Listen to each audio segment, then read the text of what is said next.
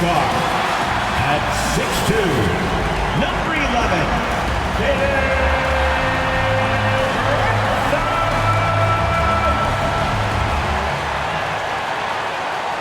Season's greetings and Merry Christmas to everyone joining us here at 2K Sports. It's time for a special presentation of the NBA on Christmas Day.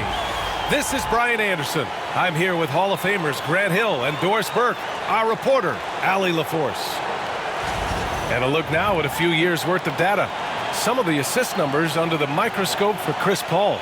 And that decline in assist numbers over the last few years is what has made him more of a one-note player on offense.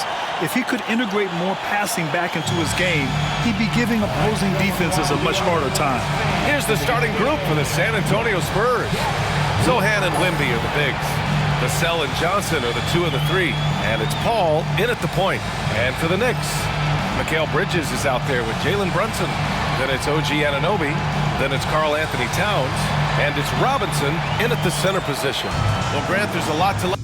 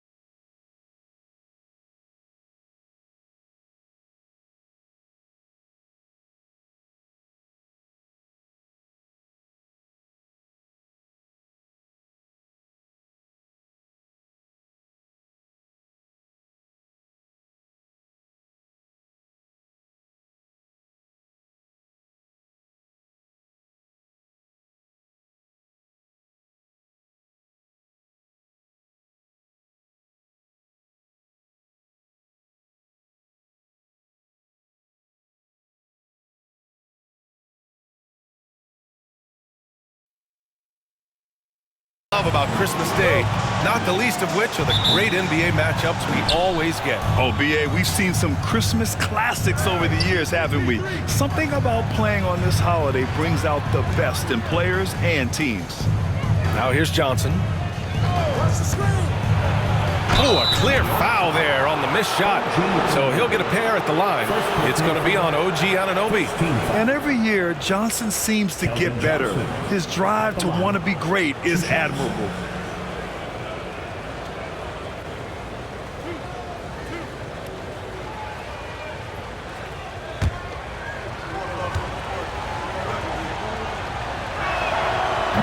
He misses the free throw. Doris, how about the emergence of Jalen Brunson?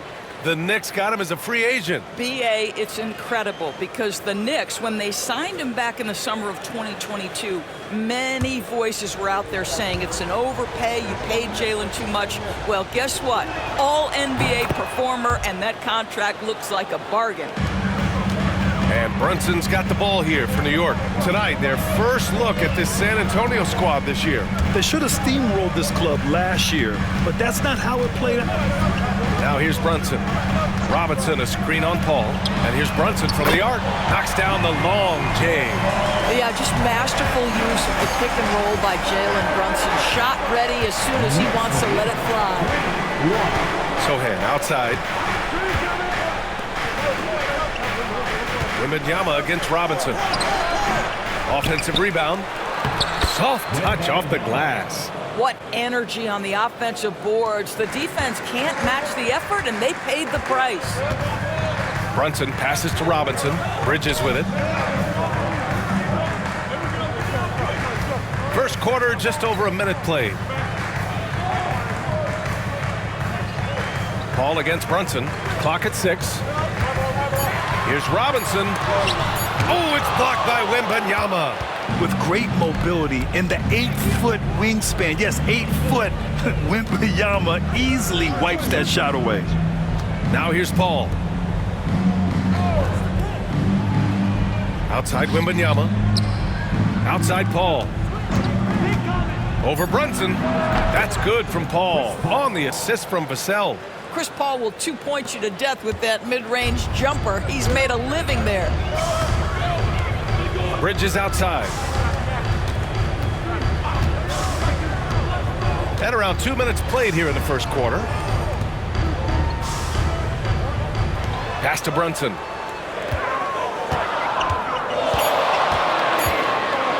Shoots over Paul. Rebounded by Chris Paul. The Spurs have gone 2 of 3 from the floor. Here's Vassell. Drains the triple. The team counts on Vassell for this, a reliable producer of three-point buckets.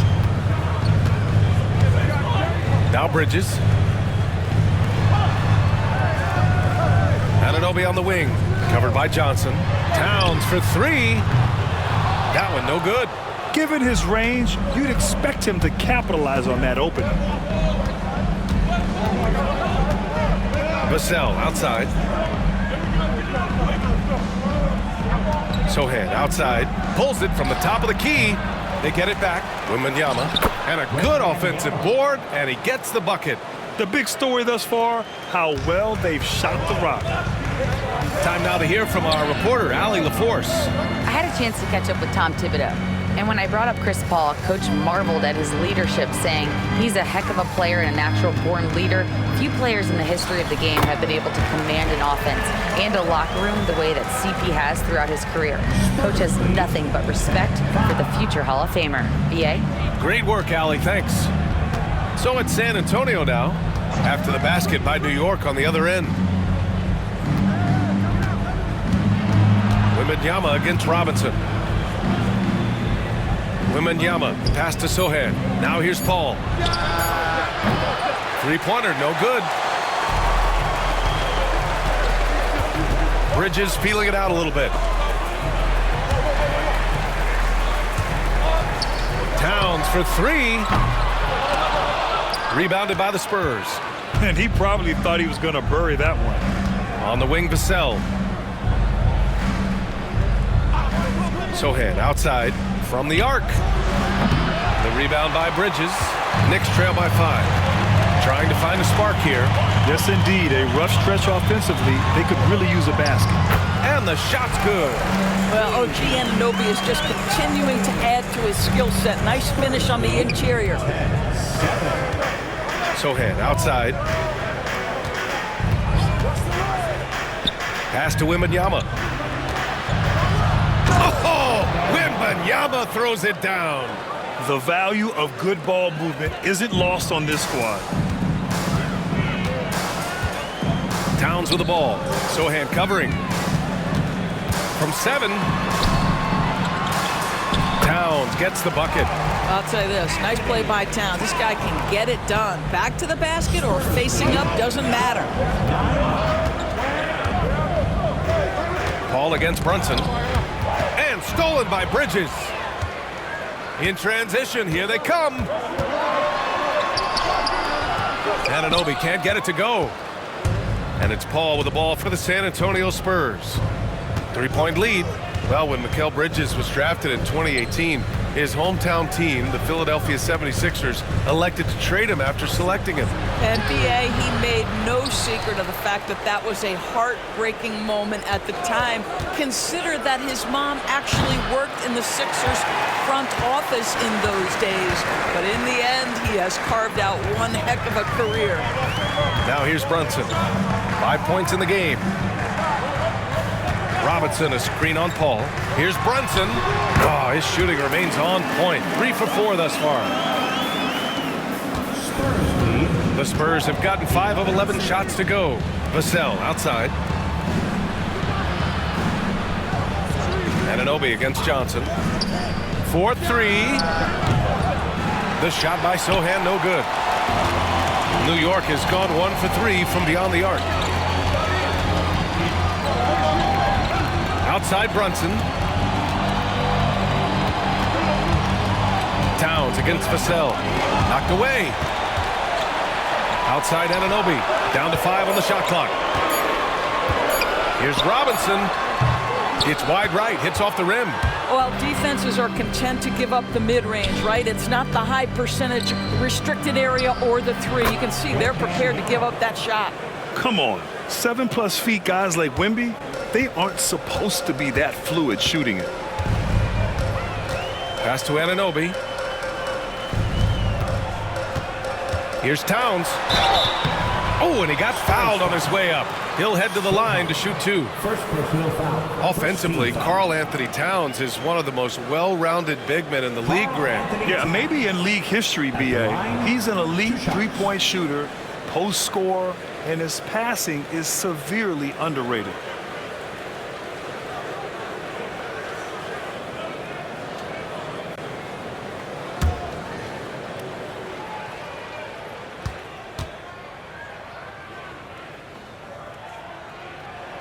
And he makes the first.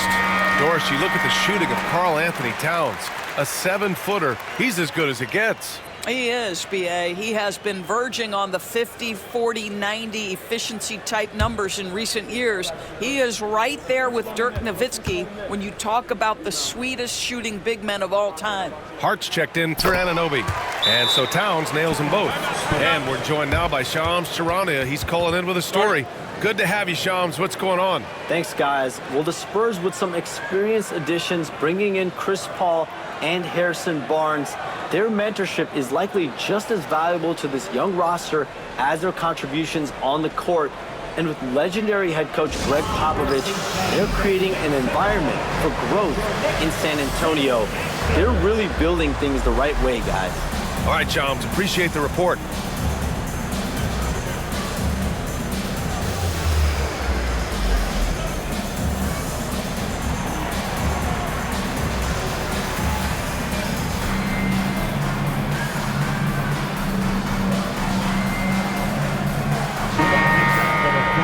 Look at the 2K leaderboard when it comes to second chance points.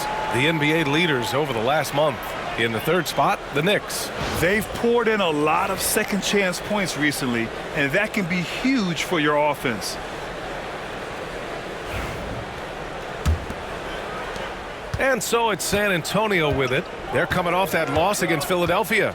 Always a tough atmosphere on the road. They were right in it, but just didn't make enough plays. You know what? Playing on the road is always challenging. It requires a level of energy and focus. You've got to match what the home team gives you, and they didn't do it. Now here's Wembanyama, coming off a 28-point game against the 76ers in Philadelphia. And it felt like he was literally everywhere on the defensive end. Multiple rejections, stifling all game long. Knicks trail by 3. Towns outside. Outside Hart. Pass to Towns. Launches it. It's hauled in by Wembanyama. Wembanyama's got 6 rebounds here tonight. The way they've gotten after rebounds has been impressive. And Sohan gets it to go. They're using his size well and putting some muscle behind his play. That's how Sohan gets to his shot inside. And there's the whistle. Illegal screen is the call. The screener was leaning a bit right there. His feet may not have been planted. Pretty obvious call by the officials. You know, he's just leaning a little bit. You try to get away with it, but boy, the official all over it. McBride, he's checked in for New York. A big group substitution here for San Antonio. Collins, he's checked in for Victor Wembanyama. Barnes comes in for Sohan. Branham's checked in for Johnson. And it's Trey Jones in for Paul. Already 6 of their points coming off second chances. Pretty impressive. Towns is screen on Jones. And here's Brunson from the arc. And he finishes. That makes him 4 out of 5. I'll tell you, despite this guy's strong play in this period, they're still behind. Someone else has got to step up. 20, 16. Collins with a screen on Hart. Here's Vassell. Tried to come right back with a 3 of his own, but it's no good. Knicks trail by 4. It's Hart on the wing. He's guarded by Vassell. Hart passes to Towns. The basket drops, and he gets fouled on the shot. 1 free throw coming his way. Oh, that's a strong finish. And Karl Anthony Towns will go to the line, try to put the cherry on top. That's his first personal. Second team foul. Karl Anthony Towns at the line. 1 shot.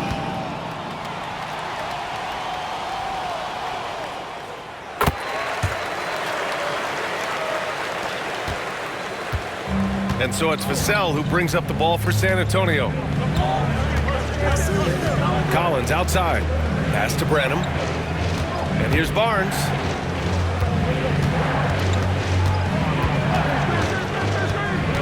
He takes it in. Always a nice way to start. Makes his first one. Looks like we're starting to see a pattern here. Not afraid to get in the paint and get wet. Towns outside. Back to Brunson. That's in. Coming off an assist from Towns. Brunson's got 12 points. Yeah, simply stated, Jalen Brunson filling it up right now. There are no signs that he's slowing down anytime soon. And we've got a timeout called by Greg Popovich. He's going to talk it over with his guys.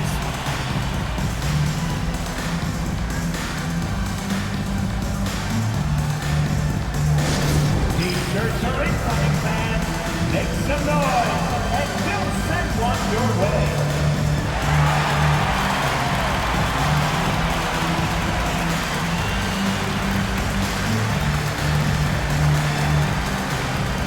For the Knicks, Achua comes in for Robinson, and Mikal Bridges subbed in for Jalen Brunson.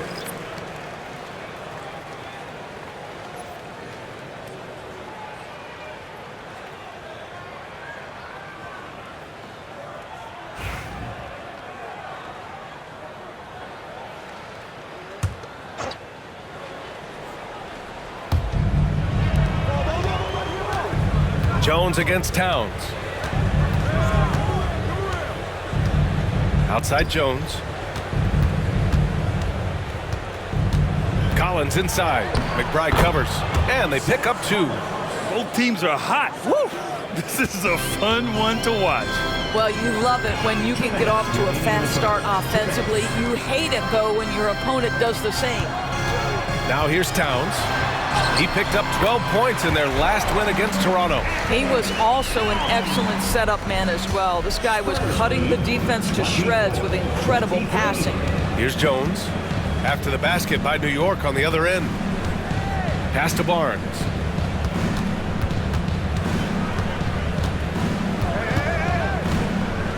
Back to Jones. Shot clock at 6. For 3. Fires in the triple. Listen, even average three-point shooters are going to make that shot. Defense must be better. McBride attacking. Jones grabs the board. San Antonio leading by 4. Pass to Vassell. Takes the 3. And again, it's the Spurs from deep. This guy is cooking right now. He is leading them on the offensive end as they remain in front here. Here's Towns. Outside Achua. Now here's Hart. Towns on a screen. Hart, the open shot. Collins with the rebound. The defensive breakdown gives him a wide open look, but he can't take advantage. Here's Jones. He can't hit that time. Nice D from Bridges. Knicks trail by 7. Hart with it. He's picked up by Jones. Pass to McBride. Here's Towns.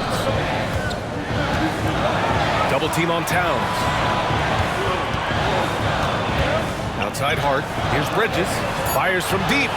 On target from range. Well, in catch-and-shoot opportunities, you've got to have good feet and pre-shot preparation. Mikal Bridges, yes, sir. Puts up a deep 3, and that's not going to go. Misses at the buzzer. Devin Vassell has been on display for San Antonio. He put together 10 points in the quarter. And more NBA action on 2K Sports coming your way right after this.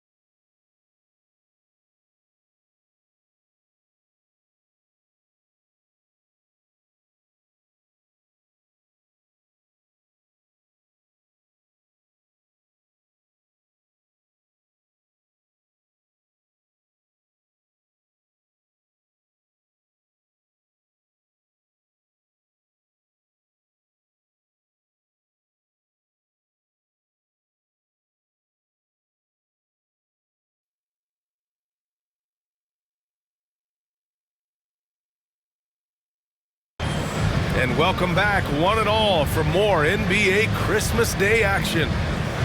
And a look at how the hustle game has been going for San Antonio. So far, they've had a lot of success off fast break plays, and they'll probably continue to push the tempo as much as possible. You've also got to love the way they've been crashing the offensive glass. Multiple opportunities, not giving up on possessions. Beautiful. Bridges and Hart are the 3 and the 4. Cameron Payne out there with Miles McBride. And it's Achua in at the 5, roaming the paint. That's the 5 for New York right now. And it's going to be out of bounds. New York will have another go.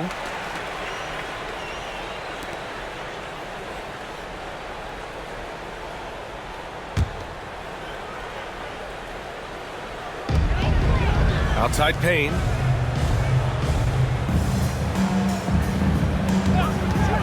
Lets it fly. Oh, and that one had the right spin on it. It's good. And it's Jones with the ball for the Spurs.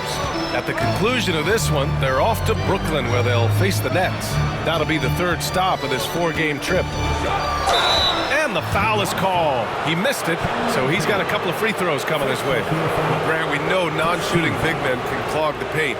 But if they know where to move off the ball, that certainly helps. Yeah, you know, big men who know those circle actions, like flashing to the open spot when their man gives help, they often end up with easy looks inside.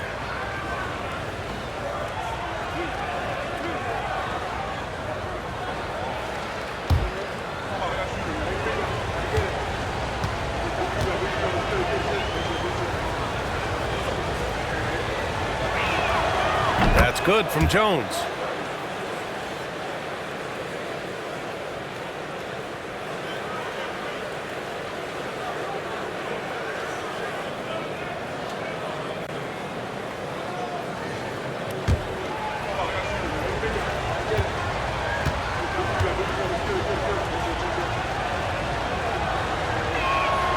Both shots good from the stripe. You want to contest this guy's shot, but you absolutely don't want to send him to the line. He will make you pay.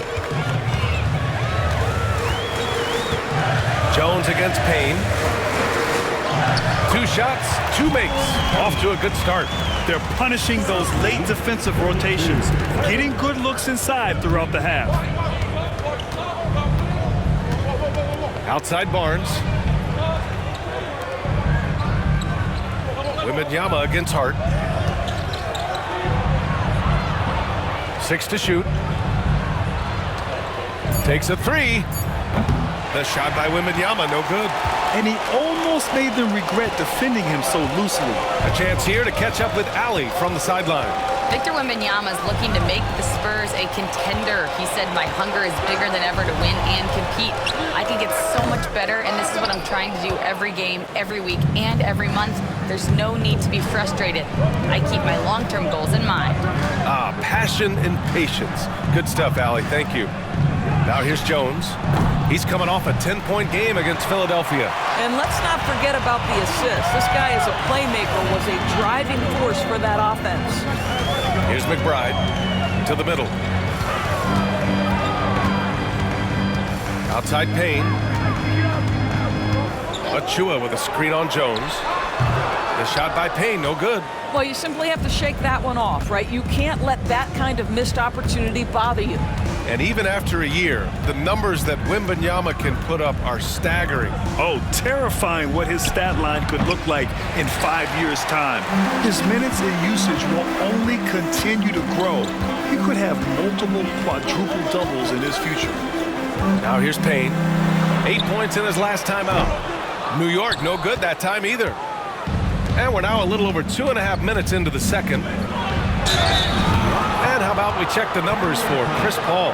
And over the last 5 games, his field goal percentage has increased.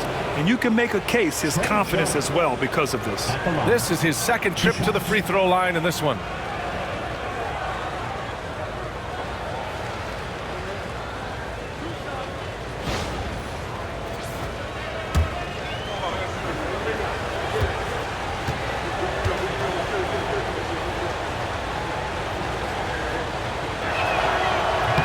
First free throw is good. OG Anunoby's checked in for New York.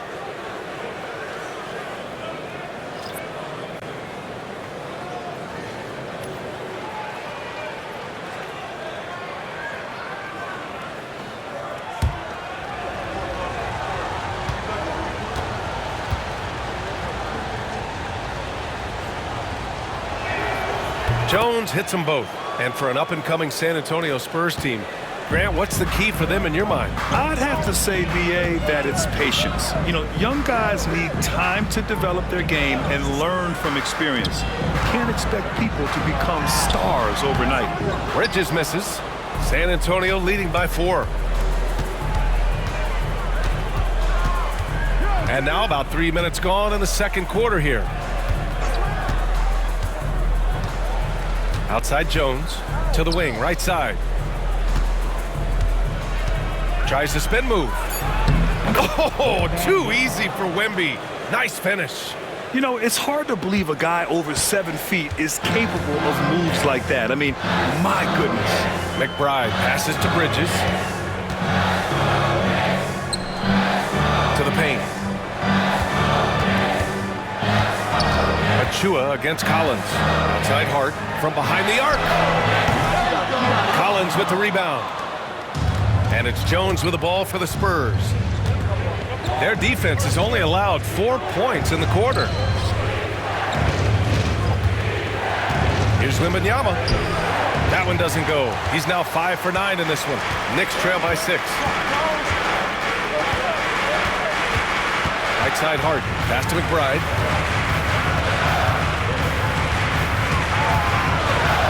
Outside Anunoby. Achua for 3. New York no good that time either. San Antonio's gone 0 for 2 from outside in the second quarter. And here's Collins. The 3 is up. And Anunoby pulls it down.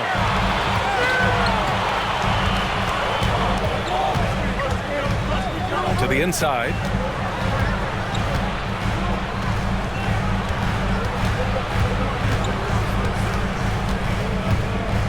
Floats one. No good. And they can't put it into the drought. San Antonio leading by 6. Outside Jones. Pass to Branham. There's the 3. Hart pulls it in. Knicks shooting 41% in this game. Anunoby passes to McBride. Hart with it. Lets the 3 fly. He's off on that one. He's got a great defensive mind. He gets good position and affects the release. And he did it without fouling, and that's become an art, changing shots without making contact. 3 from Barnes, and that one makes him 2 for 2. He's in his rhythm. And the improvement in Barnes' deep range just helps his offense space the floor. And timeout is called by Tom Thibodeau. He wants to review the game plan. They put up a nice win against Toronto last time out. Yeah, they eked that one out. I mean, the execution was spotty, but they were lucky to come away with the win. Yeah, but as a team, you actually love a win like that. You're struggling from the field, you don't have your best stuff, still you find a way to gut out a win. Everyone watching.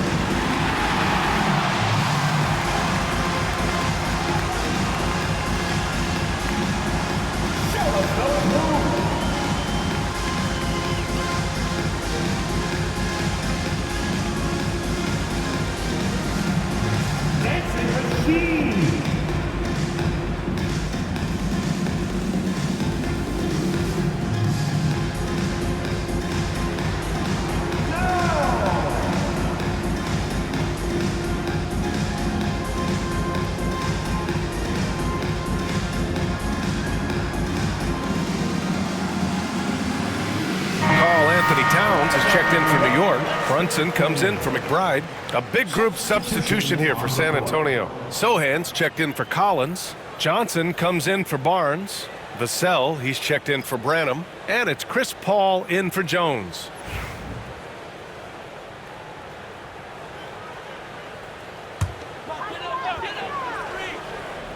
Here's Brunson. He's coming off a 25-point game against Toronto. Pass to Anunoby. Towns taking his time here. Back to Anunoby. 5 on the clock. Here's Brunson. Yes! Great focus to hit from Brunson. He's a potent mix of effort and ability. Hard to shut down a player of his caliber. Sohan outside. Here's Wembanyama. Vassell outside. Sohan outside. Wembanyama, screen on Bridges, and they'll turn it over. Couldn't get the shot off. A shot clock violation. The Knicks making a switch here.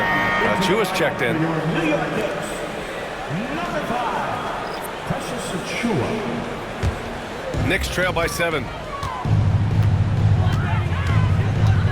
Here's Brunson. He's got 14. Outside Anunoby. Back to Brunson.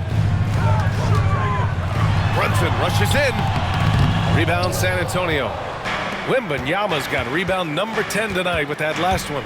Their strong work ethic has been evident on the glass, really getting after it and being physical. Listen, you give a good shooter that kind of look, and it's going to go in. Vassell against Anunoby. Here's Brunson. It's hauled in by Wembanyama. Wembanyama's got rebound number 11. Outside Paul. Sohan outside. Beyond the arc. Another missed shot. He's 1 of 5. Looking shaky out there. And that's a foul. Called on OG Anunoby. That's foul number 2 for him. I love great defense. Just quick to establish his feet, and he takes the hit. And the Spurs making a change here. Collins checked in.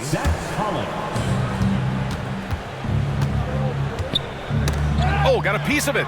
It's stolen by Hart. All alone on the break. Brunson misses. Boy, this guy is a good finisher, so he misses a chippy. That's tough to take. Back to Vassell. Puts up a 3. San Antonio again can't hit. He is too good a shooter, guys, to be left open like that. The defense just dodged a bullet there. Achua up top over Collins. And again, the Knicks missing. Spurs lead by 9. Vassell passes to Paul. Now here's Johnson. Jacks up a 3. Achua with the rebound. Achua's got his 4th rebound in this one. Here's Hart. And he lays it up and in. So confident in the painted area. Josh Hart understands how to score inside. And Greg Popovich has called timeout. He's going to gather the troops and talk it over. Looks like it's time to get hyped, Knicks fans. Here they are, your Knicks set-that squad. Get loud now. On the board is your hype squad. It's T-shirt time. We know you. And with a moment here, let's see the league's top scorers. 3rd is Jalen Brunson. He's proven to be an essential part of their offensive efforts, always playing hard on that end and ensuring they come up with points.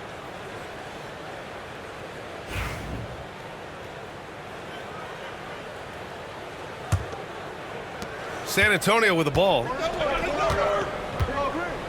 Vassell outside. Lets a floater go. The shot by Johnson, no good.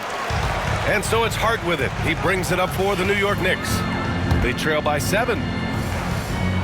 Achua passes to Brunson. Achua with a screen on Paul. Brunson, he squares up and sinks it. Brunson's got 4 points in the quarter. Consistency as a jump shooter. Jalen Brunson with that quick, compact release. Doris, how about the evolution of Jalen Brunson's career from role player to star player? Yeah, B.A., he begins his career as a backup point guard to the great Luka Doncic. But when given an opportunity to thrive without Luka in the playoffs, he did just that. Then he gets his own team and takes his game to an MVP level. Incredible evolution. Now here's Brunson. 16 points for him. Achua with the dunk. Yeah, there's an infectious energy to how Precious Achua plays. So tough keeping him off the offensive glass. Collins outside.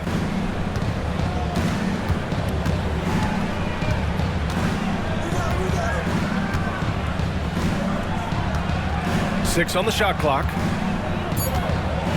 Vassell outside. Over Achua. Vassell can't get it to go. Well, if the defense gives him that shot next time, they could get burned. I think he's just a little bit out of rhythm. Oh, and Johnson slams it in. Yeah, great finish from Johnson, leaving no room for error with the slam. Outside Brunson. Achua with a screen on Paul. And here's Brunson from the arc. The long-range missile from Brunson. That's his first triple of the second period, third of the game. Ball finds Collins. Sohan outside. Now Collins, covered by Towns. Collins passes to Sohan.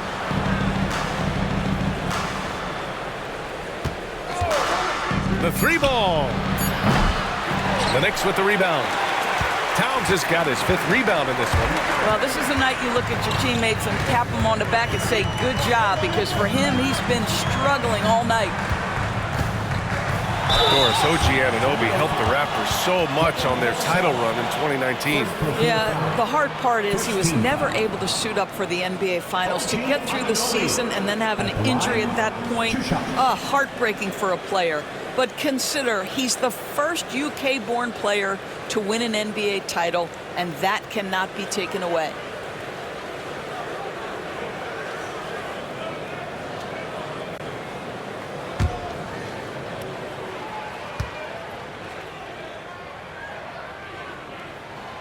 And the first one at the line is good.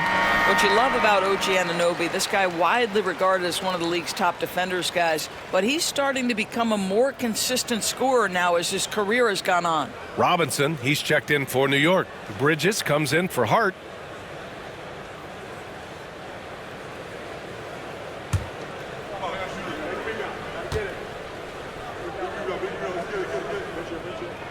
And good on the second, so he makes them both.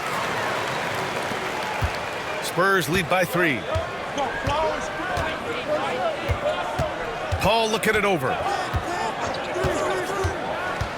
Pass to Collins. Three-pointer. Yes! And it's Paul with the assist that time. Paul's got 3 assists now in this one. Well, more and more you see big men working on the outside shot, and this guy has one of the better ones in the league. Now here's Robinson. No points yet. Outside Brunson. Now Anunoby. Just 5 to shoot. Off target from outside. End of quarter management here. They can go 2 for 1. Make the math work in your favor. Knicks trail by 6. Right side Brunson. Here's the 3. The rebound by the Spurs. I think he's got to settle down because right now it feels like he's rushing, like he's forcing some shots. This quarter he has been completely bothered. Now here's Vassell. He's coming off a 19-point game against Philadelphia. Collins with a screen on Bridges. Here's Vassell. And he drops it in from the low post. And now an 8-point San Antonio lead. Well, you get exactly what you want right there. Clean look, right at the cup, nicely done. So we conclude the first half. San Antonio on top, up by 8. All right, now let's check in with Allie LaForce. Allie, what do you have? I'm here with Coach Thibodeau, and Coach, the rebounding differential not in your favor. What do you see? Well, they're going every time, and we got to put a body on people and go get it. Got to increase that effort level. Thanks, Coach. Thanks very much, Allie. We'll be back soon to start the second half of basketball.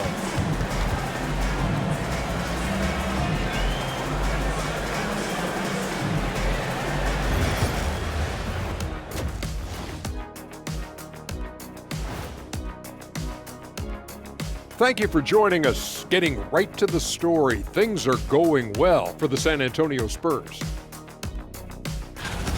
Bench Bob.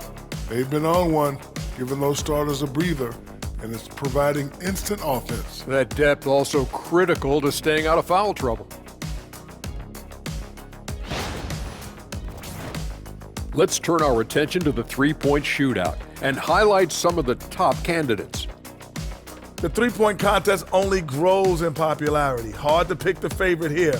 All these guys are knockdown shooters. Certain to be a highlight of All-Star Weekend. Thanks for joining us. Time to head back over to the third quarter with Brian Anderson.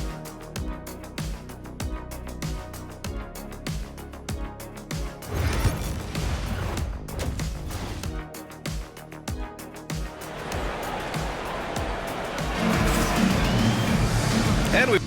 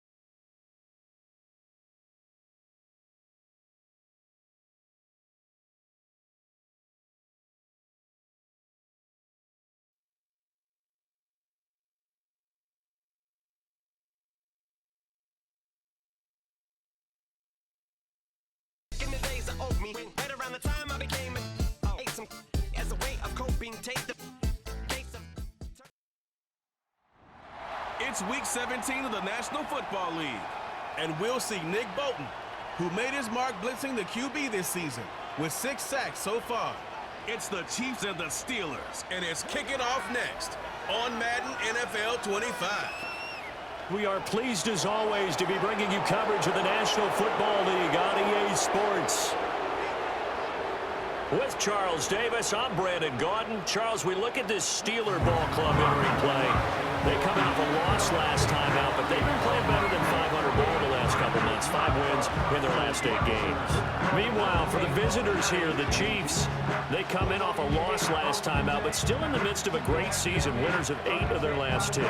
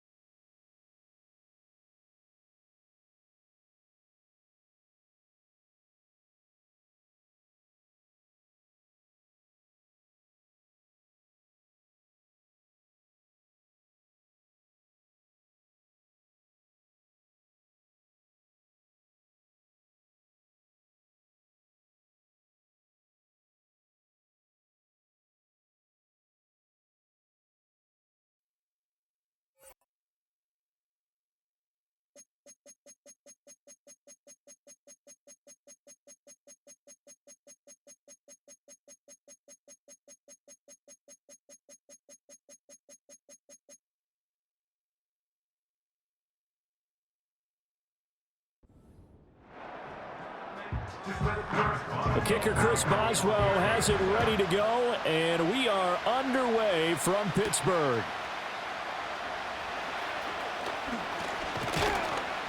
And they'll get him down inside the 30 at the 27. Well, the Chiefs offense going to make their way out, and at the helm, a now 3-time Super Bowl MVP in his 8th season in the NFL, it's Patrick Mahomes. Would you say that last week's performance by him, workmanlike in terms of numbers? 1 touchdown, 1 pick, but obviously a loss. Yeah, that's the bottom line for him. All he cares about is how do we find a way to win the game. Maybe leans on a few other parts of the offense, and hopefully springs a receiver or two free. Here's Pacheco to begin the drive. He'll get a yard, that's all, as they get him down at the 28. You look at this Steeler defense. This unit against the pass, hoping to get better for sure. Number 25 in the NFL right now. And I think you're going to see some changes in the offseason, whether it's through the draft, free agency, maybe even both. They definitely need some help in the secondary. To throw, it's Mahomes. That's complete. It's Travis Kelce. And he gets this one just shy of the 40. They'll mark him down at the 39. An 11-yard pickup, and it's enough for a Chiefs first down.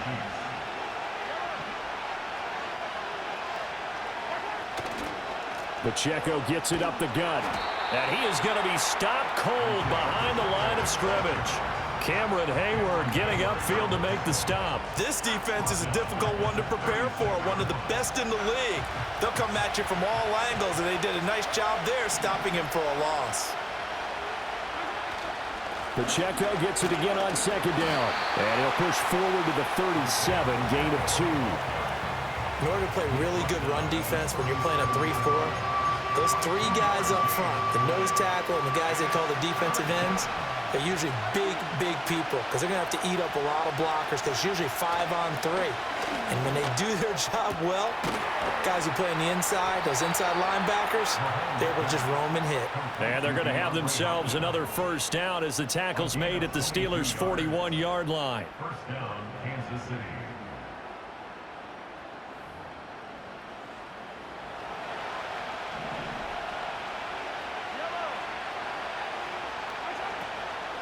On 1st and 10, here's Pacheco.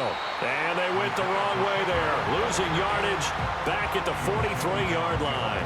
T.J. Watt, always a disruptor, there to blow that play up. The Chiefs at 11-4 now on the year. They were losers their last time out. Trying to get back in the win column, but obviously not an easy task here in a hostile environment. Yeah, always tough to win away from home. But sometimes what you do is you use these types of games as bonding experiences and carry that into the contest. So from 2nd and long, now we go to 3rd and very manageable. Yeah, they love that phrase, don't they? Because as an offensive coordinator, you can keep people a little bit off balance and guessing because you don't have to throw it. You can come back with a strong run game if you want to. And if you're in 4-down territory, that really opens things up for you. Trying to force it to Hopkins, and it's intercepted. Picked off by Deshaun Elliott. And the Steelers will take over here at their own 12-yard line. It's no secret he's had trouble this year with interceptions, and this is a bad start for him. First drive, throwing another pick. No matter who's broadcasting his game, that's how the conversation begins. Throwing too many interceptions. Can he take care of the football? If I were his backup, I'd be edging towards the coaches and saying, hey, how about giving me an opportunity? So the Steelers make their way out, led by their 4th-year quarterback, picked up in the offseason from the Chicago Bears, Justin Fields. Well, his ratio was good last week. Most quarterbacks are really excited about a 3-to-1 ratio, but it's flipped in the wrong direction. He threw 3 interceptions, not touchdown passes, and he only had the 1 TD pass in that game, so he's trying to turn that around and find a way for his team to win. Now Fields. He gets it complete to Harris. And just 3 yards on the catch there. He couldn't get away. And it's 2nd down. Well, offensively, that's the mismatch that you want. You want to force a linebacker to try and cover your back out of the backfield, out in some open space. The linebackers nowadays, they run like backs, and they take a lot of pride in covering. What a nice play he made there in the open field. And Najee going to have a Steelers first down as the tackle made at the 22. And that's a nice pickup of a first down on that second down run. And at that yardage gained, they can run that play on any down. To throw is Fields. Got a man, that's Richie James. And this will leave him a yard short. Nice pickup of 9 yards on first down. In so many ways, throwing the hitch route is actually one of the safer things an offense can do. Get the ball out to the receiver as fast as possible, hope he's got man-to-man coverage, and hope that his athleticism wins on the perimeter.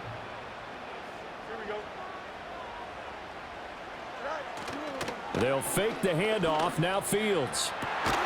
It's brought in by Wilson. And he has a big gain inside the 40 before being dropped.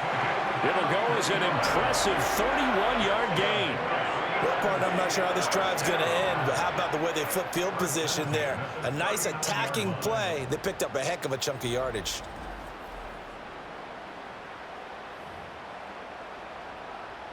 So now 1st and 10 in Chiefs territory at the 39-yard line. Here's Fields. And his throw here's incomplete. You talk about this Chiefs defense. They're trying to cover up some holes in the secondary. Right now, bottom 5 in the league against the pass at number 28. Defending the pass has not been one of their strong suits throughout the season, but if they have any hopes of making waves in January, they've got to improve in this area. Harris running straight ahead. And this defense not ready for that one as he'll take this down inside the 25. The Steelers picking up 15 yards there and a first down. That O-line, they cleared a big hole there on that run. The athleticism of offensive lines continues to evolve, and we're seeing it here. Not only are they controlling things right at the line of scrimmage, but they're able to get upfield to get to what we call the second and the third levels. You know, get to the linebacker spot, the secondary spot. Rush coming, and he's taken down. They bring the safety on the blitz, and he busts through to drop him for an 8-yard loss. I spent a lot of extra time preparing for this game watching this offensive line because they gave up 5 sacks last week in their loss. They just gave up another one now. They don't seem to be working together as a cohesive unit, right? 4 guys might have it right, but the 5th guy is giving something up. They've got to find a way to all get on the same page. Got to imagine the pass rush will be equally intense here on second down following the sack. It's 2nd and 18. A run with Harris out of the shotgun. And nothing doing here as this time the run maybe gets him back to the line of scrimmage, but that's it. No gain on the play this time, and it'll be a 3rd and long situation coming up.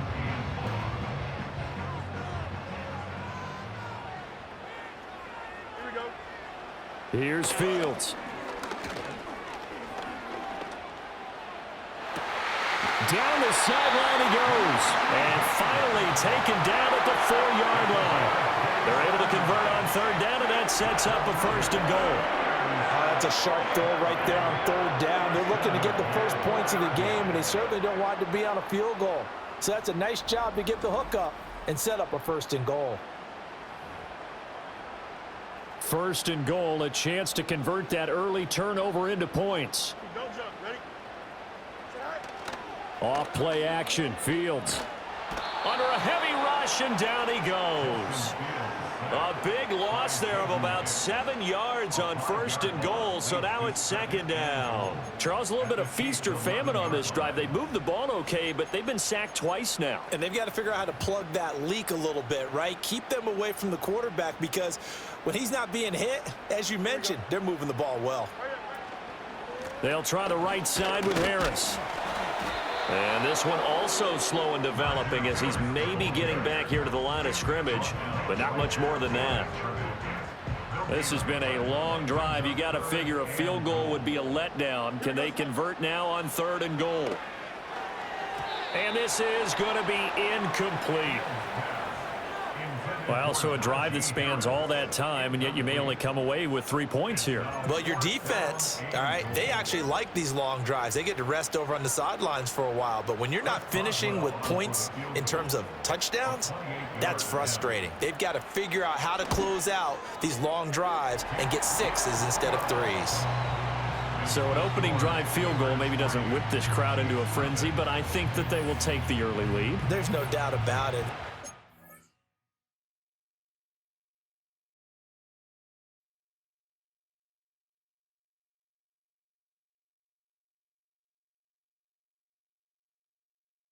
Played through the first half. Plenty of basketball left in this one. You look at Jalen Brunson in this game. He's been everywhere. He's hit shot after shot from deep. He's so locked in right now. Well, he's in a great rhythm, looking comfortable and confident.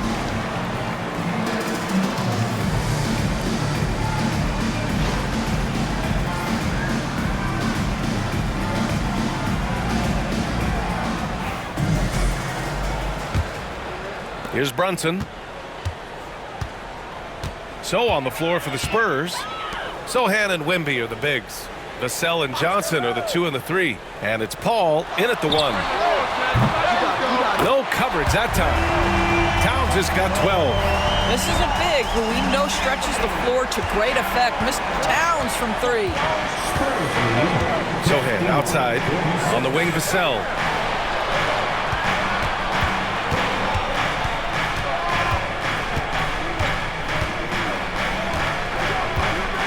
Clock at 6. Wembanyama screen. Offensive board. Knicks trail by 5. Brunson with it, and he lobs it up, and a big finish by Robinson. Guys, he's such a big target. On the alley-oop, throw it up. Mr. Robinson, the only one in the building who can catch it and finish. Pass to Vassell. Down low. Here's Paul. Some solid defense from Brunson. The Knicks shooting the ball at 43% from the field. Here's Anunoby. Johnson with the defensive effort. San Antonio leading by 3. Let's check in with our reporter, Allie LaForce. Brian, there's a lot of room for growth for the Spurs, even with their rising star, Victor Wembanyama, who said, I know it's not going to be easy. It's going to take some time before we contend for a title. I'm ready for anything and ready to sacrifice. I'm patient, but I'm not wasting time. Brian, plenty of motivation. Chasing greatness is what they're doing, Allie. Towns outside. Pass to Bridges. And here's Brunson from the arc. Rebounded by Johnson. And so it's Johnson with it. He brings it up for San Antonio. It's a 5-point game. And here's Vassell. Wembanyama, screen on Bridges. They get the rebound. Wemby putting on a show. Yeah, terrific follow-through from Wembanyama, proving he has a good head on his shoulders. They've been having major problems offensively. Definitely in a bit of a dry spell. Back to Brunson. Paul with some nice D. Spurs lead by 7. From deep, Johnson. It's rebounded by New York. Towns has got his 6th rebound on the night. Anunoby with it. He's against Sohan. Anunoby passes to Brunson.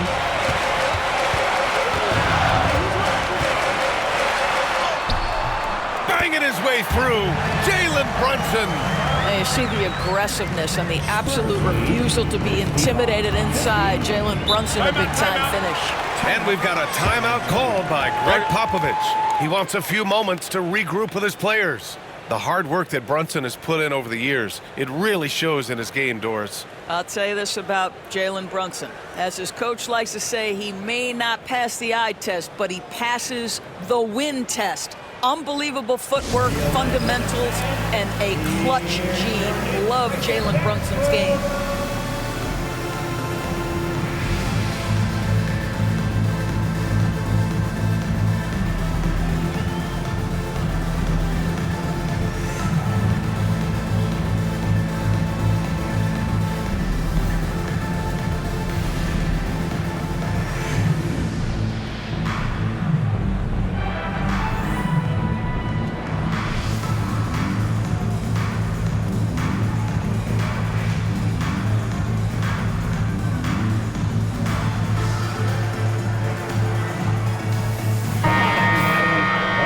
short break, we look at some of the stingiest defenses in the NBA. In the third spot, the Spurs. Where this team really makes an impact is on the defensive end. They're a unified front that doesn't make it easy at all to find open looks.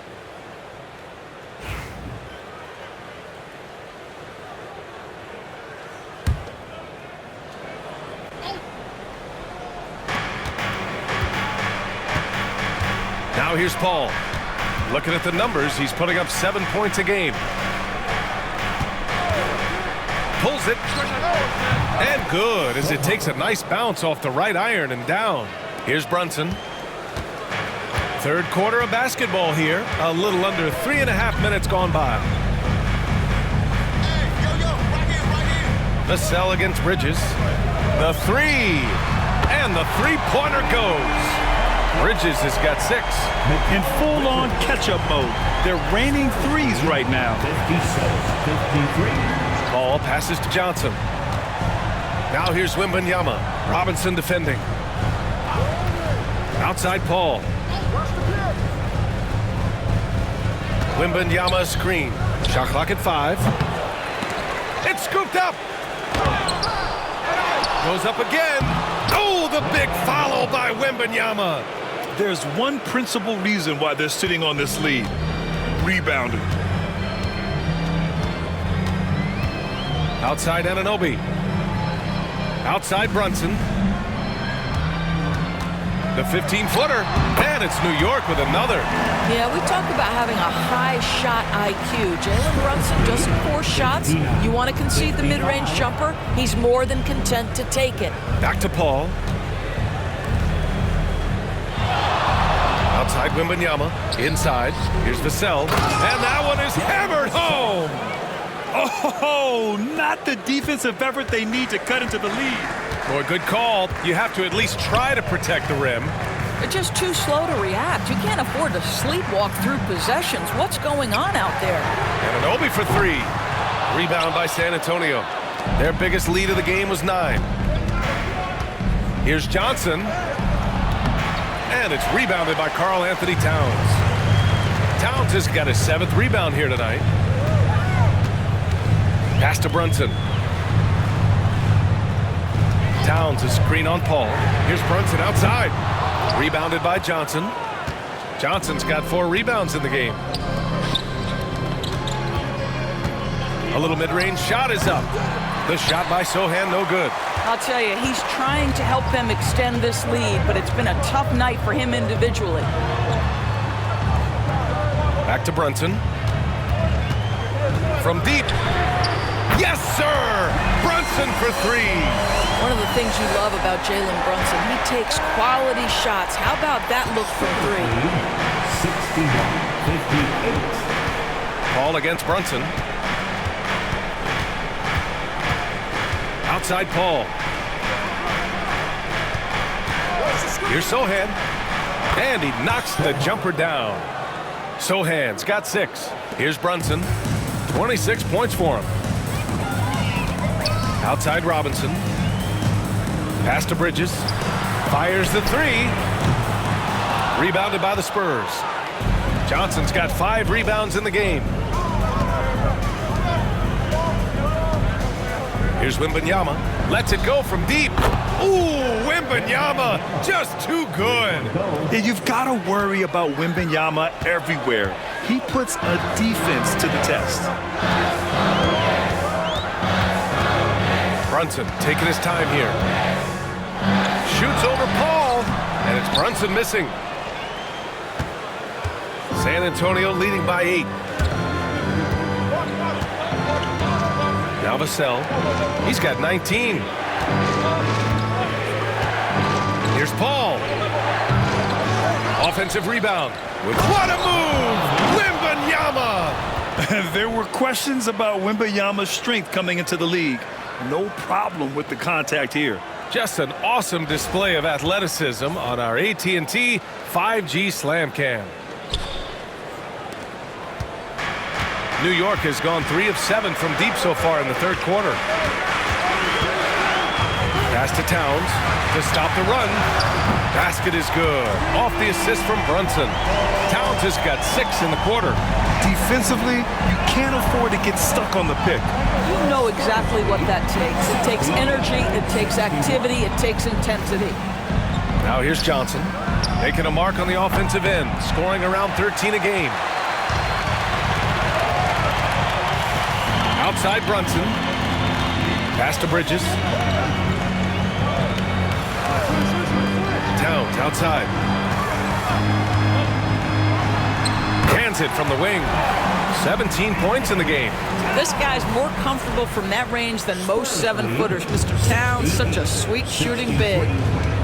Paul passes to Johnson. Here's Sohan. Offline with a 3. Knicks trail by 5. Here's Brunson outside. Sohan with a rebound. San Antonio's gone just 1 of 6 from long distance here in the third. The shots just aren't falling. Paul passes to Vassell. San Antonio again missing. Registering 3 threes in the first half. He hasn't hit one since. Outside Anunoby. Pass to Bridges. The 3 is up. Rebound by San Antonio. Wembanyama's got rebound number 19 now. Incredible board work. Vassell against Bridges. Sohan, the pass to Johnson. Shot clock at 6. There's the triple. Gets the 3 ball to go. Timeout. Johnson's got 6. I like Johnson's focus at the perimeter.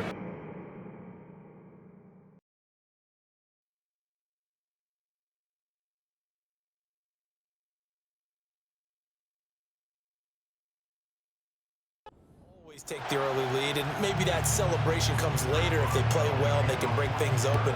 But right now, this was all about letting the offense just get settled in. And a nice return sets him up pretty good here right at the 30-yard line. The Chiefs offense and their quarterback coming out for their second drive. And he's been a real threat in the red zone and beyond. As you take a look at the NFL leaders in rushing touchdowns by a QB, you'll notice he's worked his way into the top 5 at this point in the season.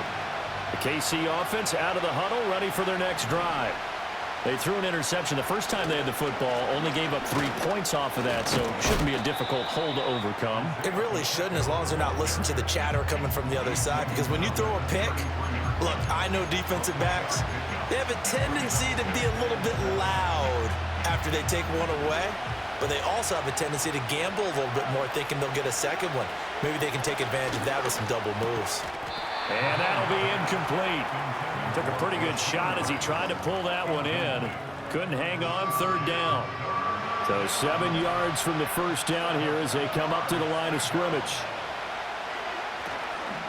On third down, it's Pacheco. No gain on the play there, and it'll bring up 4th down.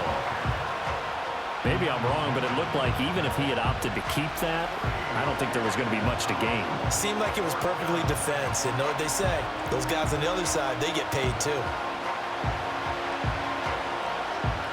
On 4th down, Matt Ariza is sent on to punt. The back deep for the Steelers is Calvin Austin.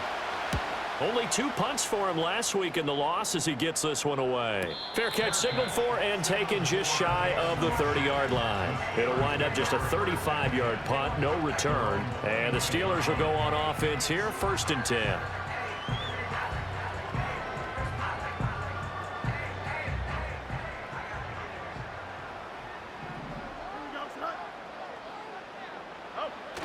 A play fake, now Fields to throw. He'll get this to his tight end. That's Pat Freiermuth. So the completion good for 6 yards, and it's 2nd down. So much goes into a successful play, doesn't it? How about that play action there, freezing the defense just enough to bring the tight end free downfield for the completion. And they got half of what he needed there, 2 yards, and it'll bring up a 3rd and 2 more. I know that speed is the hallmark of today's NFL game, but the key to good rushing defense is still having your linebackers set the edge. Trying to pick it up on the ground with Harris. And he's taken down at the 43, but not before picking up the first. Give him 6 yards, and they do convert on third. We all love to have a home run hitter in the backfield. Guy who can take it the distance. But in short yardage, trying to pick up first downs, that big guy, always a nice luxury to have, isn't he? Now a first down carry for Harris. And he's across the 45. It'll be second down. Give credit to the defense for stringing that play out, and they gave up no cutback angle. You know he was trying to dart through. No place for him to go. A nice job there, only giving up a 3-yard gain. Fields. And he will slide to a stop. He does have the first down. It's a pickup of 15 and a fresh set of downs. This early in the game, it's all about making steady progress downfield, hoping to lead to early points. And you can do it with your actual play calls, or sometimes something a little more improvised, as we just saw there. They hand this off to Harris. And they'll get him down after a pickup of 8, 2nd and 2. Someone's looking fresh, and his O-line is definitely licking their chops. Everyone likes to run block. If you're an offensive lineman, nice early burst, nice gain too. 2 yards to go, second down. Fields now to throw. Steps away, and he can't find a receiver, and he's brought down.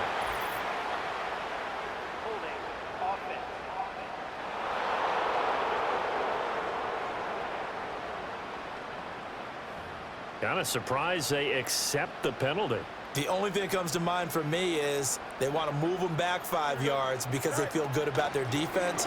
But in most situations, you take the down. That's what counts more. It'll be a gain of 5, and it's going to bring up a third and about 7 left. A quick burst there, and he nicely bit off a pretty decent gain. They need to get to the 29 if they want to pick up a first here on third down. Back to throw, Fields. He's got his target. That's complete. And he'll be brought down with a first down as the tackle's made at the Chiefs' 25-yard line. They picked up 5 yards last time. Now they double it and get 10 here.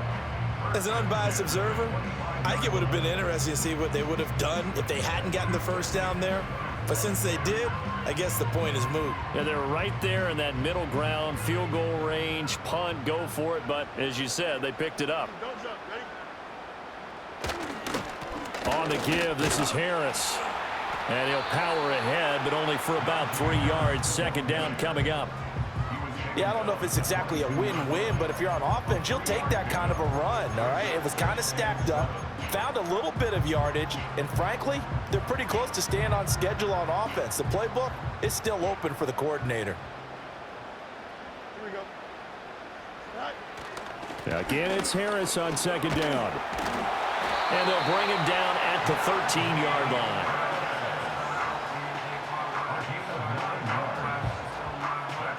Three 0 after 1 on EA Sports.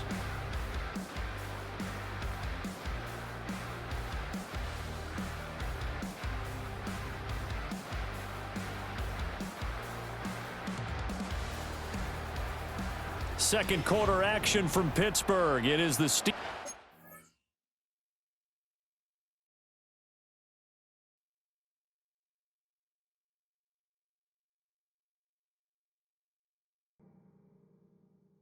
He's pretty careful about when he shoots the three.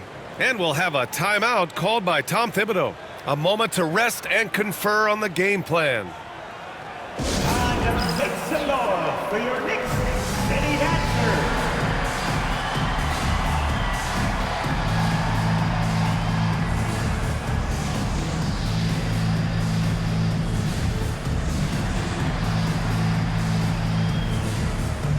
And some changes here for New York. Achua's checked in for Robinson. Josh Hart comes in for Karl Anthony Towns. And it's McBride in for Anunoby.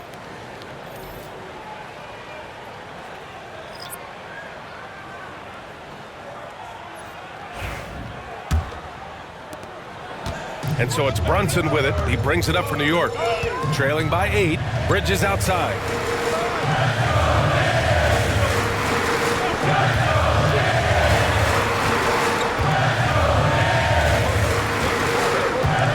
Brunson.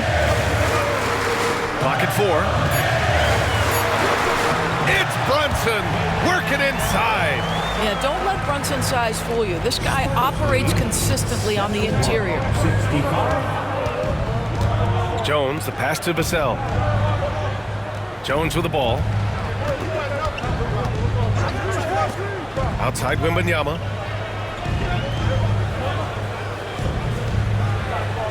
Shoots over Hart. Wembanyama, no good. Knicks trail by 6. Outside Achua. Pass to Brunson. There's a minute 47 left in the third quarter. To the inside. And it's Bridges with the jam. Yeah, good screening is about setting it at the right angle. Mikal Bridges does just that. Wembanyama, screen on Brunson. Jones misses. A tight one here in New York City. Collins against Achua. Pass to Brunson. San Antonio with a rebound. They've led by as much as 10. Vassell outside. Barnes finds Collins. Here's Wembanyama. It's good from in tight.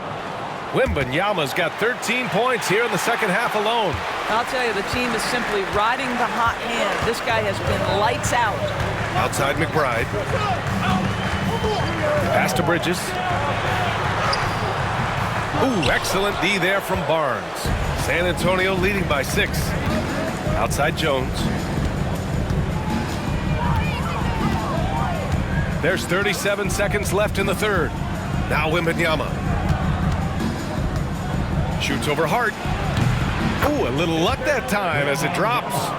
Wembanyama's got 25 points. Well, they're leading in large part because of the work he's put in this quarter. This is nicely done.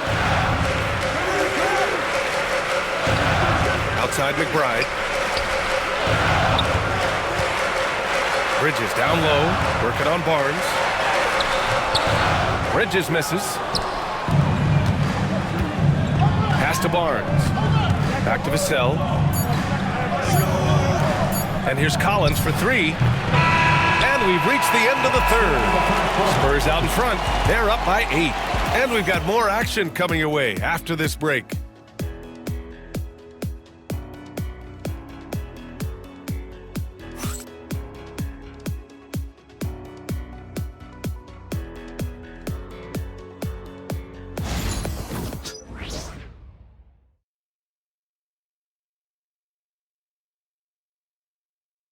And we take a listen.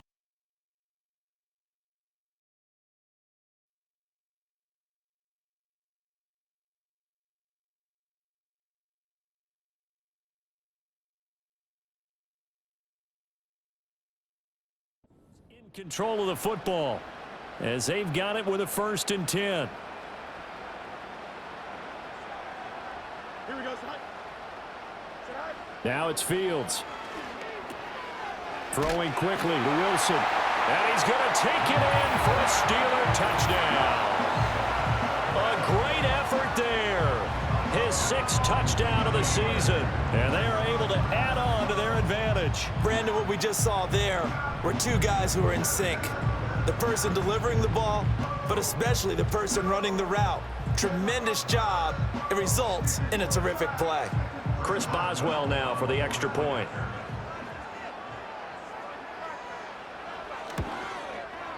It's up and good, and that'll increase their lead to 10-zip. A pretty long drive that time. 11 plays all told.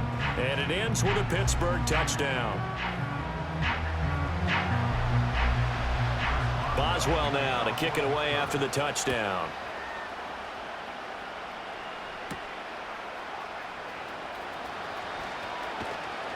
A solid return, pretty good field position. They'll start at the 32. And the officials here are going to pause the game for a second. Looks like there's an injured Chief on the field. But not what you want to see this late in the season. Medical staff is going to check on him, and we'll step aside for a moment. The Chiefs offense about set to begin this drive. Nothing for him yet from an offensive standpoint. Down 10-zip as they come up 1st and 10. Oh, he's got a little daylight. And he has a big gain inside the 40 before being dropped. 41 yards rushing now on 8 carries for him so far. There was a great article in the paper yesterday about how he likes to run angry. Plays like that, you can feel it, can't you? As long as he doesn't drive angry, we're okay. Because when he's on the field, that anger works for him. It fuels him, it powers him, and the end result runs like that. Now Mahomes. Short throw hauled in by Kelsey. They'll wind up getting 7 on the play, and it'll be 2nd down. Nice rhythm throw there on 1st down. He located his tight end, made a nice easy pitch and catch. Hoping he can break a tackle or two. Wasn't able to do that there, but still good yardage. Headed straight, it's Pacheco. 4 yards the pickup, 1st down. I think they like this drive a little bit better there, partner. Running game helping out, picking up some of the slack. Because remember the last drive, they went 3 and out. This offense finding its legs now. Here's another 1st and 10. Here's Pacheco once again. And that one blown up quickly as he's going to be stopped before he could even get started. Call it a full 3 yards in the wrong direction there. Brings up 2nd down. Sometimes you just sit back and marvel at what he can do defensively. Speed, strength, quickness. He's the whole package. And that package just wrapped up the runner for a loss. Oh, the ball comes out on the hit, but they'll say it's incomplete. I think he had to unload that one before he wanted to. He was right up in his grill. I think he was a dentist there without a license, don't you? Just not enough time for the play to develop. Just lucky it wasn't a fumble, really. That ball nearly intercepted, but he could not hang on. Oh, pick there certainly would have been nice. Instead, at least, it'll be 4th down. Now Harrison Butker for the field goal try. From the right hash, this from 48. Butker's kick here is good, and they get themselves on the board here. It's 10-3. So that kick gives them their first points of the game, CD, and it comes on the 3rd drive, but hopefully for them that's a spark that gets that offense going. Yeah, and I would say if you're the offensive play caller, as you look at your sheet, you're trying to find that part on there that unlocks bigger points. They've struggled with a few drives so far, finally got 3 out of it. How do you find the end zone? That's what he's searching for now. And out a little across the 25 to the 27. The Steelers offense and running back Najee Harris set to take over once more. As we take a look at the league leaders in receiving touchdowns, he is right up there amongst the best in the NFL. The Pittsburgh offense at the line to start their next drive. This drive here beginning probably with a pair of motivated groups. Remember, the offense scored a touchdown on their last time out, looking to repeat that in Charles's defense. They were very frustrated after giving up 6 the last time on the field. And frankly, it's just a battle of wills in a lot of ways because you know they're both motivated. They both game plan for this drive, and they both have specific outcomes in mind. To me, it just comes down to who can execute better and which side can step up and assert its will over the other. And he's going to have to eat this one as down he goes. It was Leo Chanel who got in to drop him. So, Charles, no turnovers yet for this offense, but those sacks now, they're starting to pile up.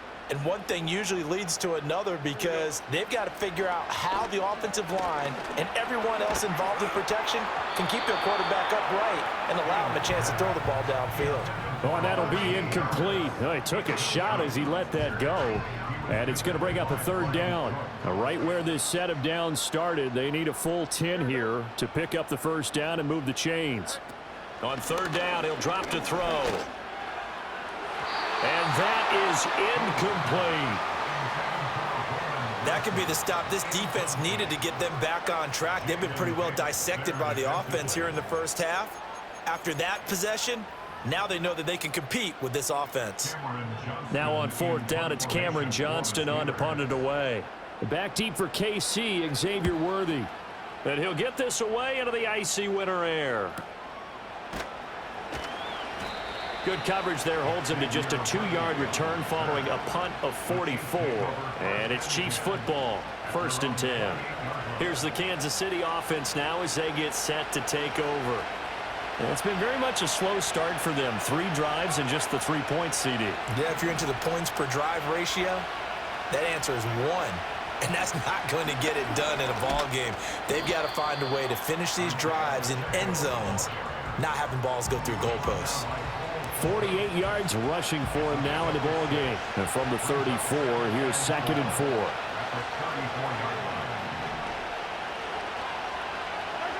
Mahomes going to throw. Well, this one complete. It's Rashee Rice. His first catch, good for 9 and a first down. A gain of 9 yards. First down, Kansas City.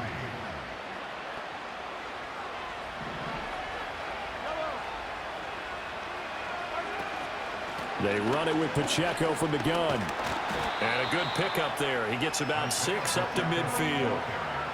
So much of the game today, we're looking for hybrid players, guys who can do a combination of jobs. And anyone who plays a strong safety position, now more than ever, is a hybrid type player. Half defensive back that covers passes and half linebacker that makes tackles. We just saw the linebacker make that play. Again, it's Pacheco. It's some solid footwork there as he'll take this down to about the 38. And the officials here are going to pause the game for a second. Looks like there's an injured Chief on the field. Well, always unfortunate to see an injury, especially this close to the end of the regular season. We'll step aside. So here's a 1st and 10 at the 38.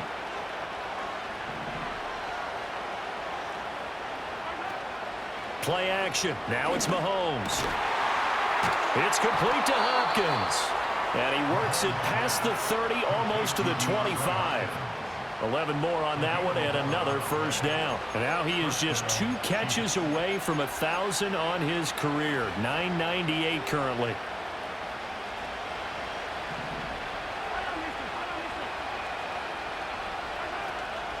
This is Ingram on 1st and 10. And he can only manage to get a couple. 2nd and 8 coming up. That's a good play by the guys on the defensive side of the ball. Held him to a gain of 2. And that changes the playbook a little bit now for the guy calling plays. 2nd and 8. Now he's got to probably think about going to the air instead of maybe staying with the ground game. Mahomes now to throw. Got his man complete over the middle. That's Brown. So 8 yards on the completion there. And they'll be faced with a 3rd and inches. And I think he just wanted to get the ball to one of his playmakers to see if they can make something happen, but he ends up throwing into a crowded area, and after the catch, he isn't able to do much with it.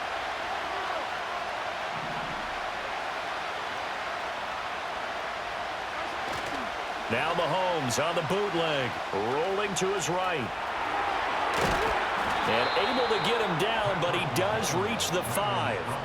Good coverage downfield led to him taking off, picking up the first down on a 13-yard run. Oh, Brandon, that's a gamer move right there. Facing 3rd down, steps up, calls his own number, and nearly makes the house call. If I'm the coach, I let him take another one right here. Give him a chance to be the first one to hit the end zone after that effort he just gave him.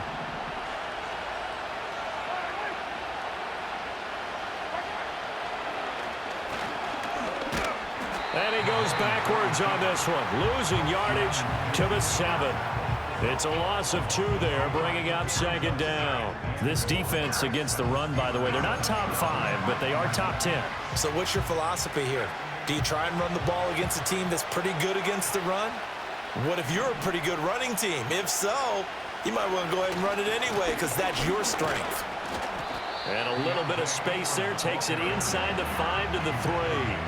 Give him right around 4 on the carry. We'll see if they want to keep pounding here on 3rd and goal. His path became similar to almost running a stretch play, didn't it? Trying to find a crease, anywhere to put his foot in the ground and cut back. It just never materialized. Here's Mahomes, 3rd and goal. And that is caught. Touchdown, Kansas City. Hollywood, Marquise Brown from 3 yards out. And the Chiefs are an extra point away from drawing level. There was no going through the progressions on that touchdown pass. Yeah, nor was it necessary. His receiver won that route early, presented himself, no reason to wait. Go ahead and put it on him and score a touchdown. Harrison Butker is on for the extra point. And he'll put it through, and that evens us up at 10 apiece. So that one a long 11-play drive. And it's Hollywood Marquise Brown who finishes it off with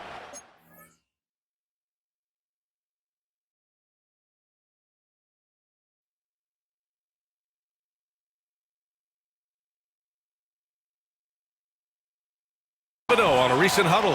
You guys got to read the ball better. Take your stand. Read the ball. All pressure. Everybody talking. Oh. And when the defense is lacking, Coach Thibodeau will definitely let you know about it. Yeah, he doesn't hold back at all.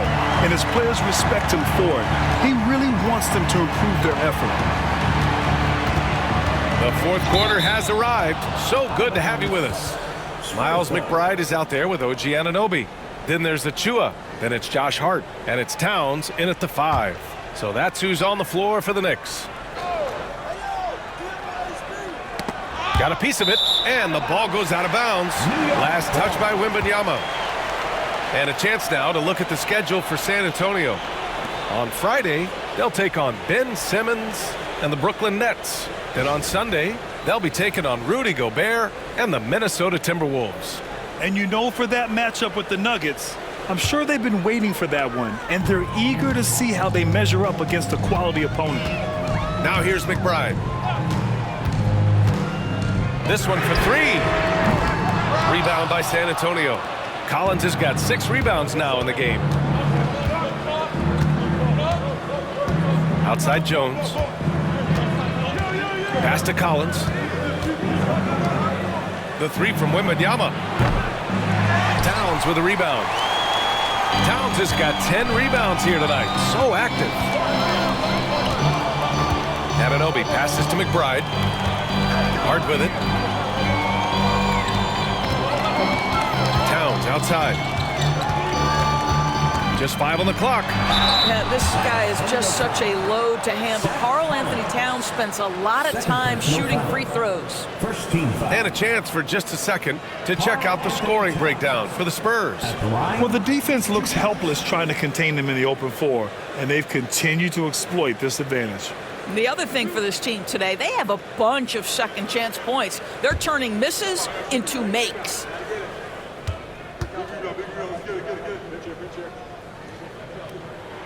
And that one falls for Towns. Well, we know this. Karl Anthony Towns was a go-to option from the very first moment he stepped in the lines of an NBA court. The versatility is so difficult to match up against.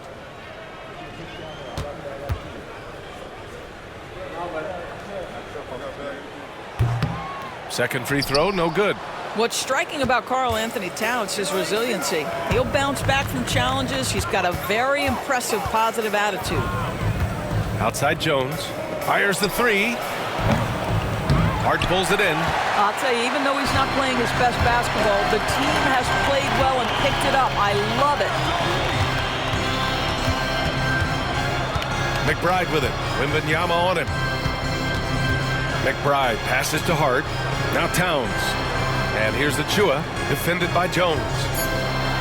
Oh, rejected by Wembanyama. Come on, man. I mean, there was no chance Wemby was going to ever let that reach the rim.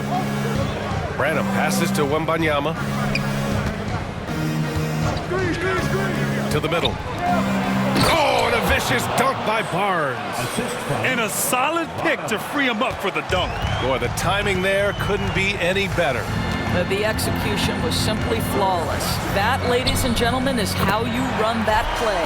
Well, easy money, right? I like the strategy. Go inside, get a high percentage look. And here's Jones. Outside Barnes. Pass to Collins. Fires for 3. That one's good. And it's Barnes with the assist. And the Spurs lead by 10. Have to show more effort defensively. Everyone knows he can do that from deep. Well, to me, that's just inexcusable. You start to wonder how much they really want this basketball game. Now here's Towns. Ooh, he's found his rhythm. 7 for 10 and counting. Well, this team relies, obviously, on Towns for great productivity, and this guy is as reliable offensively as you get. Collins outside. Pass to Jones. And again, it's San Antonio with a three. Their defense has to do a better job of smothering those shooters. Now here's Hart. Outside Achua. Towns with the ball. From outside the arc. The shot that time not on target. And they're up considerably because of their efforts on the glass. Barnes passes to Branham. Here's Wembanyama. Achua defending. Kicks it out to Barnes. Wembanyama, screen on Hart. Barnes, no good. Now here's Anunoby. He's closely guarded. Pass to McBride. Here's Towns. Right side, Anunoby.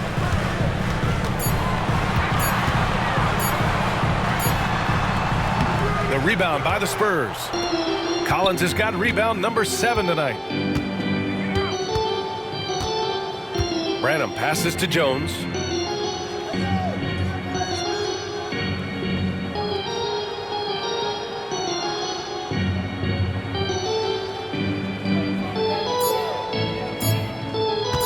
Launches a three. Gets the three to fall. Jones has got 6 in the quarter. Man, they're having a hard time defending the triple. That's 3 in a row. Knicks trail by 14. Things just don't seem to be clicking for them offensively. Yeah, they really need to find a way to get back on track. Here's Towns. Collins with the rebound. Collins has got rebound number 8 here already in the game. Here's Jones. Oh, the teardrop falls in. And the Spurs lead by 16. After some misses in the first, he's making up for it now. Pass to Hart. High post Towns. Collins there. Towns outside. Back to Hart. To end the drought. Into the lane. Ooh, excellent D there from Barnes. San Antonio leading by 16. Here's Branham. Kicks it out to Barnes. Wembanyama screen. Barnes, no good. New York has gone 0 for 2 from outside here in the fourth quarter. It's stolen by Wembanyama. In transition. Barnes in the post. He's covered by Hart. Wembanyama against Achua. Now here's Jones. Not a lot of room. Barnes, no good. Boy, the wheels have definitely fallen off in this quarter. He cannot buy one. McBride. Ooh, excellent D there from Barnes. No matter what he's tried, it hasn't worked. Unfortunately, the team is suffering from that. Outside Jones. Collins, no good. Knicks trail by 16. McBride with it. Towns is screen on Jones. Outside Achua. Pass to Anunoby.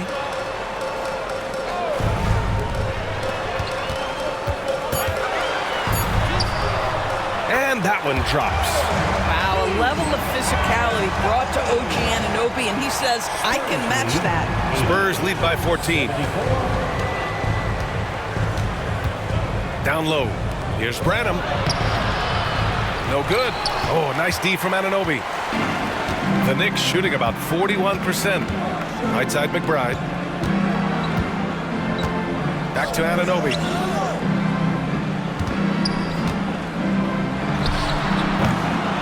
Rebound by San Antonio.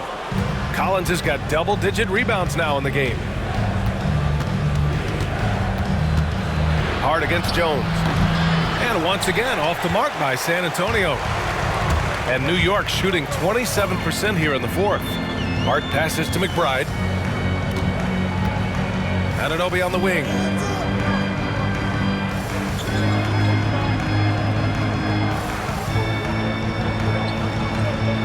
Back to McBride. Lets it fly.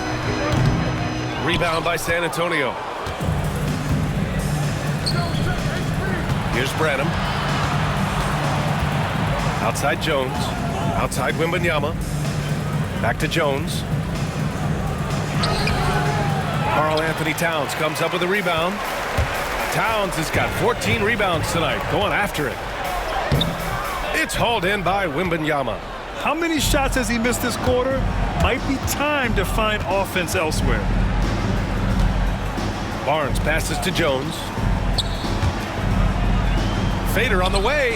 And there's Wembanyama. That's good on the assist from Jones. And the offensive skills of Wembanyama are a huge part of his high value, and nice to see him delivering.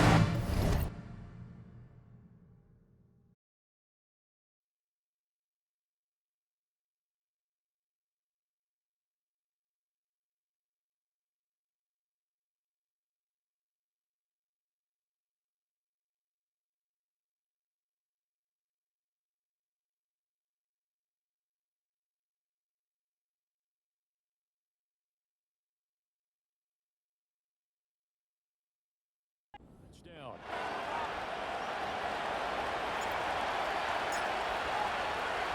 All level now at 10 apiece as the kick's away.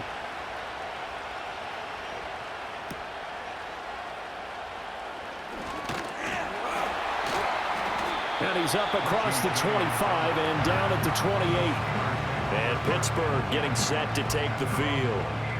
Charles, a very uninspired effort the last time we saw them out there was a quick 3-and-out, then they punted the football. Yeah, and you never want to get stopped so soundly during a series, but what would be even worse now is letting it happen again right here. They've got to get going.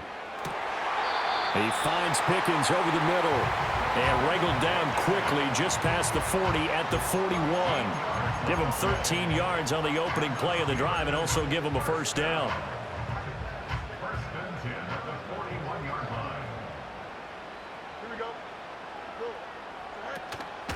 They'll run with Harris.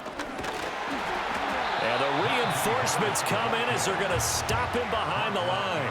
He'll lose a yard there, and it's 2nd and 11. With his size, it often takes more than one guy to get him down, but if you can at least slow him up and the reinforcements arrive, you have a chance to get him on the ground, and that they did that time for a loss.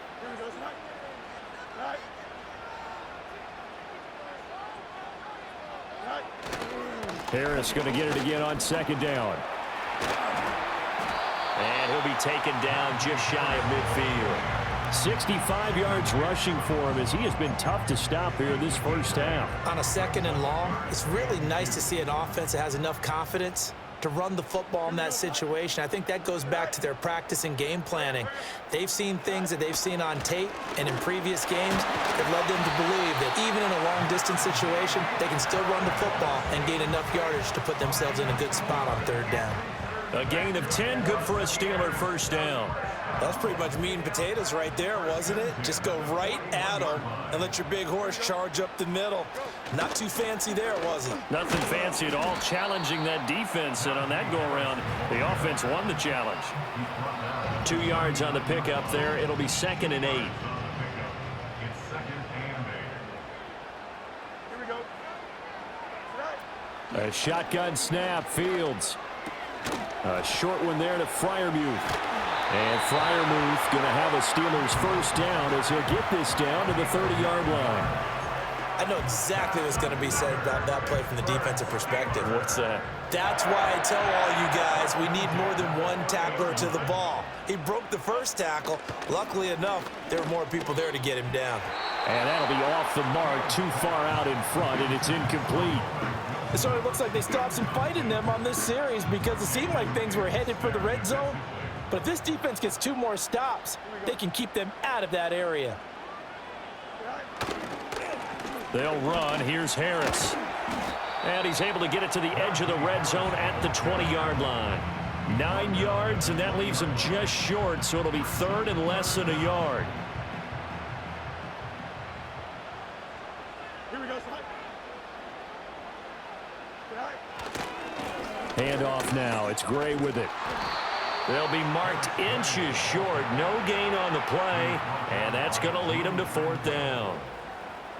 Remember, that was less than a yard. That was not a full yard. That defense, they were having none of it. Yeah, the surge the offensive line was seeking actually occurred on the other side of the ball. They reestablished the line of scrimmage and stuffed them. And Mike Tomlin going to roll up the sleeves here and say, let's go for it on 4th. They snap it to Fields. And it's incomplete. They cannot convert, and they turn it over. The Steelers try it, but they come up empty on 4th down. And this 10-play drive winds up yielding nothing.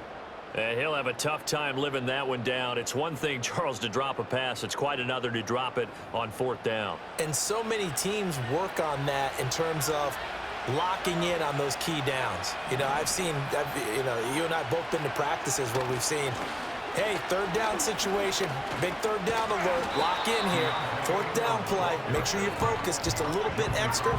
It didn't pay off in that situation. 7 yards on the pickup there, and it'll leave them with a 2nd and 3. Here's Mahomes to throw. That's out to the flat for Ingram. So no gain on the play, and now we've got a 3rd and 3. All tied up at 10, 2 minutes left in the first half.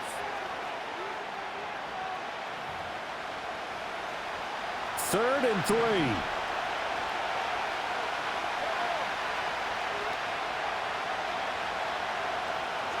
3. Working from the gun, Mahomes. That is caught, and they'll get it up just short of the 45 at the 44.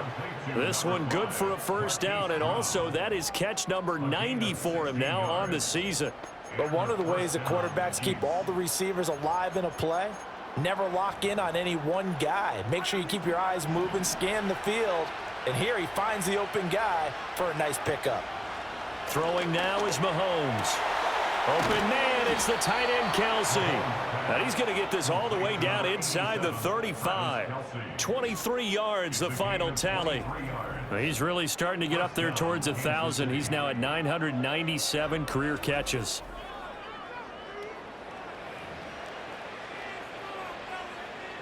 From the 34 now, here's 1st and 10.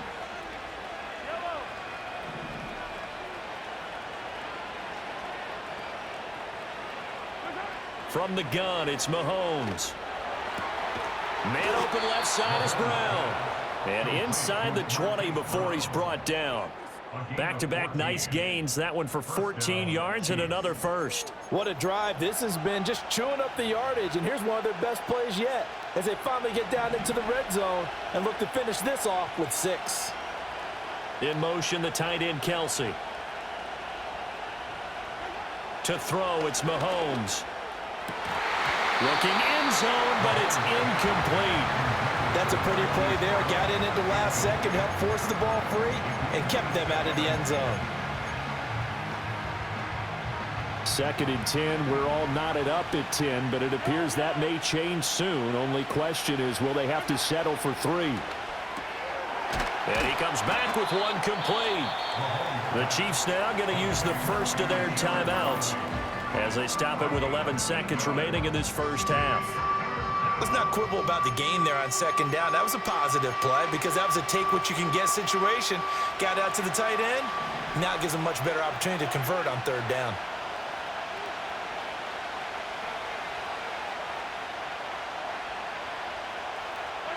Looking to throw is Mahomes. Work in the middle of the field, and he's got a man complete. Now a timeout taken. Perhaps a chance for one more quick play and then another timeout if they hurry. We'll see. And in a lot of ways, that catch is expected. Red zone presence, and that one was realized there. You've got to find your tight end in that situation. Now here's Mahomes. To the goal line, but it's incomplete. I'm really liking what I'm seeing from this defense because their coverage has been playing at a shutdown level so far. Even backed up late, they're forcing incompletions and fighting to keep them out of the end zone as the first half winds down. Butker's kick here is good. So a long drive gets them down inside the 5, but ultimately they settle for just the field goal. And I have to think that if maybe they were a yard closer, that would have made their decision tougher, and I think they likely would have gone for it. But in this situation, they just decided to take the 3, and I think it was a smart move.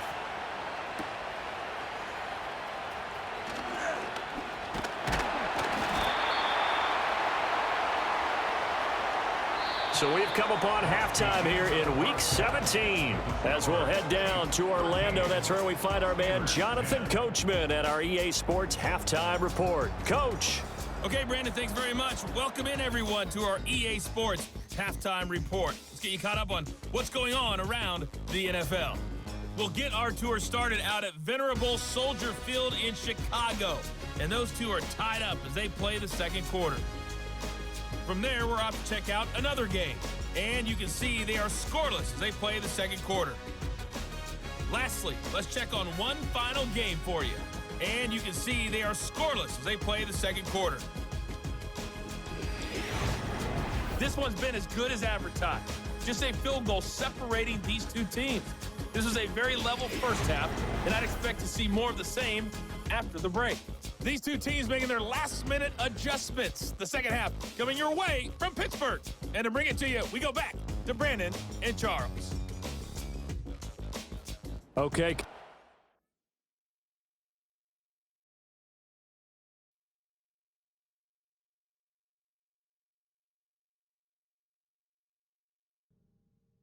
And we'll have a timeout called by Tom Thibodeau, looking to get everyone dialed in and engaged. It's time for the next game. If you see yourself on the big screen, then you know what to do. Show us your moves.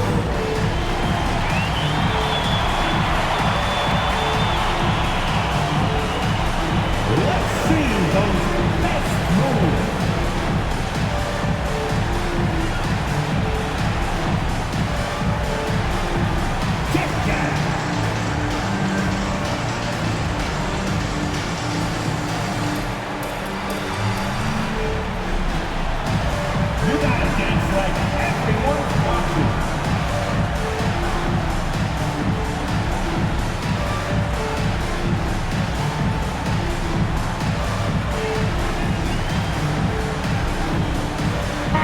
Changes here for New York.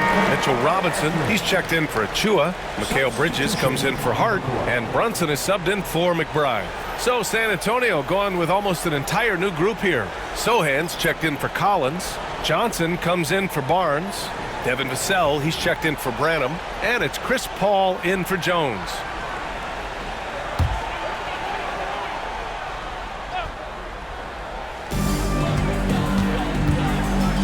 Now here's Brunson. Towns outside. Pass to Bridges. Now Robinson. Towns outside. 4 on the clock. Here's Brunson. New York, no good that time either. I love their work on the glass. They hold a nice rebounding advantage. And Sohan gets it to go. So good at keeping his balance through contact. Sohan showing some poise right there. Towns outside. Anunoby for 3. The rebound by Victor Wembanyama. On offense, here is San Antonio. They're on a 17-6 run. Pass to Vassell. Outside Paul. Back to Vassell from downtown. And it's Brunson with the rebound. Brunson's got 4 rebounds in the game. And he'll draw the foul. He'll head to the line for 2. It's going to be on Victor Wembanyama. Well, despite his size, Jalen Brunson loves to operate in the painted area. At the line, 2 shots.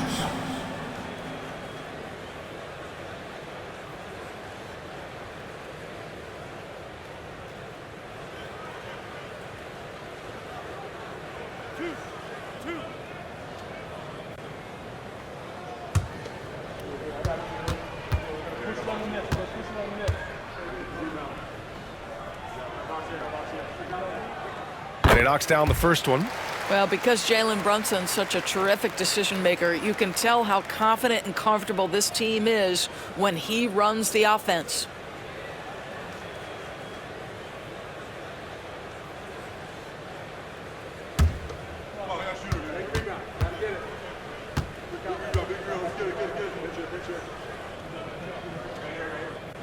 And that one goes in. 2 from the line that time. Jalen Brunson plays bigger than his size. He's aggressive. He's going to go right at defenders. He doesn't care if you're bigger than he is. He will keep coming at you.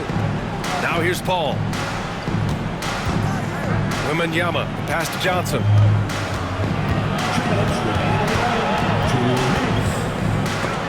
Robinson with the block.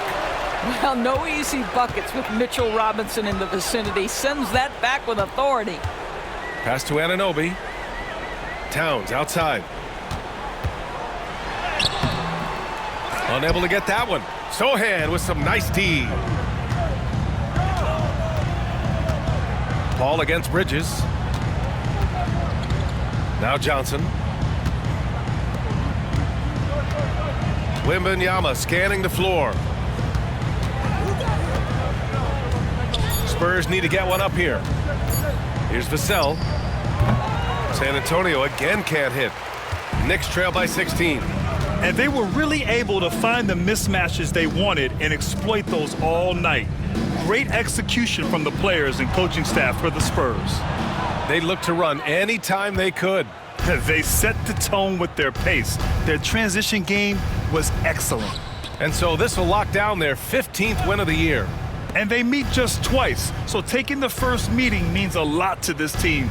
And as most people predicted, the defense, even though they were keying on him, had no answers for Victor Wembanyama. Boy, I think he made his presence felt in the paint more than anywhere else. This guy's rebounding numbers were outstanding. He controlled the glass. And it's the Knicks with the ball after the basket by San Antonio. Towns down low. He's against Sohan. Towns passes to Brunson. Oh, a beautiful reverse layup. Brunson's got 32 points. 23 seconds left in the fourth quarter. Just let the clock run out. Hey, it's time to celebrate. Outside Wembanyama.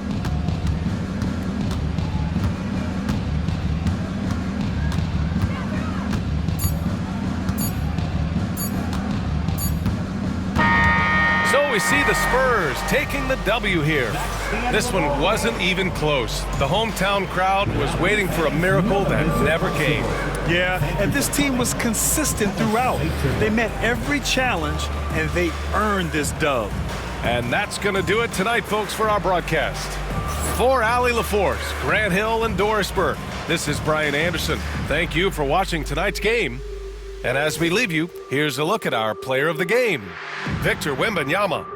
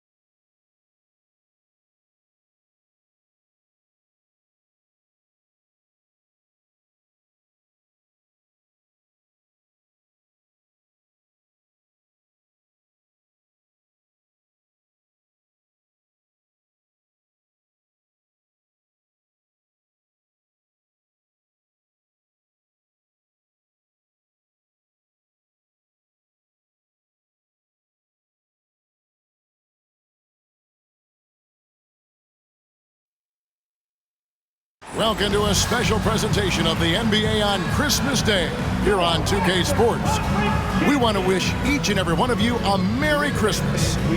This is Kevin Harlan, alongside Coach Stan Van Gundy and Greg Anthony. And we've got David Aldridge, our Hall of Famer, patrolling the sidelines. Now we get a chance to check out the standings out west. Already we're in December. Let's take a look at Dallas. They're sitting pretty, second place, and looking to take the top spot. And, of course, the Timberwolves, right on their heels and with their sights set on gaining ground. And when I look at Dallas, they're not an opponent any team wants to see on their schedule. They've been producing all season long, and guys, I don't see them slowing down anytime soon. Well, if you're able to strike fear into your opponent before even stepping on the floor, you're doing something right. And checking out Minnesota's opening lineup. Edwards on the wing. He's joined by McDaniels. Rudy Gobert is out there with Julius Randle. And it's Conley in at the point. And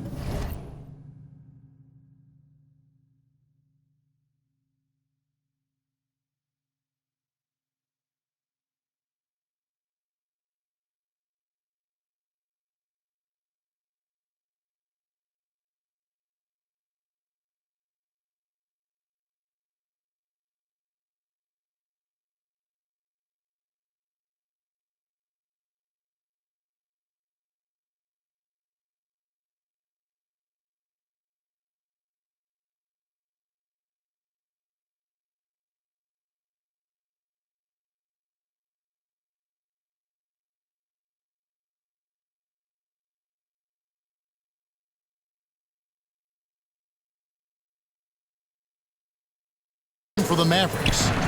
Moving on the wing along with Thompson. Washington and Lively hold down the post for him. And it's Doncic in at the one spot. This is the most wonderful time of the year. Christmas and the NBA. All wrapped up, Greg, into one beautiful package. It is, partner. And as a player, it was always an honor to play in those Christmas Day games. And now it's an honor for us as announcers to call them. It's one of the best days on the NBA calendar. And so it's the Minnesota Timberwolves getting the first points of the ball game. Lively the pass to Doncic. And the dunk by Doncic. And sometimes defenses sleep on Doncic's ability to elevate. He is capable of throwing it down. Conley kicks to Gobert. Pass to Randle.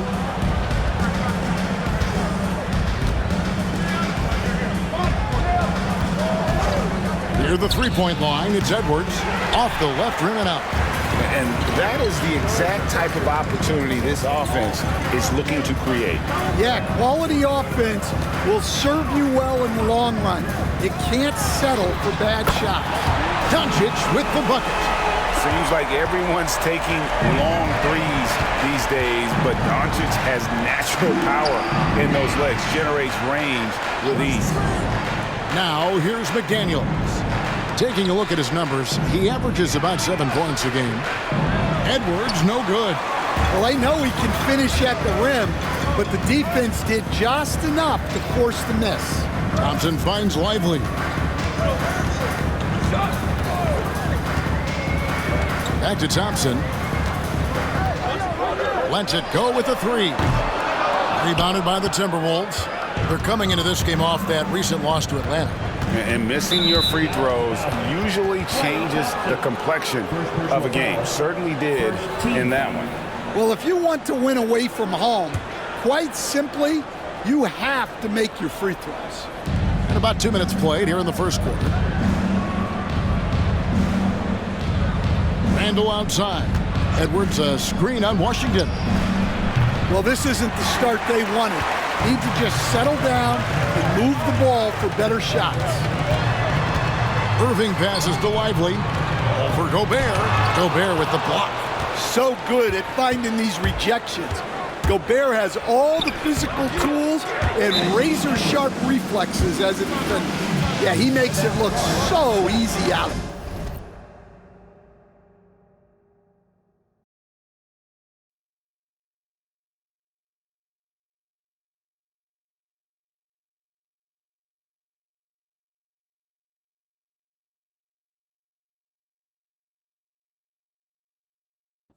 As always, this one's still anyone's game as we welcome you back for quarter number 3. The Steelers going to get the football first here, trailing on the scoreboard as we are back underway on EA Sports. The lane opens here. He's past the 30. The Steeler offense ready to get going to begin this third quarter. And they're on the short end of the scoreboard here. Charles, what adjustments, if any, do you think they need to make for the second half? Well, paraphrasing the gold medal hockey winning coach Herb Brooks, I just say you continue to play your game. Throw the ball. They had success doing it in the first half. So make sure you keep getting the ball to your playmakers, a little bit more to the perimeter perhaps. But above all, play your game. Call it a gain of 4 on first, and that'll make it second down.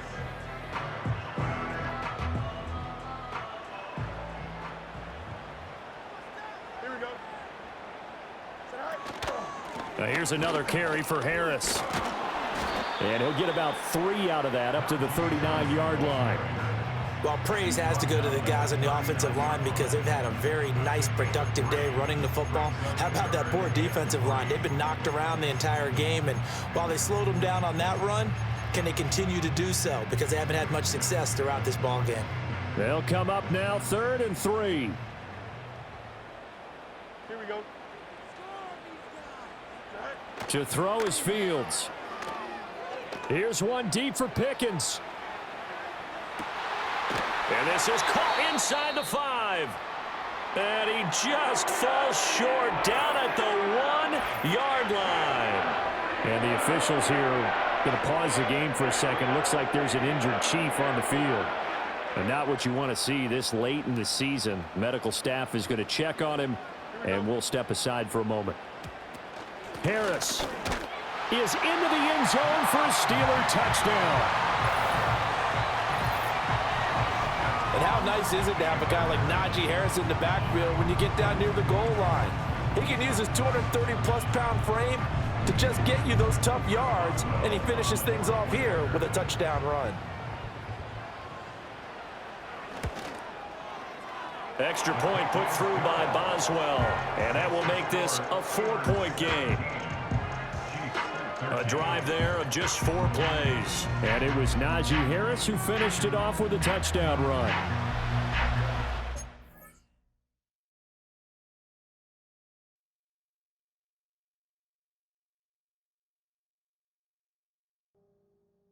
Yeah, the game comes naturally to him. And Jason Kidd is called timeout. Looking for a breather and maybe just 1 or 2 things to talk about.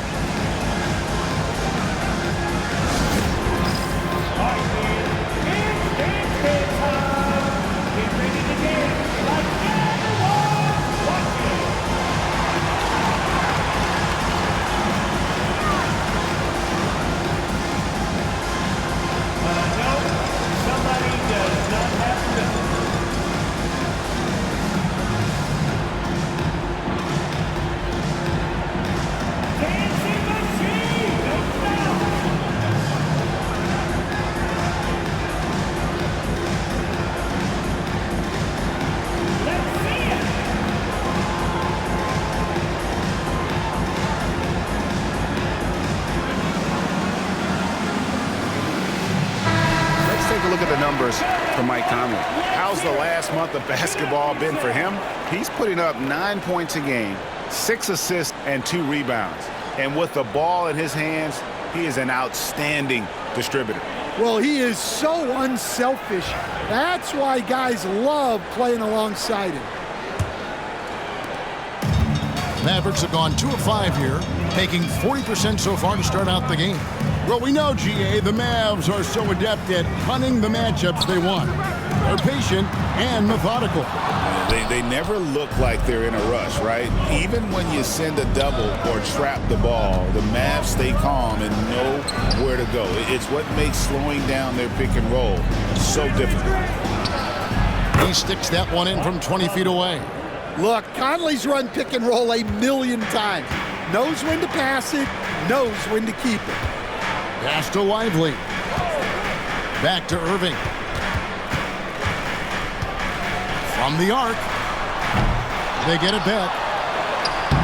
Dallas, no good that time either. Timberwolves have gone 50% from the field, hitting 3 of 6 since the opening tip. McDaniels against Thompson. Outside Edwards. Shot clock at 6. Randall against Washington. Randall no good. Well, that one should be in his wheelhouse, but just off the mark. Here's Doncic. Gobert pulls it in. Minnesota in the lead. McDaniels with the ball. Now Randall. Back to McDaniel. No good. Good D by Thompson. Dallas has gone 1 of 5 from downtown in the first quarter. Points out there have been hard to come by. And here's Washington outside. Gets it to go from beyond the arc. How about that decision by Kyrie? That's why you want the ball in his hands. Conley, the pass to Gobert. The Timberwolves working the ball around now. Hits it from three-point range. McDaniels got 5 points so far. Both teams running perimeter-oriented plays that are working. Well, you know it's become a three-point shooting league. Teams shooting a steady diet from outside. Now here's Thompson. Coming off 31 points last game. And there's no shortage of fight in Doncic. He's a counterpuncher. Hit him with a 3, and he is coming right back at you. Randall outside. Pass to Edwards. McDaniels with the ball. Misses the 3. On the wing, Doncic. To the left side wing. And here's Irving. Lively a screen on Edwards. Gobert with the block. And when Gobert is playing with this kind of aggression on that end, there aren't many better at defending it. Randall dishes to Conley. Up top, Edwards. Covered by Irving. And foul on the shot. He'll shoot 2 at the free throw line. And despite his young age, Coach Van Gundy, Anthony Edwards' leadership qualities growing day by day.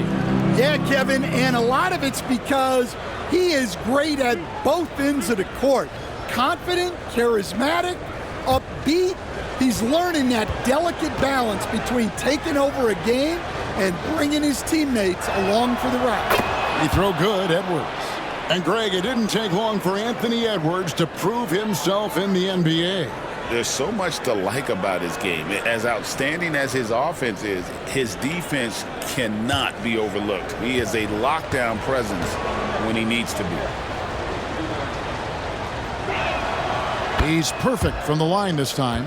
Well, he's been very good at the line, and we all know free throws can make or break you in the end. A moment now to hear from our sideline reporter, Hall of Famer David Aldridge. David. Well, I was able to talk with Coach Jason Kidd. Their team's main focus tonight, well, it starts with All-Star Anthony Edwards. He said Ant is an incredible player. He's so physical. We have to throw multiple bodies at him. It's got to be a team effort to keep Edwards in check. An ambitious game plan. Kevin? Thank you, David.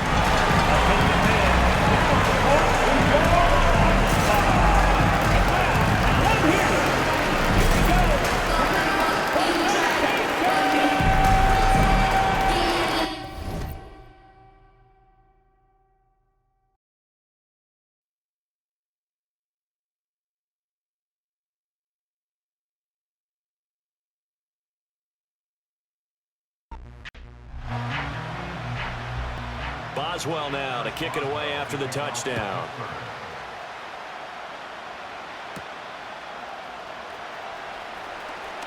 Now a crease here as he's past the 30. And all in all, a pretty solid return. Nearly got it to the 35. They'll mark him down officially at the 34. So here's the Chiefs offense ready for their first reps in half number 2. And Charles, it feels like we're set up for a good second half here. Came out of the locker room, one-score game. Now the lead has already changed hands. Well, this offense, they've got an opportunity right now to take that lead right back. Yeah, and it feels like you're going back and forth, almost a little bit like a tennis match, right? And we're just already know our heads just keep moving. Which side has it? Which side's going to score? How are they going to go out doing it? A little bit of a challenge for each side, trying to match each other. Here's 2nd and 10.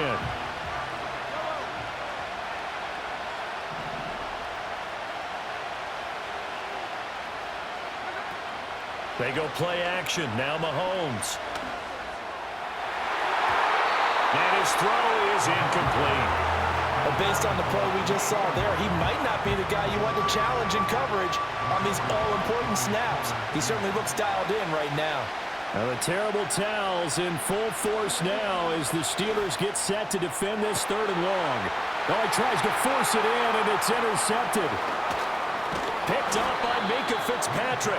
And he'll take this across midfield and inside the 45. He has just been a load for opposing offenses to account for now. 8 interceptions on the year. I love that number because I always think of center field.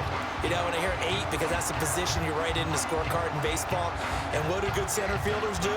Take away all the alleys, right? They range deep and make a whole lot of great catches. The Steelers offense and their running back getting set for this next possession. And as you take a look at the numbers, you have to imagine he was the topic of the halftime talk for this defense. We've got to find a way to slow him down. That's probably what they're saying. But nothing that they have done has worked so far. And they'll send the slot in motion left. He'll get it here on the jet sweep. And he's going to get this inside the 30. Pittsburgh getting 16 yards there and also a 1st down. I think the reason this play is so successful is not just the blocking at the point of attack, but how about the speed at which he takes the handoff? He's in motion already, so he's not coming from a flat start like a running back often is. He's at a full run by the time he gets the football. Out route, and he connects with Freiermuth. And he's going to get a solid gain of 9 before being brought down. 2nd and right at a yard. And there's a completion to the tight end. And look at the size of these players nowadays. At that spot, 6'4", 6'5", and up. A lot of guys used to be basketball players, somehow came back to football. And that's really good for the game of football. You're getting better athleticism, great hand-eye coordination, guys who know how to control their bodies when they run their routes. And he's going to be knocked down hard at the end of that one. I think that's a big pickup for a 1st down because when you run a drag route against zone, you're sometimes asking for trouble because you might run into a defender. Yeah, well, there they ran into a 1st down. Executed it to perfection. And he will maneuver his way down to about the 7. Only a yard that time, 2nd and goal. You know, when this offense gets down here near the end zone, they're going to turn to their bell cow, and this guy's been a touchdown machine all year. Excellent job stopping him there on 1st down. Again, it's Harris on 2nd down. And nothing doing. He's immediately taken down at the line of scrimmage. No gain on the play there. They're going to need to come up with something better here on 3rd and goal. Partner, I know we're in a goal-to-go situation, but my goodness, think about running the ball here. Not even a thought, is it? Defensively, they're in a prime spot. And I think the defensive guys are probably expressing themselves to them as well. And he's going to take it in for a Steeler touchdown. Justin Fields, an 8-yard touchdown run as his guys are able to extend their lead. Nothing like understanding where your escape hatches are as a quarterback. Here he's looking, but he knows he doesn't want to force anything. So when nothing avails itself, he slips past the rushers, takes it right up the middle, and takes it into the end zone. Boswell for the extra point.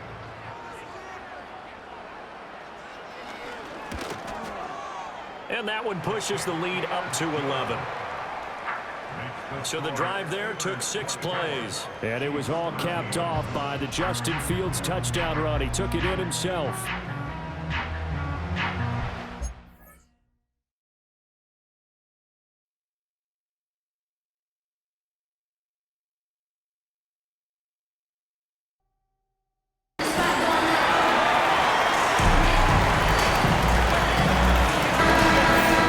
To check out Luka Doncic here.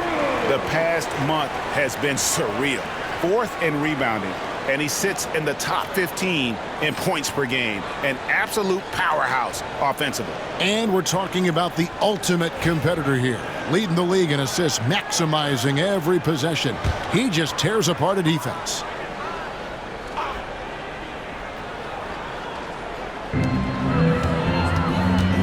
Irving kicks to Washington. Pass to Lively. And here's Doncic from the arc. Rebounded by the Timberwolves. Gobert's got his 4th rebound with that last one here tonight.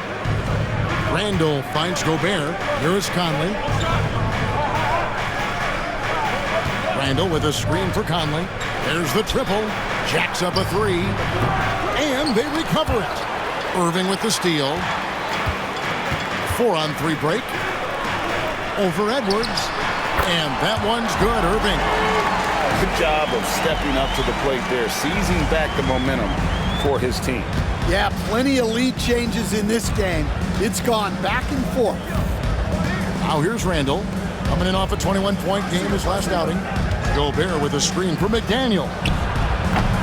Kept alive. Out to Edwards. Another miss by Minnesota. Another miss. He is struggling for the quarter. Here's Irving. Count it. His second make in 4 attempts. And that's a defensive miscue there. You can't let Irving get that kind of position inside. There's Conley.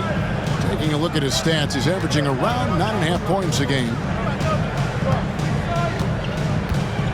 Thompson against McDaniel. Just 5 on the clock. 3-pointer, Randall. There we go. Now in the scoring column with that make, he is 1 for 4. And helping the team space the floor there. Randall with so much more confidence now from the outside. Here's Doncic.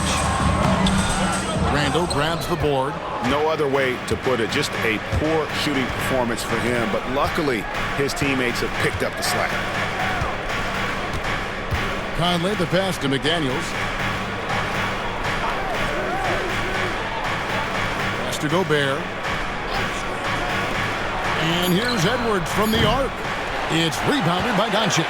And right from the start, Kevin, they've been pounding the glass. Most of those 50-50 balls also going their way. And the shot is good. Well, they just need to keep getting him the ball. He has been terrific. Now here's Conley. Pass to McDaniels. And finished off by McDaniel. What bounce from McDaniels, just leaping into the air for that dunk. Now here's Washington. Back to Doncic.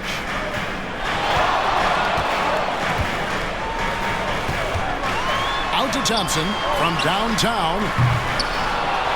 Second shot opportunity. Yep, it counts. Doncic has got 12 in the game. Well, when you have a guy scoring like he is, you redraw every play to be about getting him the ball. And so Chris Finch calls for the timeout. He's going to have a discussion here on the sideline.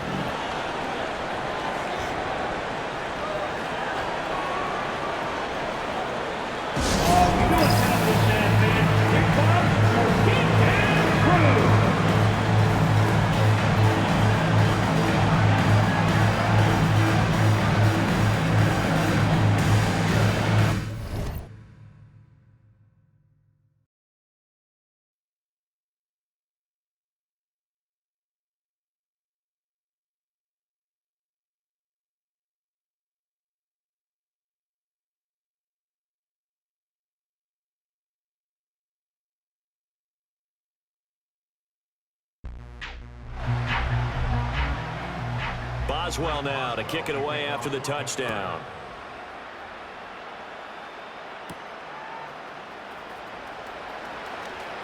Oh, a good-looking return set up here. And they'll have very good starting field position as he's up just shy of the 40. And now here comes Kansas City.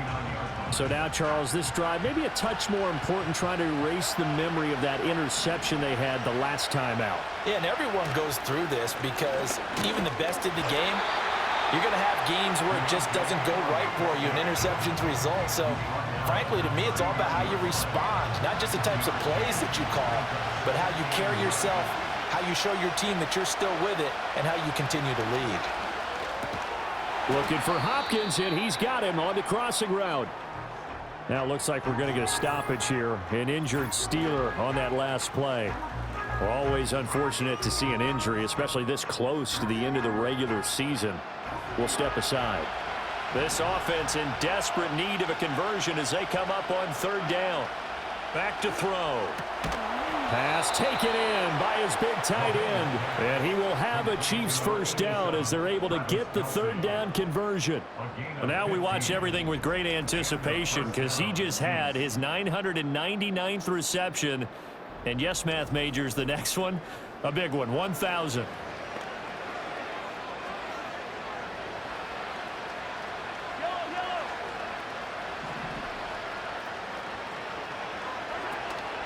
Up the middle, Ingram. He'll get this down to the 38. Just not a whole lot of room to operate there on that carry. No, not at all. They did a really nice job staying in their proper places and not allowing any lanes to open up. From the 38, Mahomes. And he whips that one incomplete there. My man's getting a little loose with the football there, right? Interception before, almost had one here. He's got to start taking better care of it. Yeah, really should have been back-to-back drives with interceptions. He's lucky there. From the gun on third down, Mahomes. Over the middle, complete. It's Hopkins.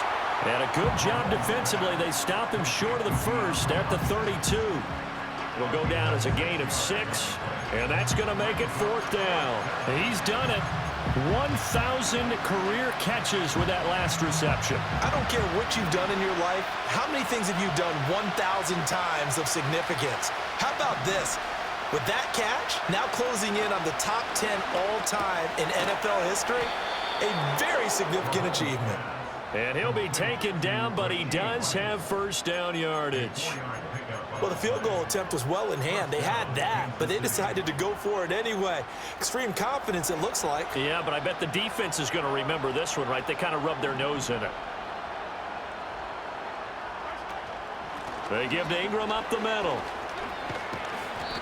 Now it appears we have a Steeler here slow to get up. And not what you want to see this late in the season. Medical staff is going to check on him, and we'll step aside for a moment. From the 23, here's second down and 5.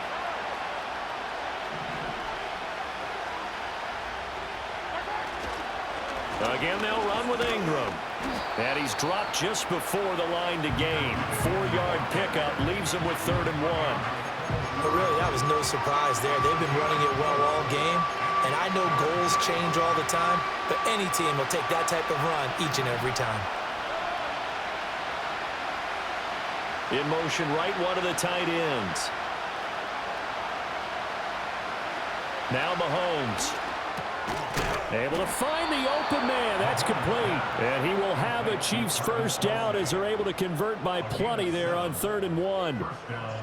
Got to say, I was a little surprised to see him, Charles, come out in the shotgun on 3rd and less than a yard. Yeah, but the way the NFL is nowadays, we hardly ever see anyone really run for it on short yardage. So they're going to throw the football more times than not. That was a nice, easy rhythm throw right there, and they pick up the first down.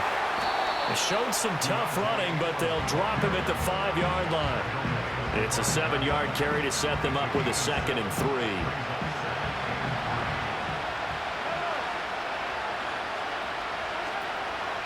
Out of the gun, they give to Ingram.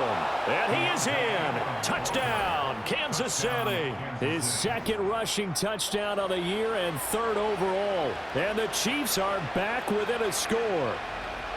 A strong, determined run there, Charles, to get in for 6 points. This is why it's such a team game, isn't it? And I know it sounds really generic and it sounds almost trite, but the blocks were made up front, offensive line, collective victory at the line of scrimmage and downfield. And how about the finish to the run all the way into the end zone? Mahomes will throw for it. And unable to connect. They don't get the two-point conversion here. I don't know about you, but I can't wait for a few years of two-point tries and see what the data tells us, because a lot of teams want to throw the ball in this situation, this time unsuccessfully. I just wonder if maybe running the ball might be the way to go. With it moved up from the 3 to the 2, you would think maybe a few more attempts at running. I think stats...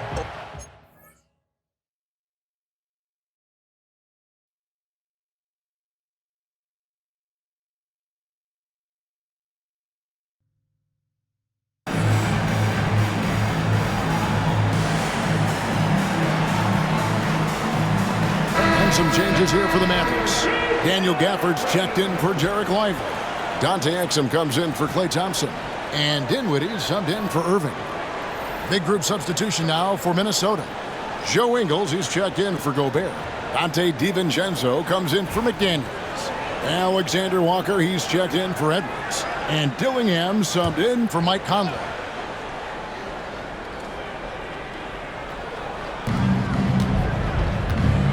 To Randall from deep three-point territory. The long-distance three is buried. Randall's got it all tied up now for the Timberwolves. Greg, this is some kind of note. Last year, Minnesota, for just the second time, had ever won a series in the postseason. Yeah, they've been bounced in the first round, 10 of 12 appearances. But last year's team was different. Their elite defense fueled the conference finals run. Marshall, he's checked in for Dallas. And here is Ingles, following Julius Randle's three. And there's another one for the Timberwolves. And we've seen Randle add a three-point shot. However, this is the area of the court he's most comfortable, that mid-range. Now, here's Doncic. He's coming off a 22-point game against Portland. Yeah, he's in such a great rhythm right now. Makes sense to get him the ball any way you can. Yeah, when you have a guy playing like he has been recently, he's got to be the first option on every possession. Alexander Walker on the wing. Randle a screen on Doncic. Clock at 6. Here's Dillingham. And the rebound goes to the Mavericks. Last time they met was in Minnesota, where they beat the Timberwolves. And the last time they faced this club, rebounding was their big advantage. Now, here's Exum. An 11-point game for him in the win against Portland. And too much time in the lane, they get called for the 3-second violation. And a quick look at some of the numbers for Luka Doncic. And guys, he's fighting it a little bit at the free throw line. In the past 10 games, the stroke just hasn't been what we saw earlier in the season. He'll be trying to right that ship here tonight. Looking at who's out there now for the Timberwolves. Garza's checked in. And Anthony Edwards subbed in for Dillingham. Now here's DiVincenzo. He's defended by Exum. And here is DiVincenzo. He's coming off a 16-point game against the Hawks in Atlanta. And I think that one could have easily have fallen for him. Now here's Exum. Doncic finds Dinwiddie. And the dunk by Doncic. And it doesn't take much for Doncic to get hot. And then once that happens, well, he is almost unguardable. Here's DiVincenzo. He has yet to score. Three-pointer. And Edwards is good for 3. Guys, what a wild first half this has been. Wow, back and forth start, that's for sure. 46 seconds left in the first quarter. And here's Doncic from the arc. No points on that miss. Puts him at 7 for 13 from the floor. Edwards against Dinwiddie. And they pick up 2. And now a 3-point Timberwolves lead. Just a ferocious play by Edwards. Taking the contact but staying committed to his finish. There's 21 seconds left to play here in the first. And that'll be 2 free throws coming up. Officials on the call with the foul. First trip to the free throw line for him in this one. Not the best statistic for him in terms of his performance at the line. Very low numbers.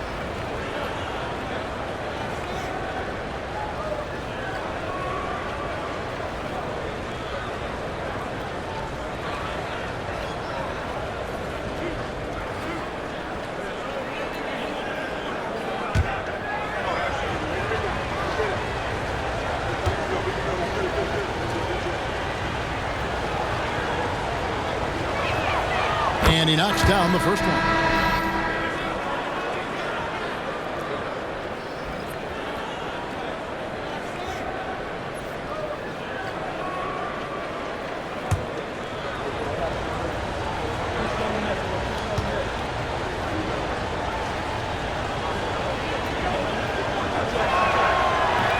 That one falls, so he hits both of them.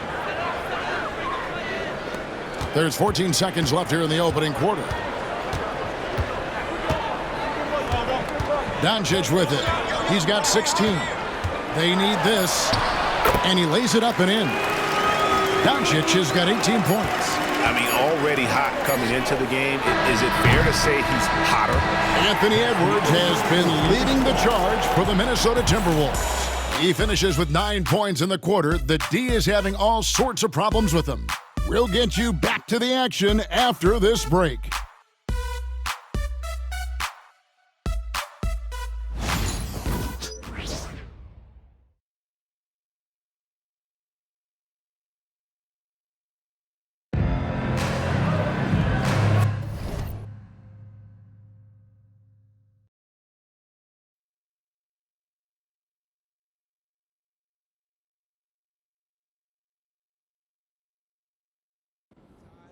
May bear out that running the ball will at least be the equal of throwing it in that situation. The kickoff team on the field now as they will send this one away.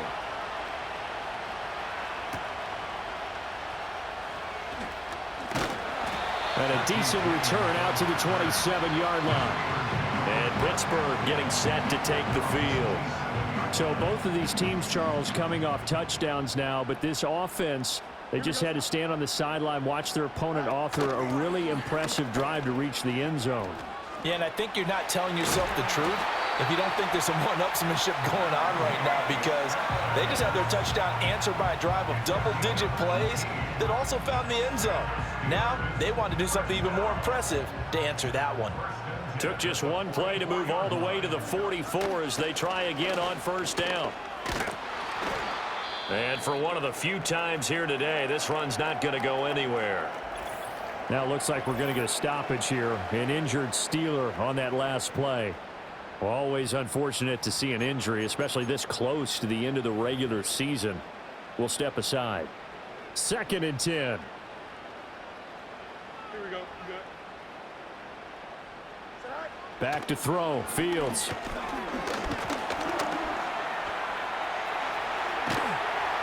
And they'll get him down as he's inside the 40. Fields, we know he has the good mobility. He flashes it there as he scrambles for the first down. Remember, Brandon, he ran for a touchdown earlier, so his decision to go ahead and tuck it and go again turned out to be a wise one. And the decision is what is important here. He has made some good decisions on when to tuck it and go. His throw incomplete. We know it's not an easy job to go out and catch passes when people are trying to tackle you and knock the ball away. But the bottom line is, that's a pass he's got to have and a pass he should have caught. Fields now to throw. And this one incomplete. Too much contact to hold on to that one, and it's 3rd down. Well, that one was all about the defender making life difficult for the receiver. Very tough for a guy to hold on to the football through all that contact. He ends up forcing the incompletion. So back-to-back incompletions, and that has him staring at a 3rd and 10. Here we go. Here's Fields. And it's going to be incomplete. He was able to catch it there on the right sideline, but out of bounds, says the line judge. And it's going to bring up 4th down. I think he could have scanned downfield forever, but there wasn't anything available. Ends up throwing an incompletion, and I think he'll take that. A 56-yard attempt.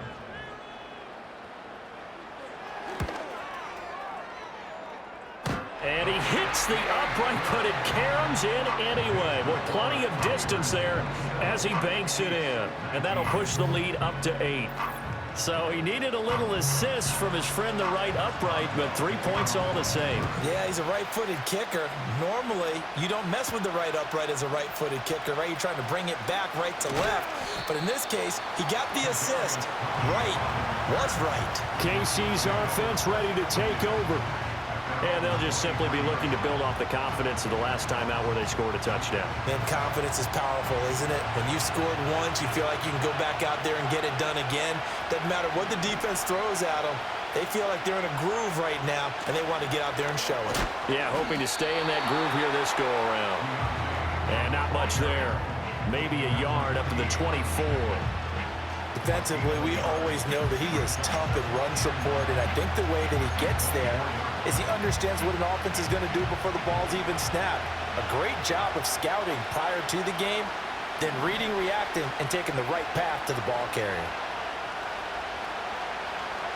Mahomes now to throw. Complete, the tight end Kelsey. And he's taken down, but able to slip across the 35. 7 catches for him now, and this last one, a first down. Well, we made a big deal about catch number 1,000, as we should. Now he's at 1,001, so he's building towards 2,000, Charles. I like your optimism, and I love your math. Let's go ahead and get the next 1,000, and he started on it already. And they're going to stop him right at the line of scrimmage. Just no cutback lane to be found whatsoever. 2nd and 10. A 2nd and 10 forthcoming here. Third quarter action in the Steel City of Pittsburgh, PA. And the defense on him quickly there as they stop him at the 40 for a gain of just 2. Sometimes your philosophies get challenged at times you don't want them to. They did try to stick to the running game on the first 2 plays. Didn't amount to much. And now facing a 3rd and long at the outset of this drive. In motion, the tight end Kelsey. Mahomes going to throw.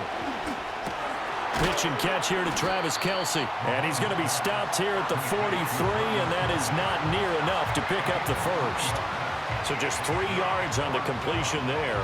And that's going to bring up a 4th down. Here's the Chiefs punter now, as he'll kick it away for the 2nd time.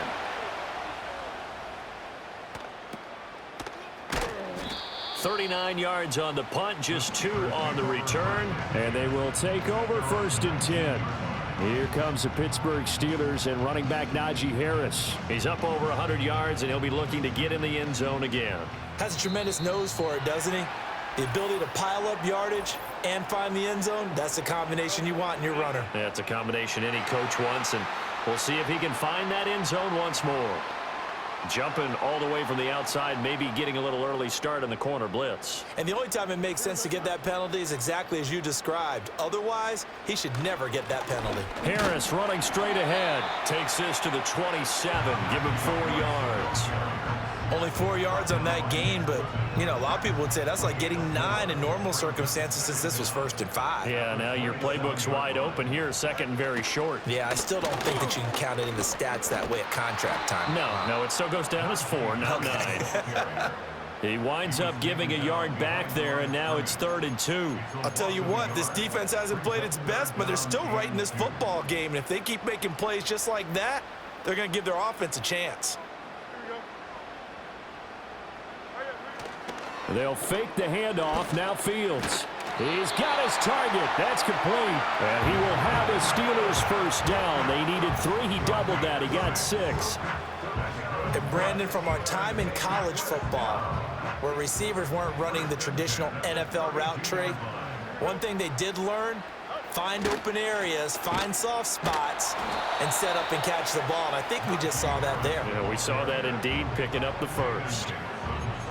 Just a yard on the first down carry, so it's 2nd and 9. And they're not going to get to the line to run another play, so we will switch ends as the 3rd quarter has come to a close. This is the National Football League on EA Sports.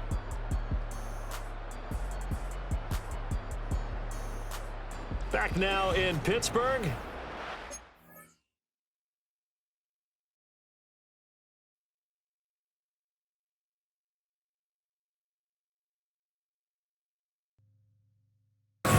And we welcome you back to NBA action, a great tradition, Christmas Day basketball, here on 2K Sports.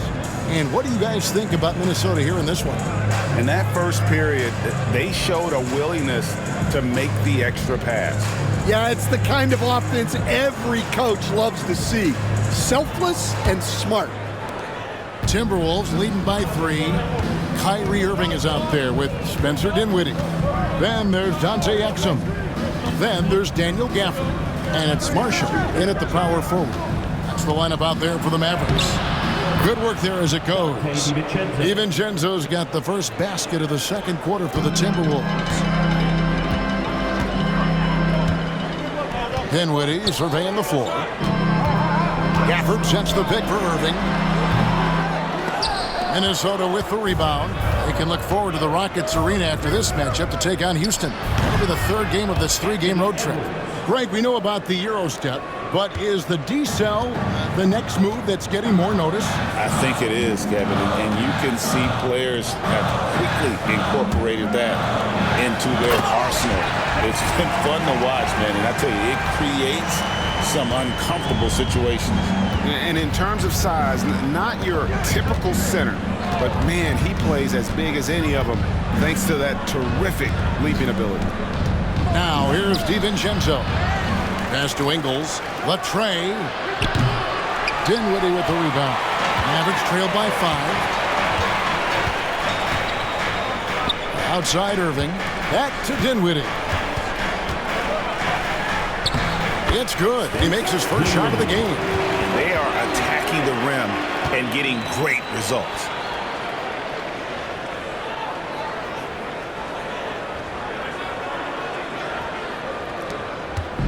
And so Edwards will bring it up for the Minnesota Timberwolves. There's a good screen. Pass to Garza. The three-pointer no good. For Dallas, they've gone 2 of 3 from the field here to open the second quarter. Back to Irving. For this screen on Edwards. Irving drives in. Great D that time from Edwards. Timberwolves leading by 3. Now DiVincenzo. And he can be counted on to put some points on the board every night. He's averaging right around 13.5 points a game. Now here's Edwards.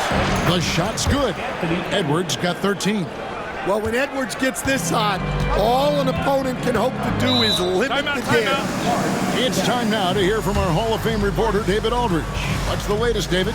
Kevin, thank you very much. The Timberwolves have become a rough and rugged team. Swingman Jaden McDaniels said, "We don't let nobody push us around. We're always being physical defensively. I feel like we're a tough team, super tough." Kevin, they certainly have the size to hold their own. Always being physical. But, David, that's their identity. And we thank you for the report.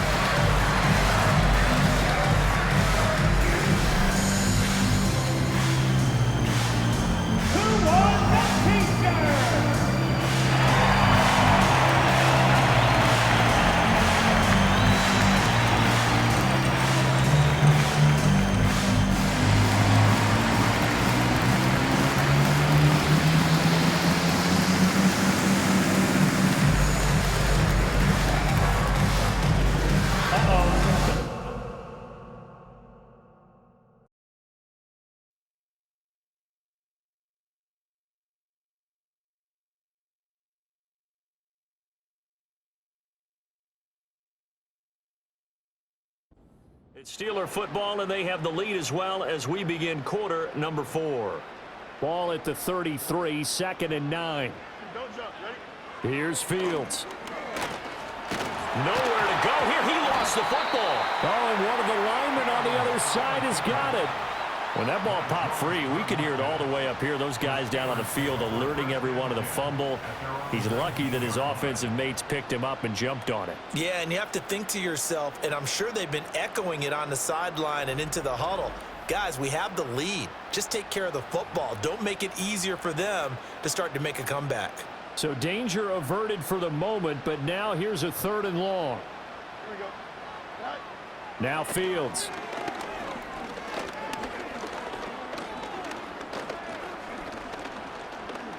Here's one deep for Pickens. And this one is incomplete. Well, that play was certainly a little bit different because on the previous play, he was sacked. This time, protection a lot better. Had time to survey the field and still couldn't find an open receiver. Here's Cameron Johnston now as he'll punt it away for the second time. First kick, 47. This one looks good as well. It's a 45-yard punt, just a 1-yard return. And it will be 1st and 10 as they take over. So the Chiefs offense heads out. There's a look at the playoff picture in the AFC. Still a lot to be determined in terms of their final seeding. We do know they'll be in the playoffs, but in what shape, what capacity, we're not sure. But here, ready for a sports cliche, and then just take them one game at a time, right? And they have to. And look, the thing about cliches, they've been proven over time. All right, we know that. So, yes, take it one game at a time, but make sure that there's no let-up, no getting off the gas, right? No mental letdowns, because each one is important for them to accomplish their goals. They work now on 2nd and 9. Here's Mahomes to throw. Hopkins on the grab over the middle. And he'll be taken down, but not before he gets into enemy territory. It's a gain of 17 yards. First down, Kansas City.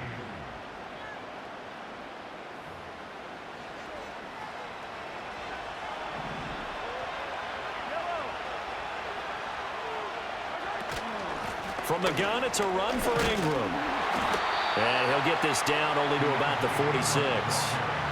Credit him with a 1-yard gain there to make it 2nd and 9.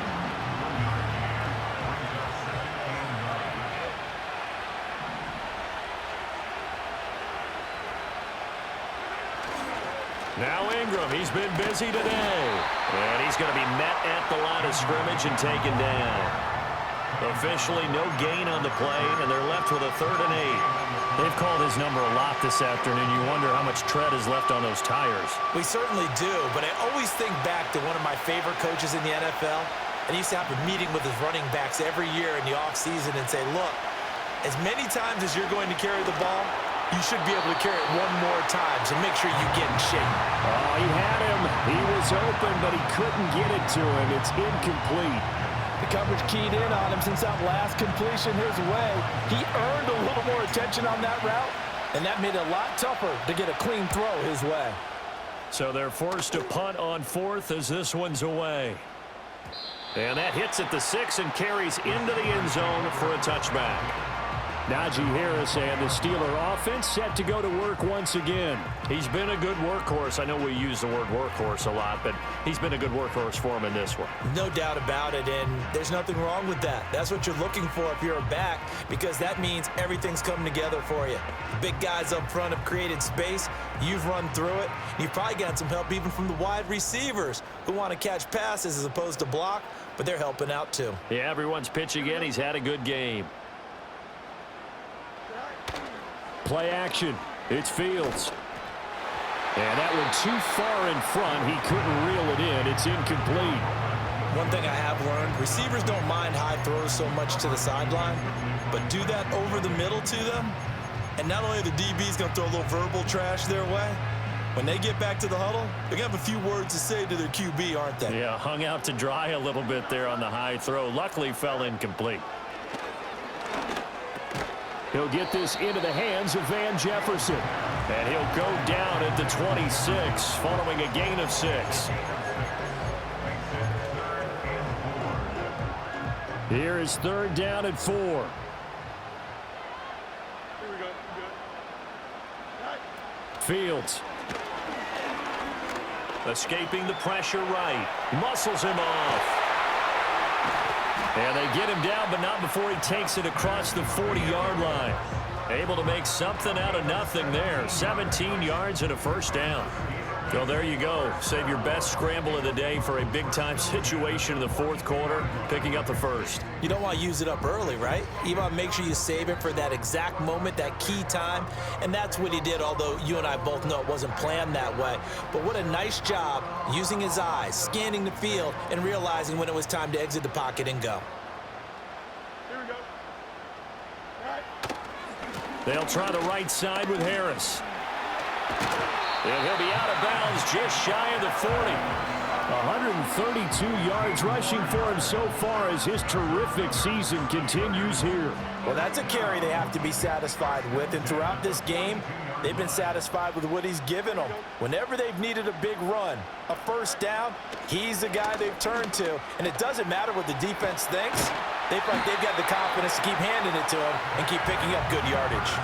A good gain again. That's now 31 yards combined on those last 2 plays. And a nice milestone reached on that last throw as here late in the season, he goes over 4,000 yards passing.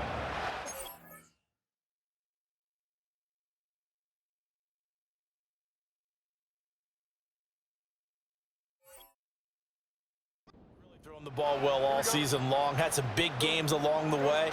He's inspired his receiving corps to go out and make plays for him in each and every ball game. Just a yard on the pickup there, and it'll bring up a 2nd and 9. Oh, there's plenty of traffic waiting for him up the middle. But give him credit, he tried barreling through anyway. They're fortunate to get a yard out of that one. If nothing else, they've already taken a couple minutes off the clock here already as they come up 2nd down. On play action, Fields. Wide open receiver complete. And he's in. Touchdown, Steelers. Darnell Washington. 25 yards for the touchdown. And the Steelers look like they're going to get back in the win column as they extend their lead here in this 4th quarter.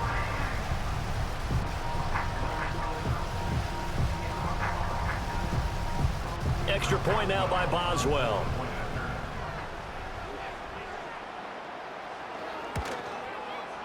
And the lead is up to 15 now. So that a 7-play, 80-yard drive.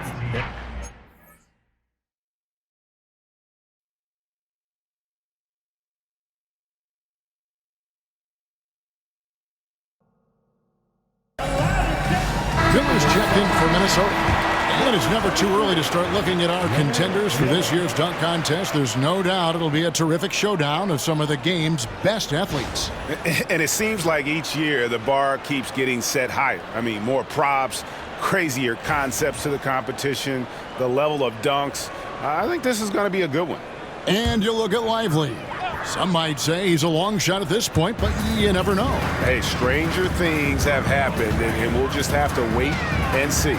And so that's the breakdown as it currently stands. We'll be keeping you all updated with the latest info and, of course, our final list of contestants as we get closer. Yeah, and if they don't invite me to be a judge, I'm still going.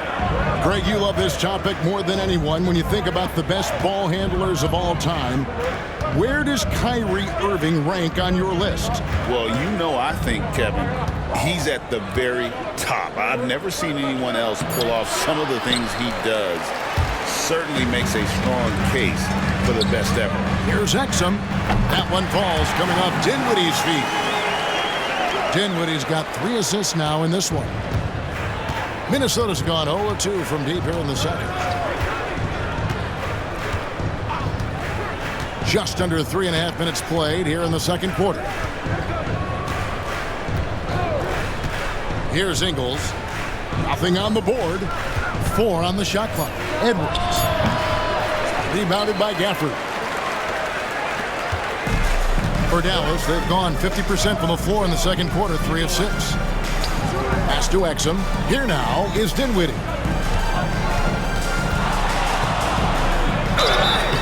And foul on the shot, so he'll get a chance at the line.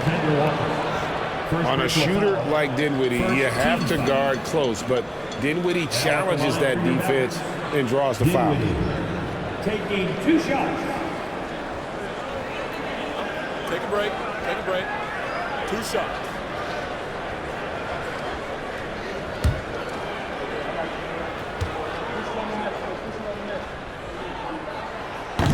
First one falls for him.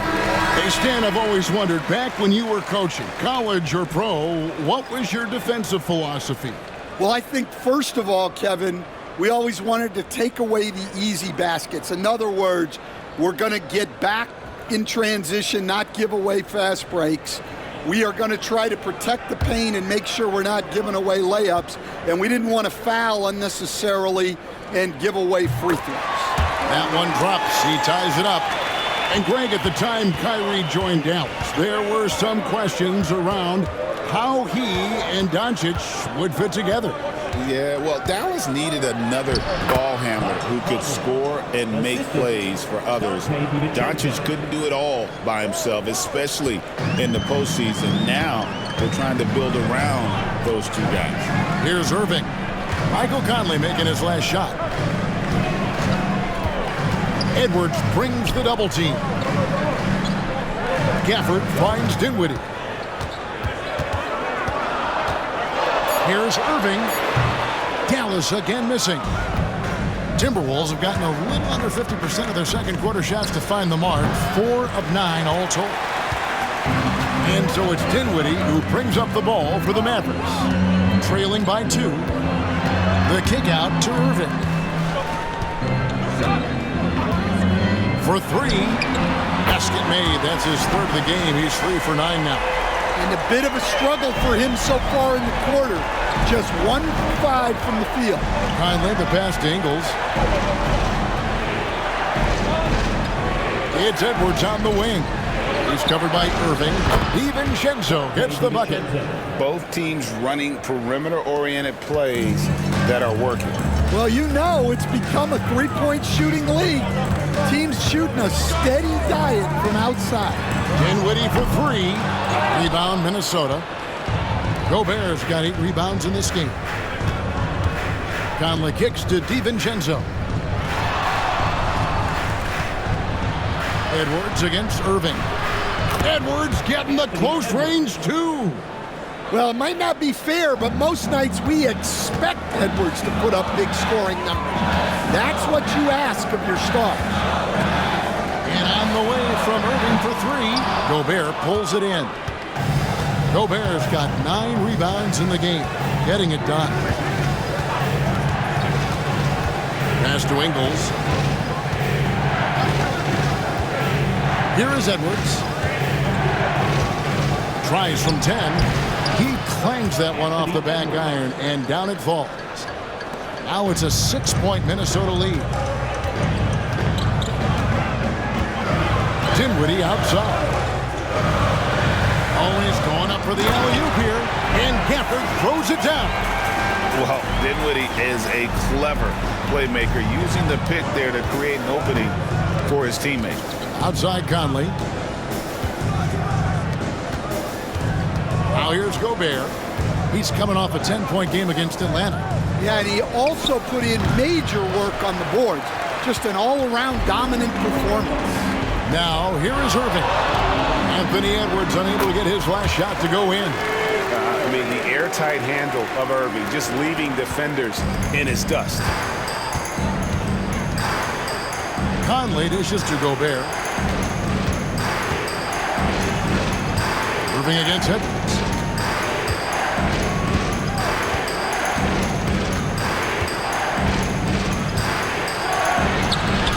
Strong move inside by Edwards. What touch. Edwards has mastered just about every shot there is. Exum passes to Dinwiddie. Exum sets a screen for Dinwiddie. Fires the 3. The Mavericks rebound. Timberwolves leading by 4.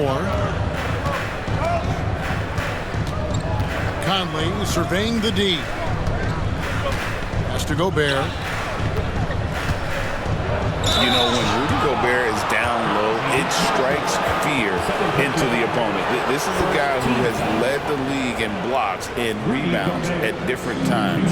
Inside the paint, he is just a nightmare to battle against.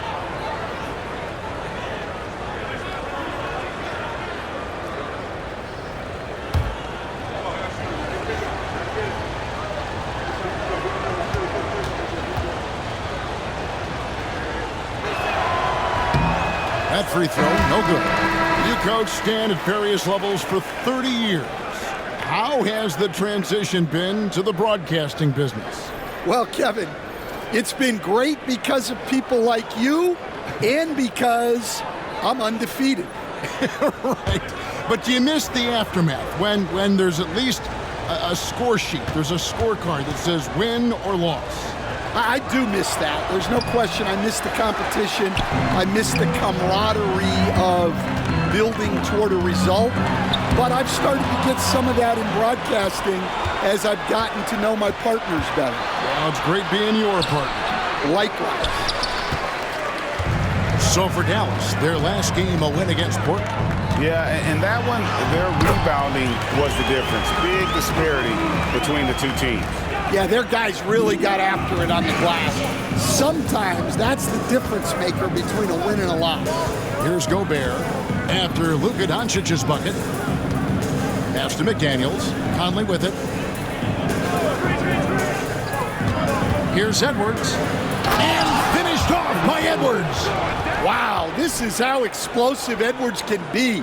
He finishes with such force at the rim. And great camera work showing up on the AT&T 5G Slam Cam.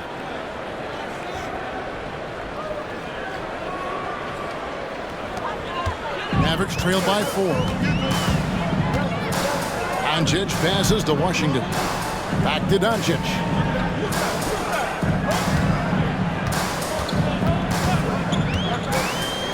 Three-pointer.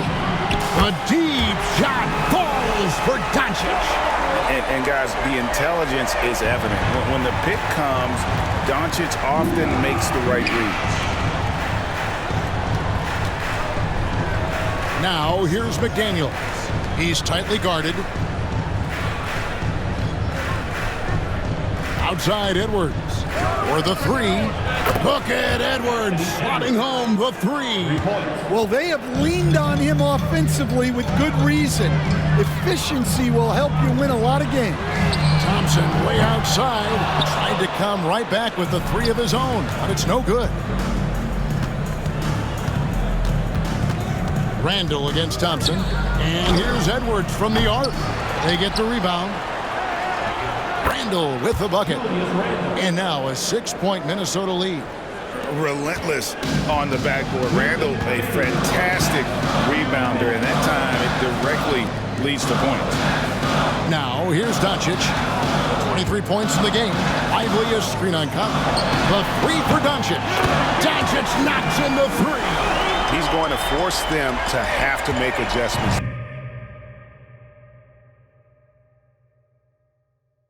That's number 4 in terms of triples in the half. Outside Conley. And here is McDaniels. He has 7. Here's Edwards. And Edwards slams it in. Well, look, you can't let Edwards get this close to the rim because he will dunk it on you. On the wing, Thompson. This one for 3. Rudy Gobert with the rebound. Gobert's got rebound number 11 for him here tonight. And we've got a timeout called from Chris Finch. Wants to talk some things over. Might be seeing some things to adjust.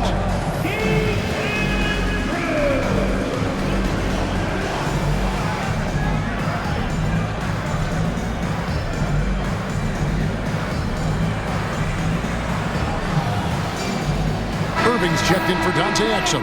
The Timberwolves also with the sub. DiVincenzo's checked in.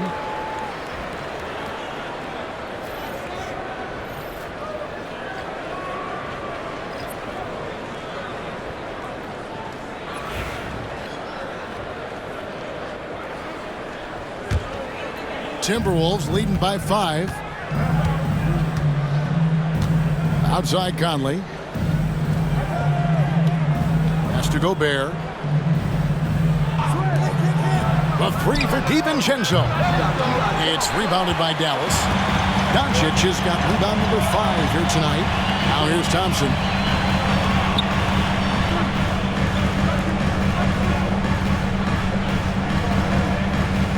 There's 47 seconds left in the first half. The kick out to Irving. A new 14 for the Mavericks. Off the mark there with the three-point shot. Well, you can't question his confidence from out there, but it's not falling. Maybe time for a different approach. Conley for 3. It's rebounded by Dallas. And the great shooters know when they've got enough opening to go for the 3. I didn't think it was a bad choice on that possession. Now here's Irving. He had 31 points in the win against Portland. And you see this with a lot of great scores. When they're putting up big nights, a lot of times it's because they're making a lot of free throws. Lively. That one doesn't go. Anthony Edwards has been leading the charge for the Minnesota Timberwolves. What an amazing quarter. There was absolutely no stopping him. And a chance now to send it over to David Aldridge, standing by courtside. David. Thanks, Kevin. Jason, a hard-fought first half. How do you assess the game so far? We're going to need everybody. And the one thing we got to do is we can't settle. We got to keep attacking, get the ball in the paint. Use that length to your advantage. Thanks, Jason. Back to you, Kevin. Thank you, David, for that interview, and we'll see you back here after the break for third quarter basketball. Direct your attention to center court. And get ready for the fan half-court shot. Ooh, they're measuring up the shot.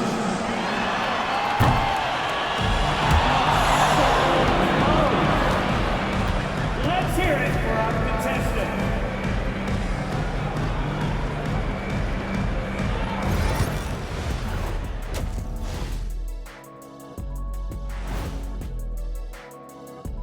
Hello, folks. Still a ways off from All-Star Weekend, but let's first check in on who's in the running for this year's three-point contest. Some really interesting names here. So many great shooters in the league. That said, I know who I would pick. Shaq? Shaq Shadama says you've picked the wrong guy, Kenny. And looking back at the first half of this game, it's likely we'll see some adjustments for the Mavericks. If they just hit a couple more threes, it's a different score. I think in this case, you just keep shooting them. I can see them getting hot in the second half. Ah, the professor going with the law of averages here. And that about wraps it up. And as the third quarter is about to begin, we go to Kevin Harlan for the call.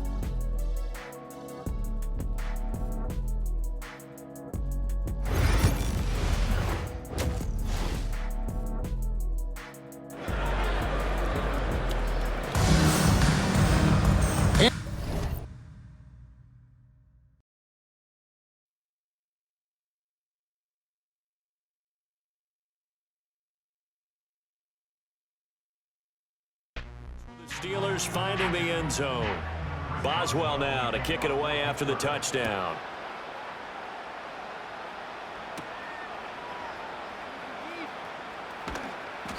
And able to get this across the 20, but not much further as he's dropped it to 23-yard line. And Kansas City's offense now set and ready to go. The defense got the better of them last series, forcing a punt. See if they make a few changes in the game plan here and try to get points out of this drive. 1st and 10. The drive starts here with a carry by Ingram. And nothing much materializing there on the first down run. He'll get a couple, and that's it. Defenses always talk about earning the right to rush the passer on 3rd down. And you know what offenses want? Win 1st down so they can set things up for themselves better. And that wasn't helpful there. Not a big impact on 1st down. Throwing now is Mahomes. And Mahomes misfires again, and it's intercepted. And they'll take over inside the 45 at the 44-yard line. Well, that's 3 picks he's now thrown in this game. And I know this, the holiday season, because here we are in December. Season of giving. Right, it is the season of giving. Maybe for his own sake after the game, he may have to announce that he's donating certain amounts to charity for each interception that he threw. The home team's offense and quarterback Justin Fields heading back out there. And as we show you some of the highlights from earlier, he has been instrumental in getting his guys the lead as he looks to finish strong and close this one out.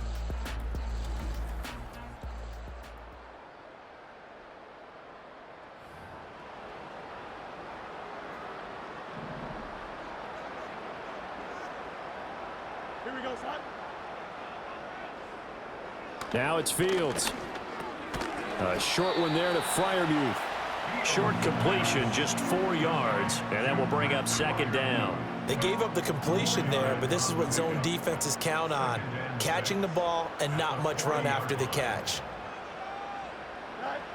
Looking to throw again on 2nd down. Fields. And a completion to Wilson. That'll put him at 77 yards receiving for the ball game. It's a 1st down. Well, I'm sure he likes his performance a little bit better than last week. He had the 3 interceptions here, none in the 4th quarter, and he's got his guys in front. Guaranteed he put in a tremendous amount of work this week, but maybe the matchup is just better for him. Sometimes it just doesn't work out. It's almost like those golfers. Certain courses fit their eye, and they like what they see. In other courses, as soon as they tee it up, they know they have no shot. Maybe that's the difference for him. Last week, no.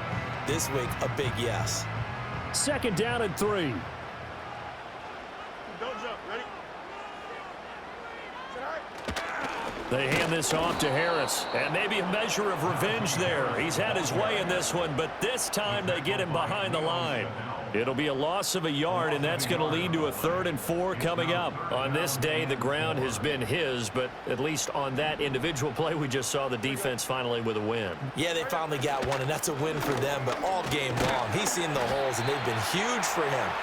Kind of like a baseball hitter in the zone. The ball seems bigger, and he's just whacking it. These guys, they've got it going today. No doubt those are the types of carries they're looking for here, Charles. The lead in the 4th quarter. This is when coaches that have a reliable running game, they breathe a little easier on the sideline. Yeah, they love the idea that they can take the air out of the football at this point of the game. That means they're really counting on that offensive line, counting on the runners, taking care of the football. Because you're going to tell your quarterback, hey, no time to be a hero. We're not going to throw it here. Just eat up that clock. And if you have the ball, they can't score. And that's going to be incomplete. Too tough to hold on to that one. It's 2nd down. Have to give some credit to the defender on that when he read all of his keys perfectly and got a great break on the ball and able to force that incompletion. 2nd and 15. Here we go. Good. Back to throw. Fields. Now a short pass pulled in by Washington. And this one goes nowhere. Losing yardage back at the 22. Just a 1-yard loss that time, but that's not what they needed. Now they're dealing with a 3rd and long. It looked like the defense, they were ready for that one. Really left him almost no room to work after catching the ball. He could throw every move in the book at him. They were there, and they tackle him for a loss. On 3rd down, here's Harris. And he tries to power forward, but he will not get back to the line of scrimmage. A loss of a yard, and it brings up 4th. Well, that was one of the few times they've been able to contain him thus far. He's over 100 yards for the game, but he lost a bit off his total on that carry. Now Chris Boswell for the Steelers field goal try. This to make it a 3-score game late. Boswell's kick is good, and that will extend their lead even further. So that almost certainly the final piece to this puzzle, a 3-score lead. I don't think there's any coming back from there. But, you know, normally I'd get on you for giving up on the game right here, but I do think you're right in this case. This late in the game, 2 scores is tough enough. 3, I'm with you. That seems out of the question. Oh, a good return up past the 30. Still going. 1 man to beat. And he will score. Touchdown, Chiefs. It's been a back-and-forth game, a lot of points on the board, and that return right there kind of indicative of how this thing's gone. Well, you've seen both teams go at it, and as you just pointed out, both of them have found the end zone. But just like in boxing, you know the blow that hurts the most? The one you didn't see coming, and that often is the case when it comes in special teams. Butker on for the PAT.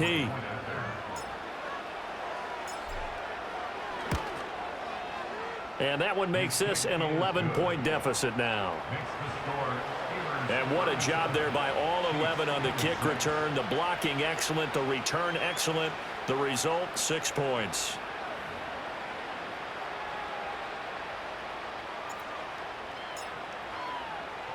So now the other return teams out there as they'll try to duplicate what they just saw.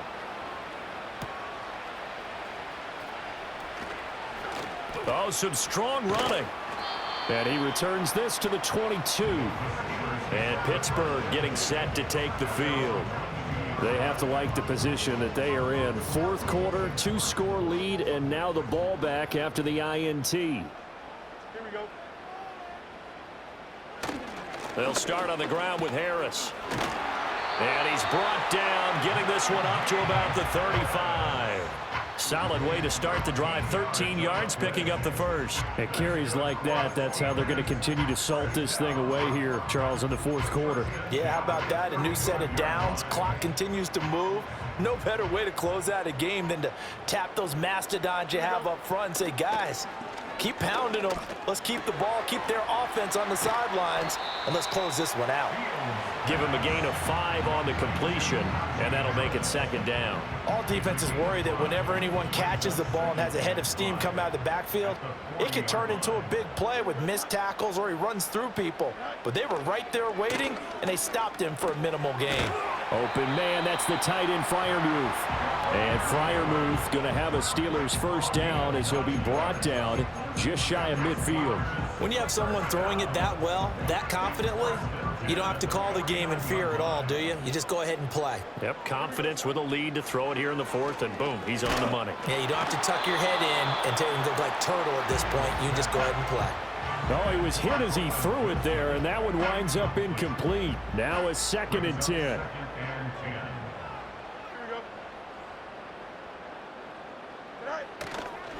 On the give, this is Harris. And this will be stopped at the 44. That one good for 7 yards.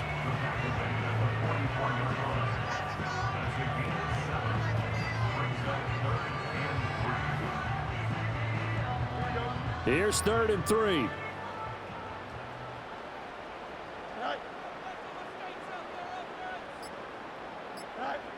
Operating from the gun, Fields.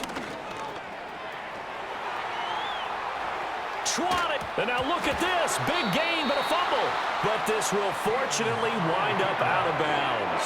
2nd time he's fumbled in this game. Fortunate for him, this one goes out of bounds. And the key for him now is how much equity have you built up with your coaching staff? How much equity have you built up with your team to continue to get opportunities? Fortunate that one went out of bounds, saved him from a turnover. So from the 17 now, here's a 1st and 10. Don't jump. Ready? They run with Harris. Fights him off. Now he's tackled a yard short of the marker. Good gain of 9 on 1st down. Starting to become a tough spot for this defense. You're down 4th quarter. Looking a little fatigued maybe on that side of the ball. Partner, we've seen this before, haven't we? Because every coach we've ever talked to says body language is important.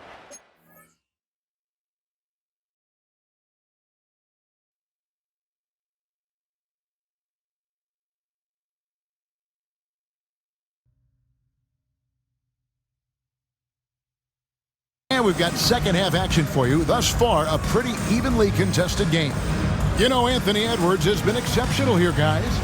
Yeah, it's been a great performance from him, really staying focused on quality shots. Yeah, he's found his spots, been patient with his shot selection, and it's paid off for himself and the team.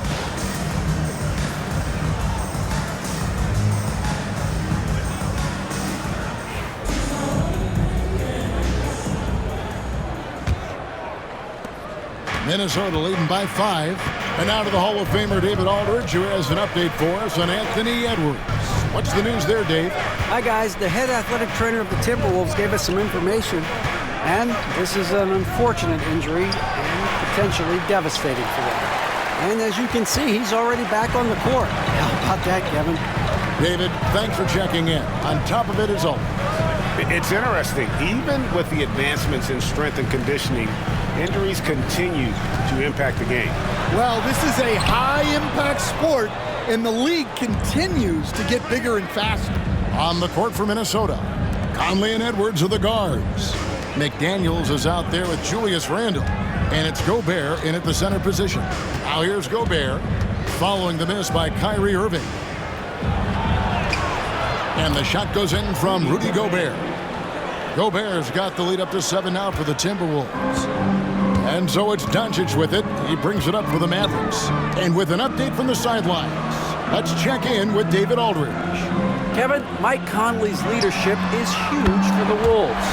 Rudy Gobert says his presence on the court, but especially in the locker room, is invaluable. Coach Chris Finch said he's given us everything and more. Conley says to have this kind of trust from everyone is why I'm here. This is what I'm supposed to do. Kevin? He is a class act. David, thanks. They're getting on a roll inside. Their last 3 field goals have come from the paint. Pass to Lively.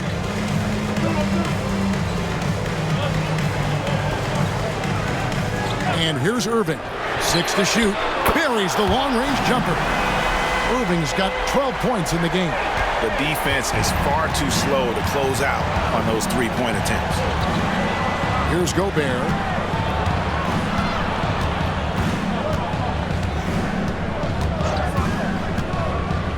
Randle outside.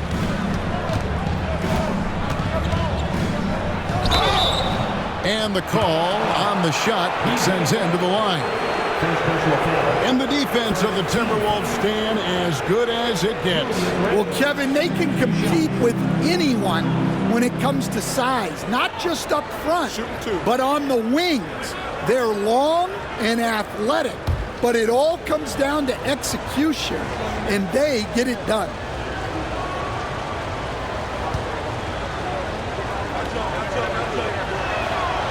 That free throw good from Randle. You know, one thing you have to admire about Randle is his hunger to get better. He is a real leader who leads by example.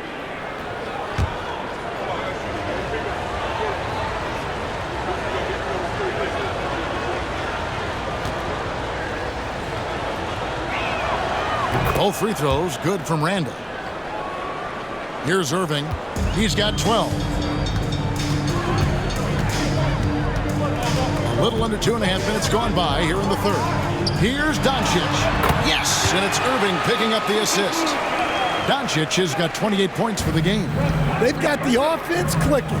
3 for 4 to start the half and looking confident. Gobert with it.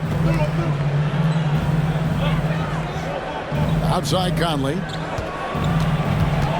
Down to 5 on the shot clock. It's blocked. And so it looks like the Timberwolves will retain possession here. Let's take a second look at that fantastic block. Sharp instincts on D there. Just timing when to rise up and swat that one away.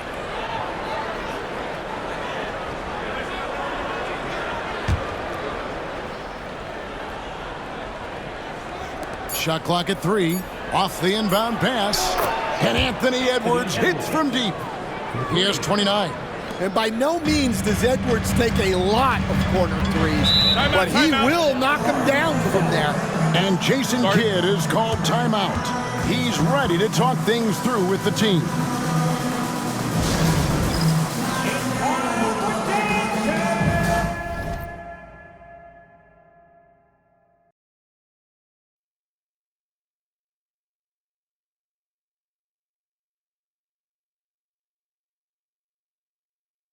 Seeing guys with their hands on their hips, they're bent over, hands on their knees, and the offensive guys, they're just saying, let's just keep running it at them. We've got them now. Here we go.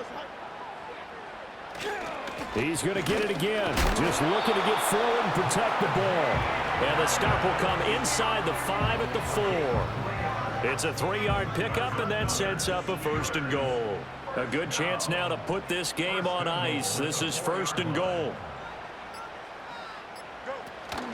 Going for the knockout punch. They'll try and run. And he will push his way forward down to about the 3-yard line.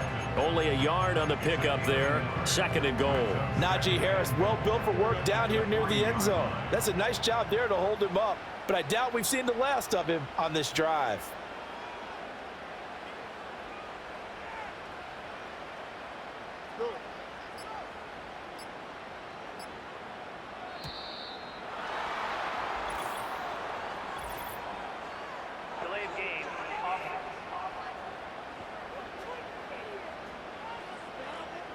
That flag accepted, and it backs the offense up a little bit. Still 2nd down. Can't afford another delay here as they come up again on 2nd and goal. Here we go.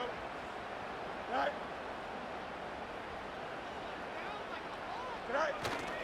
They stay on the ground. Again, it's Harris. And he is swallowed up right at the line of scrimmage.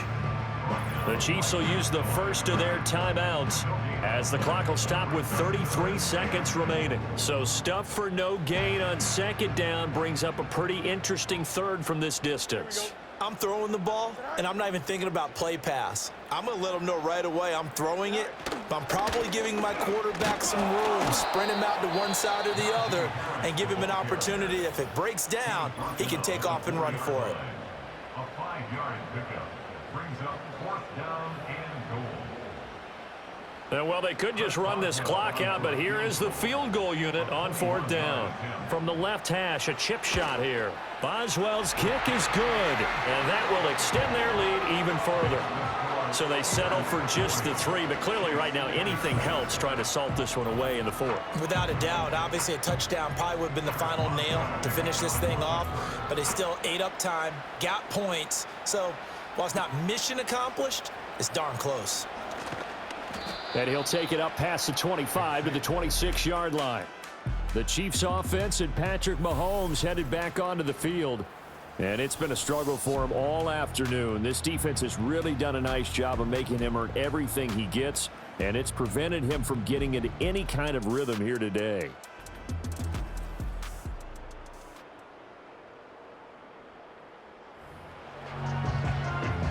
Here's 1st and 10. Mahomes. And this is going to fall to the ground, incomplete. That very nearly their 4th pick of the game. Instead, 2nd down. Mahomes to throw it. That ball caught. It's Rice. And that is what they needed. A 1st down and a big gain all the way to midfield as he's tackled right at the 50-yard line. And now here comes their final timeout as they take it with 8 ticks remaining.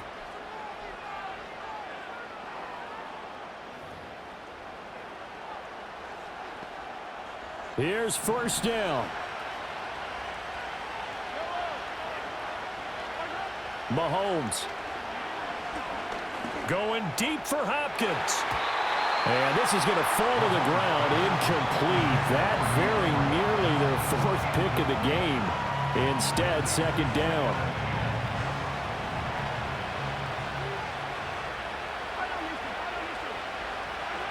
One final try for Mahomes.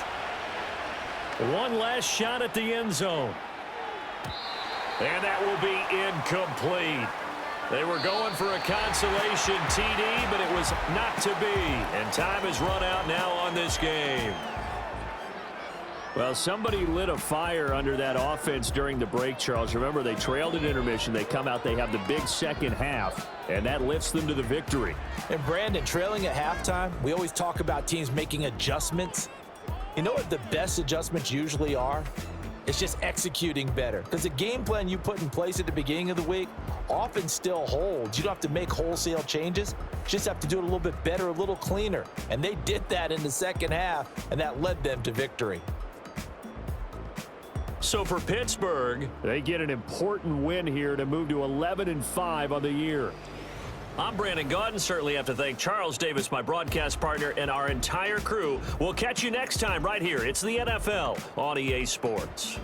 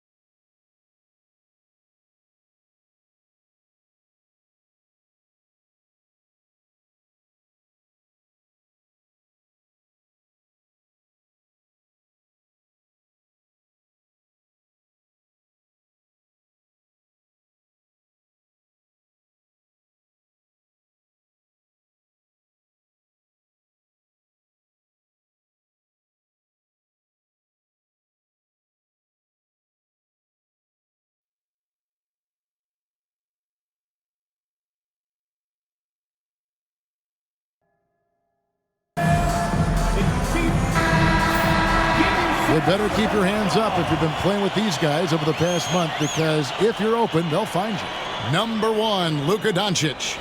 Really been in sync with his teammates over that period. I mean, his passing has been phenomenal.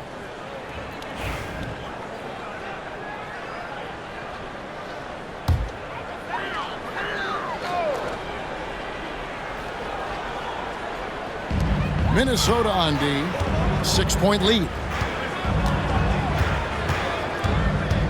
Now Lively, still scoreless.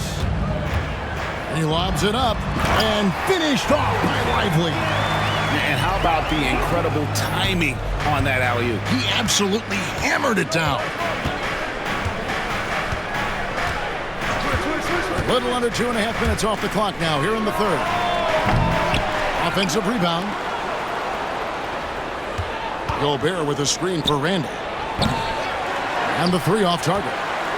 Finding space on the perimeter, but he couldn't capitalize. Scooped up. On the wing, Irving. Over by Conley. Thompson from long range.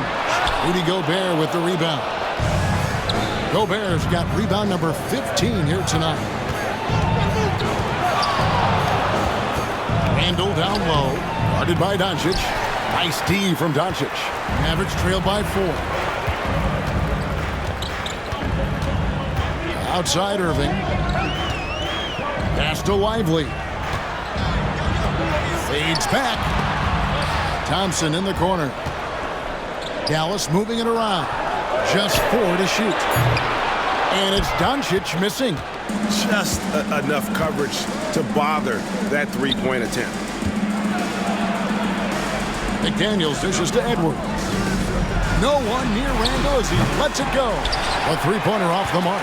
He is really scuffling this quarter offensively. Perhaps a little frustration setting in. Lively's shot is off. The defense ready for him on that possession. They had to be, because he is so strong in the paint. Out to Edwards. Over Irving. And once again off the mark by Minnesota. Well, that's a look they'll take every time down the floor. But even with the soft interior defense, they can't seem to convert it. Now, here's Doncic. And he has 28 points for the game. Bangs home the trifecta. Doncic has got 31. And we know Doncic has limitless range, but for him, it's about becoming more consistent from deep. Greg, you think about oversized point guards, and the gold standard has always been Magic Johnson.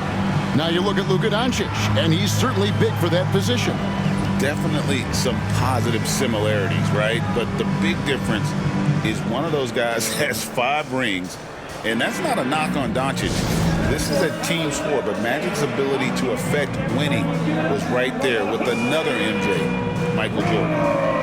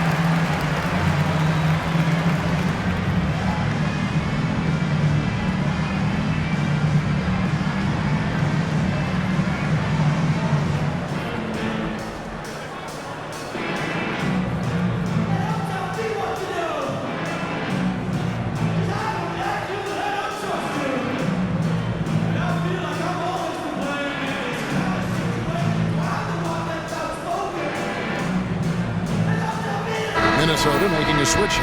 DiVincenzo's checked in.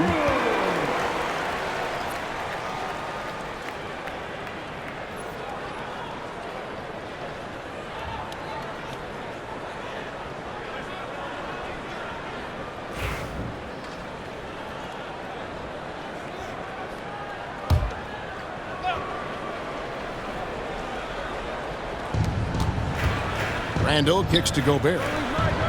Randall outside. Conley with the three. That's in, coming off an assist from Randall.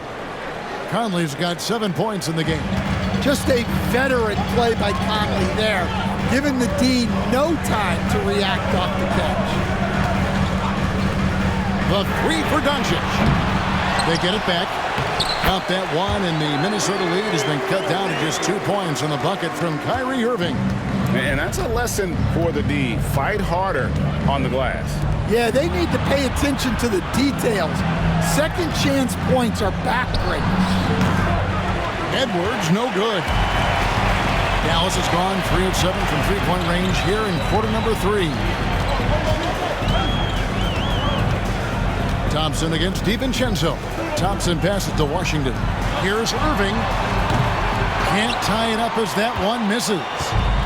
And so it's Randall bringing it up now for the Minnesota Timberwolves. Here's Conley. A good finish at the rack off the slick feed. He's got 9. And how about that move? Pat Conley adjusting around the contact to get the finish. Washington finds Irving.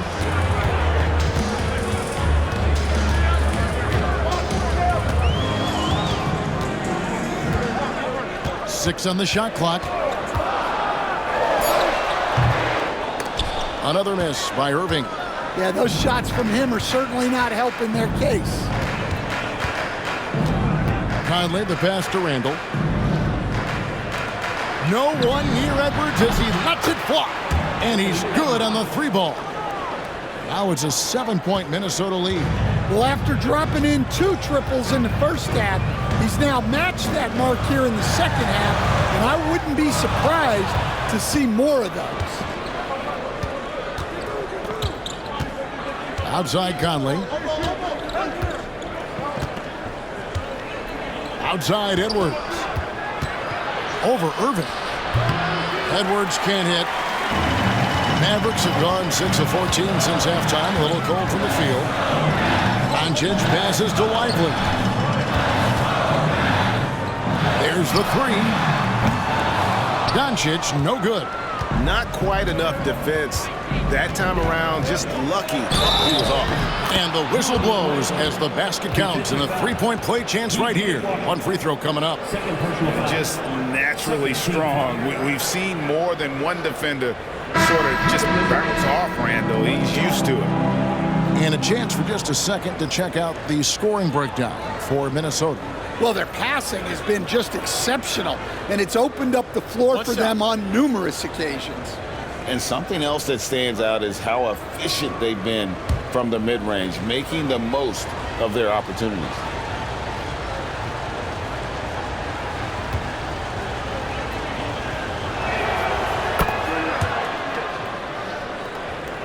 Here's Doncic. He's got 31. It's tipped. Pass to Alexander Walker. And here's Randall, covered by Gafford. Randall down low. Gafford's there, and that's out of bounds. It was last touched by Gafford. And right now, let's watch that terrific swat. And guys, that block could really help change the momentum of this game.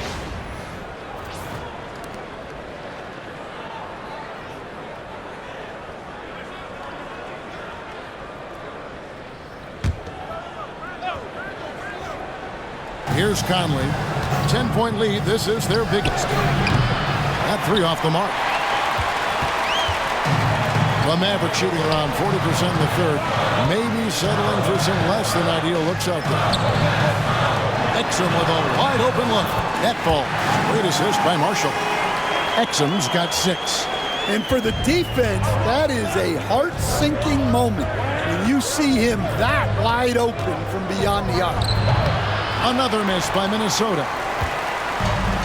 Dallas has gone downtown a lot since halftime. They've missed 5 of their 9 attempts out there. Well, his shot selection's been poor. If I were coaching this team, he'd be sitting next to me. Now here's Conley. He's got 9. Pass to DiVincenzo. And he makes it look easy, dunking it hard with one hand. a phenomenal floor general. Conley is gifted at getting it to his uncovered teammates. For this screen on Conley. Near the three-point line, it's Doncic. And Gafford throws it down. Well, offensively, he's doing his best to keep them in this game. But they might need someone else to step up as well. Here's Randall. He's got 17. Driving to the basket. Tries again. Rebound by Marshall. He just doesn't look like himself this quarter. Something's missing. Yeah, and sometimes guys just start pressing. The best thing for him is to just slow it down and concentrate on solid shot selection. It's stolen by Ingles, and here's the fast break. Here's Alexander Walker. A fantastic decision-making big. Randall with the right choice there, finding the open man.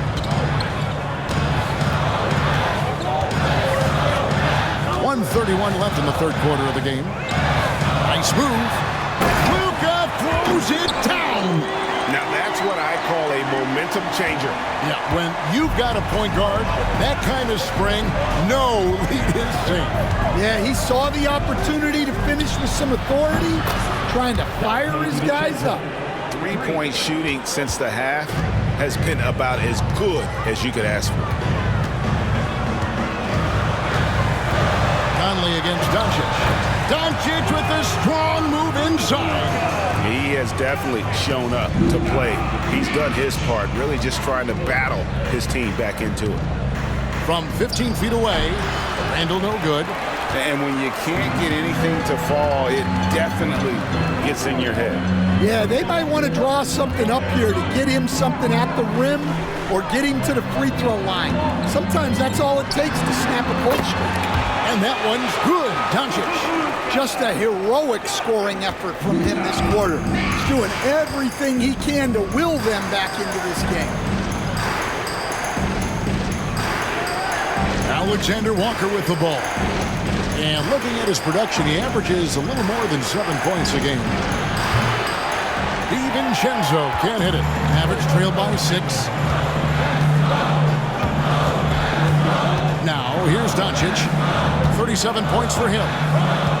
Thompson outside. Good. And the assist goes to Doncic. Doncic has got his 4th assist in this one. And so far in the second half, this has been a different kind of game than what we saw early on. Yeah, you can see it in the hustle stat.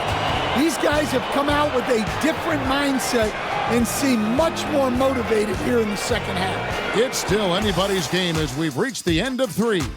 Timberwolves lead by 3. And we've got more action coming your way after this break.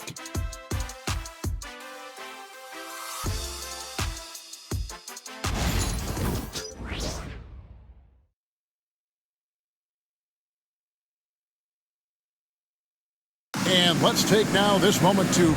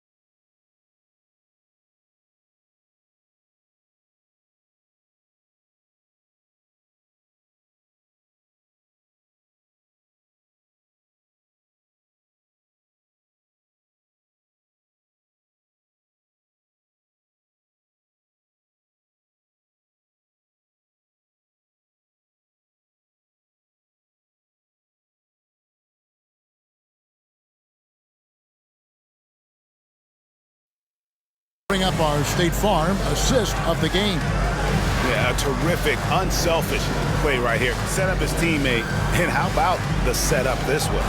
Yeah, that's great decision making and one that embodies a team-first mindset.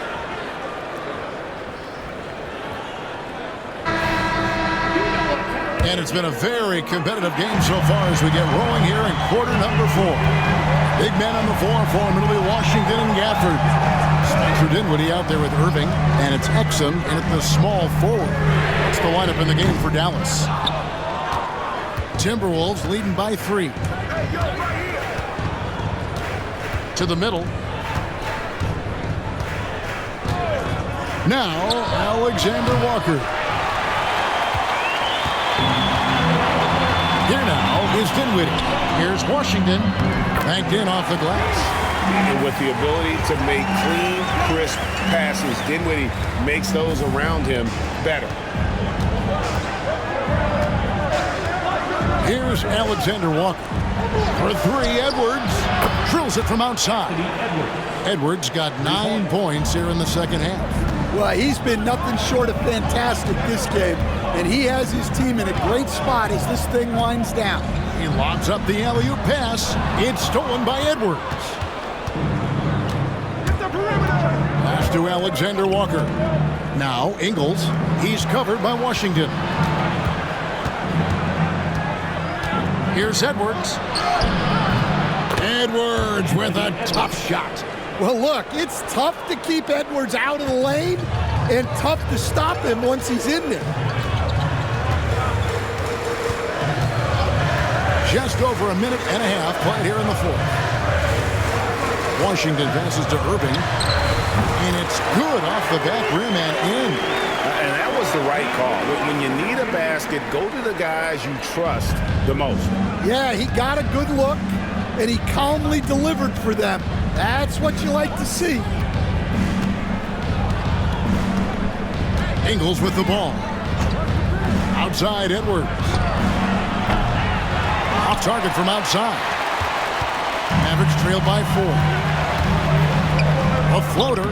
That one goes. Count it. And they've had assists now in their last 3 baskets. And so it's Ingles with it. He brings it up for the Timberwolves. They've led by as much as 10. Here's Miller. Shooting foul as the whistle blows. He'll shoot 2 free throws. All the officials are all over that one. Miller, 2 shots. Shoot 2.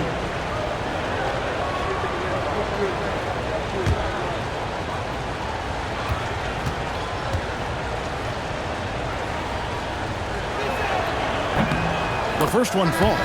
Impeccable from the line since halftime. Mike Conley's checked in for Nickeil Alexander-Walker.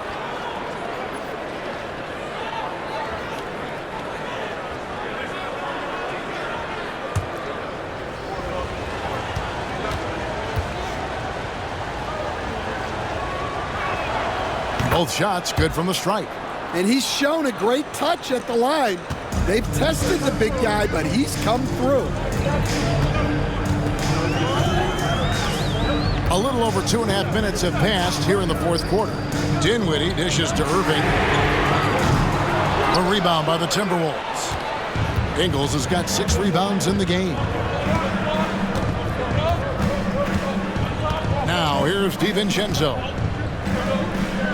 Here's Edwards. And the layup is good. Edwards got 39. Here's Irving.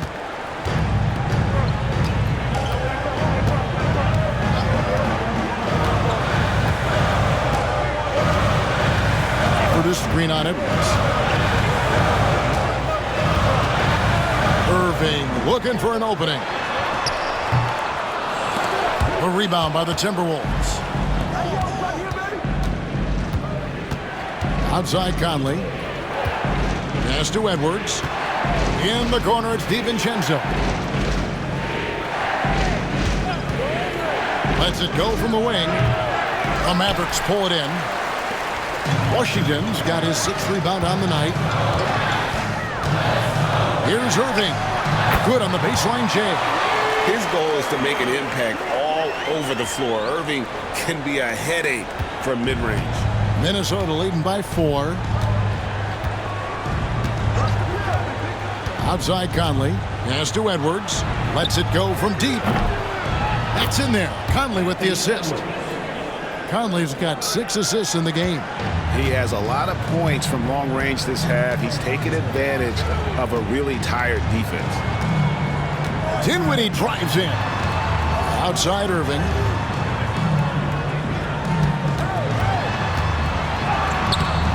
Ingles with the rebound. Ingles has got rebound number 7 for him tonight. Here's Edwards. And it's good off the back of the rim and in. Edwards got 44. Well, they wouldn't be in the position they're in without his contribution. He has tormented this defense tonight. Dinwiddie for 3. DiVincenzo with the rebound. DiVincenzo's got his 4th rebound with that last one here tonight. Right side, Conley. Oh, the lob to Ingles. That one's not going to go. And what should have been a simple pass and finish ends up in a missed opportunity on that alley-oop attempt. Yeah, that just comes down to the timing being off between those two guys. Irving. And he gets the whistle. 2 free throws coming up. It's on Anthony Edwards. And in terms of ball handling, this guy is just on another level. Kyrie Irving can put it on a string and just run circles around the defense.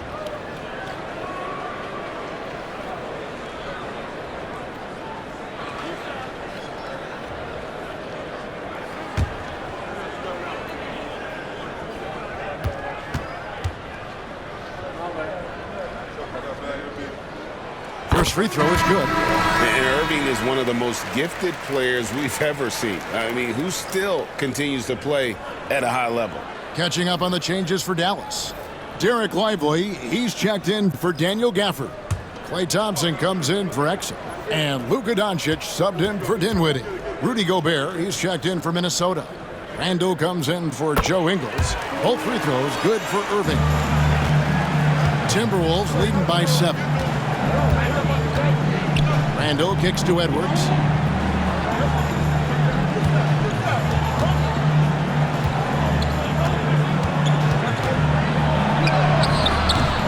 Kyrie Irving grabs the miss. And so it's Irving with it, bringing it up for the Mavericks. Over Conley. Dallas again missing. Minnesota's gotten off 4 3-pointers in the final quarter, and 2 of them have fallen.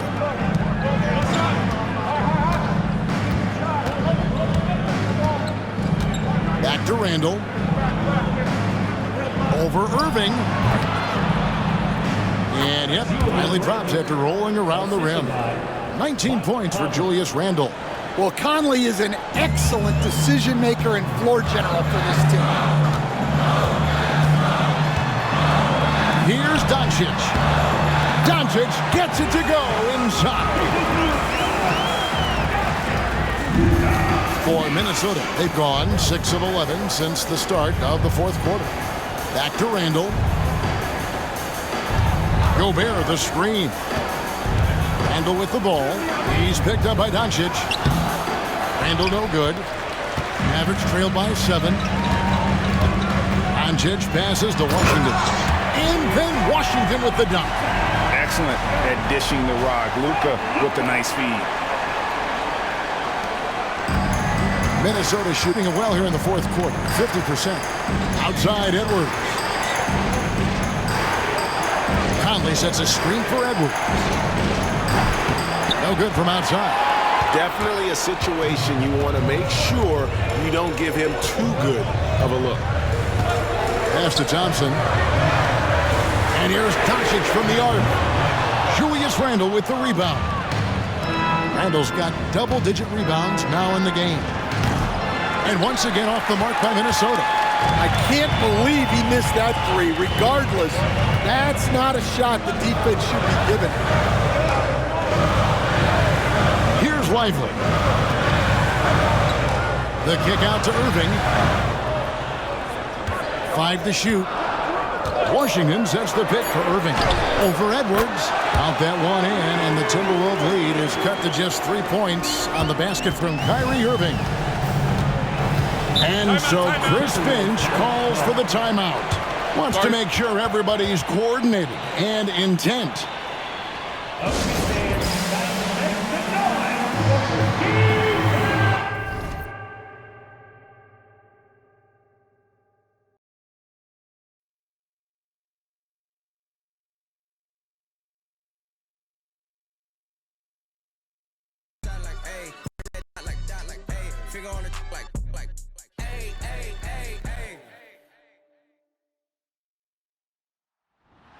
It's the NFL on EA Sports. And coming up, it's Zay Flowers. He should be one of his quarterback's best friends this week. It's the Ravens and the Texans, and it's all up next. Thank you to Trey Mosley for the introduction. We are indeed excited to welcome you to another edition of the NFL on EA Sports. Good to be with you. Mike Tirico, Greg Olson here in the booth. Greg, we got a couple of teams that love to throw the football. And you know how guys say, hey, we're not going against the other offense. We're going against the other team's defense. Greg, these star wide receivers, you know they're watching what the other guy does on the field here today. Oh, in their minds, there's no question. They are competing against one another. And I think that's what makes this league so fun is when these guys, they know each other. They study each other. They work together in the off seasons. A lot of times they're friends.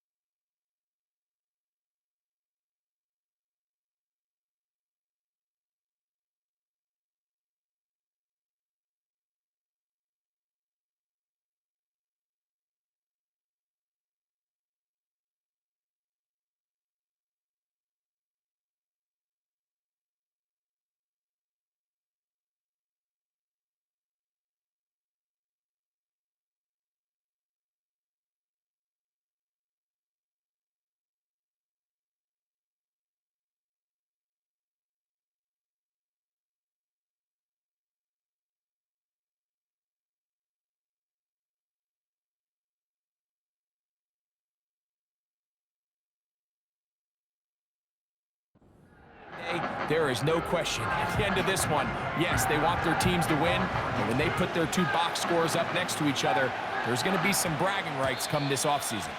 And no run back here. It's a touchback, but with the new rule in effect, with the ball bouncing in the landing zone, they'll start this drive at their own 20. The Ravens led out by the reigning MVP of the National Football League, Lamar Jackson, already season 7. Greg, he's won a couple of MVPs, and he's as talented as we see in the league. You think back to last week and what was really a pretty bland game. We didn't do a ton that was overly exciting, but his team was still able to come out with a win. I think that's really a testament to this roster that they have built. Yes, you're going to need your quarterback to play good ball as the season progresses, but in the meantime, they are good enough around him that as he continues to find his way, this is still a tough team to match up with. Play action now. Jackson. He'll be hit as he throws this time, and it's going to fall incomplete. And he might be fortunate just to avoid the sack, and it'll set up a third down. It's the tight end Likely in motion. On third down, Jackson. And he's got it to Flowers for the connection. They get the conversion on third down. It was a gain of 27. These third down conversions are just so important, Mike. Everybody stresses we want to possess the ball, give our offense as much opportunity to end as many drives as we can, scoring points. So if you want to stay on the field, you better be good on third down. We'll go 3 tight ends here on 1st and 10. On the handoff, it's Henry. And they're going to work this down inside the 45. This is how you draw up your opening possession when you're on the road. The longer the drive goes, the quieter the crowd gets. Continue to mix in that run game. Let's see if they can finish off by putting this ball in the end zone. 1st and 10. We're going to go right back to Henry. And some good running there. He'll fall forward for about 7. There you get a look at his numbers on the ground a week ago as a part of their victory.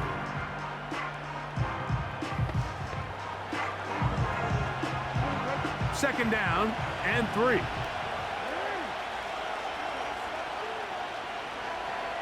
Aguilar goes off in motion. Second down, Jackson. And that's going to be incomplete. Coverage was good that time. The contact jarring the ball loose and forcing third down. Really nice job there by the defense defending the middle of the field. That is the most valuable real estate on the field. They know every single offense is trying to attack the defense between the hashes. So give credit. They took away all the throwing lanes, and that ball falls incomplete. And he's going to be close to that first down. Looks like he made it past the yellow line. Yes, he did. It is indeed a first down. In real time from up here, Mike, I couldn't tell whether or not he got it at first glance, but I think after seeing the replays we have up here, it looked like he and his blockers got just enough, and they're going to be able to keep this drive alive. On first down, they'll stay on the ground with Henry. And a good job following his blockers, a gain of 7. It'll be second down.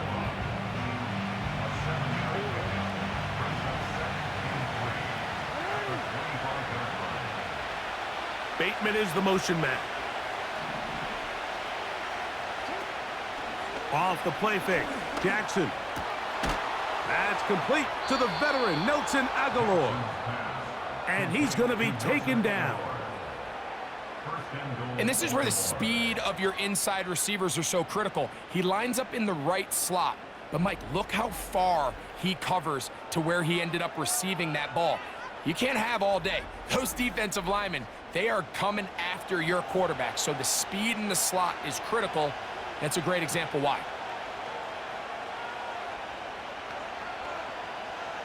Great chance to make an early statement here on the road. It is 1st and goal. Here's a run. Some room to run as he takes it down to the 2-yard line.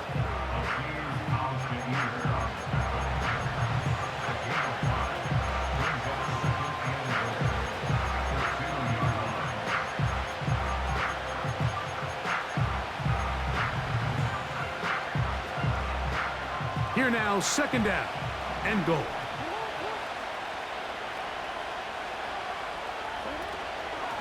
Again, it'll be Henry. And that big offensive line, clearing space. He's in. Derrick Henry, touchdown Baltimore. A terrific way to start this one. Not only a touchdown, but a nice long march down the field. Makes it a long walk back to the bench for the defense. Mike, that's about as good as you can imagine starting a game offensively. To be able to sustain that many plays and be able to cap it off with a touchdown, that is a dream start for this offense.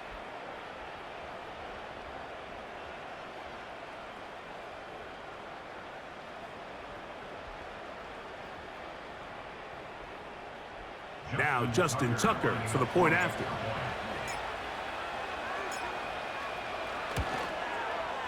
The kick is good.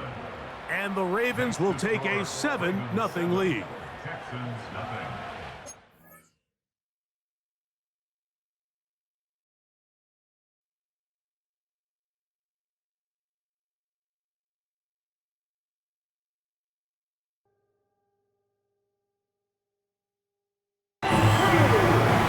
McDaniels, he's checked in for the Timberwolves. Right now, let's send it over to the sidelines and get a report from David Aldridge. Hey, guys, I listened in on what Chris Finch was talking about with his players. Now, Coach told his guys it's not over until it's over. He asked them to stay sharp out there and to keep fighting. If we lose this, it's on us, he said. Back to you guys. Thank you, David.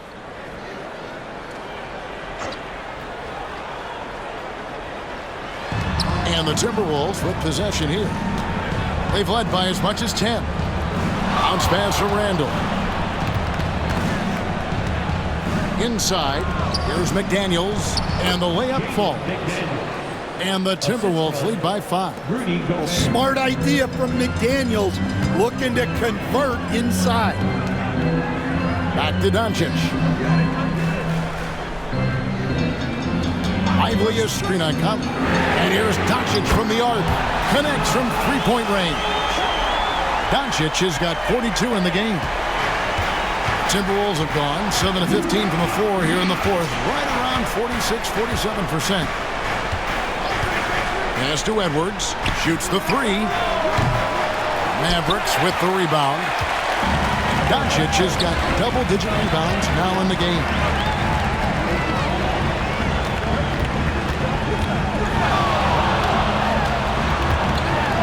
And they double up Doncic. Thompson from long range. A rebound by the Timberwolves.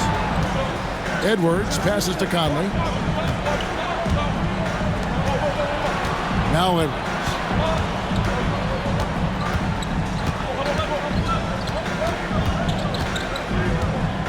Shot clock at 6. Pass to McDaniels. The Mavericks pull it in. Washington's got 9 rebounds now tonight. Outside Irving. And here's Doncic from the arc. Good, and the assist goes to Irving. Doncic has got 45 points. Well, this is what he does. A proven scorer in the clutch. Conley kicks to Edwards. Back to Conley. Looking for Gobert. He gets it there. Here's Edwards. And the layup's good off the glass.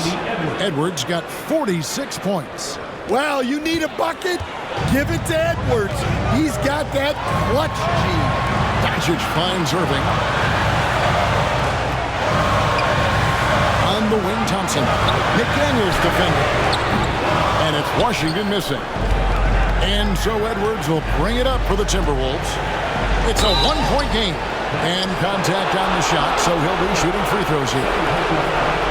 And the athleticism Edwards possesses is incredible. So good at drawing contact on the drive.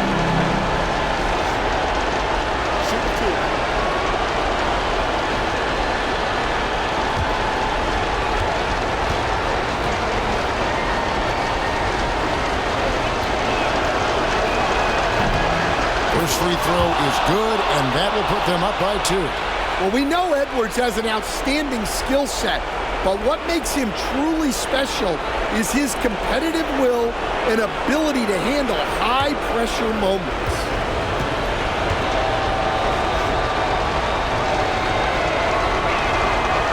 And the second free throw, no good. A tough break there.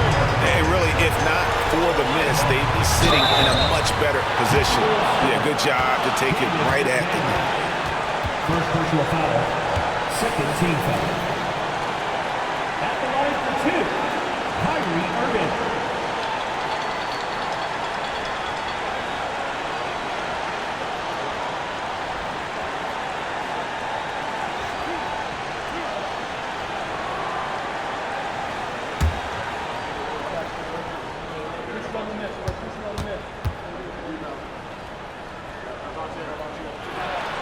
He hits the first one, and that narrows the gap to 1.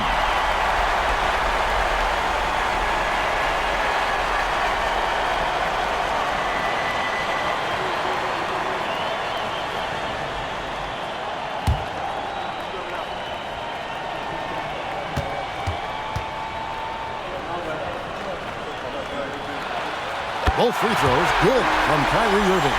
Tremendous job at the line as usual. You can always bank on him in those situations. Edwards inside. He's covered by Irving. And hustle like that is why he leads his team in rebounds tonight.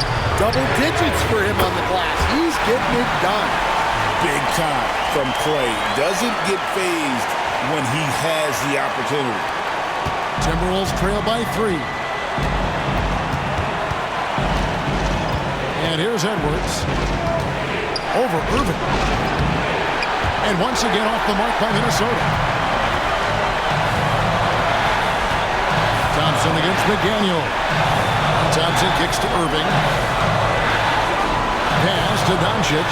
Over Conley. And it's Doncic missing. Minnesota with the ball. Here is Edwards. Fires the 3. That one misses. Game could be on the line right here. It's now or never. It counts. Incredible. Doncic decides he wants to take over, and that's his personality. He comes up with the goods on that one. And we've got a timeout called from Chris Finch. It's a chance for them to regroup and refocus. What do you think we're going to see coming out of this timeout? And they need to use as little time as possible here. If they can get a bucket before the clock hits 24 seconds, they can try for a stop on the next possession. If there's less than 24, then they'll have to foul.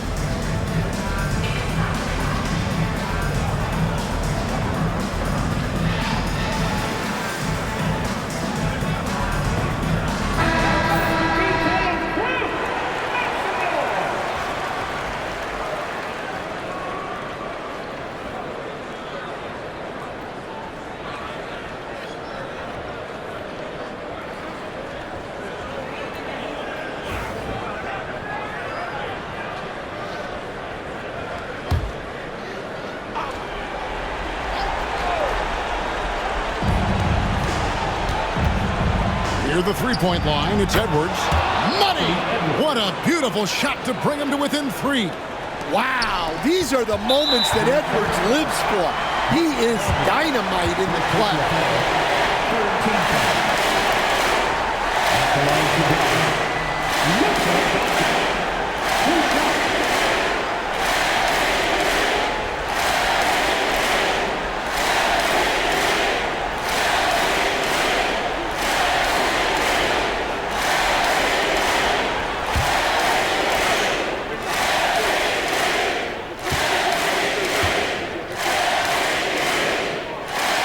So the first one drops, and that gives them a 4-point cushion.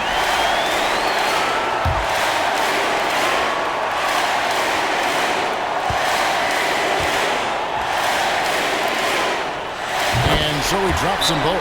It's a 5-point game. A very successful visit to the line for him. Now this is a 2-possession game. And we've got a timeout called from Chris Finch. He's clearly intent on wanting to lock in and make sure everyone's on the same page.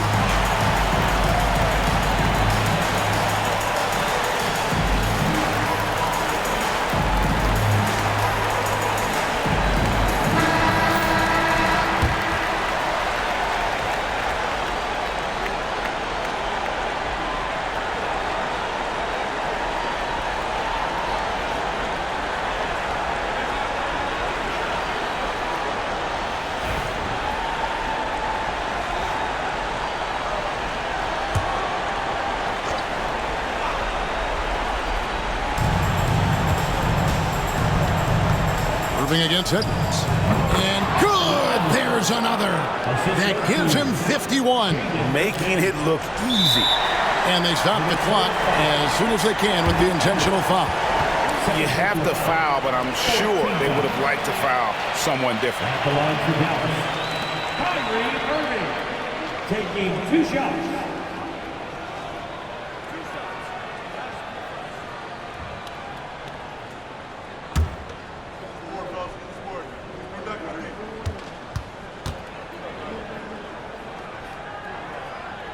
He drops the first one, and that gives them a 4-point cushion.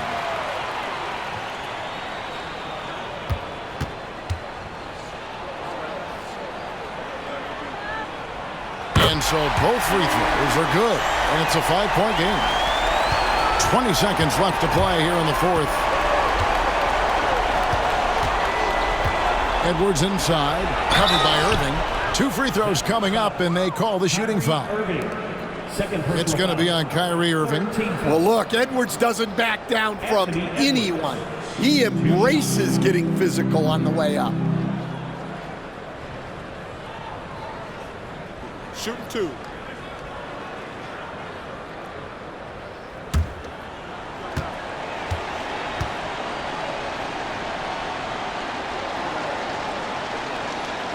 Good on the first, and that shrinks the margin to just 4.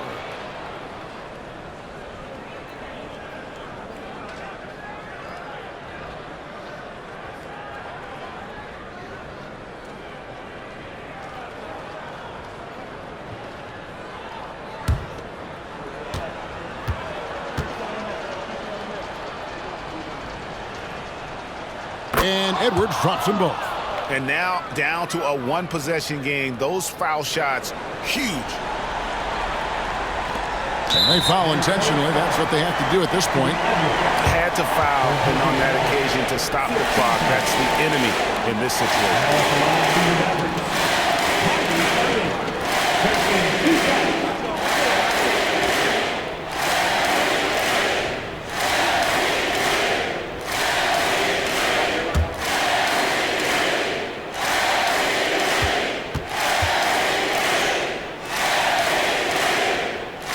Gets the first, and that gives them a 4-point cushion.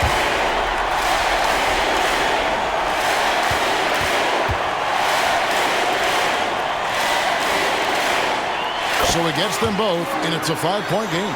Great composure there. Calmly knocks them down to put this game out of reach. 3-pointer, Randall. Trifecta! And we've got a timeout called by Jason Kidd. Pivotal moment in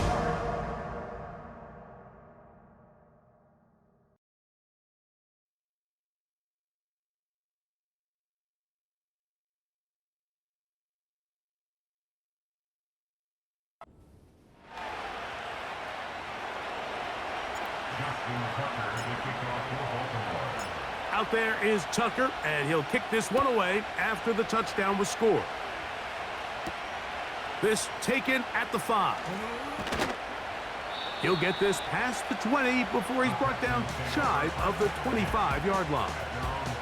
The Texans come out with the Rookie of the Year from last year in the NFL. C.J. Stroud, he was the number 2 overall pick out of Ohio State. Greg, a talented quarterback here. Well, I don't think that stat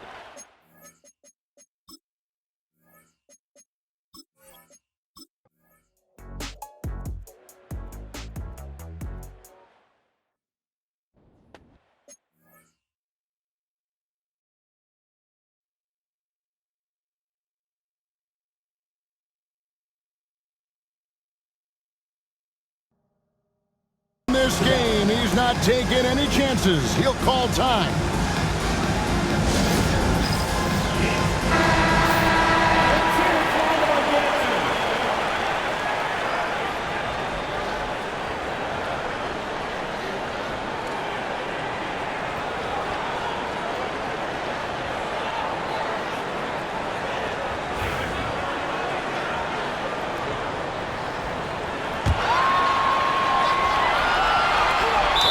Seconds left in the fourth quarter, and an intentional foul there stops the clock.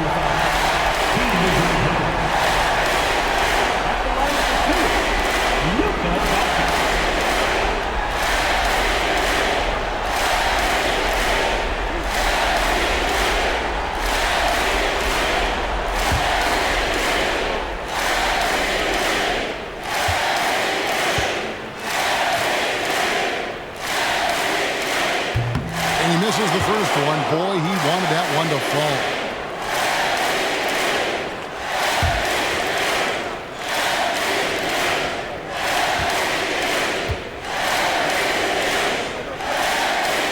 He's able to hit the second one, and that makes it a 3-point lead. Looking to tie it up with a big triple. Absolutely needed 3 here. So a close game sees Dallas taking this. That was a fun night of basketball. Fabulous finish as they continued to wait out until the very last moment to seal. And there are so many times when you see these tight games won at home, that advantage of having that crowd behind you oftentimes is the ultimate X factor. It's time now to go courtside as we send you over to David Aldridge from the sideline. David, take it away. Hey, thank you, Kevin. Kyrie, very few can match your offensive creativity. So how do you integrate that into the team system? It starts in our practice. It starts with our practice habits, getting our swing action, and practicing with a purpose. You know, whether it's shoot-arounds or walkthroughs, we're starting to show progress right there and just getting back to what we know, and that's executing on both ends of the floor and trusting one another. Well, the ball was certainly moving tonight, man. Congrats on the win. Kevin? Thank you, David. And that's going to do it tonight, folks, for our broadcast. So now for Greg Anthony, Stan Van Gundy, and David Aldridge, this is Kevin Harlan saying thanks for watching.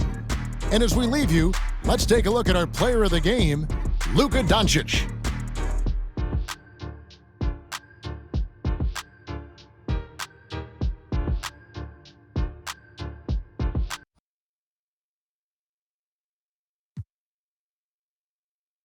My time. Took a trip out to Cali to hang with the make a play and get off that.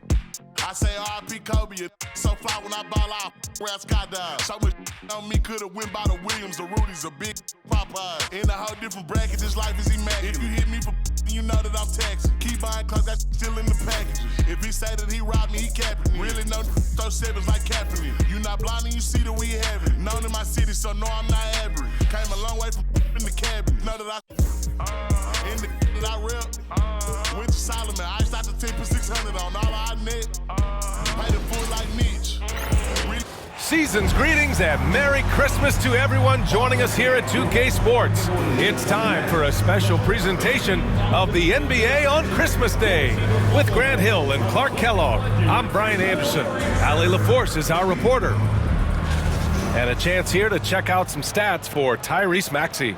And for an idea of where his offense is right now, take a look at his true shooting percentage decreasing over the last 5 games. He desperately needs to find his stroke tonight. Here are the 5 for Philadelphia. They've got Eric Gordon. Andre Drummond is out there with Joel Embiid. Then there's Paul George, and it's Maxey in at the point guard position. And for Boston, Holiday at the 1 with White at the 2. The 2 Jays, Brown at the 3 and Tatum at the 4. And it's Porzingis in at the pivot spot, manning the middle. If you like slow-paced basketball, you've come to the wrong place. These teams love to run. Oh, they love to run. I mean, these teams score a great deal of transition baskets. They want to use their speed, their quickness, and attack the defense before it gets set. And here's George. Pass to Maxey. And here's Embiid. The 3. It's rebounded by Jaylen Brown. Outside Holiday. Now here's Tatum. Let's go with a 3. The rebound by Maxey.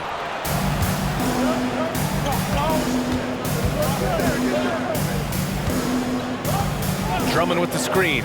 Three-pointer. Hits a three-pointer. The numbers testify. Tyrese Maxey is one of the best three-point shooters in the NBA. Now let's send it over to Allie LaForce, who was able to talk with Joe Mazzulla. I talked to him about Joel Embiid, and Coach told me Embiid does have us worried.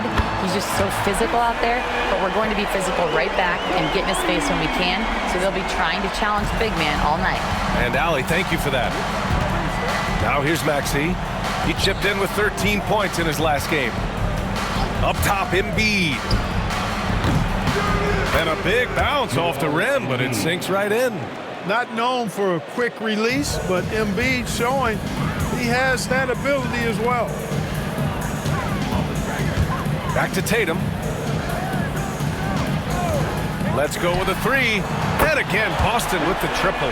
He's consistent from out there, especially when you give him that kind of room. Philadelphia has gone 1 of 2 from three-point land so far. Pass to Embiid. Here's the three. It's hauled in by White. And this is exactly who you want taking that shot. He just missed it. And about 2 minutes into the first quarter here. Tatum from long range. Joel Embiid with the board. The 76ers have gone just 2 for 4 from the floor. And the call will be against Derek White. That's his first foul of the game. Personal foul. First team foul.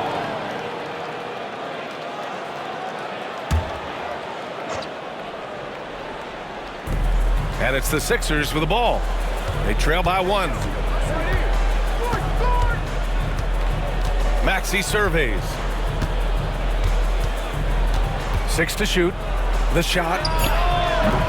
Boston pulls it in. Usually, guys, he's going to knock that one down from there. Proficient at operating in that medium range area. What he might lack in height at the 4 spot, he makes up for it with his burst. 76ers trail by 3. You know, Grant, in interviews, Jason Tatum often seems understated and soft-spoken, but that's just him, isn't it? That's true, B.A. Tatum has a quiet confidence about him. He doesn't feel the need to be loud or act out. He lets his work on the court do all the talking for him. No hesitation there from Maxey. Confident in that jumper, as he should be. Porzingis finds Brown.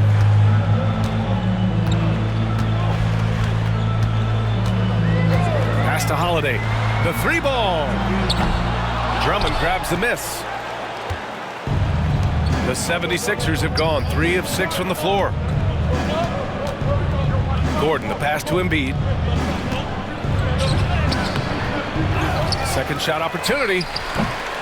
No good that time. He's looking pretty unsettled at the moment. Doesn't seem like he has a great feel for his shot. And here's Brown for 3. Drummond grabs the miss. And Gordon has got the ball here for the 76ers. And this is their first time matched up with the Celtics this year. They took the season series against this opponent last year. High-profile games are the best. Exactly. 2 top teams in the conference. They want to continue that success this season as they look long-term towards playoff season. Well, just cannot buy a bucket, guys. And tell you what, that's a painful quarter for him, and it's painful for me to watch, too. And timeout is called by Nick Nurse. He wants to give him a breather and talk things over.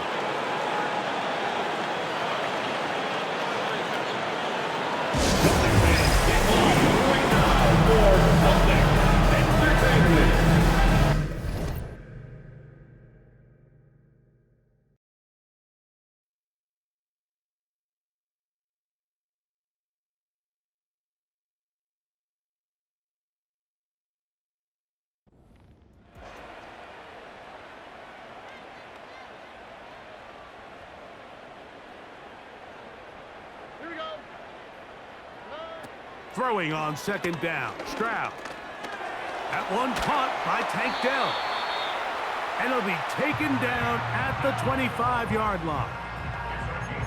Every once in a while, it just comes down to you need somebody in the huddle to just make a play, and it wasn't a whole lot fancy here. The quarterback just dumps the ball down, a quick underneath completion, and then really it's the yards after catch that did the rest, and that's what it takes. You're not always going to have the perfect play. You're not always going to dial up the perfect play against the perfect look. Sometimes players need to make plays, and that was a good one there.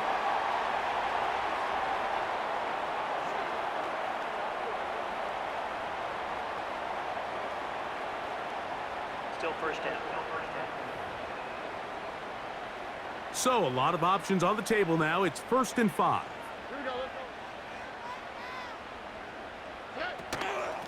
They'll give this to Mixon, running right, and he is planted in the backfield. Defenders crashing through, blow up that play behind the line.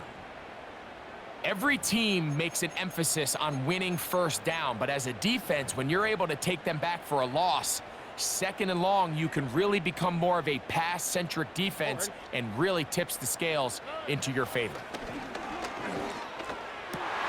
That's over the middle and intercepted. Picked off by Trenton Simpson. And the Ravens are going to take possession here at their own 16-yard line. When you find yourself in this situation, you're on defense, you're defending your own goal line, you got to take some chances. You've got to try to force a turnover and make a play and get off the field. That's exactly what this defender did. Takes a chance, bets on himself, and comes away with a pick to save them some points. Lamar Jackson and the Ravens headed back out again. And he's been a nightmare for defenses trying to contain him all year. The NFL's leader in rushing yards at the quarterback position.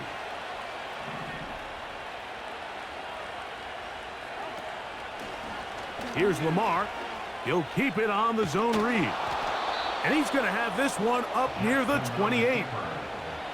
When this offense is really in gear, Mike, a lot of it is because of the ability of Lamar Jackson running the football. He is what makes this thing go, and you can see why.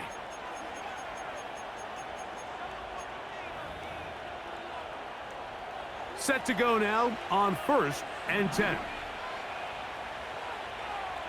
It's the tight end Likely in motion. A 1st down throw for Jackson. That one knocked away and incomplete. Jimmy Ward with the good coverage that time gets a hand in there. They'll try again here. 2nd and 10. They'll work straight ahead with Henry. Only a couple on that one. It'll set up 3rd down.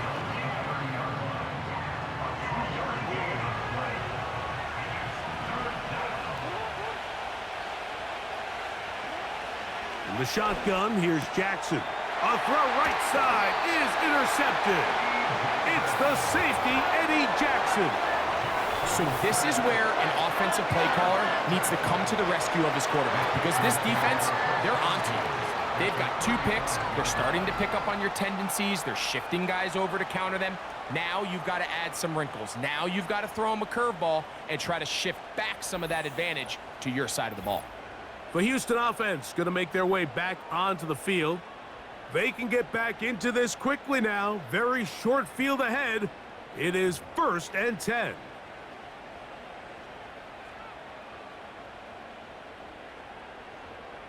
On the quick, right? They will work the middle with Mixon. And a nice run there on 1st down, getting 8.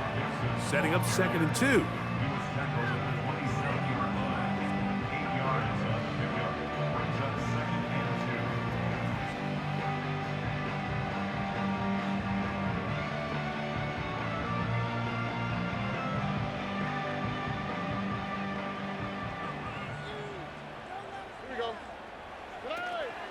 On the option, they give it to Mixon. And he'll have enough to move the chains. He'll take this forward for about 3 yards. This is a situation that play callers love to be in, Mike. They have all their options on the table. 2nd and short, play action pass, you can run. In this case, they choose to keep it on the ground, play it safe, pick up the 1st down. Stroud to throw here on 1st down. Open man, the tight end, Brevin Jordan. When you put plays like this on tape, it sends a message to every defender across the league. When you play this offense and this guy has the ball, you better bring it when you come to contact him, because if not, you're going to be on the wrong end of it. And he'll be taken down. Now, following the run, one of the offensive linemen leading the way is a bit shaken up. Athletic training staff's going to take a look, but this is a problem late in the season. Well, a chance to get right back in it here. First down and goal. They'll send a tight end in motion. They'll run here with Mixon. And he'll take this down to about the 7.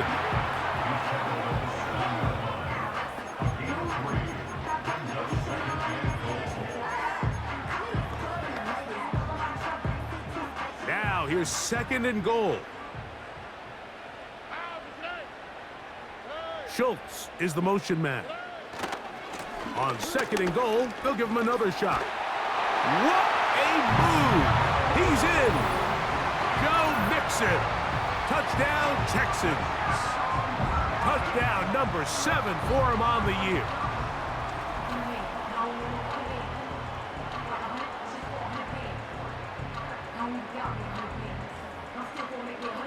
Now Kaimi Fairbairn on for the extra point. He's got it. And the Texans are on the board. It's now 14-7.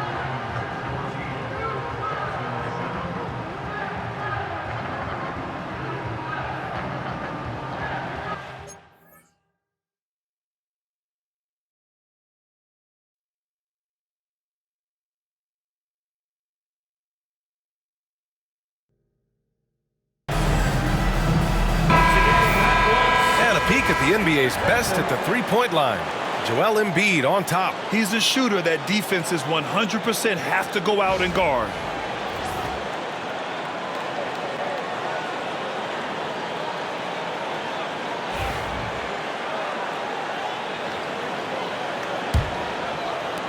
'76ers trail by 3.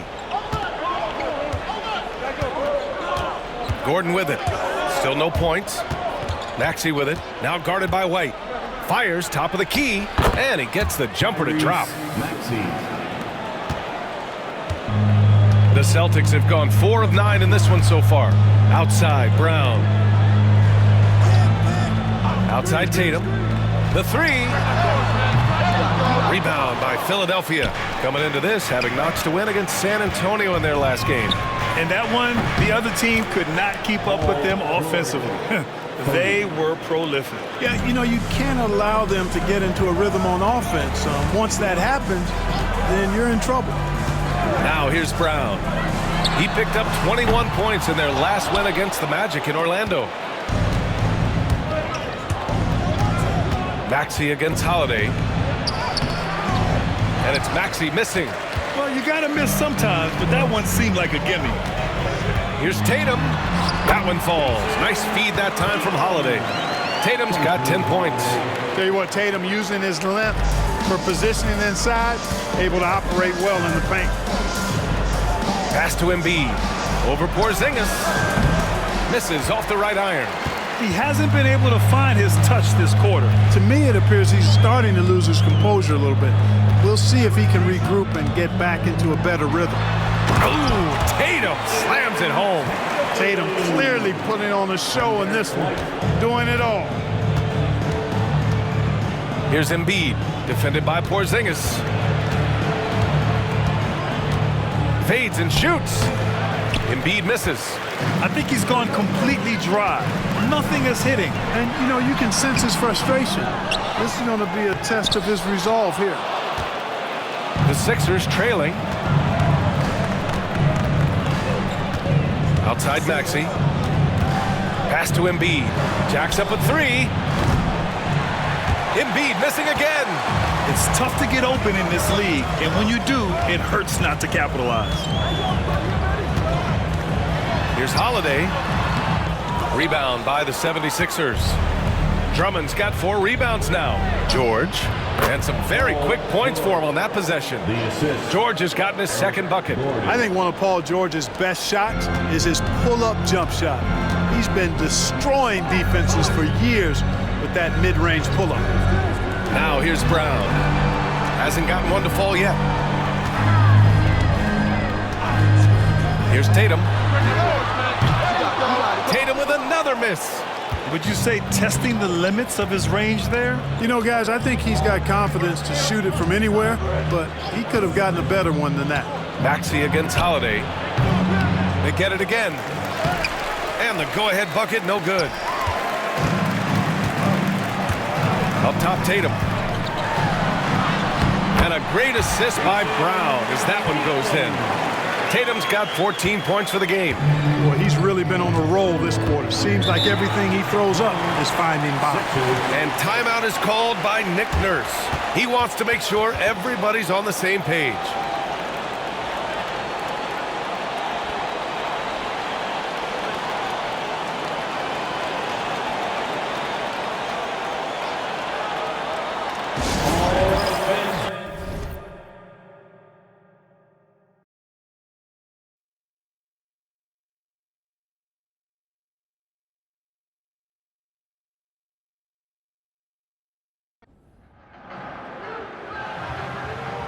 So after the touchdown, here's Fairbairn to kick it off. Hardy now with the return. And they'll bring him down just shy of the 30-yard line. Back out is the reigning MVP of the league, Lamar Jackson, and the rest of this Baltimore offense. And this defense has to be searching for answers right now. It's been his ability to make plays on the ground here in the first half that has really given them fits. They'll start out on the ground with Henry. And tough running there. He's up to the 32.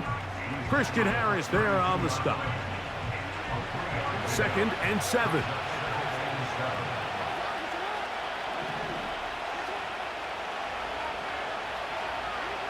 Now it's Jackson. And that's going to be incomplete. Coverage was good that time. The contact jarring the ball loose and forcing 3rd down.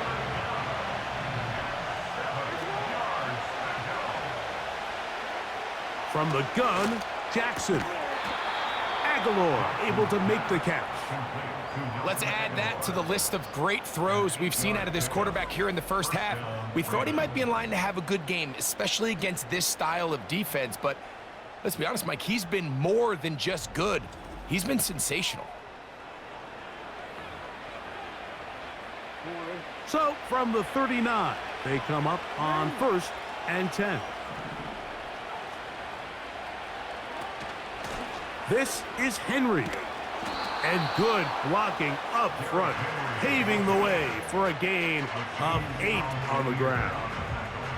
And you talk about a guy who's been running with a purpose here in the first half, Mike. I mean, not only hitting the holes and accelerating through them, but as the numbers telling you, he might be on his way to a big, big ball game. Jackson now on 2nd down. Now, deep ball for Bateman. That one knocked away. It is incomplete. Very good job defensively. Stayed right with him, and will bring up 3rd down. Well, not exactly breaking news here, Mike. They got speed on the perimeter that just not a lot of teams in the NFL have. So even though that ball falls incomplete, I think they have to continue to do it. Continue to pressure this defense and make them defend the entire field. Because as they're worried about him running by them, there is a lot of space open underneath. Sometimes, Mike, the best plan is also the simplest plan. And for this team, just snap the ball to your quarterback, let him find some daylight, and go get that 1st down himself. They'll run it on 1st down with Henry. And they'll take this down inside the 35. And he continues to have success running the ball here in the first half as he's closing in on 100 yards already. Here's 1st and 10.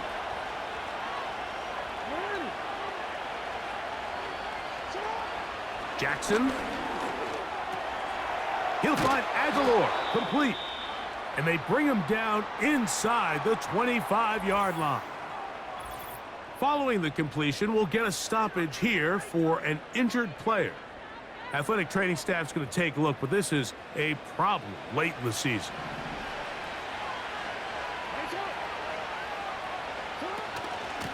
On the option, they give it to Henry. And he finds a little bit of space. He'll take this forward for a gain of 4.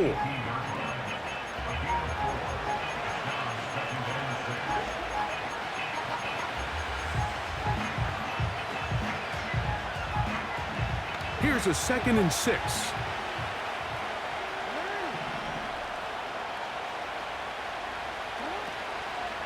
He'll go again here with Henry. And not much there. He's back to the original line. No gain on that one. These edge rushers, they are judged by their sack totals, Mike. They love to rush the passer. But they have responsibilities in the run game as well. Great job here, keeping it to no gain. Jackson from the gun on 3rd down. And that is incomplete. Just a couple plays ago, Mike, it felt like a touchdown was kind of inevitable. They were doing everything they wanted as they marched the length of the field, and then as they got down here close to the red zone and that field condenses, they started getting sloppy in their execution. Now, what do they do on 4th down? Do they try to keep their offense out there and extend the drive, or do they settle for 3? And this is what you want. I mean, you clearly have the advantage, but you want to continue to apply pressure. Can you score?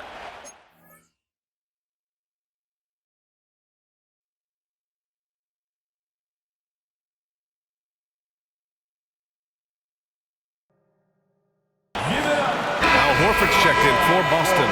The 76ers also with a sub. Oubre, he's checked in for Embiid.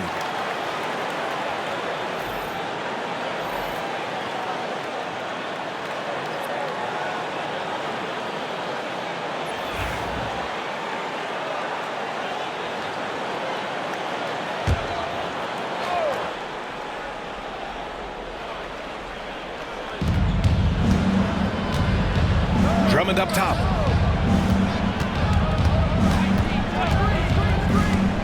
Outside Maxey, pass to Gordon. George with it. Horford with some nice D. Boy, patrolling the paint well, protecting the rim. That's exactly the kind of defensive effort you need against him. It's an even 3-on-3 break. Here's George. Doesn't go that time. Ooh, good work defensively by Holiday. And so Holiday will bring it up for the Boston Celtics. One thing you can say about Boston, Grant, they know how to put a team together. Yeah, the Celtics' consistency of winning is just impressive, both now and throughout their entire history. They are really the gold standard in this league, and it's mostly because of great draft picks and great trades. Now here's Maxey. He has 7. Kept alive.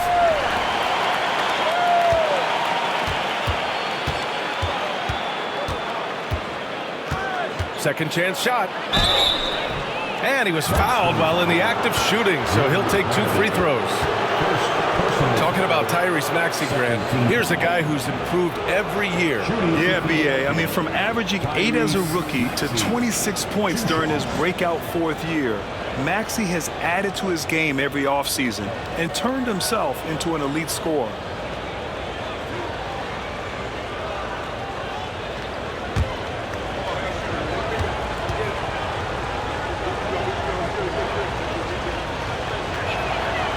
Free throw's good for Maxey. Approaching the midway point of the season now, Grant. How much do players want to be named an all-star? You know, B.A., I'd say for the young guys and for guys in their twilight years too, it means a lot. But for the guys that have done it a few times before, you know, sometimes that weekend off is a nice reset button. Both good from the line that time. Productive trip to the line. He doesn't like to leave points on the table. Brown against Jackson. Cornette sets a screen. And here's Brown for 3. And again, Boston with the triple. Backing up that last 3 with another 3. The defense has to stop giving them so many clean looks. Yabusele. And he can't answer back. The 3-pointer offline. Boston on offense. They're on a 12-4 run. Horford passes to Pritchard. Here's Brown. This one for 3. The rebound by Yabusele. He didn't make them pay for that weak defense, but they just can't rely on him to miss those kind of shots. Celtics lead by 6. Here's Brown. Missed inside. Hey, how about imagining if they were hitting their shots, how big the lead could be? But so far, that's not been the case. Outside Maxey. Hits the trifecta. Maxey's got 12 points in the game. Hey, we've seen Maxey take the big jump. Now he's one of the game's best scorers. Now Brown. 6 points for him. 2 minutes remaining in the first. 2 minutes. Horford, a screen on Jackson. And here's Brown for 3. Another miss by Brown. 76ers trail by 3. Pass to Jackson. And there's 1:45 left in the first quarter. That evens the score. He's got 15. Really showing you how quick he can be with the basketball. Maxey letting it fly in a hurry. Here's Pritchard. No points so far. Now Horford. Pass to Hauser. Here's Cornette. 5 to shoot. And here's Brown. And right away, they match it with a three-pointer of their own. Brown's gotten his 3rd basket of the night. And, you know, we've seen Brown accept more responsibility over time on offense, including taking these quick shots. Now here's Maxey. He's got 15. It's good. And his fantastic performance from the last game has carried over to tonight. And you know, that's how it goes with him. I mean, his hot streaks, guys, don't last minutes. They last days. Jackson against Brown. Oh, and there's the whistle on the shot. So 2 free throws for him coming up. It's going to go on Reggie Jackson. And Brown is a guy who is hunting contact. Defenders have to be more cautious around him when they're defending. For 2 shots. Shoot 2.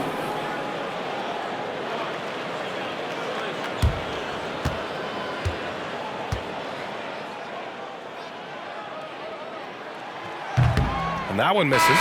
And you look at Jaylen Brown, Grant. Not many wings have the strength he has. Yeah, Jaylen Brown could dunk over a brick wall, and he could dunk through a brick wall, too. And it's just so hard to move him off his path when he's on his way to the rim. Jason Tatum, he's checked in for Hauser. Embiid, he's checked in for Philadelphia.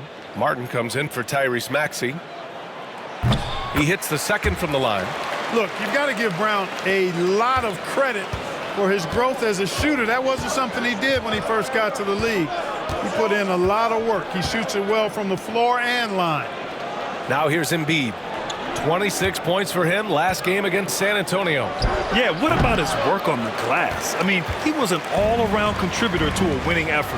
Yeah, the half and half balls are going their way, and that's really a function of effort and intensity. You know, the ball doesn't discriminate. Whoever goes and gets it, that's who owns it. Pass to Jackson. Now here's Embiid. Takes a 13-footer. Blocked! And he gets it back. And so it's Jason Tatum making highlights for the Boston Celtics. Absolutely carrying the offense. He ends the quarter with 14. We'll be back in a moment.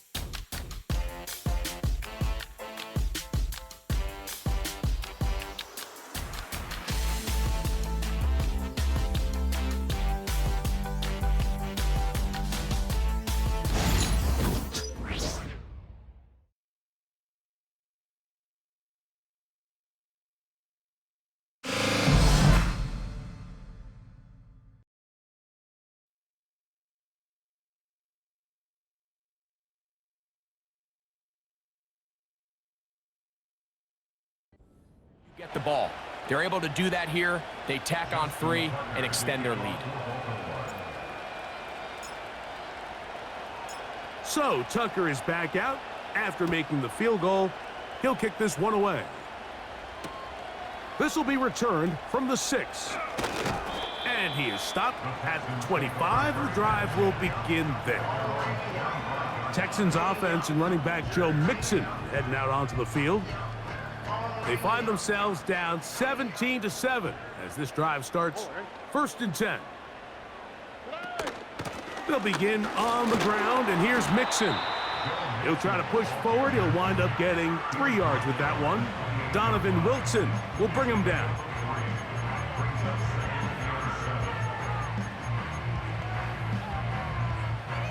They face 2nd down and 7.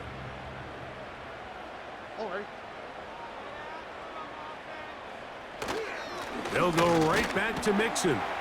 And he'll get close to the marker. A nice run, probably a yard short of that 1st down. It's tough to completely celebrate, Mike, when you don't pick up the 1st down, but that's a run you will take every single time. I mean, good yardage, and in a lot of situations, it'll get you the 1st down, just not here.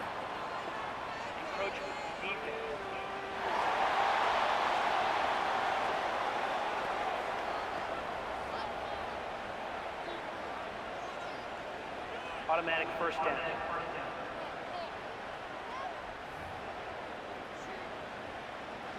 They'll come up 1st and 10 at the 40. In motion now, it's Collins. They'll go play action with Stroud. Open man, downfield, it's Nico Collins.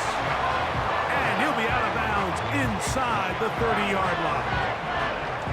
It is a big-time play for Houston. 31 yards. Those are the explosive pass plays that this team is going to continue to mine all day. And you can see pre-snap, the quarterback loved his matchup. He allowed his receiver to work downfield. Perfect throw, and now sets them up to try to see if they can finish this drive off with some points. He was looking for Stephon Diggs there, and it'll bring up 2nd down. Here we go. From the shotgun, C.J. Stroud. A very quick throw there, but not on the same page with his target. That's incomplete. For the most part, he's been very accurate with the ball. I mean, he's completing over 60% of his passes, but because they haven't been able to get any big explosive plays, continue to push the ball downfield, hasn't really translated on the scoreboard just yet. He's got his man, complete to Dell. 17 yards on that connection. 1st down for Houston. 3rd downs, Mike, those are quarterback downs. Those are the downs where you tend to find yourself in a must-pass situation, and that's where the top guys in the league are still capable of overcoming it. So throw the ball downfield, be accurate with the ball. Winning on 3rd downs, that is a recipe for success. On 1st down, it's Stroud.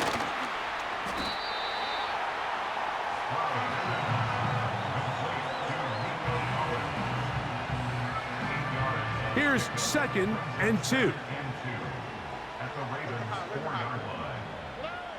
Stroud to throw. And this throw out of the back of the end zone. It's incomplete. They let a golden opportunity slip. Challenge flag is out. D'Amico Ryan saying, I want another look at this one. They're looking both at the feet to see if 2 were down, but also whether or not he had full possession of the football when those feet were down.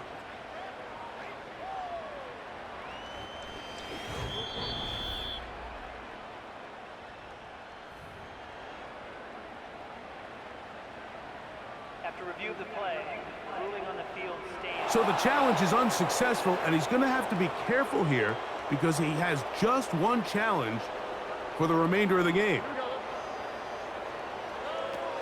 From the gun here on 3rd down, it's Stroud. And he will fight his way to the end zone. C.J. Stroud, touchdown, Houston. Initially looking to throw it for the touchdown, couldn't find anything, so Greggy takes care of business himself, using his legs for the touchdown. Well, it was clear early on, Mike, that this defense was expecting the pass, and after matching all the receivers in the end zone, this quarterback realized quickly it was his legs that he was going to need to rely on to get the ball across the goal line. Fairbairn able to add the extra point, and the Texans are back to within a field goal. It's 17-14.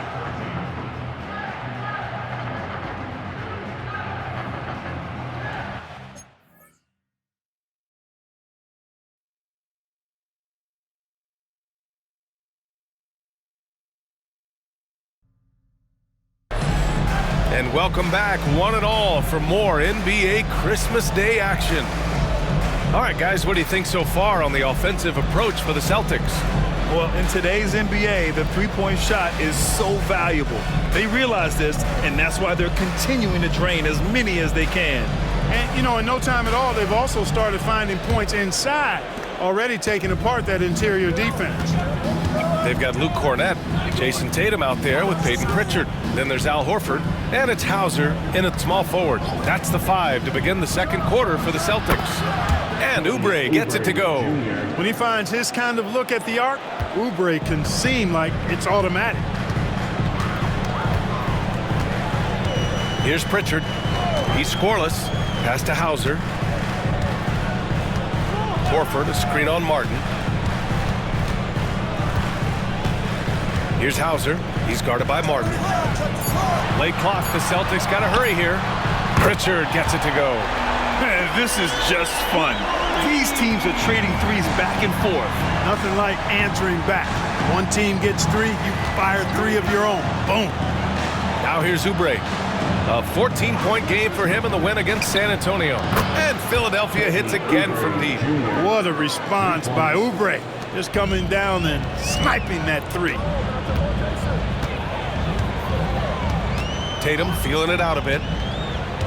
Horford, a screen on Oubre. Tatum from long range. And it's Martin with the rebound. Yeah, still close, but with their tough play on the boards, we're certainly seeing the effort.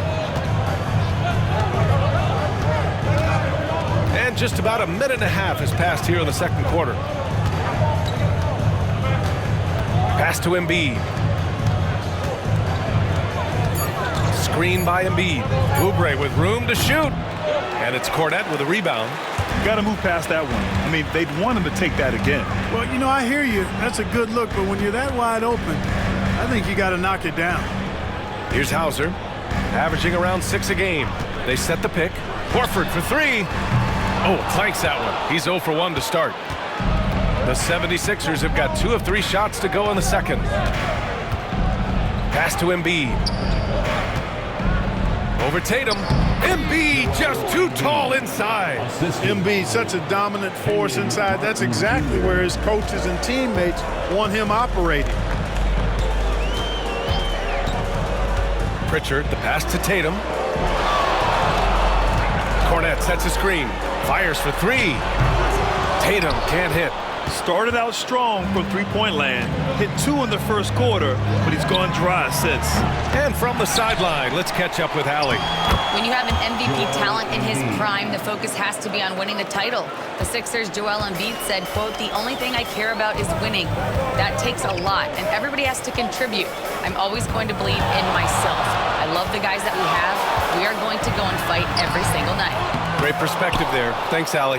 Love the spin move right there, but he couldn't quite gather himself for the shot. He may have spun himself dizzy out of the spin move.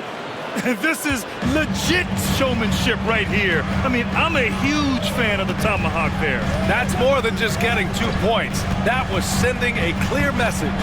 Well said, because it really could shift momentum here. I mean, the energy you see from the guys on the bench, when they get pumped up like that, I think everybody gets pumped up. Now here's Horford, still without a bucket. Pass to Pritchard to end the cold spell, bearing his second of 3 attempts. Al Horford impeding the defense there with the solid screen. Closing it on 4 minutes played here in the second quarter. Jackson finds Oubre. Here's Martin.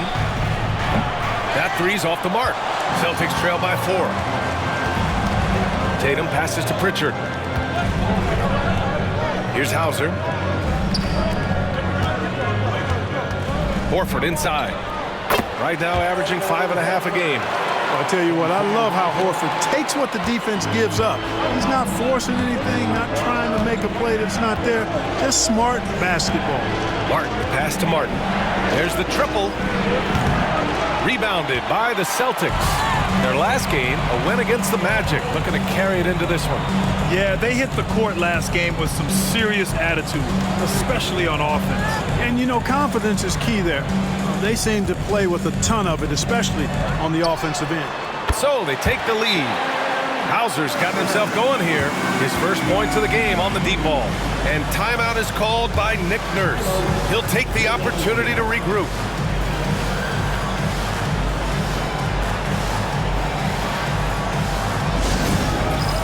It's time for Dance Dance. If you see yourself...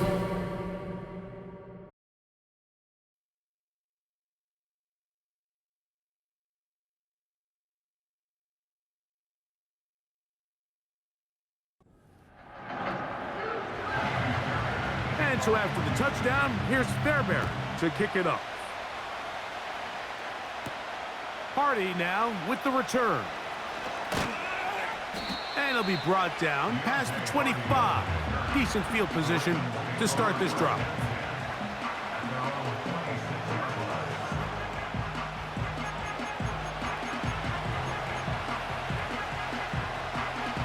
They'll come up here, 1st and 10.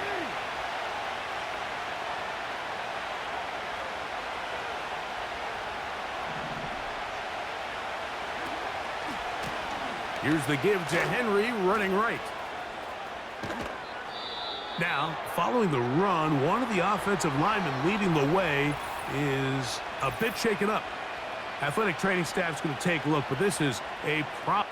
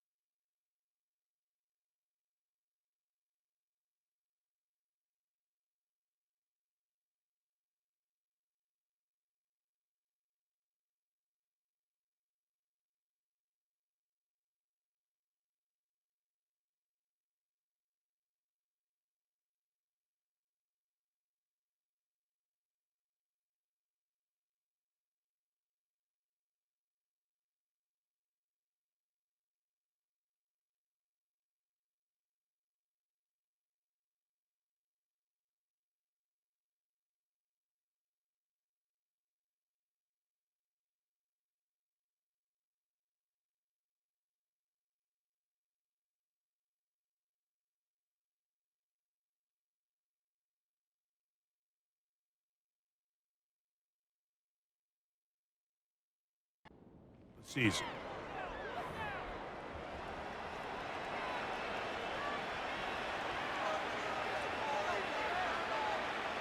So, 1st and 10 here now at the 38.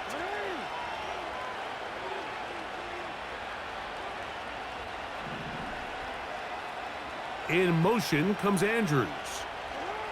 On 1st and 10, Jackson. And that one's incomplete, but a late flag comes in. Looked like he might have gotten there early.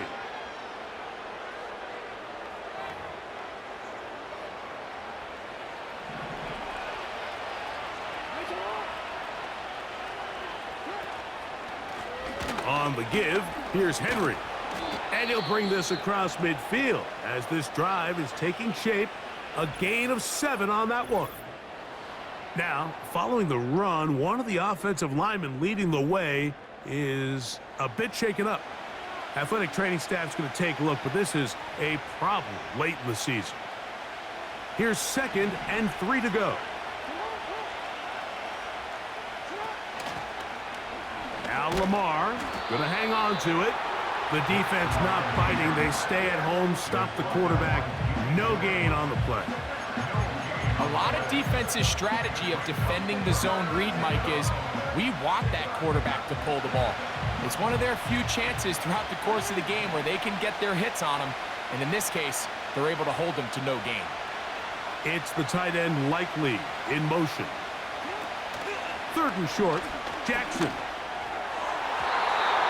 And that is incomplete. Searching for his Pro Bowl tight end Mark Andrews that time. And that's going to lead to a 4th down. So the drive ends, and on comes Jordan Stout to kick it away.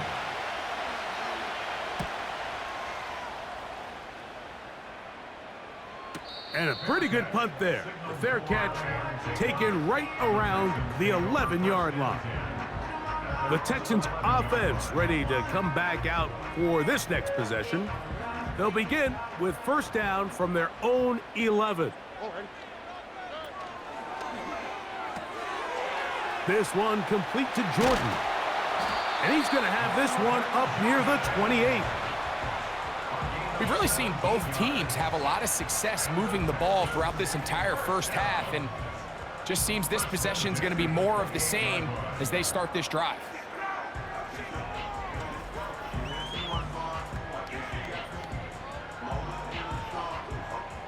So they come to the line for 1st down and 10. From the gun, here's Stroud. And he'll be taken down as we tick down to the 2-minute warning.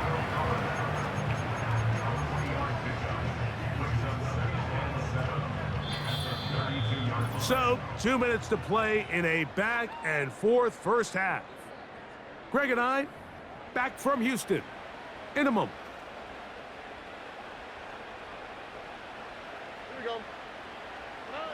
On 2nd down, Stroud. That's caught. It's Dameon Pierce.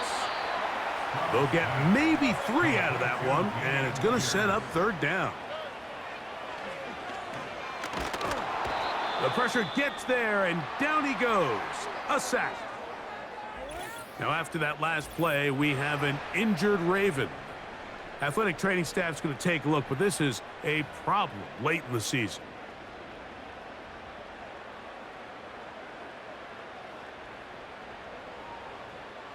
So, 4th down, and it's the former Chief, Tommy Townsend, to punt for Houston. Deep for the Ravens, it's Deontay Hardy. But he cannot get away. Great job down there to hold him to a short return. Derrick Henry heading out along with the rest of this Ravens offense. And as a play caller, when you've got a guy who's running like this, you lean on him. And your offensive line has had big opening after big opening and big numbers in this first half. A pass pulled in by Henry. And he's brought down after a gain of 6 on 1st down. Great example of 1st down efficiency. You don't always have to go for the big play, but put yourself in a friendly 2nd down. Now you have equal opportunity to both run and pass. They'll send him over to the left. On play action, here's Jackson. Under pressure, and he'll go down. They got him. I'll tell you what, if the offensive lineman had the same level of fight and effort that the quarterback did, they wouldn't be in this situation. It's a shame because that individual effort went a long way towards extending that play, and it still ended up resulting in a sack. On 3rd down, Jackson gets it away quickly, and it's caught. And the defense can't come up with a stop there. Gain of 7 and a 1st down.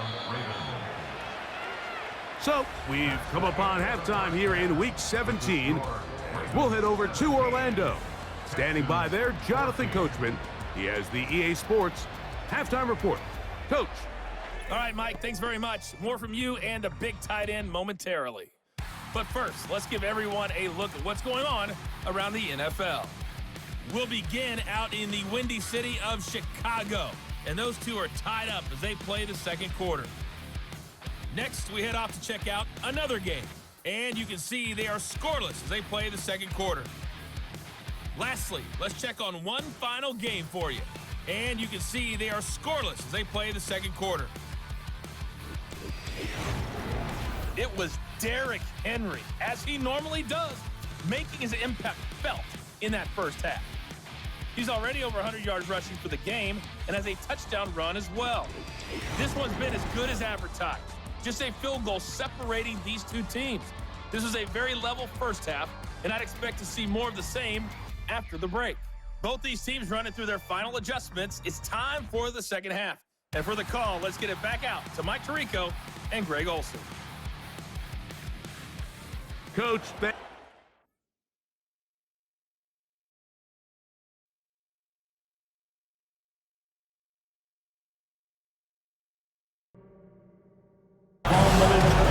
Boston with some changes. Porzingis comes in for Cornette, and Drew Holiday is subbed in for Hauser. Drummond's checked in for the Sixers. Gordon comes in for Martin.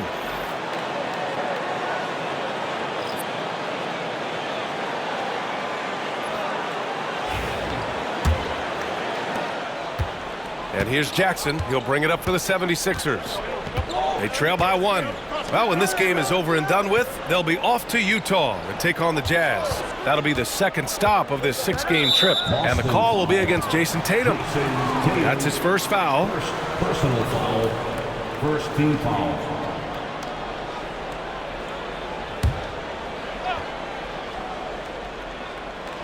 Embiid passes to Jackson. Here's Gordon. Ooh, pops the J after a cagey pass fake. And the 76ers lead by 1. The Celtics have gone 4 of 10 from the field in the second. Pritchard, the pass to Horford. Outside Tatum. Launches it. Rebound by Philadelphia. Embiid's got double-digit rebounds now in the game. Here's Oubre. Off the left rim and out. Boston shooting only 36% during the second. Here's Holiday. Joel Embiid with the board. Embiid's got the glass covered here tonight. That's 11 boards for him. Lets it go. Nice jump shot from the top of the key. Embiid's got 8. You know the coaches hated that shot, but guess what? Some of them go in. Outside Tatum. Horford, a screen on Oubre. Tatum, and he hits one. Maybe he's ready to get back on track. 16 points for him. Tatum's got a nice jump shot. When he's in rhythm, I feel like he's going to make it every time he shoots it. Now here's Gordon. As far as his production, he's averaging about 8 points per game. And the jam by Drummond. Oh, my. That's why we have those breakaway rims. Dude, he risked pulling the whole thing down to the floor right there. Boy, that was a great dunk, and we've got a great game here. Here's Pritchard. He has 6. The shot by Holiday, no good. Probably not the shot they had in mind, but you can't fault him. He had a clean look. Gordon outside to the paint. Ooh, and he took a hard foul on the shot. So he'll head to the line to shoot a pair. Kristaps Porzingis picks one up. And he's got ideal position inside. I mean, Embiid goes right into the contact. He hunts it out. Clark, one of the league's premier scorers. Embiid does a lot of damage in the mid-range. I tell you, for a guy as big as he is, I just marvel at his touch, his footwork, and the fact that he scores at all 3 levels.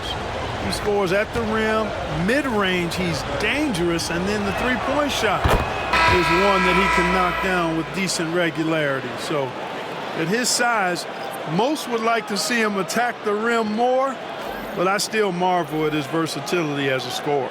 Jaylen Brown, he's checked in for Boston. White comes in for Pritchard. George, he's checked in for Philadelphia. Maxey comes in for Jackson. And Embiid drops them both. All right, Grant, give it to us straight here. What's the deal with star treatment in the NBA, you think? Star treatment? What is that, B.A.? No, I think some players have a reputation which might help them on 50-50 calls. And you could argue that some players have a reputation that hinders them on the 50-50 calls. So it really just all depends. Philadelphia leading by 5. Pass to Drummond. And here's Embiid.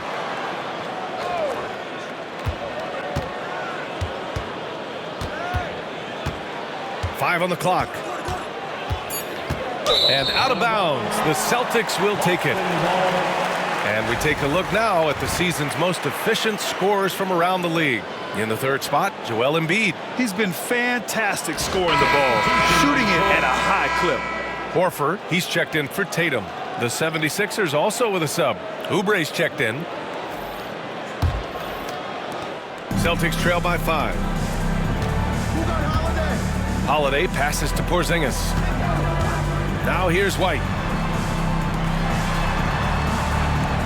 Outside, Brown. Lets it go from deep. Gordon pulls it in. And that's exactly how tightly you have to guard him every time he steps to the arc. He's just that good. Good work there as it goes.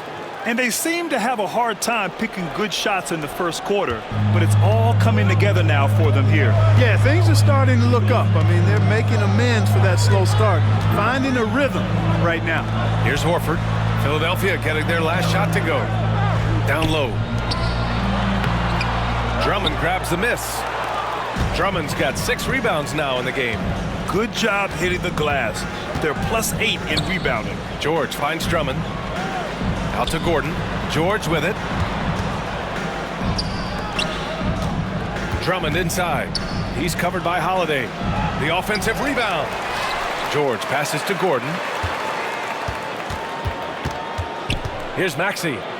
And a nice finish on the layup. Maxey's got 19 points. And their offensive game plan is clear. Get it inside and go to work. Brown scanning the floor.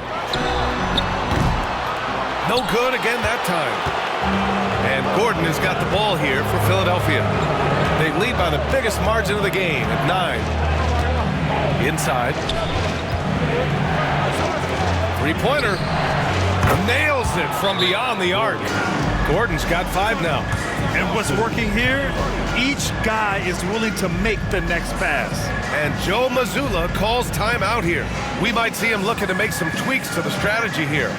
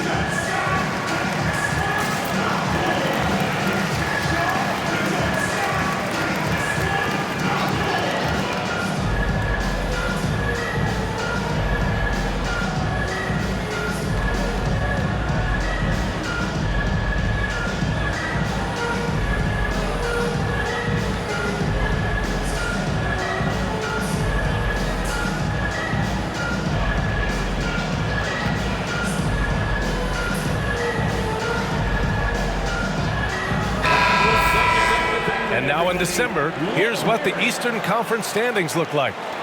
You take a look at the Celtics, sitting pretty at this point of the season, second place and looking to move to first. And of course, there's Philadelphia, now 4 games behind. Well, right now for the 76ers, they've had that kind of mixed start that we've come to expect.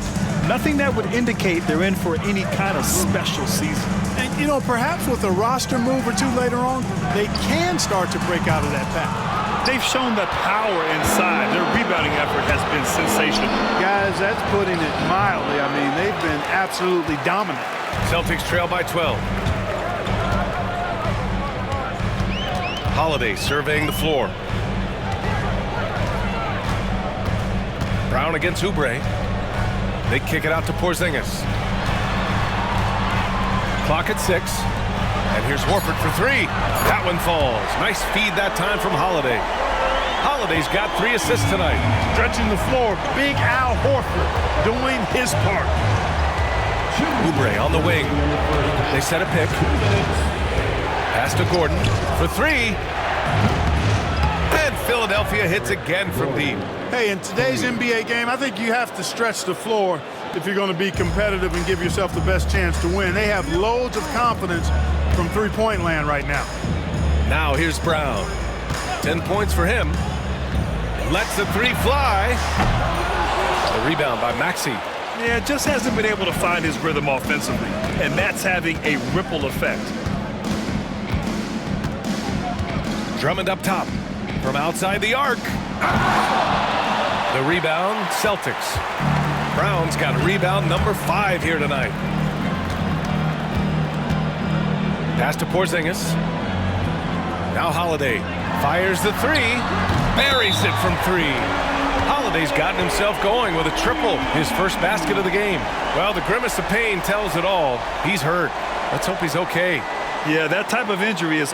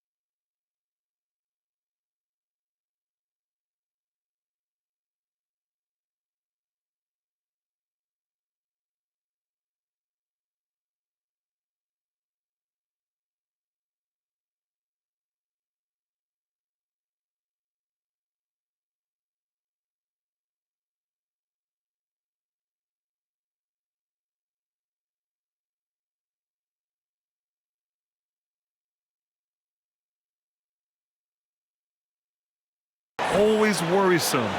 Hopefully, he's okay. You're exactly right. I mean, with the way it looks, what we have to hope for now is that somehow it's not a long-term issue. And the 76ers making a change here. Embiid's checked in. Embiid, a screen on Holiday. Gordon down low. He's guarded by White. Shot is good by Gordon. Gordon's got 10 points in the game. Looks like we're starting to see a pattern here. Not afraid to get in the paint and get wet. Well, I agree with you. 4 of their last 5 baskets have been exactly of that variety. Now here's Horford. He's got 5. And here's Brown for 3. Yes! Great play by Horford to set him up. Horford's got 3 assists in the game. Outside Oubre. And here's Drummond. 11 points for him last game against San Antonio. 5-second differential between the shot clock and game clock. George against Brown. Pass to Porzingis. Shoots over Embiid. And the Celtics tack on 2 more. Man, the jump shot of Porzingis, a thing of beauty, and the assertiveness. He knows he can get the shot he wants anytime he wants. Oubre passes to George. Here's Embiid. Off target with a jump hook. And so it's the Philadelphia 76ers leading by 6 as we wrap up the quarter. And it's all due to their ability to own the paint. They've been dominant down low. All right, Allie's ready to go. She's courtside. Hey, Allie. Joel, some fireworks early. What's going to be critical to keeping it rolling? Just keep moving the ball, get stops, and I think the kids just moving the ball, playing together. We've been doing that, and we got some hot guys, and we got to keep fitting them. Ball movement is key, guys. Appreciate it, Allie. And we'll be coming right back after this break, ready for the third quarter.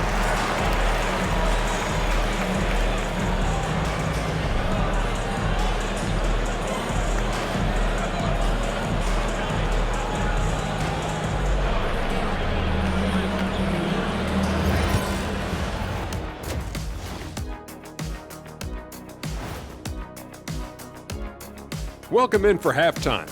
And what's on tap, you ask? I can answer that. So far, it's been a nice outing for the Philadelphia 76ers.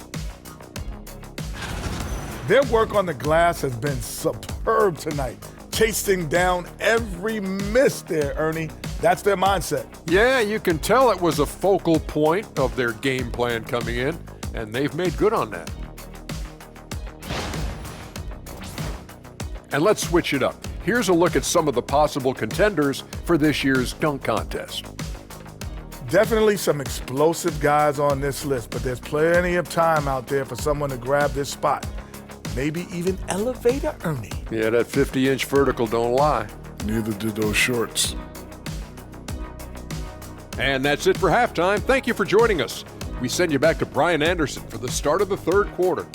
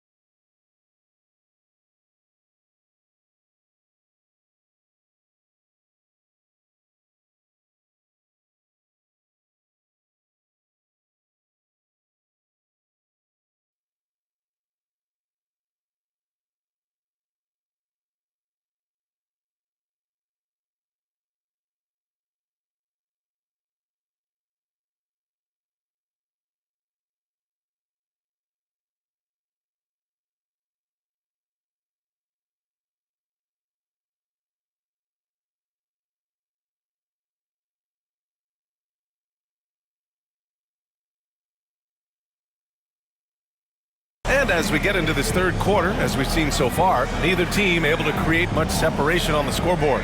Without question, Tyrese Maxey displaying all his skills today. Through the first 2 quarters, he's been on fire. Explosive offensive performance. And you know what? I'll be interested to see just how much he's got left in the tank. That first half had to take a lot out of him.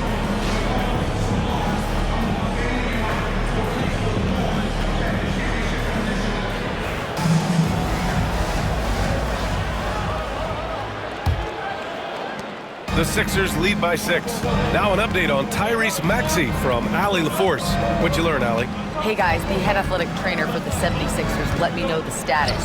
He did share some good news. It looks like the injury is not nearly as serious as they originally thought. While not severe, this is still a serious diagnosis that usually keeps guys off the court for a short period. Back to you. Well, and Allie, it appears that he needs some work done before he comes back to this one. And we all know that if it's something he can play through, he'll be back, no doubt. Taking a look at Philadelphia. George out there with Andre Drummond. Then it's Jackson. Then it's Joel Embiid. And it's Gordon in at the shooting guard position. Oh, it's blocked by Porzingis. When a guy has a 7'6" wingspan like Porzingis does, it's just tough to get away from him or get by him. That allows him to block a lot of shots. It's great to see a fantastic block on replay once again. And when you're behind in the game, that's what you've got to do. Contest every shot and get stops.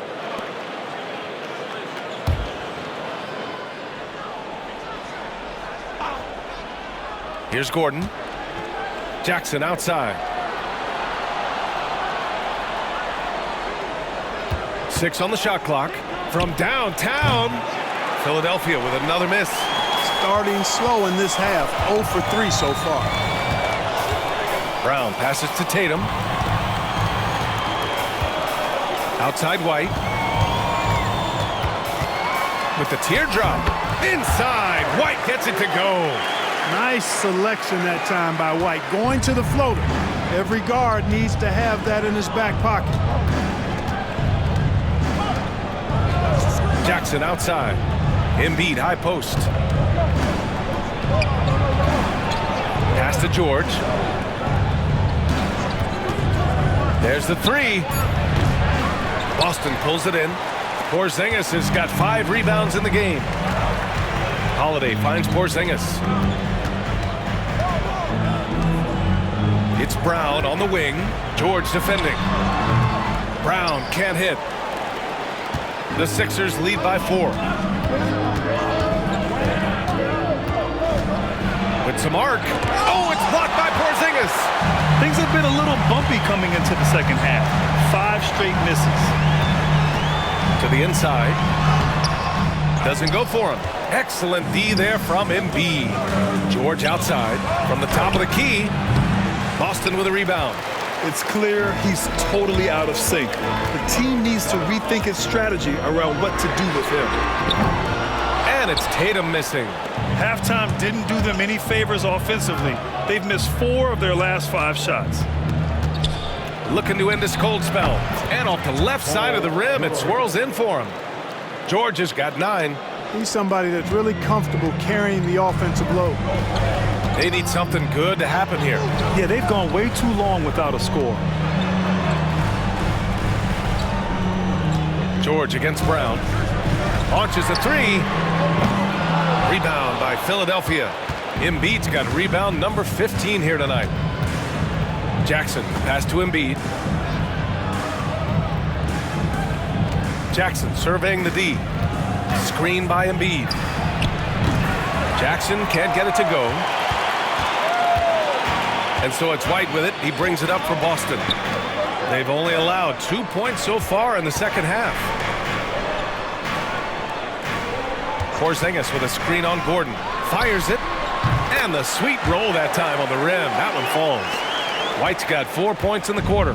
Good to see White's balanced offensive approach. I mean, this guy's not forcing anything. He's taking whatever the defense allows. And timeout is called by Nick Nurse. And we might see some changes. Coach potentially looking to adjust.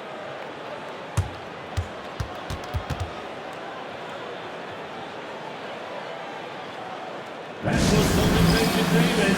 Let's give them another round of applause.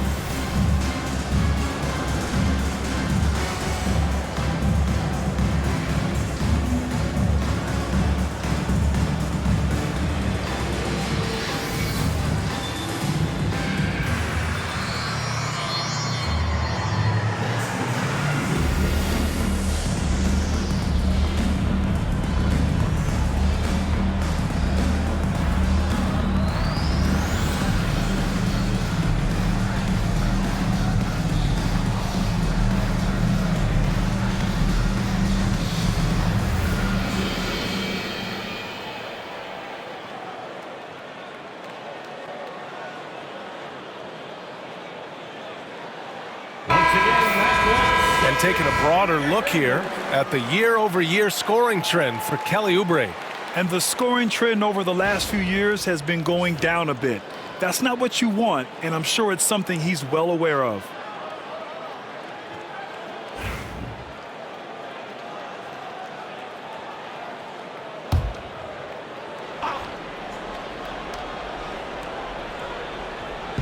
In the third quarter with just over 3.5 minutes off the clock, George a screen on Holiday. For three, Gordon. Jaylen Brown with a rebound. Brown's got his 7th rebound of the game with that last one. Pass to Tatum. Takes a three. And Joel Embiid pulls it down. Embiid's got his 16th rebound on the night. Jackson outside. Gordon with it. He's got 10. Drummond a screen on White. Gordon against White. 4 on the clock. George for three. That's bucket number 5. He's 5 for 12 now. 1 this half, 2 for the game. Staying active from beyond the arc. Outside Tatum. Tatum! Money from deep. You gotta respect the response from Tatum. I mean, this guy just loves to compete. All right, let's get a report from Allie. Well, after some down years in Dallas, Kristaps Porzingis said, I really checked myself. From that point on, I started building my game back up. Sometimes when you're younger, your physical abilities might already be there, but your mental is not. Once that all clicks, that's when you've got something. Well, that's a good way to think of it. Thanks, Allie. And Boston has possession. Philadelphia getting their last shot to go. White against George. Pass to Porzingis. The three is up. And it's Philadelphia with the rebound. Gordon's got 5 rebounds tonight. George outside.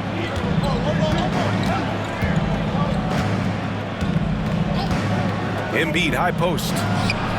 Yes, and it's George picking up the assist. Embiid's got 12 points. Embiid, a versatile shot maker, showing off his mid-range game there. Holiday passes to Tatum from deep. The rebound by Embiid. There's one principal reason why they're sitting on this lead. Rebounding. Simply controlling the glass. I mean, plus 10 is the advantage in rebounds right now. George's shot is good.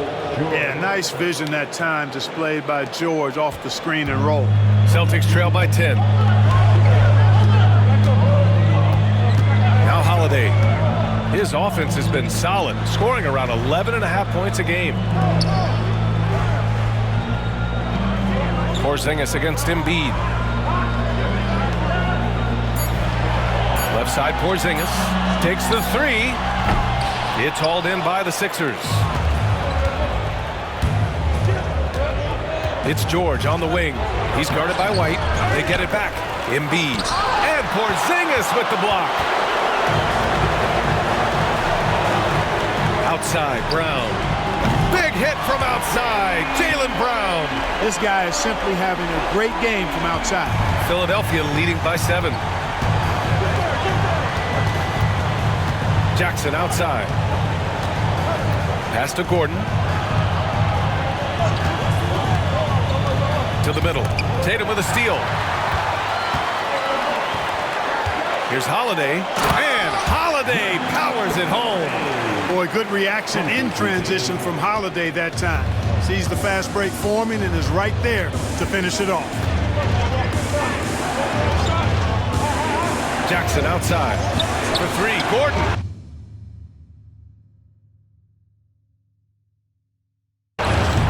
They grab their own miss.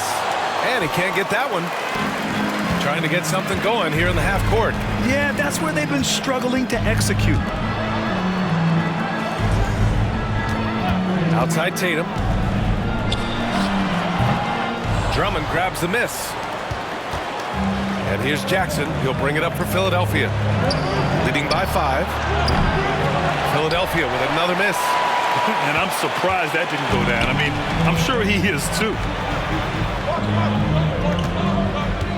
Outside, Brown. Pass to Porzingis. Shot clock at 6. Outside Holiday. Beyond the arc. Rebound by Philadelphia. You wonder what the score would be if they weren't controlling the glass. It's clearly been their edge, and in a close game like this, you look for every edge you can find. Shot is good by Gordon. Good quickness on the catch and shoot. Gordon giving the defense no time to react off the pass. And Joe Mazzulla has called timeout. Coach wants to speak to his guys, maybe alter some of the game plan.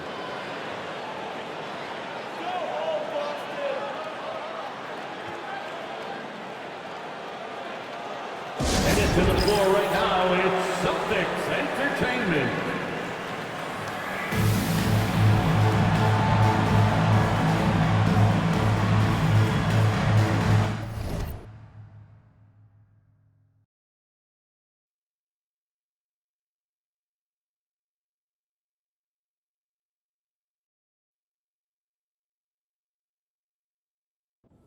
Teams trying to find the right formula to come out on top in this second half. Coming up.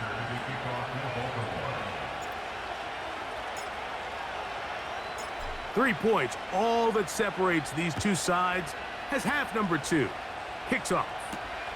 This is fielded inside the 5.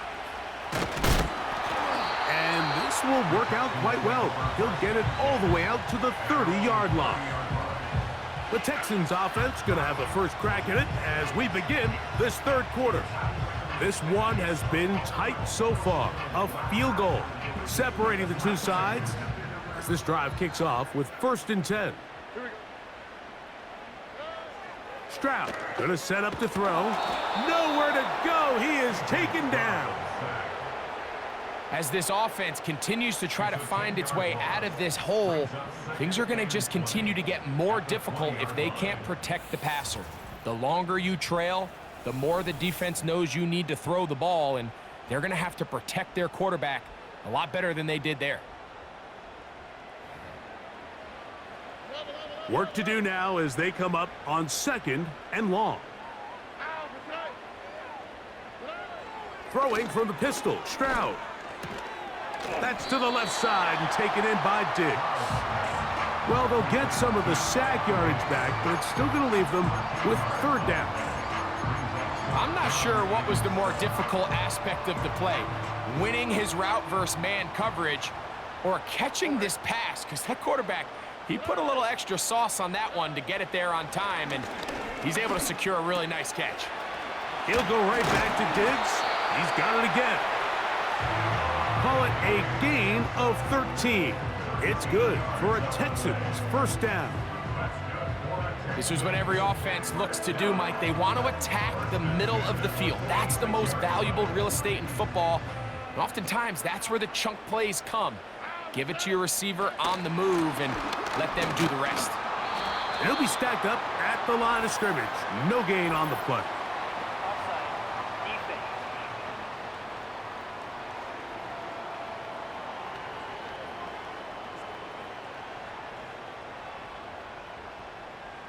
Still 1st down.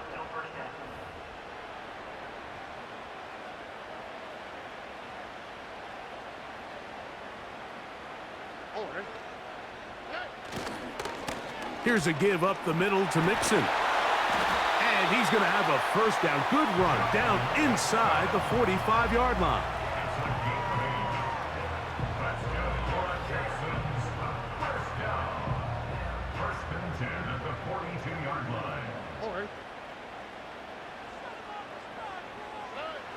Stroud. He keeps it himself. And he'll gain yardage and able to get down at the end of the play. Take a look at his eyes. You can see the quarterback clearly going through all of his progressions, and he's quick to realize there's nowhere to go with this ball. He makes the right decision and gets out of there, picks up some good yardage, and gets down on the ground. 2nd down, here's a run, and here's Mixon. And this defense up to the task there. Gain of just 2, and it's 3rd down. Now an injury timeout, and it looks like it's Stephon Diggs who's having an issue. 3rd down, 3 to go.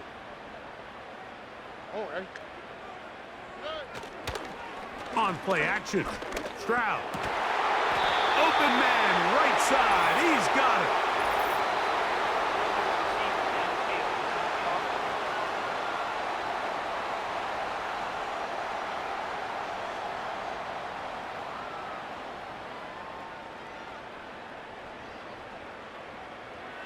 You only get a 1-yard buffer from the line of scrimmage for these old linemen. That time he strayed a little too far, and it draws the flag.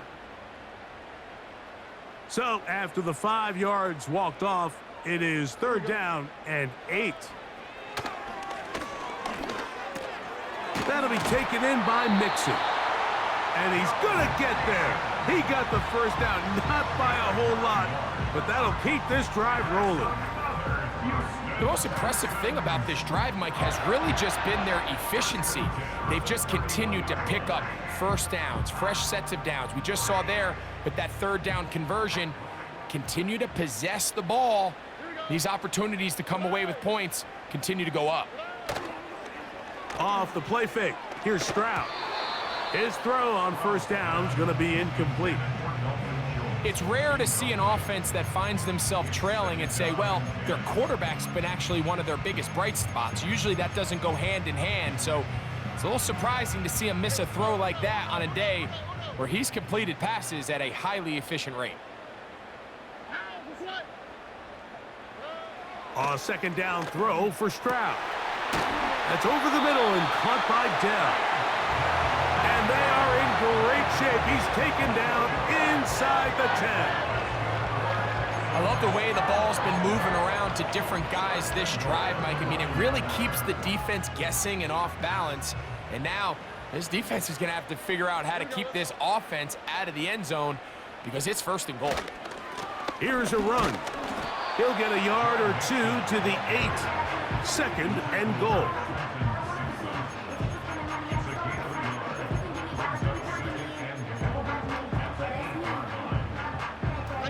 Second and goal. Here's Stroud. He'll swing this one out wide to his running back. And this one blown up. Good surge will drop him. A loss on the play, back to the 9-yard line. I think this play is a direct result of his film study. He knew exactly where that ball was going before the play was snapped, and that play recognition, man, it separates a lot of guys in this league and results in a negative play. That is incomplete, but there is a flag down. Big call here. It was 3rd down.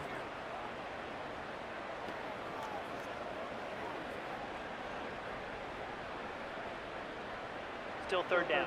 Here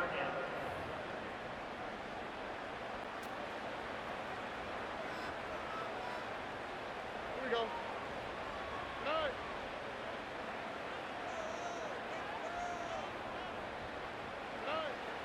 To throw is Stroud. He's got it at the 3. And he's so close to breaking the plane, but the official's going to come in and mark him short. So now it's 4th down. So instead of going for the 1st down, in comes the field goal unit. Bit of a surprise here. Bear Barron's kick is good. And the Texans have tied it at 17. So touchdowns are always the primary goal.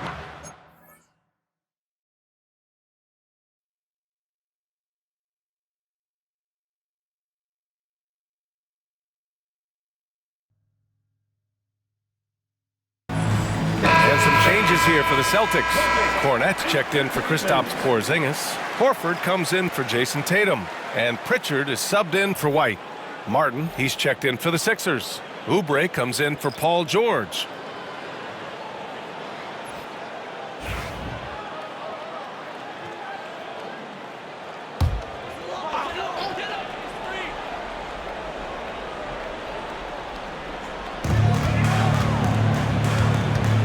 Holiday against Gordon.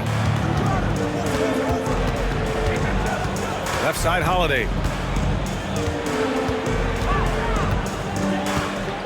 6 to shoot. Fires the three. And Joel Embiid pulls it down. Embiid's got his 20th rebound here tonight. Oubre passes to Martin. Gordon outside. Screen by Embiid. And Philadelphia hits again from deep. They've been going to him an awful lot this game, and you can see why. He's pouring it on. Here's Pritchard. He has 6. Pass to Horford.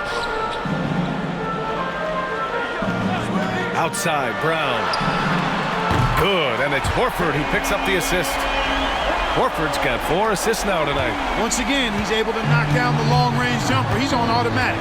Just a brilliant game. Now here's Jackson. He's averaging just around 8.5 points a game. And Pritchard pulls it down. Celtics trail by 8.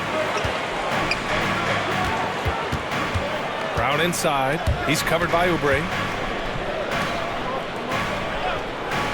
Here's Cornette. No made baskets yet. And there's the foul. It's on Joel Embiid. That's his first foul. The Celtics making a switch here. Hauser's checked in. Martin, he's checked in for the Sixers.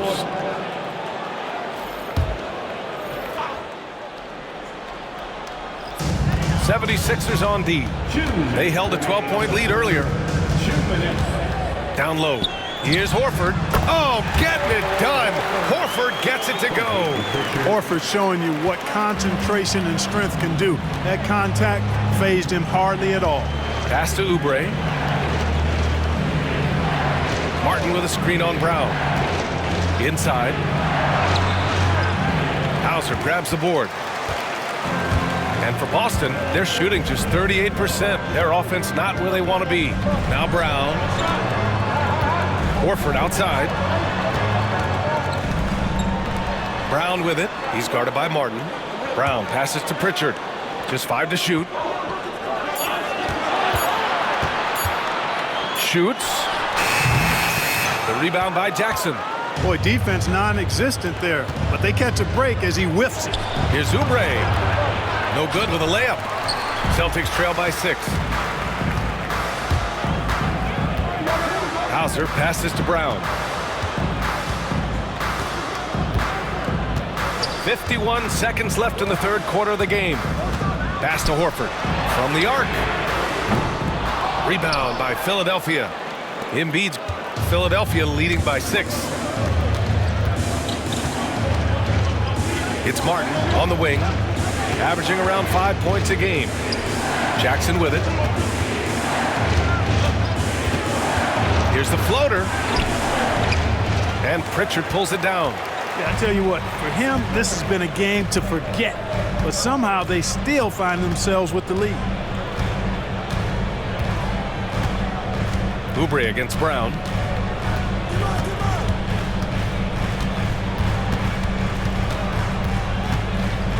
From behind the arc. The shot no good.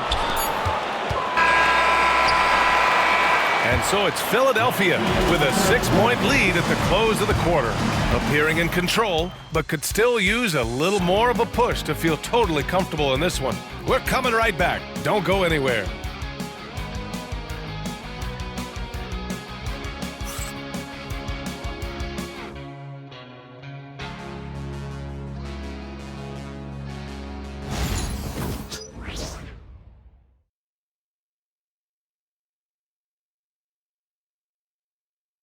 And a worthy candidate tonight as we take a look at our state.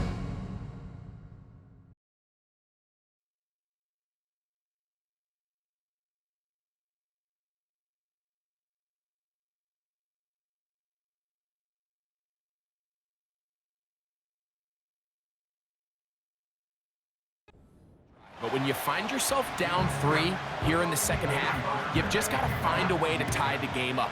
And they were able to do that here. They're trying to pin him deep. They'll take this from the 3. And he'll be brought down just beyond the 25-yard line. The Ravens offense. And Lamar Jackson getting set to take over once more. And his numbers this season, eye-popping in a lot of categories. Let's just show you one. He is the NFL leader in rushing touchdowns by a quarterback.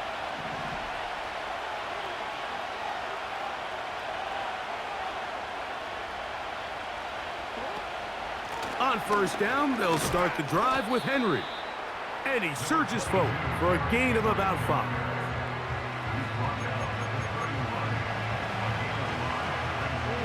They'll break the huddle. It's 2nd and 5.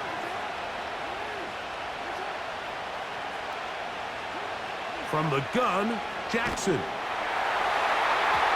And that's going to wind up incomplete. Pressure certainly impacted the quarterback there. Couldn't get his arm all the way through, and it's going to bring up a 3rd down. He does a fantastic job, Mike, of not only locating the ball in the air, but then attacking it hands on hands. That's exactly something they work on every week in practice. Great job translating those drills into a live game. His 50th reception on the season, and he's got a 1st down to go with it. This is clinic tape for any young wide receiver out there watching this guy run routes. He has the defender thinking everything is a go ball. Attack him vertically, and then when you get to your route depth, you stick that foot in the ground, you break in, balls on time, results in a nice 1st down pickup. He'll work his way forward for about 3 yards. The veteran Danico Autry brings him down.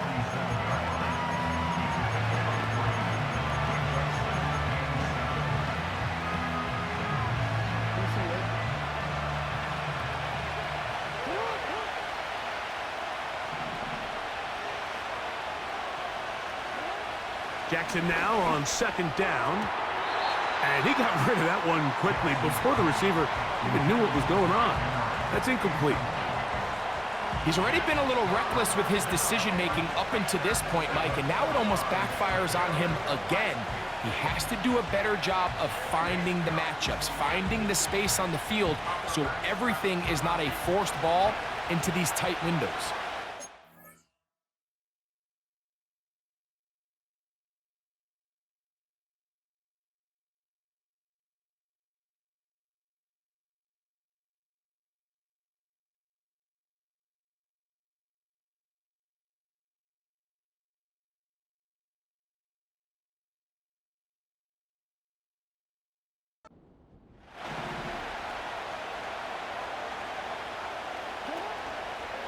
Play action now. Jackson. And this ball incomplete on 3rd down. This offense has to find a way to be better on 1st and 2nd down, Mike. Living in these 3rd and long situations, must pass, is not a recipe that their offensive coordinator wants to operate in. Ravens sending the punt team out there. The punt for the 2nd time, looking to pin the opponent back deep. Good hang time. The fair catch will be made back at their own 12. The Texans offense and their running back getting set for this next possession. This will begin at their own 13-yard line. So work to do starting with this 1st and 10. Here's Mixon. And that is really well read defensively. They get him down back at the 9-yard line. Well, they try to get the run game started here early on this drive, Mike, and they're just going to have to do a better job up front. There's really nowhere for this ball carrier to go. You never want to lose yards on 1st down, but that's exactly the case here. Throwing on 2nd down, Stroud. And Marlon Humphrey is there, and he picks it off. And he is just going to waltz his way in. The pick 6, a touchdown for the defense. What a play by the defense in a tie game. Not only do they come up with the turnover, Greg, they score the touchdown and take the lead. And that's just a mistake, Mike, at this point in the game that you just cannot make on offense. You find yourself in a game that could go either way, and you just gift wrap the opposing team a chance to take it back the other way and take the lead. Point after now from Tucker. It's up and good. And the Ravens will go up by 7. Texans 17.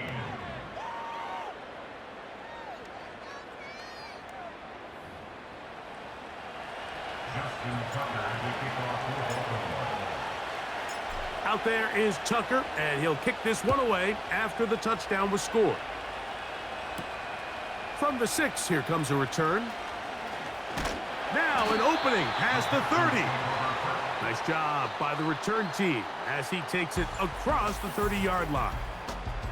C.J. Stroud and the Houston offense set to get going again.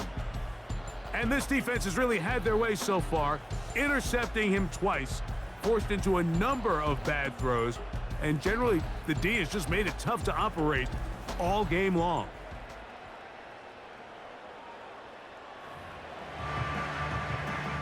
A fresh set of downs to work with. It is 1st down and 10. In motion now, it's Collins. On 1st down, they'll start with Mixon. That one never got started. Defensive pressure too much, and they drop him in the backfield. Now after the run, we get a stoppage for an injured player.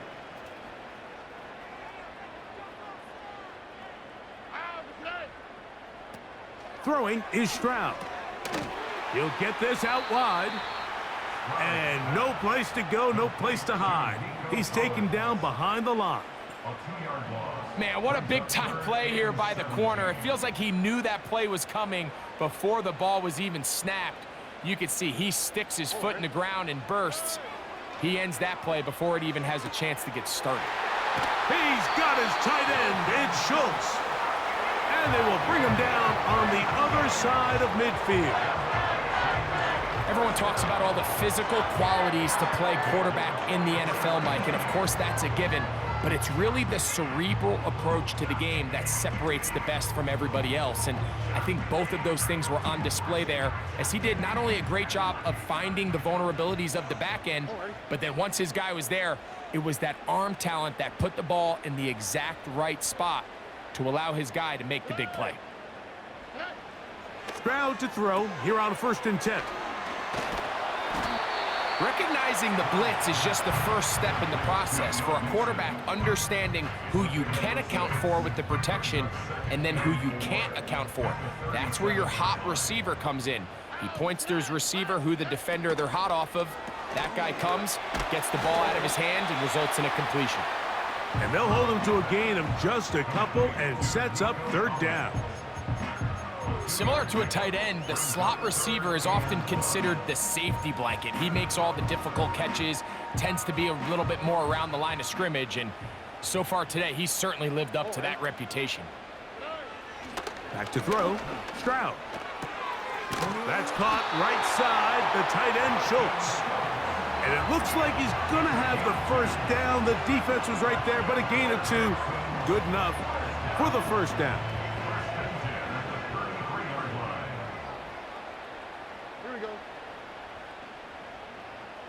In motion now, it's Collins. They'll go play action with Stroud. And the rush too strong. They're in there in a flash for the sack. If there's any silver lining for this drive, Mike, it's the fact that at least this sack occurred on an early down. So I guess technically they have a chance to claw themselves out of this hole, but that's the 3rd sack of the game. And this defense doesn't show any signs of slowing down.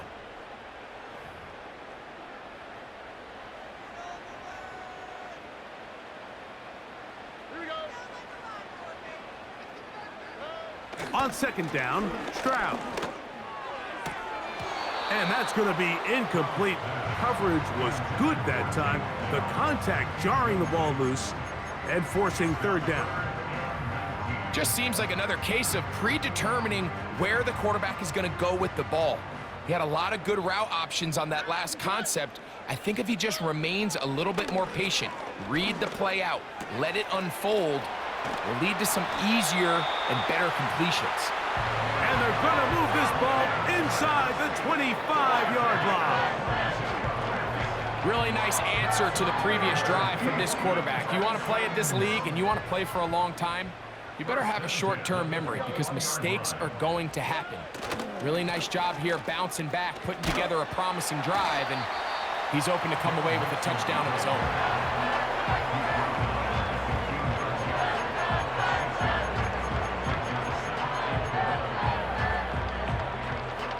They'll come up now for 2nd down and 4. From the gun, here's Stroud. To the left side, into the hands of Collins. And he will score. Nico Collins. Touchdown, Texans. Mike, we used to have a saying that it was the responsibility of the receiver to run the route through the eyes of the quarterback. And I think this is a great example here. Two guys clearly on the same page. Quarterback expected his target to be in a certain place at a certain time. He's there, ball's delivered accurately. He's able to pick up the rest with his legs, and that's a big-time connection for the touchdown. Fairbairn, good on the point after. And the Texans will tie this game at 24.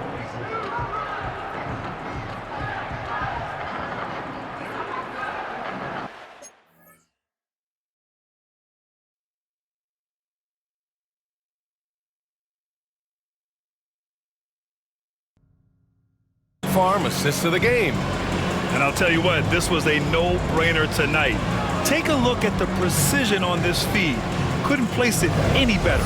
Served him up a tasty room service dime right there, boy.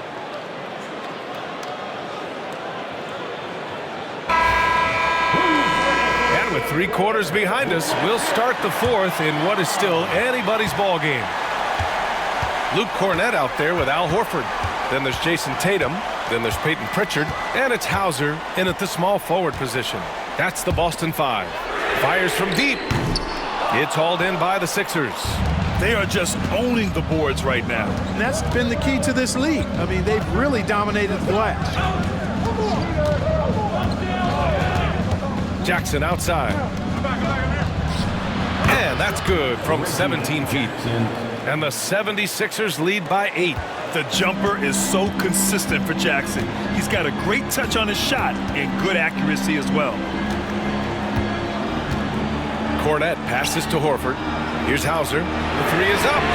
Good, and it's Horford who picks up the assist. Horford's got 5 assists tonight. That's exactly the kind of shooting you need down the stretch to win games. Outside Oubre. 4-3. Horford pulls it in. Horford's got 4 rebounds now. Boston has gone 1 of 2 from deep in this quarter. And it's Tatum missing. He continues to let it fly, but the makes have been few and far between. Jackson. Hauser grabs the board. Trying to close out. You got to know who's hot and who's not. Pass to Cornett. Outside Tatum. Over Oubre. And it's Martin with the rebound. Martin's got 4 rebounds now. It's Martin on the wing. A clear look for Embiid with nobody on him. He buries that jumper. It all started with the pass. That's what coaches love to see, ball movement. And we're about 2 minutes into the 4th now. Outside Tatum. Pass to Pritchard. Horford outside. The 3. Hey, Horford from range. You know, it's been a nice evolution to see the three-point shot become a consistent part of what Horford brings to his team. And here's Embiid. And it's Jason Tatum with a rebound. Here's Pritchard, defended by Jackson. Pritchard, the pass to Tatum. And a foul called on the way up. So he'll take 2 from the free throw line. You really like your chances with Tatum at the line. He locks in and focuses on these 2. Jason Tatum at the line for 2 shots.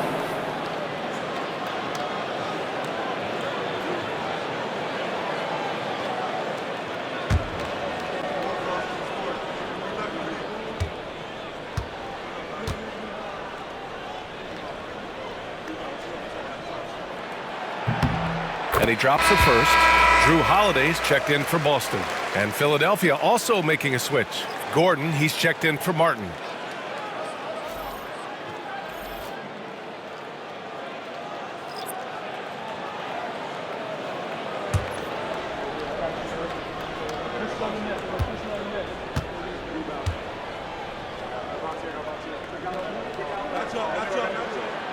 And so Tatum nails both of them. And Gordon has got the ball here for Philadelphia. Over 2.5 minutes in the books here in the fourth. Horford with some nice D. The Celtics have gone 2 of 5 from the field in this final quarter. Here's Holiday. Pass to Hauser to take the lead. Philadelphia grabs the miss. Now here's Oubre. And that one hits the back iron. They are so close to taking the lead. This is one of those games where momentum is key. Oh, look at Tatum going to work inside. Well, Tatum can find the shot he wants just about anywhere. He's got that kind of versatility. Pass to Oubre.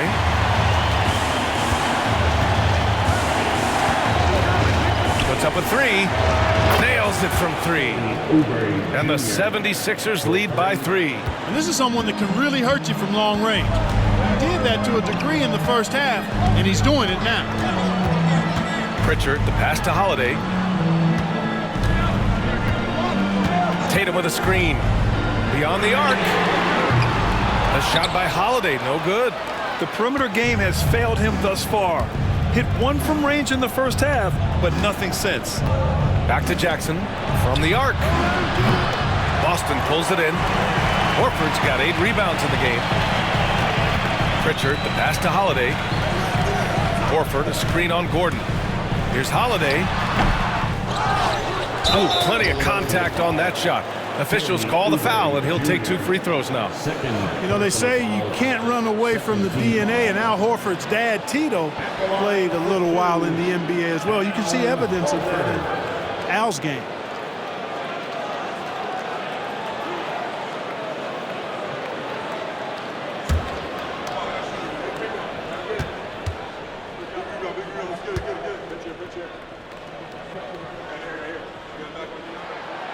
He's off on the first. Al Horford has demonstrated great leadership both on and off the floor throughout his career. A seasoned veteran, you love having him on your team. And the Celtics making a change here. Tillman's checked in, and Philadelphia also making a switch. Martin, he's checked in for Jackson.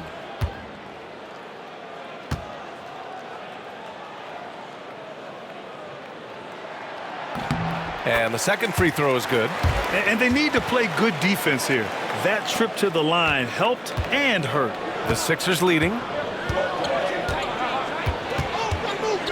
Gordon outside. Pass to Martin. Three-pointer. And it's Tillman with a rebound. Yeah, and the defense has really got to tighten up on him. I mean, he's just too dangerous from the three-point line. And the basket by Holiday. So many different ways that Holiday can beat you because he's got great length and size for a guard, and that allows him not to be afraid to mix it up inside.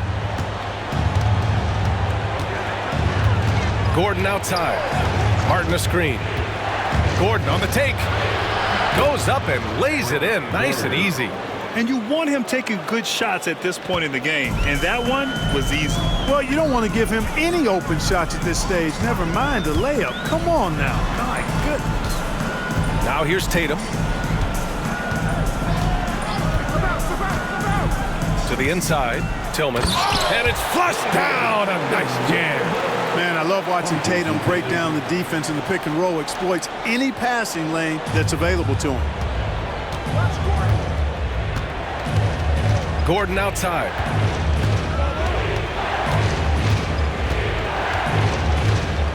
There's a screen. Pass to Martin. Going inside. And now a look at the upcoming schedule for the Boston Celtics. On Friday, they'll defend home court against the Indiana Pacers. And looking at the Toronto matchup, they obviously have the upper hand coming into that one. But don't expect a blowout. It could turn into a real battle.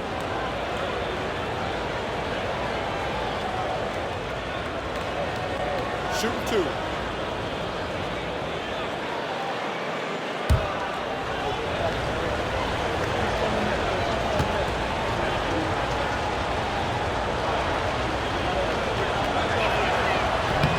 The first one falls. Porzingis is checked in for Boston. Brown comes in for Horford. The 76ers also with a sub. Drummond's checked in.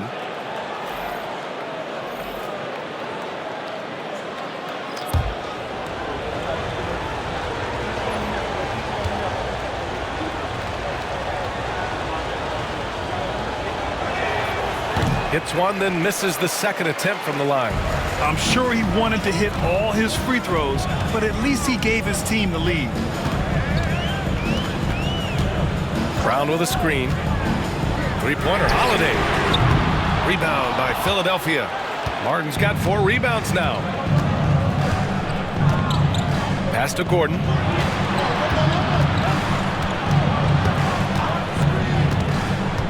Now Drummond. He's covered by Holiday. Here's Embiid. And he banks in the layup. And the 76ers lead by 3. It's winning time, and that's a winning play. Outside Holiday.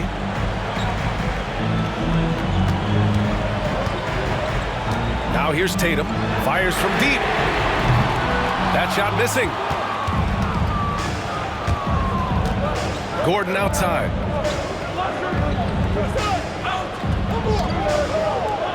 Oubre, a screen on Brown. Gordon, the pass to Martin.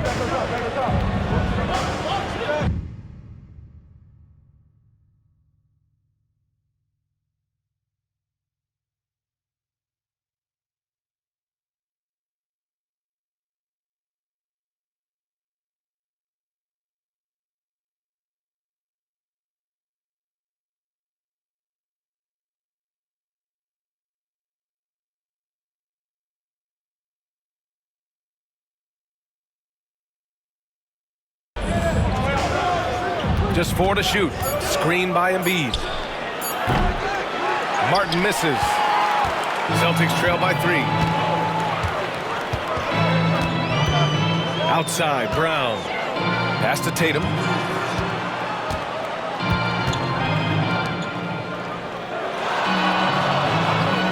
Outside, Holiday. To tie it up. The rebound by Embiid. His struggles this quarter are self-evident, and the team just continues to suffer for it. Fires at the elbow, and it's good as he snugs it right through the net. And now it's a 5-point 76ers lead. And Tatum's got the ball here for the Boston Celtics. Boy, they'd love if anyone could get a bucket. Yeah, their offense has been grinding to a halt. And Joe Mazzulla calls timeout here. He was quite emphatic, demanding the timeout, clearly wanting to address strategy with his team.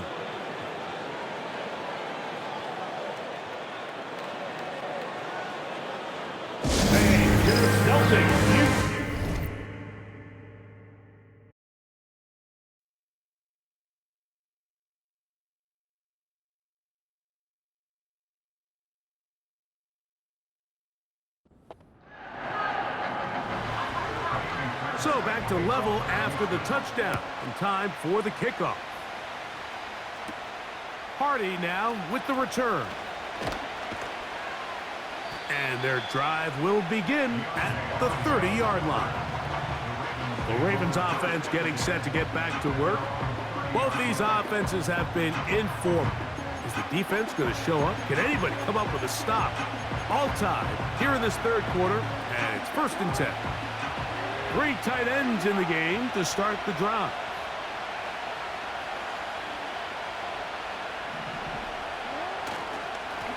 They'll run. It's Henry. He's going nowhere. Going to lose yardage on that play. Sometimes you run all those big bodies out there, you kind of tip your hand. I always love going big jumbo personnel for a play action. In this case, they keep the ball on the ground. The defense knew it was coming, and they suffer a loss. It's the tight end Likely in motion. 2nd down. Jackson. That's to the right side. He's got Andrews. He's got a touchdown on the books from earlier, and that catch gets him a 1st down. Andrews is able to pick up that 1st down, and it's just so nice to see him back on the field. He had that brutal leg injury a year ago. He had over 500 yards in just 10 games, so the production is still there. He's always going to be one of Lamar Jackson's favorite targets, and I can tell you what, they're excited to have him back in the lineup. It's the tight end Likely in motion. Here's Henry. And the defense, good job sticking to their rules. They didn't take their eyes off the running back, who gains nothing. We've seen this back have his way with this defense all game long, Mike. He's up over 100 yards for the game, but this time the defense said, we've had enough. They sold out to stop him. They hold him to no gain. He'll manage only about 3, so it will bring up 3rd down.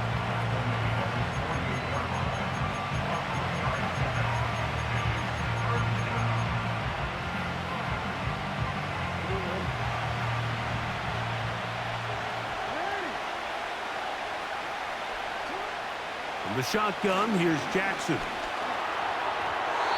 And that is incomplete. They got there in a hurry, didn't they, Mike? I mean, luckily for him, he saw that free rusher coming and at the very least was able to get that ball out to prevent the sack. Ravens bring their punt team out.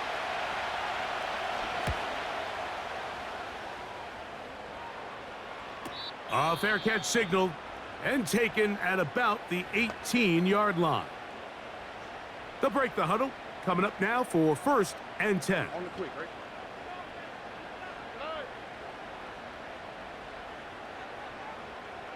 Schultz is the motion man. On 1st down, it's Stroud. And he'll try to use that size and push forward, but it will not work. They're going to get him down behind the line. So, no shortage of offense in this one as we end the 3rd. Back with more after the break. You're tuned in to the NFL on EA Sports.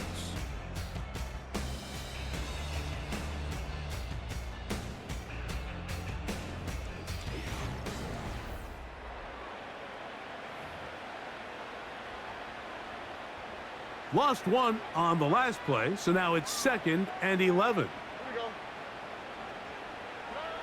Throwing from the pistol, Stroud. That's over the middle and caught by Collins. And will mark him down up beyond the 30. You want to be a star in the NFL, Mike? These are the high-pressure moments that you can't shy away from. The greats, they embrace it. Tie ball game, 4th quarter. The game is on the line.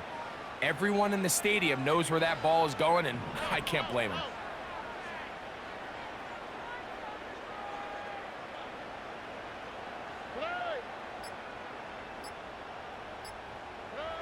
On 1st and 10, here's Stroud. They go right back to Collins. He's got it again. Remember, he had the touchdown catch the last time they had the football. Here, he's got a 1st down. It's pretty evident, Mike, when a quarterback and his wide receiver are operating on the exact same page. The anticipation, the timing, the accuracy of both the route and the ball. And when they're working together like this, that's the definition of teach tape. And he slides and covers up at the end, avoids the hit, and picked up decent yardage along the way. Initially, Mike, a really good job by the defense. Nowhere to go with the ball for this quarterback. He's forced to pull it down and turn into a runner. Little slow reaction, and he's able to actually pick up a pretty good game. And they'll take this down inside the 35. These are the kind of plays that when you draw them up on the chalkboard, Mike, they all look great. But if you can't protect long enough, you're never going to get the receiver. I mean, think, he started on the left side of the formation in the slot, and he has to run all the way across the field to the right 3rd. I mean, that takes a lot of time. Let's give a lot of credit to the big guys up front. Stroud to throw here on 1st down. A pass complete to Noah Brown. And that keeps him ahead of schedule. That's a 1st down completion of 7 yards. 2nd down and 3. A tight end in motion now. On play action, Stroud. They try to use that size to push forward, but it's not going to work. Defense strong up front. And they're going to get him down behind the line of scrimmage. Wow, an important one coming here. Tie game, late, and this is 3rd down. That's over the middle and taken in. He's got it. He's going to have the first down. So they convert on third down with a pickup of 9. Goes without saying, this is a huge drive. This game is all tied up. Fourth quarter, that's a huge first down pickup. Now they got to see if they can get some points off this possession. And that one shut down pretty quickly. He'll get back to the line of scrimmage. Nothing more. Coming off that edge, Mike, you have to quickly determine, is this a pass or is it a run? And once he realized it was a run, he's able to shed his blocker, make the play, no gain. They'll keep it on the ground. And once again, they try the same runner. They get the same result. Back-to-back carries of no gain. Now it's third down. Depending on the situation or the down and distance, Mike, the linebackers have different reads. Sometimes they read the offensive lineman. Sometimes they read the running back. In this case, his read brings him right to the play. He's able to make a big stop and keep the game to nothing. And good red zone running here, taking it inside the 10-yard line. Pickup of 8. Well, this sets up a big call here, Mike, on fourth down. You find yourself in a tie ball game with the ball. Do you decide to keep your offense on the field and try to play for 6? Or are you content coming off the field, taking the lead by 3? We'll see what this coach decides. And this one, right down the middle. It's good. And they take the lead here in the fourth quarter. And this has been such a tight game, but that's a big one right there. I mean,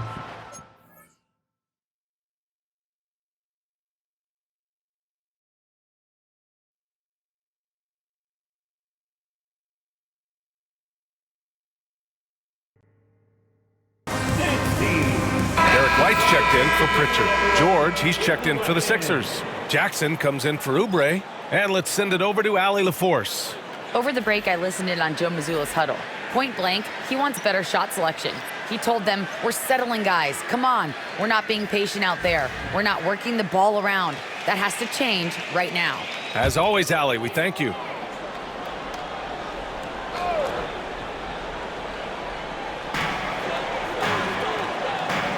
White against Gordon.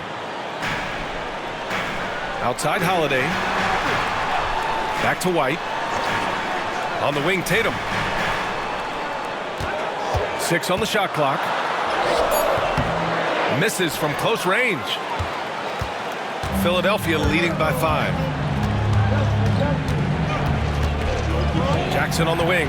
He's covered by Holiday. Kicks it to George. Launches a 3. Ooh, he connects. His 7th basket. He's 7 of 15 now. He's starting to heat up from outside. That's his 2nd this half. White looking it over. To halt the run. Here he goes.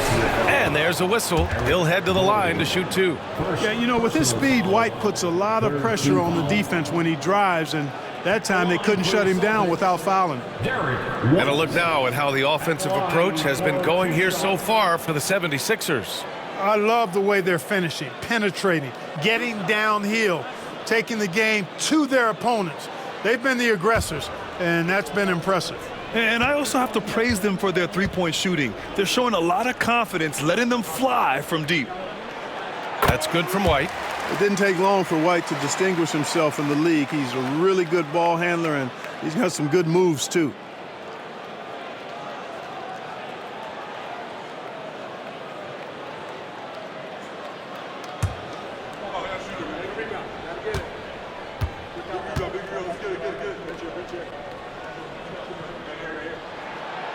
He's off on the 2nd. Staring at this deficit, they're trying to be more aggressive and get themselves to the line. That's exactly when you need to be aggressive. You know that. I mean, another good job, though, of drawing contact and getting to the free throw line. Now here's Embiid. Over Porzingis. Embiid misses. And here's White. Porzingis with a screen on George. White for 3. Joel Embiid with the board. Philadelphia leading by 7. Launches it. It's rebounded by Jaylen Brown. Brown's got 9 rebounds now. Pass to Tatum.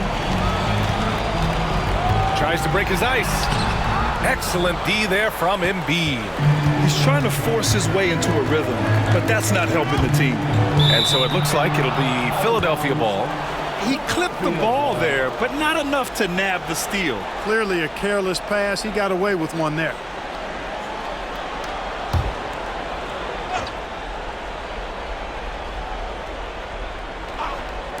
George for 3. That one's in there. Drummond with the assist. Drummond's got 3 assists now in this one. They've been pretty lax with their perimeter defense, giving up a lot of three-pointers. And their defensive rotations have been non-existent. Tatum, good. Tatum's got 9 points now in the second half.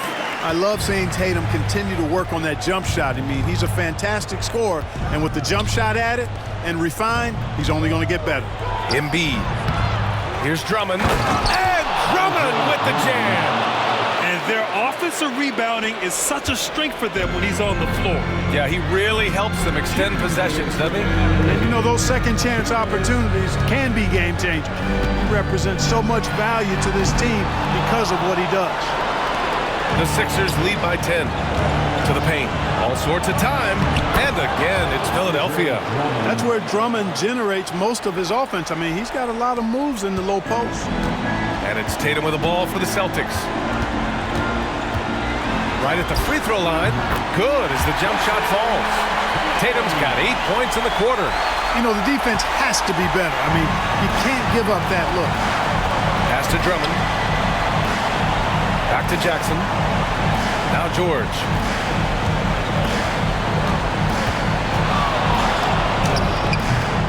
It's hauled in by White. For the Celtics, this one not looking good. Here's Holiday. And the foul is called. He missed it, so he's got a couple of free throws coming his way. It's going to go on Reggie Jackson. There you see how tough Holiday is. He simply pressed and forced the issue there and got the defense to overcommit. At the line for 2 shots.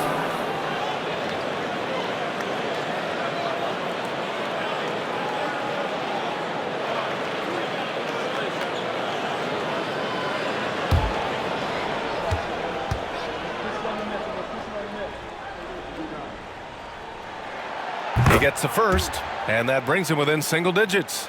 Holiday really is a soft-spoken guy on and off the court. Leads by example, is extremely reliable and talented, and his teammates have great respect for him because of it.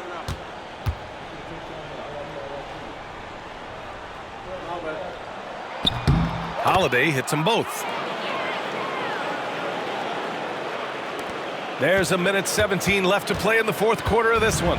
Philadelphia leading by 8. Pass to George. Jackson, the screen. George passes to Jackson. Now here's Embiid, defended by Porzingis. Embiid can't hit. How about the unselfishness of this team? Yeah, the willingness to make the next pass has this defense scrambled. The shot's good. Oh, once again, Jaylen Brown shows he has the poise and confidence to deliver in the clutch. And he commits the intentional foul. Second personal foul. Second team foul. Here's Embiid. Pass to Drummond. And an intentional foul right there. Third personal foul. Third team foul. Shooting for Philadelphia, Andre Drummond taking 2 shots. Take a break. Take a break. 2 shots.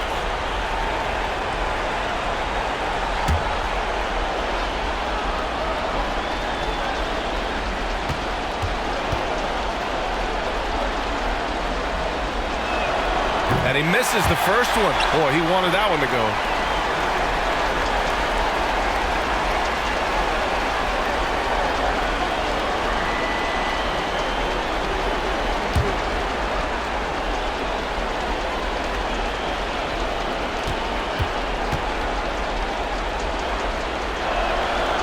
And he does get the second one. And that makes it a 7-point lead. And Boston calls time here. 41 seconds left in the fourth quarter.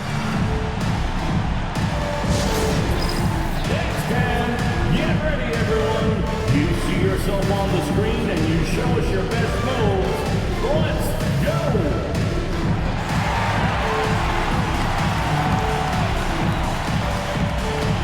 Keep on dancing.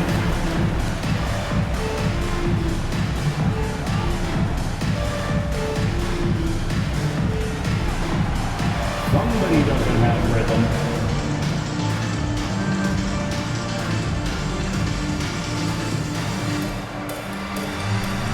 Show us those moves.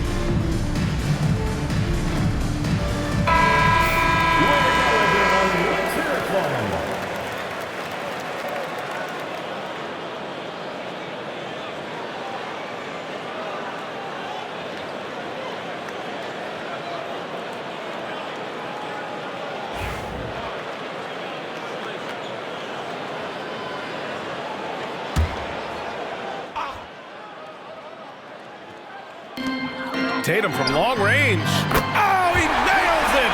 And now they trail by just 4. And Tatum has been in these situations before. He's reliable when it comes to stepping up in big moments.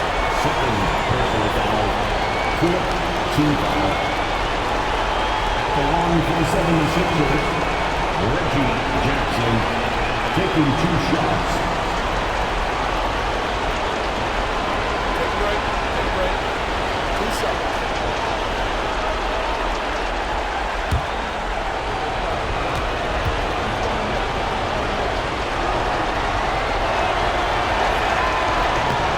He hits the first one, and that puts him up 5.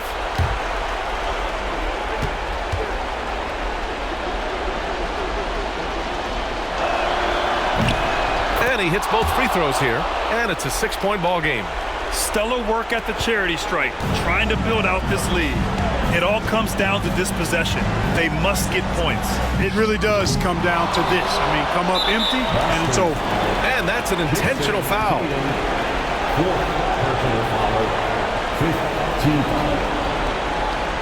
Shooting for Philadelphia, Andre Drummond, the line for 2.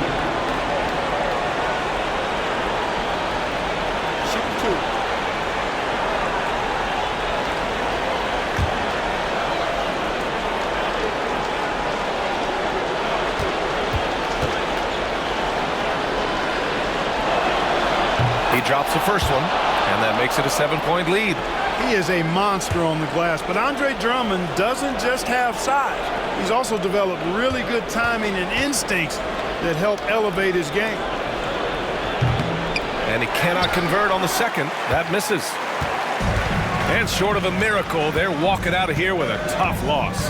They fought all night. A terrific effort, but they just couldn't make enough big plays.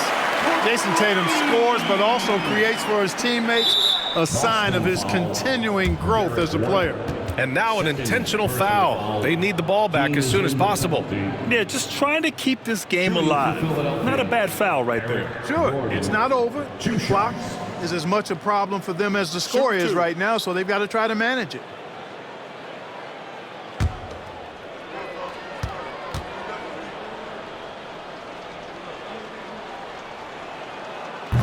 So the first one drops, and that puts him up 5.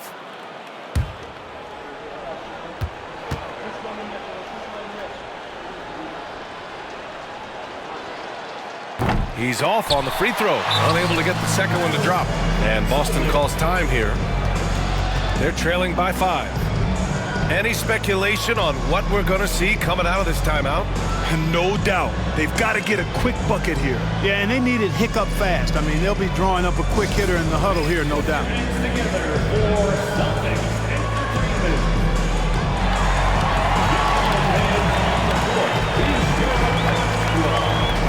Here we go, Planet So make some noise for the feature.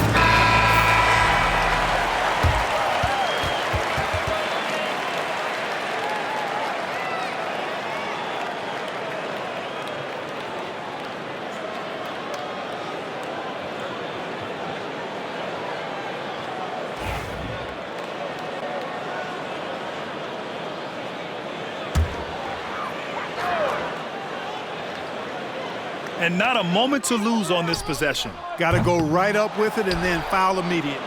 And they go to the intentional foul. Jason Tatum, 5th personal foul. At the line for the 76ers, Eric Gordon, 2 shots.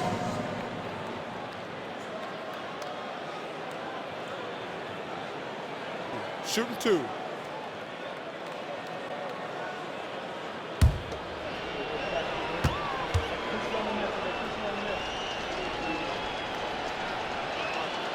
Good on the first, and that increases the lead to 6.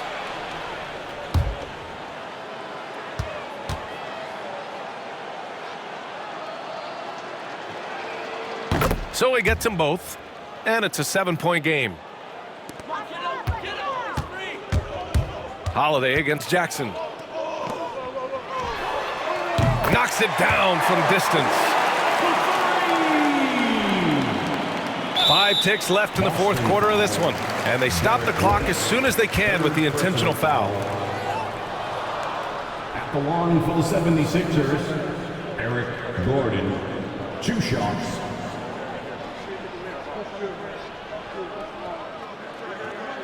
Shooting 2.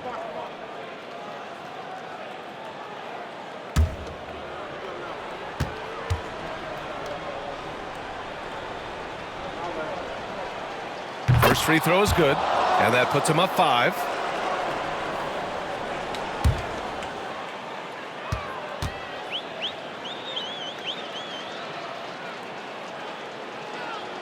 So he goes 2 for 2 at the line, and it's a 6-point ball game. Good composure from the line there. Those shots sealed it. Offline. So it's Philadelphia picking up the win. And they barely squeezed out the win here on the road. And B.A., the visiting team is always under some added pressure, but they made it work and got the win, whatever the margin may have been. And now let's check in with Allie LaForce with the player of the game. Allie.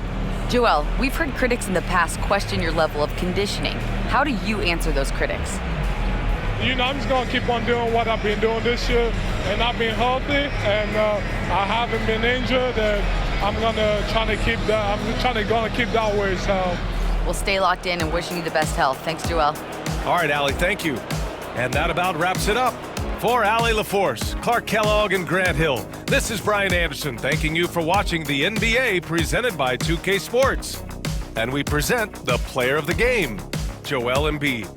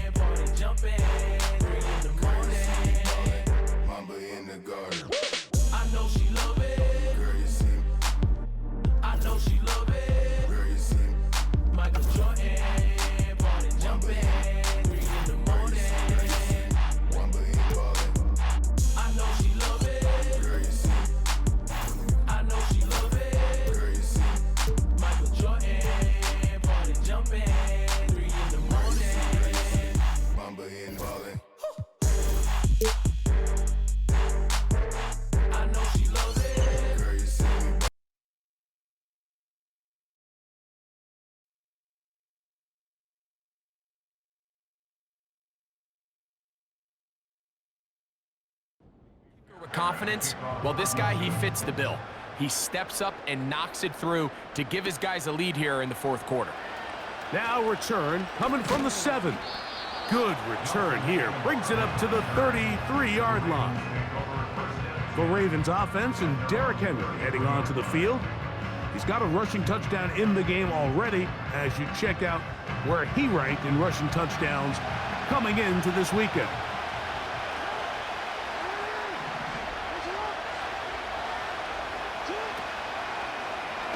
It's a zone read, and Jackson's going to keep it. Can he get away? No! He's taken down behind the line. Good job by the defense with a negative play. So after the loss on first, here's 2nd and 14. Aguilar goes off in motion. Jackson looking to throw. And that ball incomplete over the middle. Zay Flowers, the intended receiver, and it's going to bring up a 3rd down.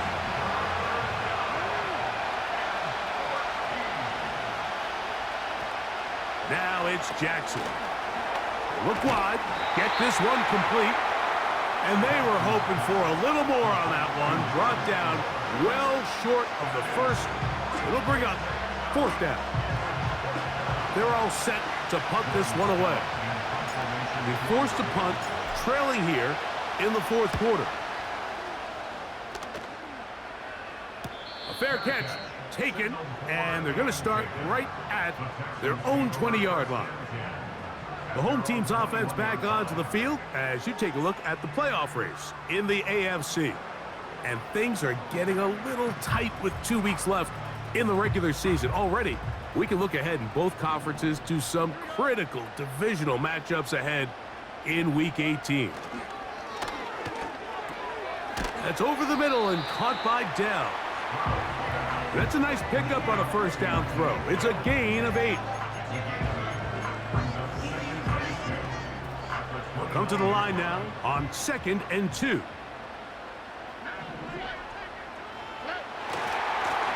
Here's a give running left with Mixon. He is met and dropped. A couple of yards behind the line of scrimmage, too.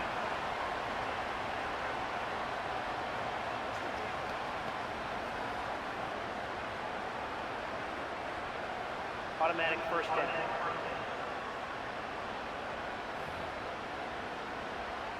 From the 34 now, it's 1st and 10. From the shotgun, C.J. Stroud. A throw left side, but it's going to wind up incomplete. A rare miss for a quarterback that we've seen really come out on fire throughout this entire contest. I mean, his completion percentage, Mike, is well above league average, and frankly, it's really the biggest reason why they find themselves out in front. Trying the right side, taken in by Collins.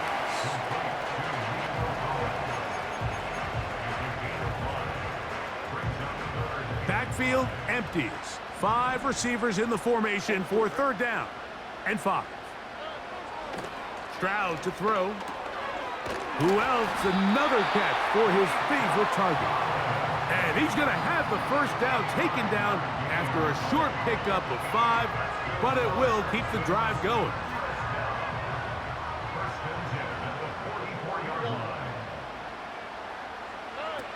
To throw is Stroud. A hit, and he has lost the football. One of the Ravens has it. Well, the ball comes out, and the scramble for it ends up becoming a turnover, and the offense walks off the field disappointed with that fumble. Mike, when you look at a stat sheet at the end of the game and you want to determine which team wins and which team loses, at the top of the list is ball security. Which team does a better job protecting it, and which team does a better job taking it away. So here's the Baltimore offense getting set for their next drive. They'll start with a golden opportunity here to move out in front. Great field position to start out. It's 1st and 10. He is met and dropped. Good defense. Loss of a couple on that play. When you can get this level of run support out of your secondary, Mike, man, what an advantage for any defense. This defensive back clearly reads run, gets off his block, and he's able to take down the back for a loss of yards. Jackson now on 2nd down. This is caught at the 2. And he's very close to a touchdown. They mark him just shy of the goal line. And this is a tricky part of the game for any defense. You find yourself protecting a late lead, and The age-old question is, do you remain aggressive? Do you try to just keep the ball from being thrown over your head and make everything be tackled and played in front of you? That's what every defensive coordinator struggles with, so they can't get too... He slams it in there, and he is in. Derrick Henry, touchdown Ravens. His second TD of the game, and this one gives his team the lead. And this spectacular season continues. Now his 20th rushing touchdown on the year, a number very few backs have reached in the history of the NFL. His kick is good. Makes the score Ravens 31, Texans 27.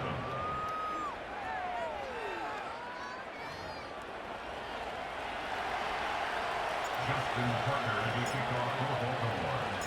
So now playing with the lead after that fourth quarter touchdown, time to kick it back the other way. The return starts from the 5, and he's brought down right at the 25-yard line. The home team's offense back onto the field for their next possession. They trail by 4, a touchdown gives them the lead. Drive begins with 1st and 10.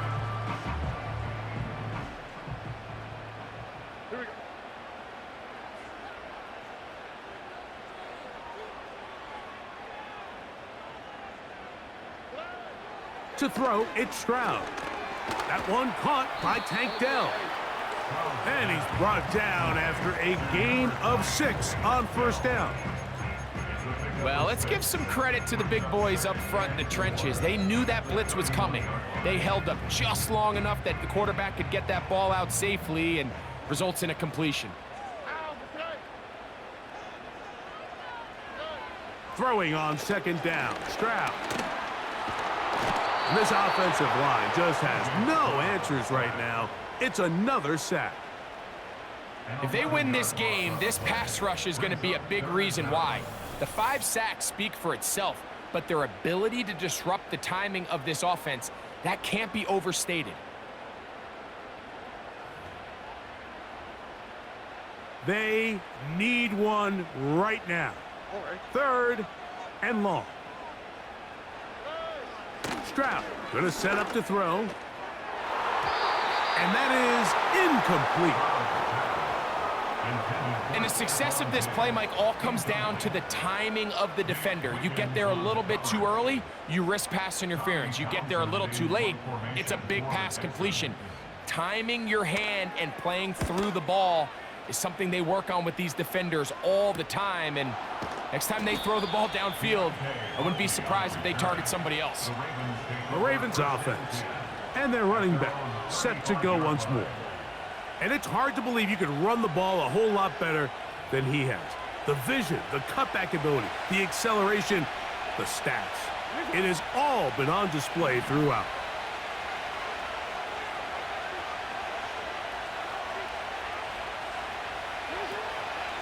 They'll start out on the ground with Henry. Trying to find somewhere to move forward, but nothing going. Tackled for the loss of a yard. At this stage in the fourth quarter, great job by the defense, understanding exactly what the offense is trying to do. They're trying to bleed the clock, shorten the game. They completely sold out to stop the run, able to take them down for a loss. This to the right side, but it's going to wind up incomplete. It's pretty remarkable at this stage, Mike, that they're even winning this game. I mean, anytime a quarterback is completing less than 50% of his throws, you just don't see that very often, and it just seems like time and time again, this quarterback and his intended targets, they're just not on the same page. And he's down inside the 40-yard line. So this is a part of the game that everybody works on, Mike. They call it 4-minute offense, and you don't necessarily have to have 4 minutes on the clock, but the whole idea is we possess the ball late in the fourth quarter with the lead. The goal is we want to end the game with the ball. So that 3rd down conversion is going to go a long way. Protect the ball, continue to pick up first downs. If they do that, I don't even think their opponent sees the ball again. On the handoff, it's Henry.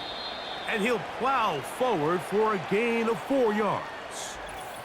Now after the run, we get a stoppage for an injured player.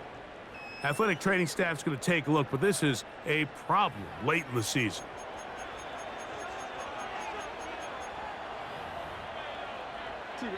Here's 2nd and 6.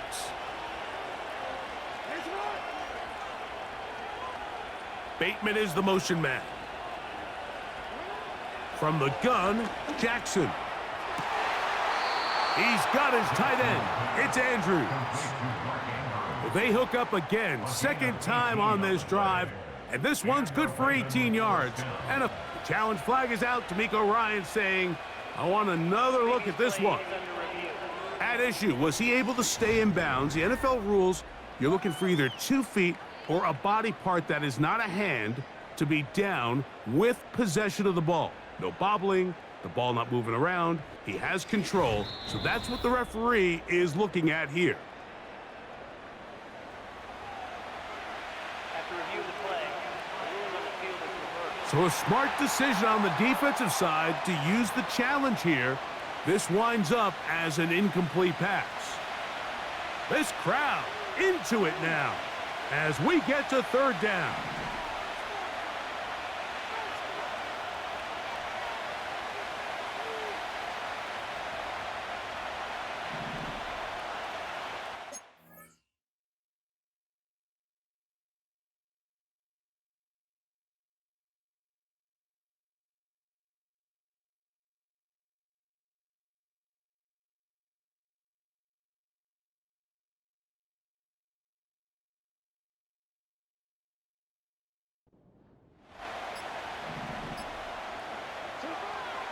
To throw is Jackson. And they'll finally run him down, but not before he takes it inside the 15.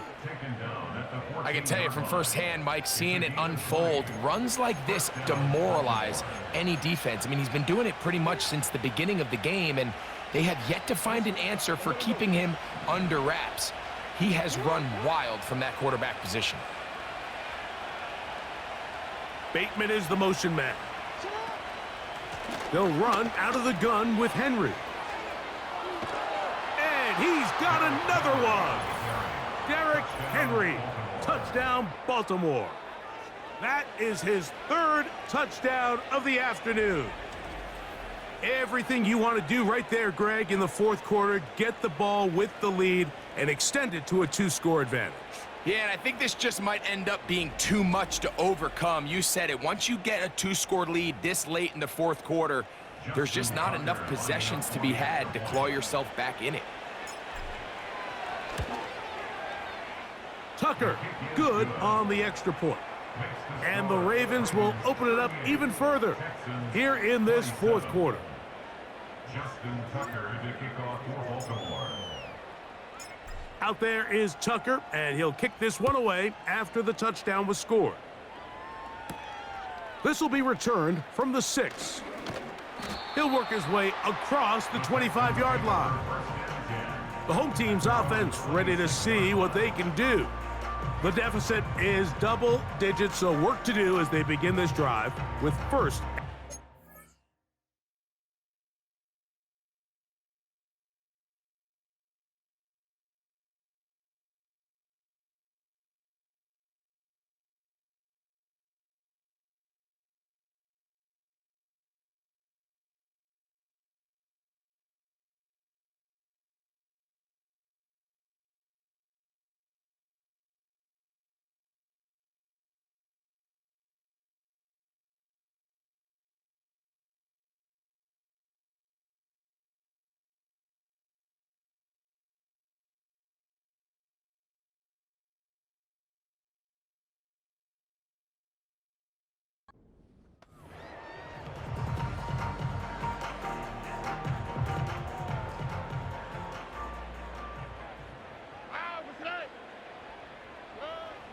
From the gun, here's Stroud.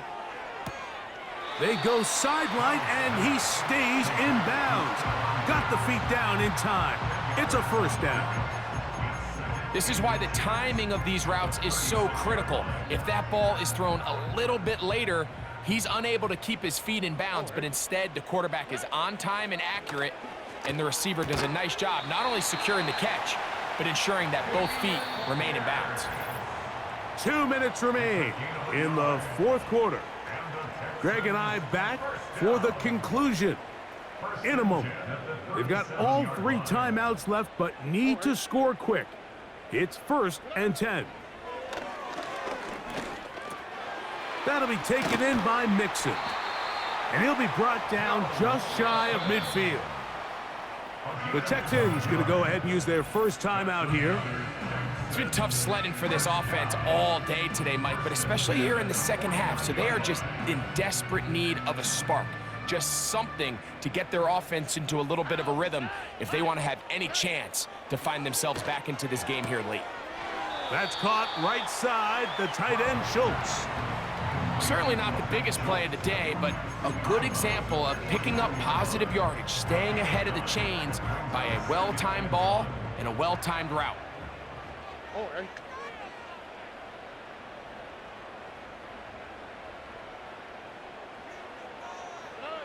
They'll drop to throw. He'll get this one to his safety valve, complete. Here's 1st and 10. Throwing is Stroud. That's to the left side and taken in by Diggs. Outbreaking routes, Mike, especially outside of the numbers, everything is about the timing. If you're late with the throw, you're going to be watching that defensive back take that thing the other way for 6. A 2nd down throw for Stroud. Checking it down, this one is caught. Defensive coordinators preach all the time, play pass defense with vision. It's exactly the case here. They're able to rally to the ball, keep that to a short gain.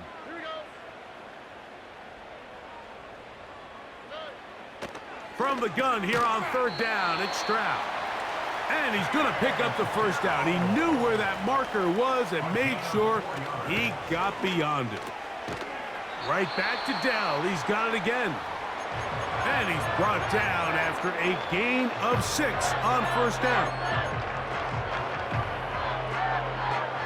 Here comes 2nd down.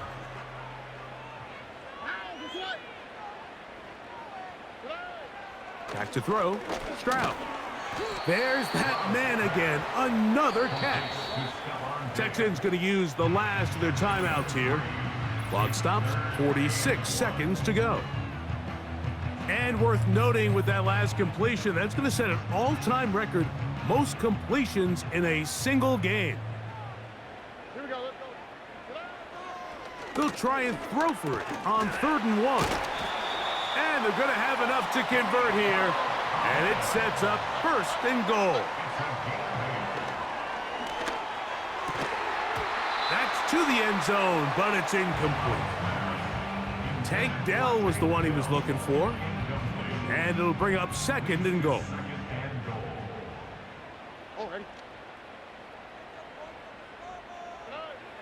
Here's Stroud. And this is going to be a touchdown. Hold everything. They are not done yet. And with that late score, it's going to give them a little bit of late life here, Mike. But remember, the next series of events is very unlikely. They need to get the onside kick and then likely a Hail Mary situation. So while they definitely have a little bit of a chance, I think it's pretty slim. Here's Stroud. That's caught. So they get the 2-point conversion. And all of a sudden, that 11-point deficit down to just a field goal here in the 4th.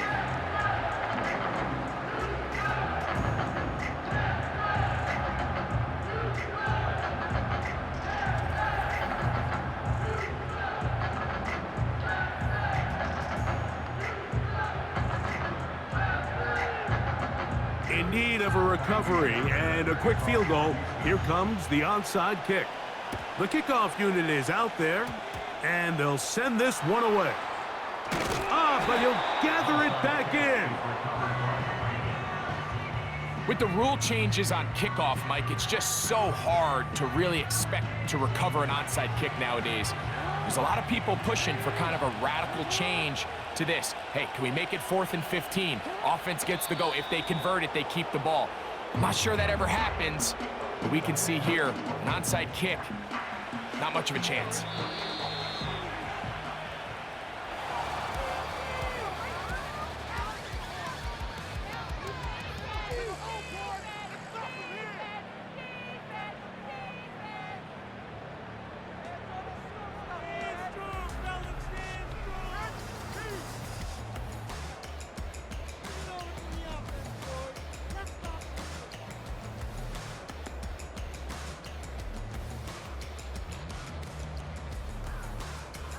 So that'll just about do it for Greg Olson and our entire team. I'm Mike Tirico. You've been watching the NFL on EA Sports. For more, log on to easports.com. With that, we say so long, everyone.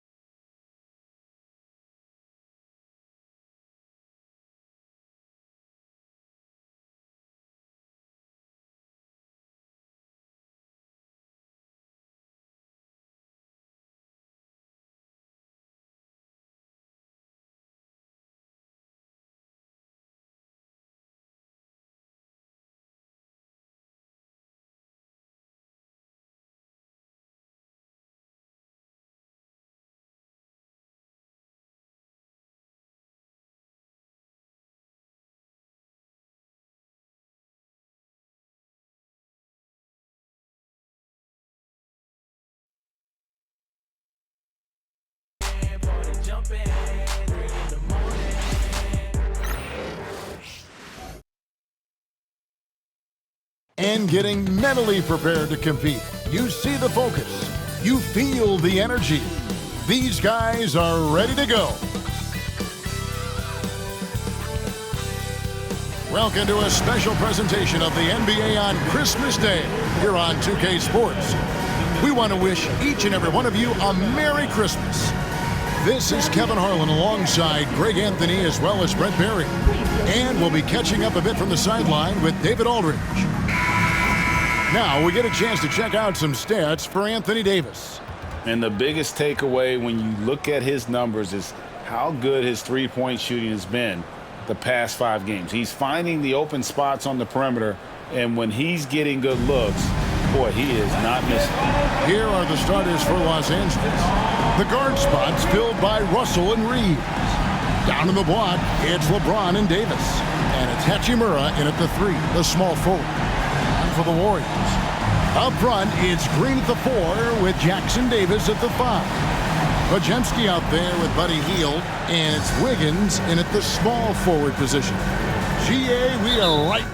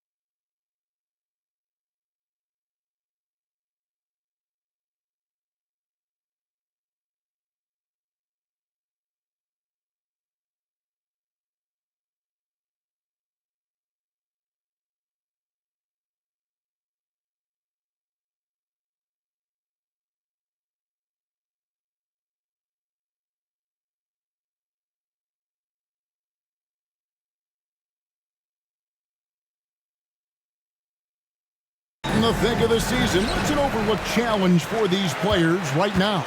Staying fresh. You have to take care of your body and your mind. That'll pay dividends in the stretch run. Yeah, undersized guys with athleticism do these kind of things, playing above the rim. Love to see him get up like that. James outside. On the wing, Davis. Nice ball movement here by the Lakers. Here's the 3. And James with the basket on the assist by Davis. Yeah, and LeBron has really changed his shot diet, shooting a lot more threes, and that puts more pressure on the D.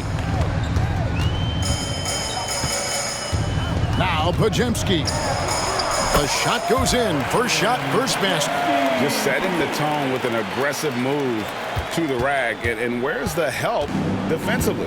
Yeah, APB sent out to try to find out where the defense is. Inexcusable. Now, here is Russell. Coming in off a 12-point game his last outing. Davis kicks to Hachimura. 5 on the clock. Shot from 12. And a kind roll that time off the rim as that one falls. LeBron's got 5 points so far. Here's Podziemski. The rim-rattling two-handed jam. Oh, fellas, that was vicious two-hand monster slam. Guys, I don't think there was anyone who could have stopped him on that one. Now here is Hachimura. 9 points last game. Goes up the baseline. Andrew Wiggins pulls it in.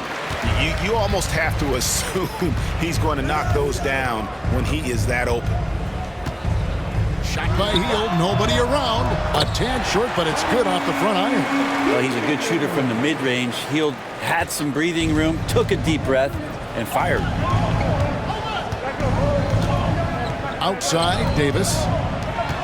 And here's LeBron outside. Warriors with the rebound.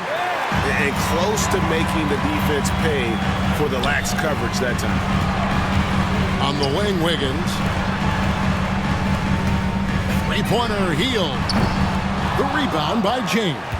Well, due for a miss after 4 of 5 to begin this one. You know, it's inevitable that a player's physical abilities diminish over the course of a career. But the thing that stands out to me about LeBron James is that he never lost his insatiable drive to win. Guys, if anything, he's gotten stronger. Three-pointer Hield hits the three-point bomb. Hield's got his second bucket of the night. This is as good as it gets for a first quarter in terms of shooting the basketball. Here's James. Oh, he jams it right over Draymond Green. Wow. Oh, okay. I guess LeBron wanted that one to sting a little. He put a little extra on that one. And they're bringing you up close and personal on the AT&T 5G Slam Cam. Warriors leading by 4. Here's Podziemski. He's a good contributor to his team, averaging about 10.5 points a game. Hield with the bucket. Here's James, and the ball out of play. The Warriors will inbound. And for a look at how the competition stacks up right now, here's the latest edition of the Power Rankings. They tell a great story. Taking a look at Phoenix. They couldn't hold their position this week, but remain in the top 10. And when you look at the Lakers, they're still sorting out their roster, trying to find a way to unlock their full potential in a holding pattern, if you will. And that could change, though, at any moment. On defense, the Lakers. Following the three-pointer by Buddy Hield. And contact on the shot, so he'll be shooting free throws here. And one thing the Lakers are so adept at, inverting their sets to have different players start the action. Yeah, it takes a high level of basketball IQ to do that on the fly. Makes defending the Lakers a nightmare. You never know how they'll attack you.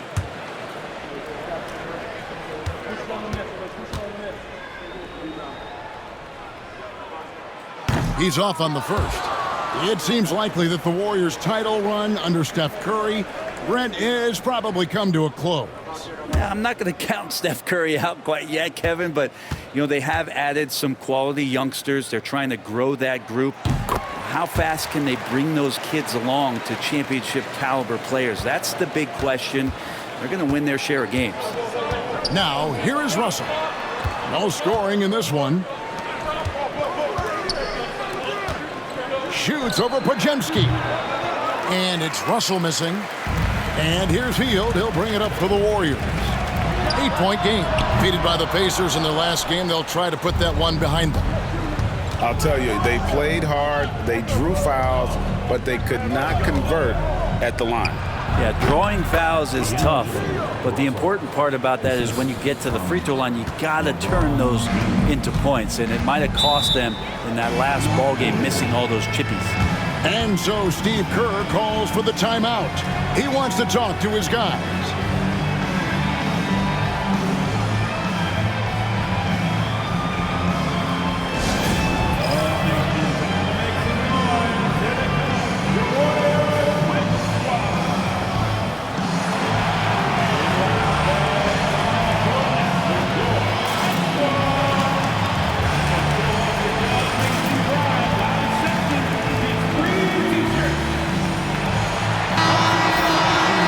get some information from the 2K leaderboard. In about the last 10 games in the NBA, during that span, these teams have the most second chance points in the league. The Lakers, number 1. I mean, you love their aggressiveness, not settling for one shot offensively, but really running down those loose boards and converting for extra points. So it's the Warriors now. 6-point lead. Bajemski, the bounce pass. Green kicks to Hield. And again, it's the Warriors missing. The drive by Russell. And that'll be 2 free throws coming up. Officials on the call with the foul. It's going to be on Andrew Wiggins. It's D'Angelo forcing the issue right there, trying to find a way to draw contact. Lakers shooting their first free throws of the game. And they've been ordinary on the season as well, just about 75% from the line. Free throw good, Russell. Whether it's points, steals, or passes, Russell is out here working hard to give you what you need.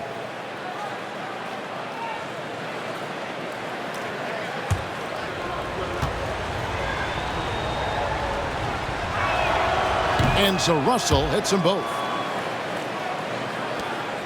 Warriors leading by 4. Here's Bajemski. And he makes no mistake on the slam dunk. And despite the size disadvantage, attacking the heart of that defense. Yeah, no stopping him on that play. Sometimes even the taller defenders are helpless to stop him. And here are the Warriors now after LeBron James's miss. Hield can't hit. Lakers trail by 6. The drive by James, and he banks in the layup. James has got 9 points. Not just the accuracy in the quarter, it's his movement and the energy that's getting him on this nice roll. And the wide open shot from Green. Good on the triple. Well, Draymond Green must be feeling good because no hesitation in that one there, letting it rip. LA's gone 1 of 2 from long range in the first quarter. And now we'll go to David Aldridge, who spoke with Steve Kerr. David. He told me, now that team goes as Anthony Davis goes. AD is feeling good and he's in rhythm. Everything clicks. Coach said we'll need a team effort at both ends. Our communication has to be excellent, and even then, we're not going to completely stop them. Guys? Thanks so much, David. Kuminga's come in for Green.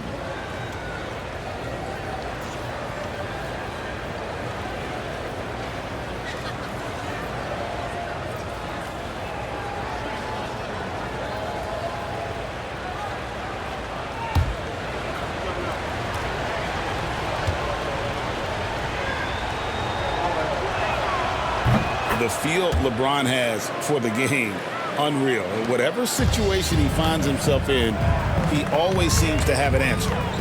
Here's Bajemski. 6 points for him. Not the kind of aggressive defense they need to cut into the lead. Yeah, you have to protect the rim, Greg, a little better. Good job to recognize the opportunity. That's just very solid offense. And there's a pattern starting to take shape here. They're working it inside and getting good shots from close range. Bajemski with it. 8 points for him. And the ball goes out of bounds. Last touch by James.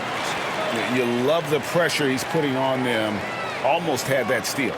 Yeah, pestering right now, and that's going to pay some dividends. At some point, there's going to be a turnover. Warriors leading by 4.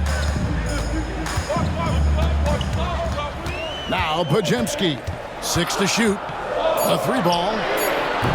Hachimura grabs the miss. For Los Angeles, they've gone 7 of 12 from the field here in the first quarter. Here's Davis. The shot that time, not on target. Nice defense from Kuminga. Wiggins inside the line. The Lakers with the rebound. Well, he wants that one over again, I guarantee that. Nobody's even in the neighborhood. Here's LeBron. It's rebounded by Kuminga. And here's Hield. He'll bring it up for the Golden State Warriors. 4-point game. And this is the first season matchup for them against the Lakers team. And they lost the season series against this squad last year, so trying to bounce back here tonight. Now, here is Russell. He has 6. It's good. Russell's got his third basket of the night right there. And they're forcing the ball inside, and it's working like a charm. And so Steve Kerr calls for the timeout. He wants to check in with his team and regroup. Time to make some noise and welcome out your Warriors Knicks team.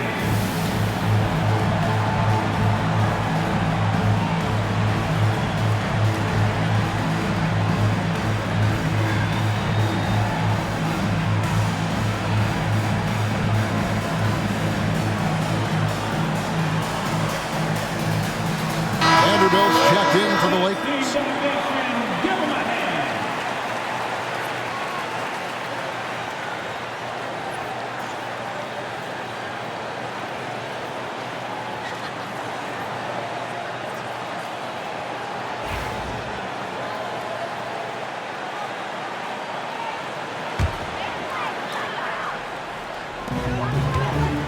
Wiggins with it.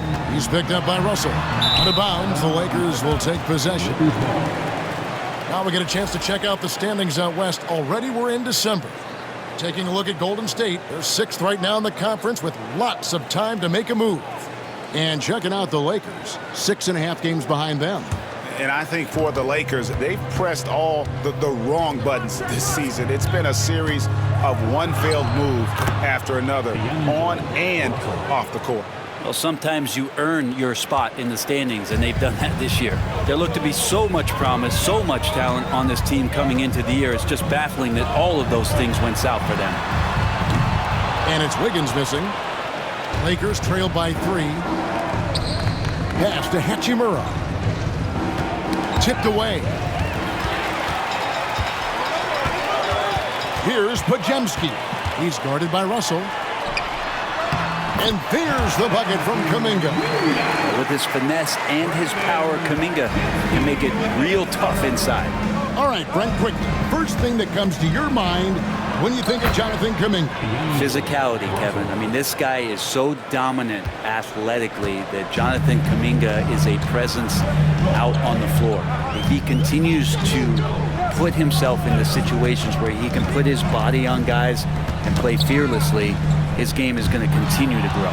It's stolen by Vanderbilt. Goes back up. Davis kicks to Hachimura. And he hits it to tie the game up. Yeah, and this is a tough one to figure out because Rui hitting the 3, that makes him really difficult to check. Podziemski finds Kuminga. There's the try. Shooting foul as the whistle blows. He'll shoot 2 free throws. It's his first trip to the line. Team foul. At the line for the Dubs, Jonathan Kuminga. 2 shots.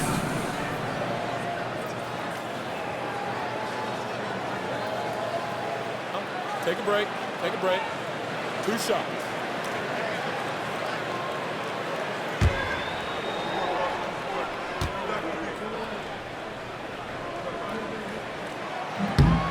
Free throw good from Kuminga. And Kuminga is so physical, he'll get a lot of these.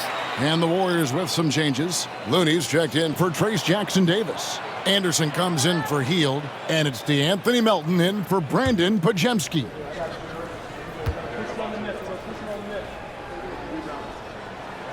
Both free throws good from Kuminga. Now, here is Russell. He's got 12. Pass to Vanderbilt. Back to Russell. Beyond the arc. The rebound by Anderson. They hold the early advantage on the glass. Kuminga with a wide open look. And a miss there on the triple. And on an open look like that, he's very gifted at making the weak coverage pay. Out to the wing. Stolen by Anderson. And here we go. Wiggins heading to the hoop. It's hauled in by Los Angeles. They put up a nice win against Detroit the last time out. Yeah, in that game, I thought they took advantage of some sloppy play, but give them credit. They turned mistakes into points. Yeah, the last game, it felt like they were just feeding off of what they were doing defensively, forcing a lot of those turnovers, and that helps build your defensive confidence. Now Melton after D'Angelo Russell's three-pointer that didn't go. And when Wiggins moves the rock, it's a huge plus for the offense.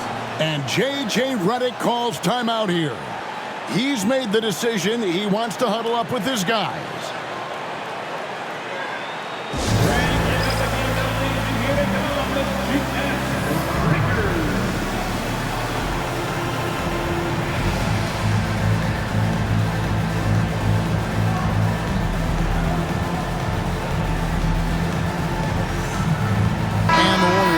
Change here. Green's checked in. Big group substitution here for the Lakers. LeBron, he's checked in for Anthony Davis. Gannett comes in for Rui Hachimura. Reddish, he's checked in for Austin Reeves. And Vincent subbed in for Russell. And so James will bring it up for the Lakers. Trailing by 4. Over Looney. And that one off the back of the rim and in. James has got 14 points. And he's clearly led the way offensively. The question is, can they ride him and get back into it? 2 minutes remaining in the first. Reddish with the ball. Now defended by Wiggins. Count the basket. Connects. Got the game tied up here for the Lakers. Traditionally, that's how you want to finish the break, right at the rim. Yeah, anything other than a layup in that situation, probably disappointing. Had numbers, took advantage. Give him a little credit. Take some guts to keep shooting if you're struggling this bad. It's getting a little bit ugly right now. Here's LeBron. And that won't go, missing the go-ahead bucket. And for the Warriors, they're shooting quite well in these early minutes, 55%. Green against Vanderbilt.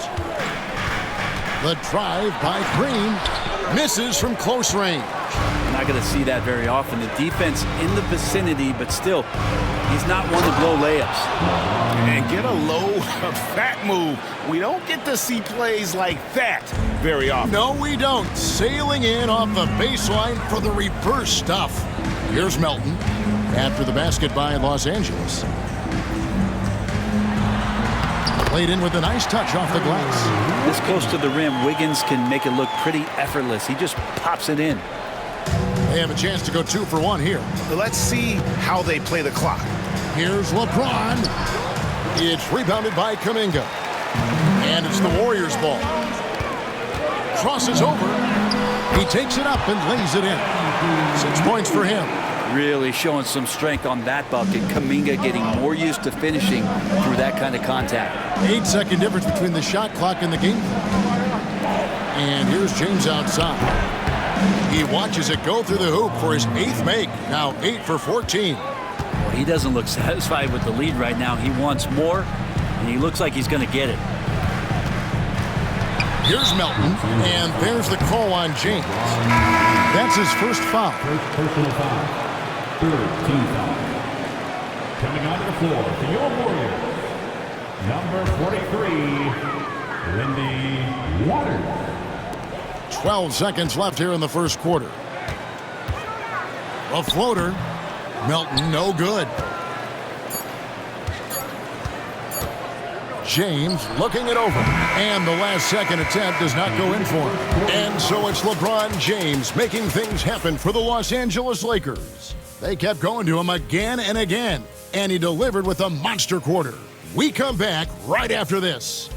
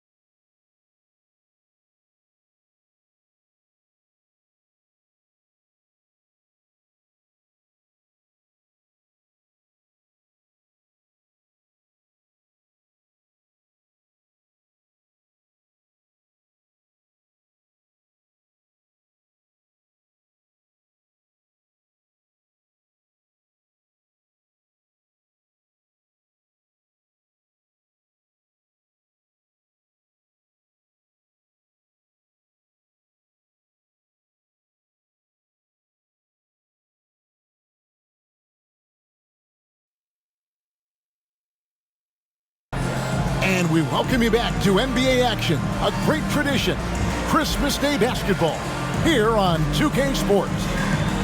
Let's quickly check out the scoring breakdown here for the Lakers. A huge part of their offense, pushing the ball, looking for fast break opportunities, always a good idea.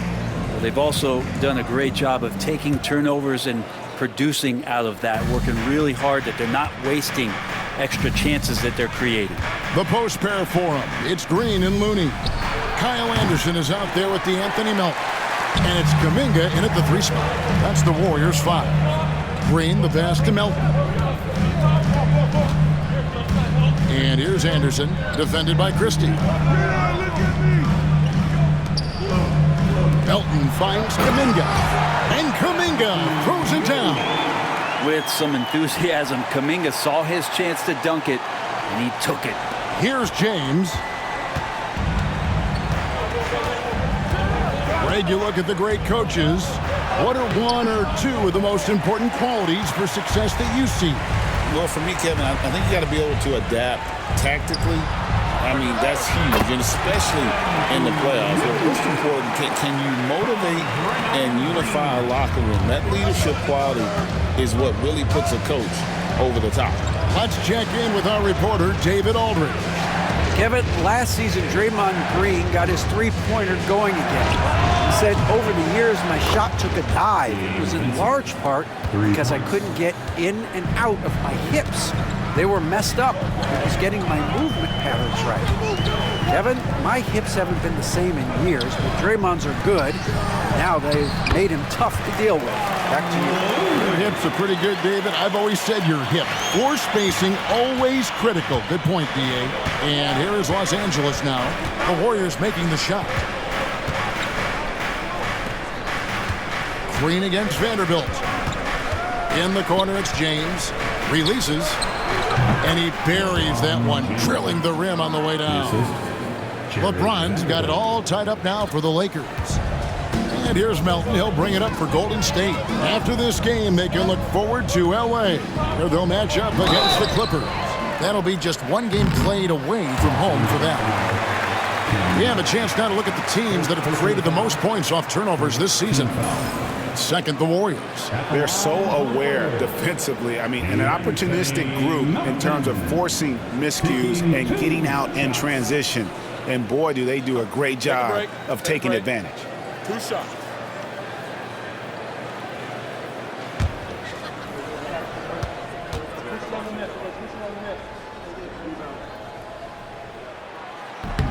And the first one drops. Christian Woods checked in for Christie.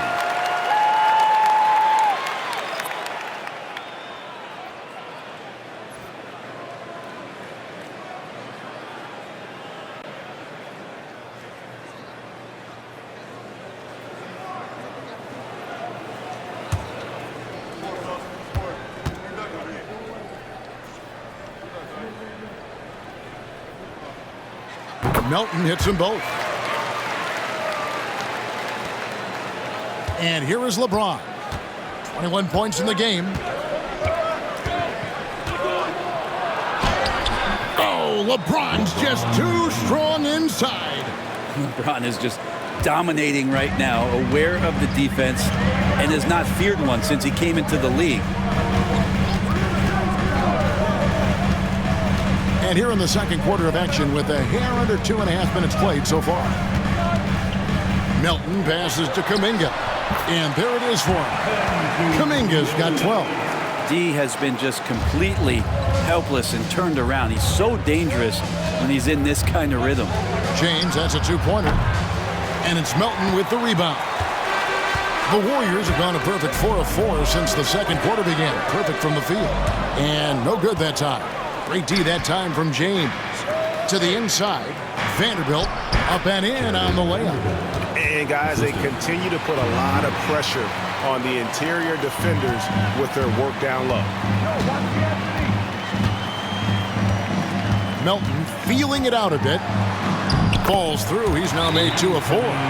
There's some easy offense there. Keep finding looks in that area, and their shooting percentages tonight are going to be off the charts. And J.J. Redick is called timeout. He wants a minute here to get things straightened out with his team.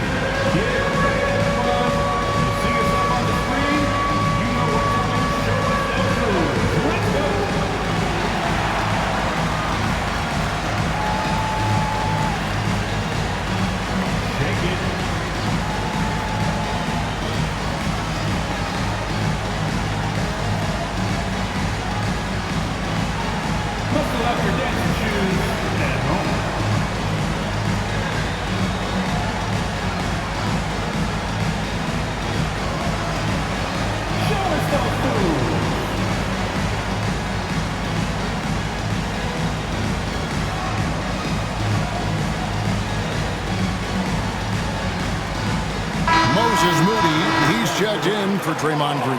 Hachimura is checked in for the Lakers. Russell comes in for Christian Wood.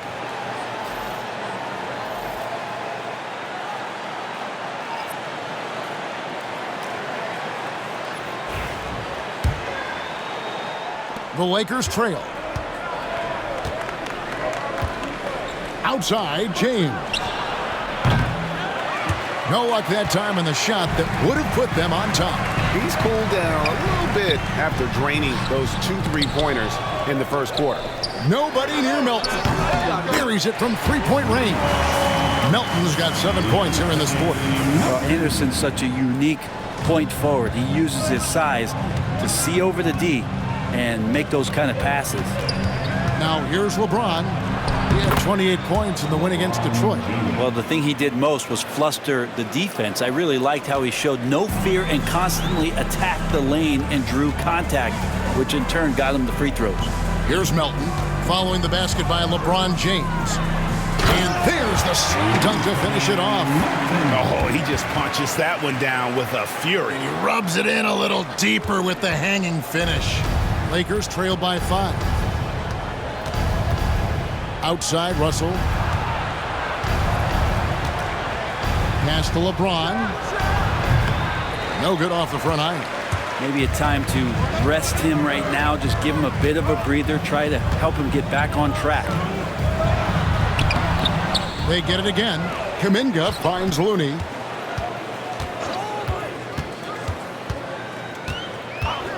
Just 5 to shoot. To the paint. And finished off by Anderson. And he can do a lot more damage to the rim than that when he wants to. Oh, you're right. And with the lead they're enjoying, I'm surprised he didn't put a little something extra on that one. Well, Russell's such a natural scorer and capable of connecting from just about anywhere. Kuminga kicks it to Looney. Back to Kuminga. Anderson against James. LeBron with the block. James on the drive, and he uses the glass on the layup. LeBron's got 27 points. So many years, and the body still holding up for LeBron James. Wow. Pass to Kuminga. Back to Melton. And they call the foul, so a chance at the line for one more coming up. Boy, has he put his foot on the pedal here this quarter. He's doing a terrific job in terms of leading their offense. And what do you guys think so far about the offensive approach for the Warriors? A lot of high motor play from them in this one, allowing them to kind of charge through the defense and find good looks. Well, they've done a great job tonight of getting out in transition, so that focus on fast break, that'll add to your total in a hurry. Melton, no good on the free throw. Well, it's interesting to watch him because he's putting his body on the line to get to the line. We didn't see this during the first quarter, but he's making up for it here. Now here's James. He's got 27. Vanderbilt finds James. It's rebounded by Kuminga. Kuminga's got 6 rebounds in the game. Gets it to go. That one good for Melton. Melton's got 13 points in just this quarter. Well, we've seen that movie a few times, haven't we? An easy bucket in the paint. And J.J. Redick is called timeout. He wants to regroup and go over the strategy.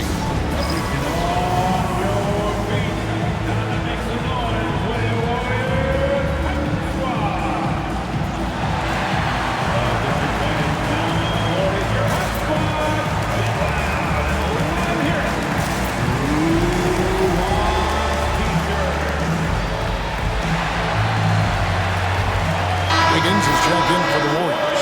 Podziemski's coming in for Milton. And then for Los Angeles, Anthony Davis comes in for Vanderbilt. And it's Austin Reeves in for Gabe Vincent.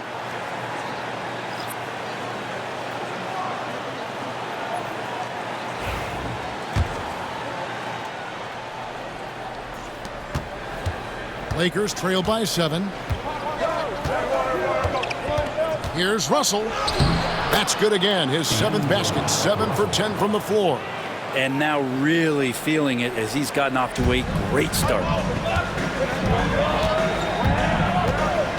Here's Podziemski. He's coming off a 16-point game against Indiana. LeBron grabs the miss.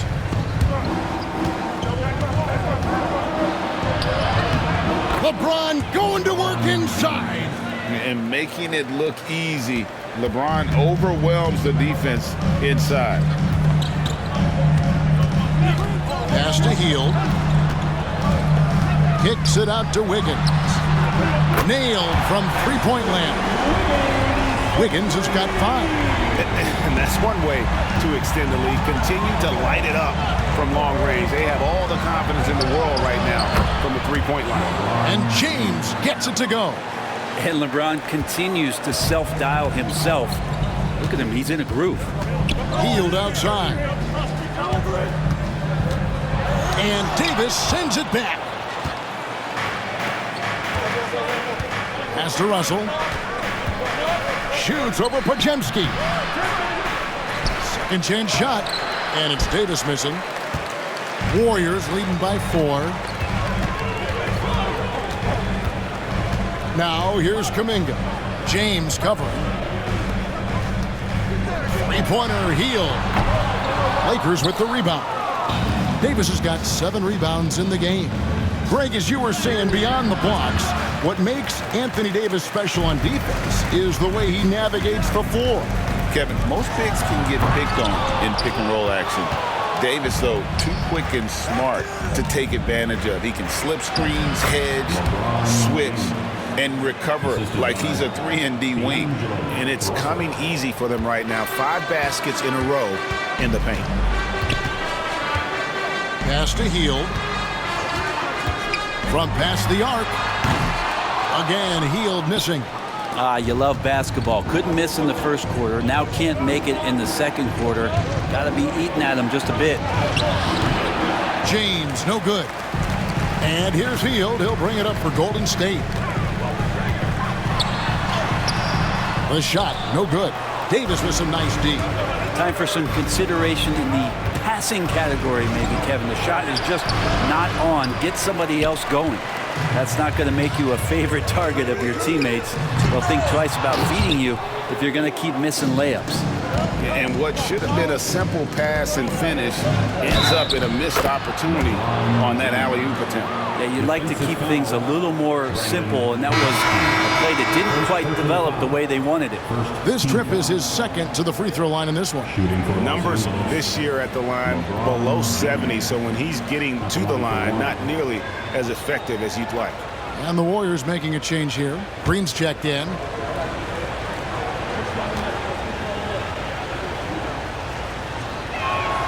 And they now lead as the free throw drops for him. It feels like there's been a crossover where basketball fans over the past 2 seasons are really appreciating the longevity and greatness of LeBron James. And we've got a timeout called by Steve Kerr. He wants to make some adjustments to the game plan, clearly.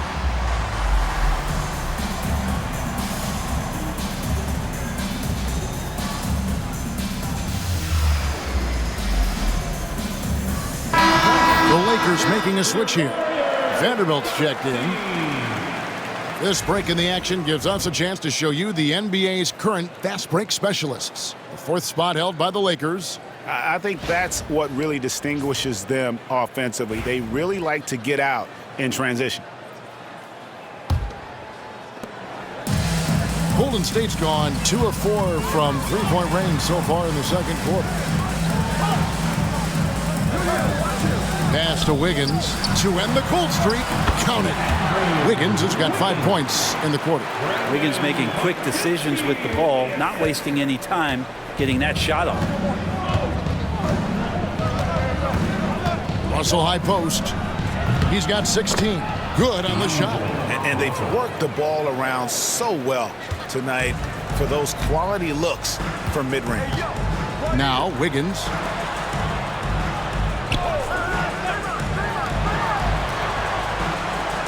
Pass to Pajemski. Kicks it out to Wiggins. It's good from long range. Wiggins has got 10 points in the game. That's more like it, rounding into form after a very, very difficult first quarter. Right wing. Hachimura finds Russell. Lakers working the ball around now. Launches a three. Good again. He's on tonight. 9 for 13 shooting. I like how competitive Russell is. When you make a three-point shot and he's got the ball in his hands, he's going to come right back at you. Now here's Hield. He's got 11. Wiggins outside. On the wing, Hield. Looking to get it going, and the Warriors tack on 2 more. Well, that's a beautiful shooting stroke right there. Really a core essential of Buddy Hield's game. Here's Russell. And foul on the shot. He'll shoot 2 at the free throw line. I tell you what, he earned his money on that foul. For Los Angeles, they have hit all 4 of their chances so far in this one. 2 shots.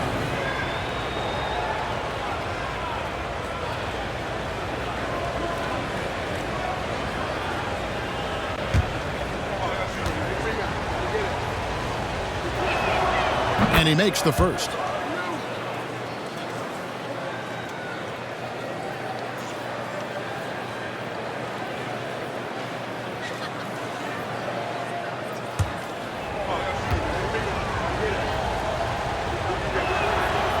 He doesn't get the second one. A shaking his head moment there. Had a chance to put them out in front, but at least they're tied up.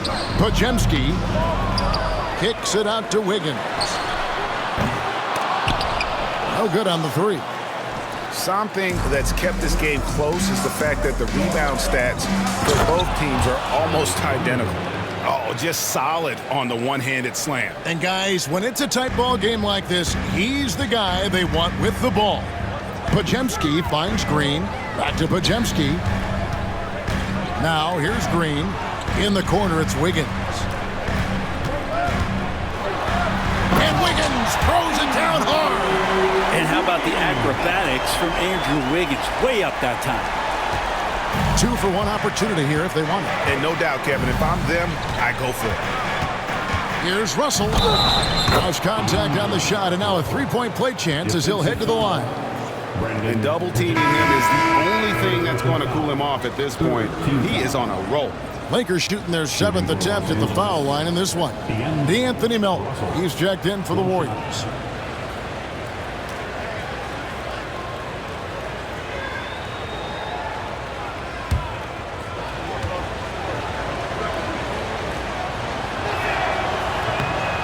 Free throw good, Russell.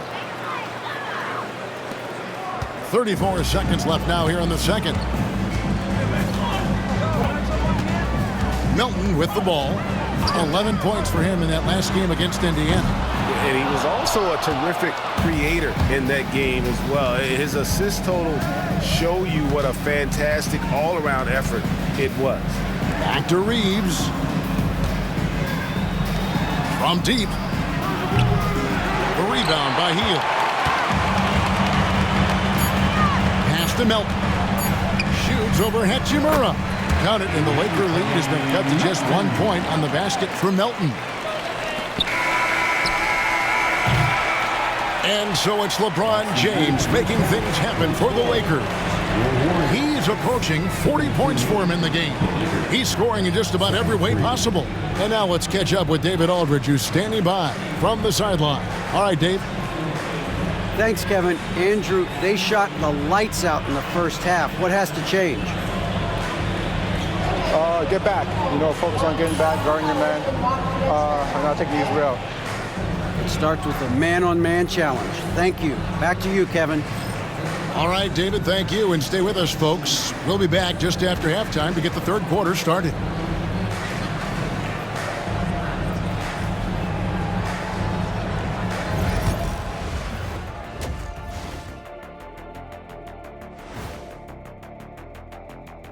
Hey folks, welcome. The Lakers wrap up the first half in what's been a closely contested game so far.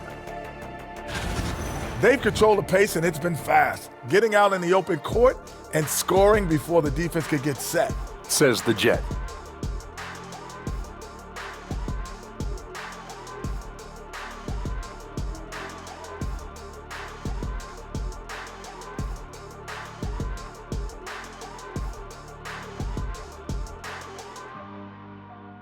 Okay, guys, now let's see what the fans are buzzing about over on social media. And Hopstep Horace says, Ernie is the best host out there. What's it like sharing a set with him? I promise, fellas, I didn't write that. Hold up, Ernie. Don't you have a cousin named Horace? Yep, and we met him down here a couple years ago. I remember him.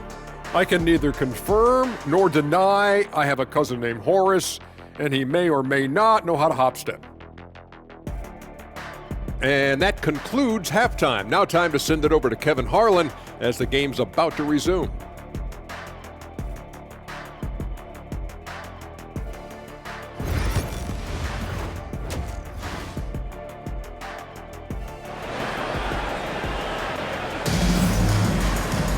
And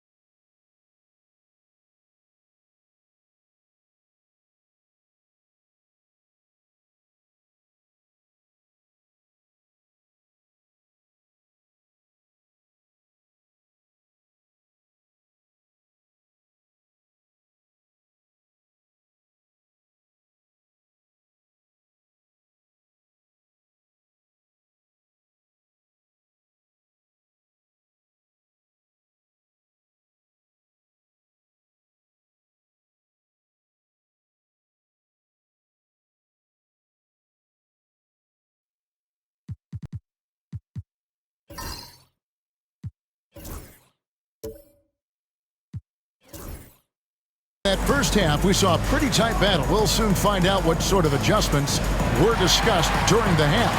What can you say, LeBron James? What an impressive effort today. Well, we'll find out if they were able to find an answer for him over the break. He was scoring with ease in that first half. Yeah, just way too easy out there, and I'm sure Coach is going to make that a priority at halftime.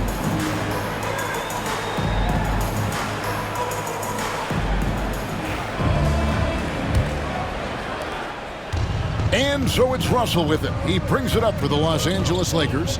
They lead by 1. So the Lakers 5 right now. The guard spots filled by Russell and Reeves.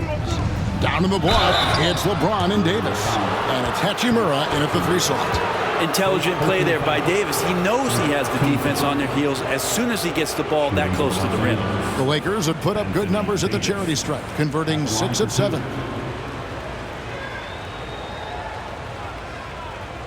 Shooting 2.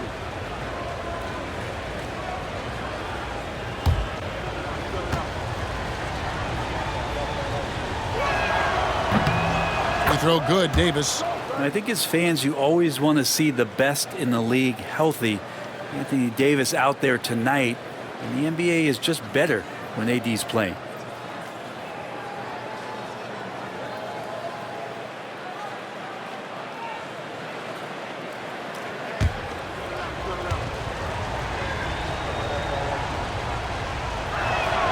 And both free throws good for Davis. And that's another area where he is just a superb player. Excellent at the free throw line. Outside, Green. Pass to Jackson Davis. Here's Hield. On the wing, Green. Pocket 6. Anthony Davis grabs the miss. Davis has got rebound number 9 now. What an effort here tonight. Hachimura, the pass to Russell. Back to Hachimura. No good on the triple. Warriors trailed by 3. Green, bounce pass. Pass to Pajemski.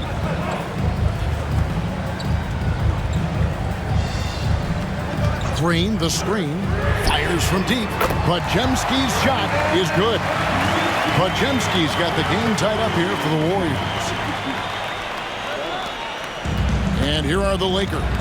Brent, when I think of those title teams of the Golden State Warriors, clearly you think of the Currys and Thompson, and maybe at the top of that list, the importance of Draymond Green.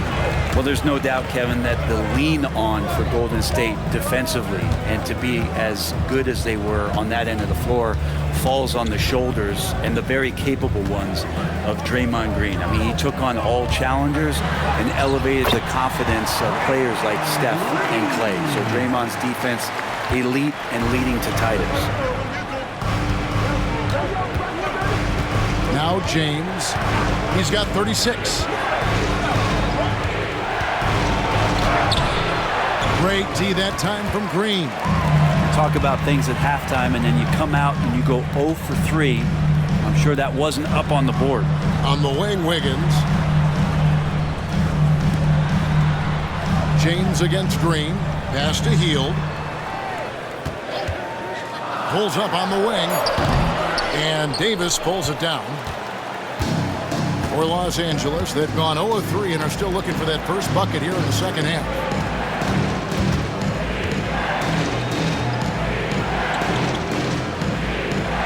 Reeves outside. Russell with a wide open look. And again, the Lakers no good. Warriors have gone 2 of 4 here to start the second half. Pass to Hield. Green with a screen for Hield. It's hauled in by Los Angeles. LeBron's got 4 rebounds in this game. Here's Reeves over Hield. And the Lakers with another miss. Ouch. 5 shots without a make. That's a really ragged start coming out of halftime. Outside, Green. Up top, Hield. Covered by LeBron. And Davis sends it back. What an impactful defensive presence. AD is outstanding at coming up with blocks. They now take the lead. Russell's got 28, and not even 3/4 out of the way. So many lead changes. The fans, guys, are getting their money's worth. Heck, I should have paid to watch this one. It's been a nail biter. Down low, Wiggins, and it's Wiggins with the jam. He's got so much vertical ability. That's easy for Wiggins. Los Angeles has gone 1 of 3 from downtown since halftime. And J.J. Redick is called timeout. This will give him a chance to discuss some potential alterations. And let's head over to the sideline and catch up with David Aldridge. Hey, Kevin, we all know the Lakers have to pound the ball inside. LeBron James says, we have attackers. That's who we are. That's what we do. We're not shooting 40 to 50 threes a game. We don't have the luxury of being that team. Working it into the paint, that's what we're really good at. Kevin, they play to their strengths. They got a lot of strength. Got to do it.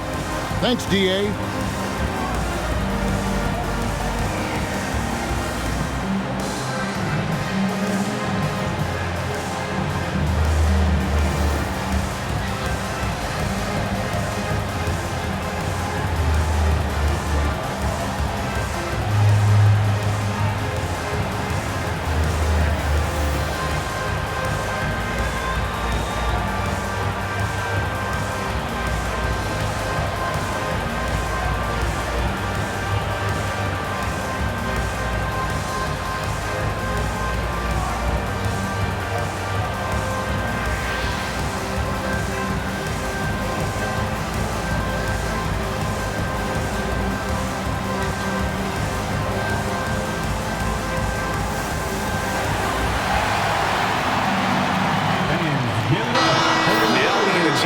Check out LeBron James.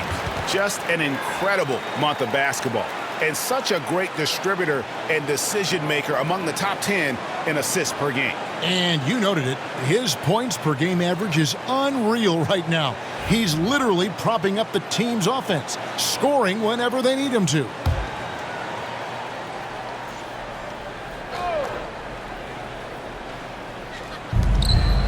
Reeves the pass to James. Back to Reeves. And here is Hachimura. Throws it down as the official calls the foul. It may be a three-point play. That one is on Hield. Great pass from Rui there. You can see he likes setting up his teammate. And this is his first trip to the line tonight. Austin Reeves, shooting 1.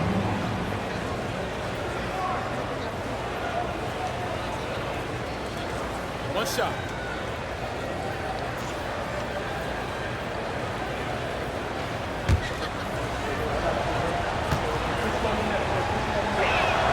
Free throw good, Reeves. The Warriors have gone 3 of 7 on field goal attempts here in the second half. Reeves against Hield.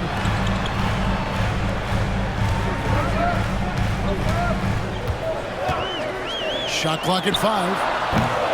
And it's Russell with the rebound. Sometimes you just have an off night, guys, and that's what we've seen so far.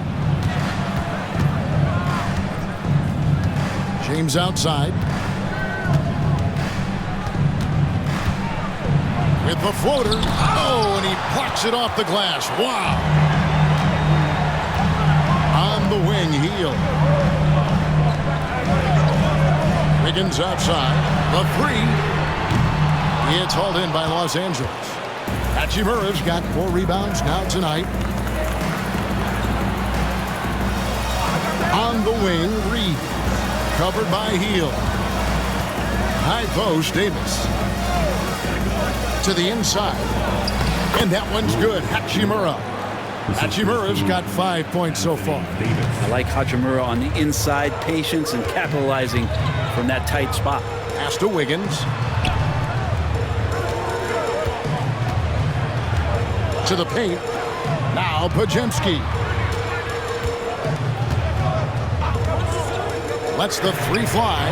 That's the 6th make from the field. He's taken 9 shots and missed but 3. He's going to punish you if you leave him open. He's more than willing to take the open 3 when he's got it. Wiggins against Hachimura. Davis setting the pick for LeBron. Trying trying to answer back, but that three is off the mark. Yeah, the defense there in chill mode. We all know he can burn them from three-point range. Green bounce pass. Here's Pajemski. 14 points for him. In the corner, it's Wiggins. A miss that time. Would have put him up. And so James will bring it up for the Los Angeles Lakers.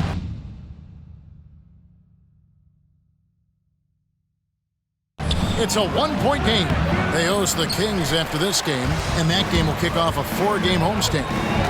Now here's Wiggins. And he can be counted on to put some points on the board every night. He's averaging right around 13.5 points a game.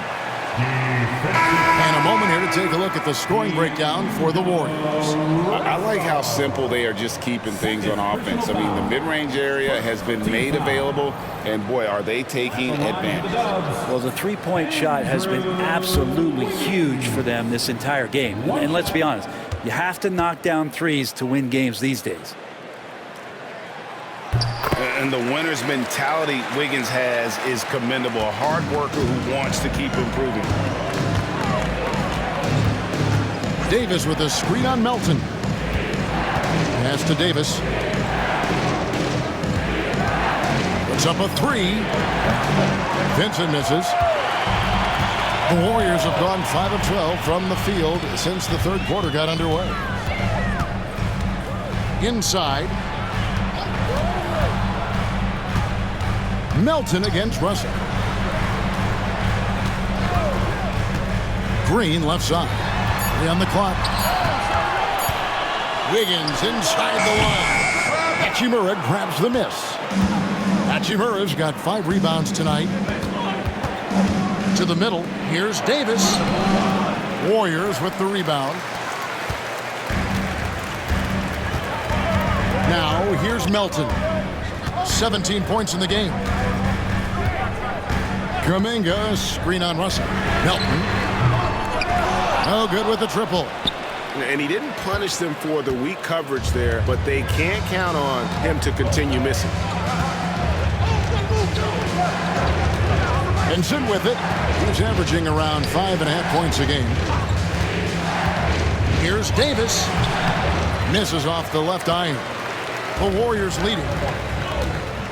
Wiggins outside. Unloads from 13. It doesn't go for him. Probably not the shot that was drawn up for that possession, but you can't pass it up and you can't knock it down. Vincent finds Hachimura. A fader. And Davis puts it in. Davis has got it all tied up now for the Lakers. Very steady from the mid-range. Davis more than capable after he faces up. From 17 feet out, and Wiggins with the basket on the assist by Green. Green's got 3 assists tonight. Brent, Draymond Green's resume speaks for itself. What's he do, though, that we may not see or appreciate? Well, Kevin, Draymond Green does such a great job of being a connector and communicator defensively. It is remarkable the way that he can impact every position on the floor by the way he uses both his position and his voice. Forget about the offense. Draymond takes on the challenge every night defensively, and that makes him elite. Lakers trail by 5. LeBron kicks to Russell. Now Vincent pass to Hachimura. And they come right back with their own three-pointer. Hachimura's got 8 points. And I like the back and forth here, showing confidence from range. It seems like they're going to find out who can make the deepest threes. Right now it's a shootout. Now here's Green. He's got 8. And they had some botched coverage that turned into no coverage. Hachimura kicks to Russell. Pass to Vincent. Back to Russell. Shoots over Melton. Again, the Lakers. Well, the mid-range Jay looking nice as Russell finds a way to take advantage of the defense, and nice balance on that one. Wiggins outside. Here's Jackson Davis. Outside, Kuminga. Golden State needs to get off a shot. That falls. Nice feed that time from Wiggins. Wiggins has got 4 assists now tonight. James, the pass to Davis. Pass to Russell.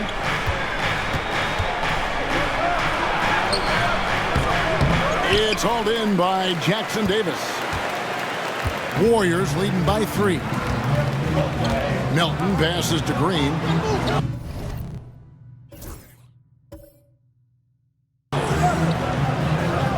Now here's Kuminga. Here's Melton. Offline with his 3. Or even though he misses that one, the defense has got to talk about that. And that's a bad miscue, and you can't give up looks like that all game long. But whether the shots are wide open or contested, he's just having no luck right now, guys, with anything. And that one's good. Wiggins. Defensively, they just look out of sync, not closing out on the threes in time. And here's Russell following the three-pointer by Andrew Wiggins. Pass to Hachimura. Back to James.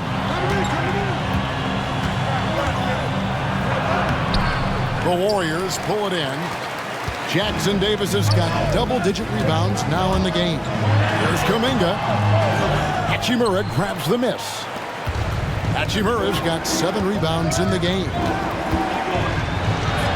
That's good, and the Warrior lead is cut down to just 4 points with a bucket from James. As he's gotten older, LeBron has changed his body, relying a little more on that power. Pass to Jackson Davis. There's Kuminga. And a missed layup. And so it's Andrew Wiggins making highlights for the Golden State Warriors. He got into double digits for the quarter with 10 points total. And we'll be right back after this.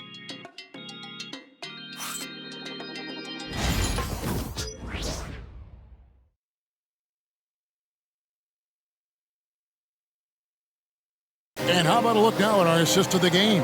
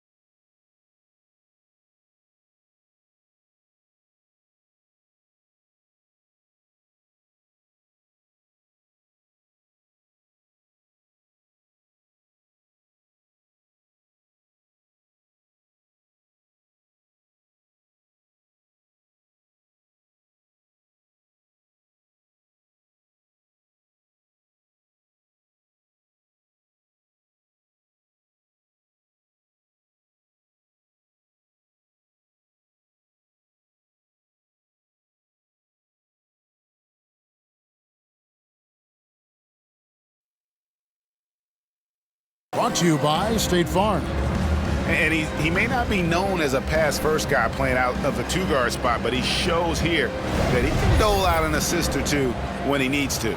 Even though the position is called shooting guard, passing part of your responsibilities in today's game. And with these teams locked in a very close contest, this fourth quarter promises to be a good one. Looney out there with Kyle Anderson. Then it's DeAnthony Melton. Then it's Kuminga, and it's Peyton in at the shooting guard position. So that's the group out there for Golden State. And so James will bring it up for L.A. They trail by 6. Great focus from LeBron. Gets it and still gets it to go. He is just self-willing his team right now, doing everything he can to keep them alive. Here's Melton with the putback. The kick out to Anderson. He tries for 3. Rebounded by the Lakers. On the wing, James. Defended by Kuminga. And the ball goes out of bounds. Last touch by James. That is just a careless turnover. You've got to be smarter in those exchanges. And the Warriors making a change here. Waters is checked in. Warriors leading by 4. About a minute played here in the fourth quarter. Here's Melton. It's hauled in by Wood. The Lakers shooting it pretty well, close to 50%. Vanderbilt finds Vincent. And it's Looney with the rebound. Looney's got 4 rebounds now tonight. Kuminga goes in. And Kuminga throws it down. So ferocious on the drive. Kuminga just sprinting to his spot. Pass to Reddish.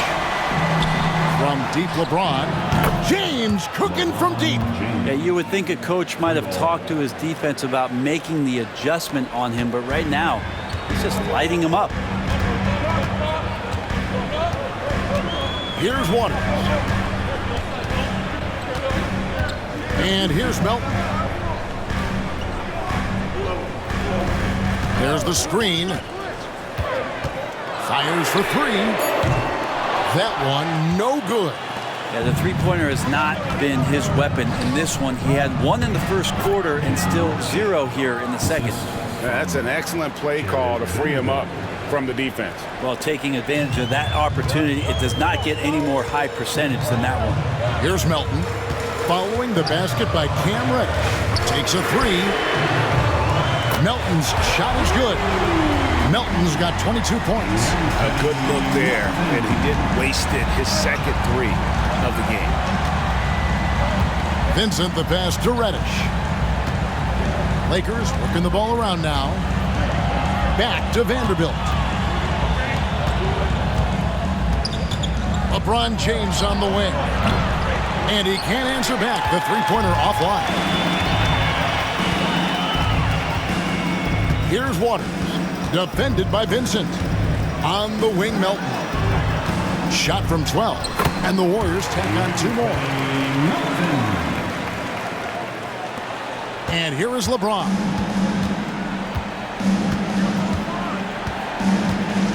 Shoots over Kuminga. He hits the back iron and sinks the shot. LeBron's got 45 points. He has definitely shown up to play. He's done his part, really just trying to battle his team back into it. And he bangs it home with one hand. And I would not be surprised to see them double him up here. Defensive foul. Fields checked in for Golden State. And the Lakers also making a change. Russell's checked in. At the line for the Warriors, DeAnthony Melton. Shooting 1.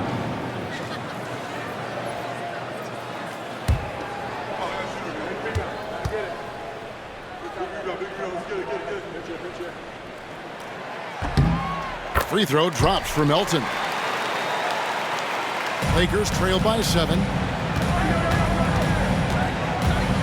Russell kicks to Vanderbilt. LeBron outside. Fourth quarter of play, and over 3.5 minutes have gone by. Reddish dishes to Russell. That shot misses. Warriors leading by 7. Anderson outside. Pass to Hield. looking to end his cold spell, and Hield slams it home. Buddy Hield, used to him shooting, that time soaring. Nice job capturing the moment on the AT&T 5G Slam Cam. And the Lakers have possession. LeBron outside. Off target with his three. Well defended that time. He's a shooter that the D has to close down on quickly when he's ready to pull the trigger. He gets that one. Well, if it ain't broke, don't fix it. They keep getting it in the paint and continue to score consistently. Here's Vincent. Sinks the three-pointer. And no matter who it is, that kind of D isn't going to get it done. And here's Melton. He'll bring it up for Golden State. They've led by as many as 11 points. Anderson outside. Pass to Melton from outside the arc. It's hauled in by Los Angeles. Vanderbilt's got 4 rebounds now tonight. The drive by LeBron. Uses the glass to finish the layup. LeBron's got 47 points. Forget about stopping LeBron when he's on the dribble coming at you with that kind of momentum. Here's Kuminga.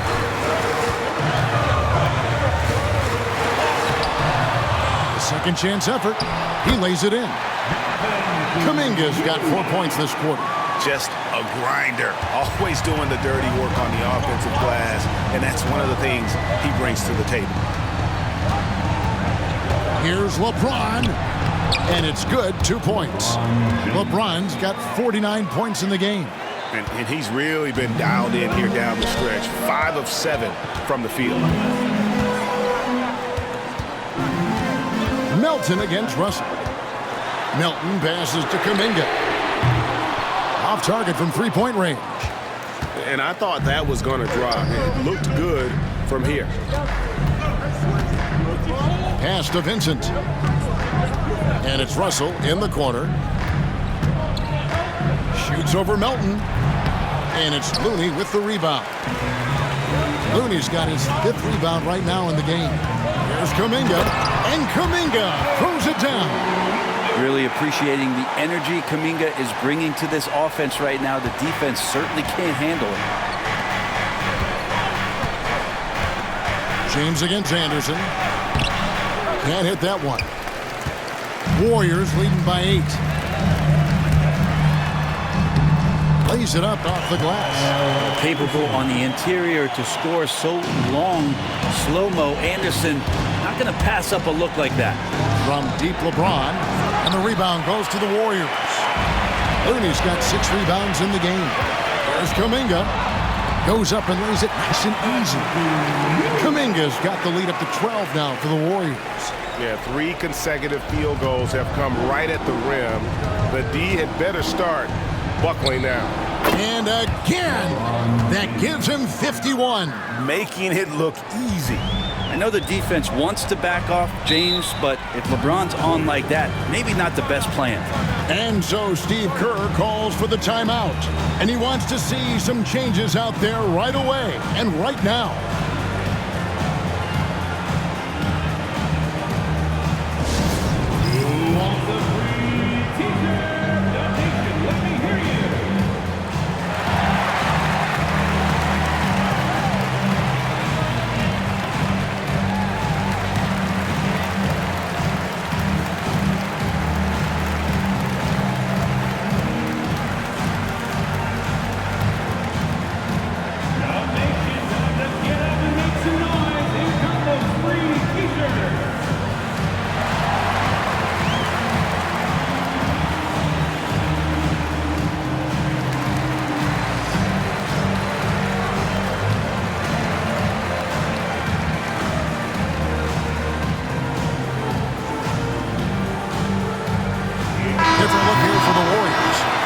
Jackson Davis is checked in for Looney. Green comes in for Anderson. Wiggins is checked in for Jonathan Kuminga. And it's Brandon Pajemski in for DeAnthony Melton. The Lakers also making some changes. Anthony Davis, he's checked in for Vanderbilt. Hachimura comes in for Reddish. And it's Austin Reeves in for Vincent. And while we've got a moment, let's send it over to our terrific reporter, David Aldridge. David? Hey, guys. I was able to catch the message Steve Kerr gave to his team. Now, he was real calm during the timeout. He was smiling when he told the team, we're up. Game plan is working. Go out there and have fun. It's always fun when you're up late. Guys? All right, thank you, David. And for such a young player, Brandon Bajemski has a mature game. Well, Kevin, his intellect out on the floor, I think, is at an elite level. Brandon does such a good job of hovering around the basket to get rebounds. He advances the ball with the pass. He's driving and always looking for angles. So this is an advantage-created player, and Brandon does a great job of that. Free throw good, Bajemski. Every team eventually goes through a coaching change, Brent, and how jarring is that when it happens, for instance, in midseason? Well, Kevin, it can be pretty devastating for some teams, but for other teams, that change could be refreshing. And a lot of times, if the coach has had a longer tenure with a team, you can feel like a fish out of water with a new voice coming in. And if they continue, Kevin, their outstanding free throw shooting, that'll help them seal the deal. Out of bounds, Golden State takes possession. Yeah, the body language right now is not looking good for this basketball team. The game might be out of reach, but they have to avoid mistakes like that. Here's Hield. Bajemski with it. Pass to Hield. And a wide open look here for Wiggins. And the Warriors miss again. I'm shocked that didn't turn into 3 points. I mean, he makes you pay on those nearly every time. James kicks to Russell. From deep, Reeves. Draymond Green with the rebound. Green's got rebound number 10 tonight with that last one. Here's Bajemski. And it's Russell with the rebound. Russell's got 4 rebounds in this game. The drive by LeBron. LeBron, nobody in the right mind will get in the way of him. Yeah, just making his way through every part of that defense. Drives in, gets contact. Green with a screen on Russell. Here's Bajemski. Rebound the Lakers. LeBron outside. Traps in the tray. James has got 56 points in the game. Well, he now has 4 3-pointers this game, guys. 2 in each half. He's really spacing out the floor for his teammates. Green kicks to Wiggins.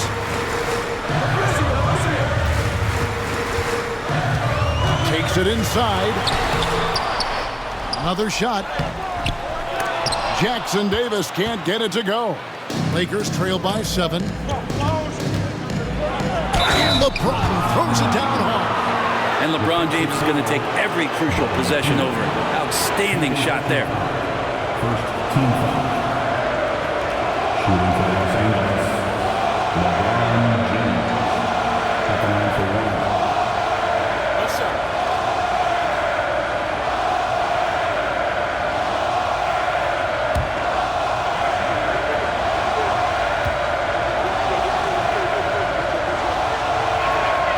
Free throw good, James. Wow, they've made every free throw here in the second half. Warriors leading by 4. Hield outside. The 3. Drains it from beyond the arc. Is it possible his sweet touch is getting sweeter, guys? Los Angeles has gone beyond the arc 7 times here in the 4th and been successful 3 times. LeBron can't get it to go. And that's the battle they haven't been winning today. Their work on the glass has been porous, and that's got to change. Well, he's in attack mode, and when this starts to happen, it's going to relieve some pressure from other scorers. Wiggins on one tonight. Outside, Russell. Reeves finds Russell. Launches it. Here's Davis. The Warriors pull it in. Jackson Davis has got rebound number 13 with that last one. 2 minutes remaining in the game. 2 minutes. In the corner, it's Wiggins.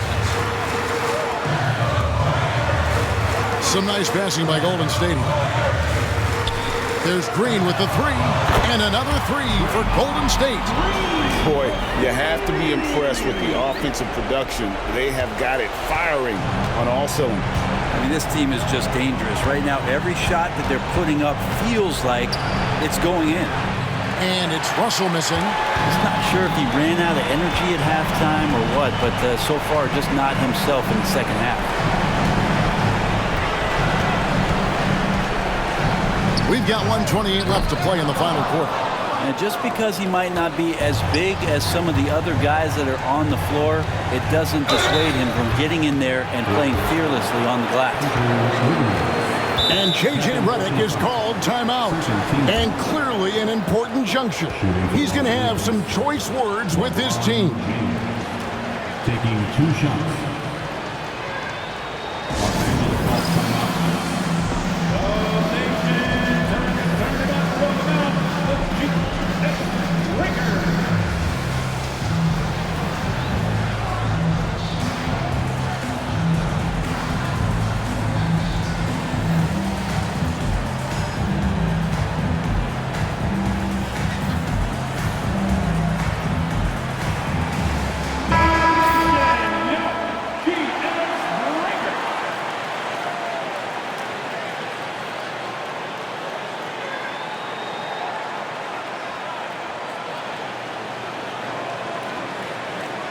Shoot 2.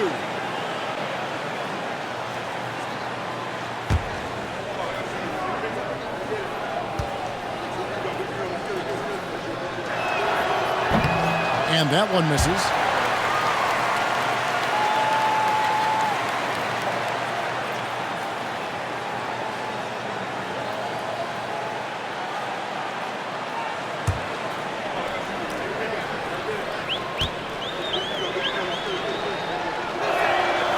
He hits the second from the line.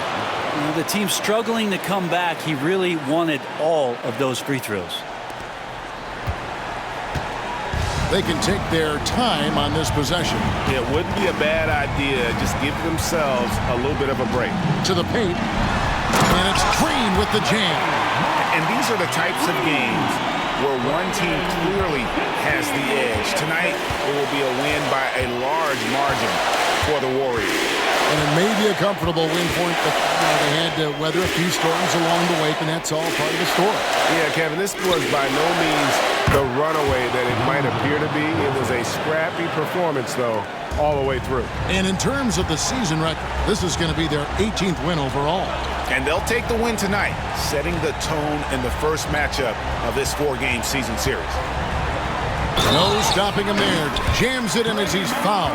Chance now for a 3-point play. That one on Davis. Saw the opportunity to put this away, and you could see the killer instinct take over. Yeah, up until that point, a competitive game, but once they broke through that barrier, it was all them. Complete control. Looking at who's out there now for the Warriors. Kevon Looney is checked in for Trace Jackson-Davis. Jonathan Kuminga comes in for Wiggins, and it's DeAnthony Melton in for Buddy Hield. And that one misses. Yeah, what really sets Draymond apart is that tenacity. I mean, he never stops fighting you. I mean, any second he's on the floor, he's competing and he's coming at you. This arena was rocking throughout the night. You could really feel the energy. A huge motivation, always great for a young team, but veteran players also appreciate when fans come with that kind of energy and get into the spirit of the game. Well, if you don't take care of the ball, fellas, that's what can happen. Absolutely, Greg.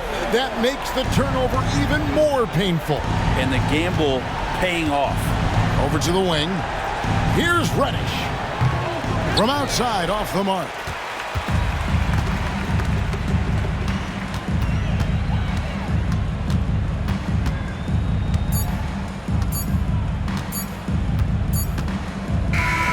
So we see the Warriors taking the game here. They poured it on tonight. Dominant showing in front of a crowd that loved every minute of it. And, you know, this game could really be a defining one for what they can do when they are playing at their best. I mean, being here at home no doubt helps, and the execution was flawless. And now we'll send it over to David Aldridge, who is standing by courtside. David. Thanks very much. Draymond, one of the cliches of basketball is that the ball finds energy. When teammates are making shots, does that give you more energy? Oh, yeah, it does. When we're in the flow, the ball's just moving around. It allows me to play make, and then I just try to find an open gap and take the shots where they are. Man, it was really flowing tonight, man. Congrats on the win. Back to you. Thanks so much, David. And that about wraps it up. For Brett Berry, Greg Anthony, and David Aldridge, this is Kevin Harlan along with our 2K Sports crew as we present our Player of the Game.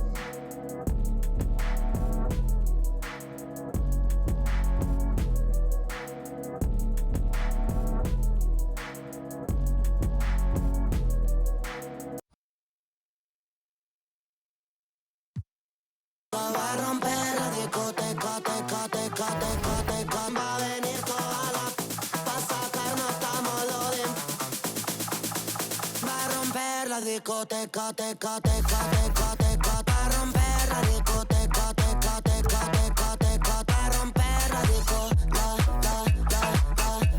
romper la disco, pa' romper la disco.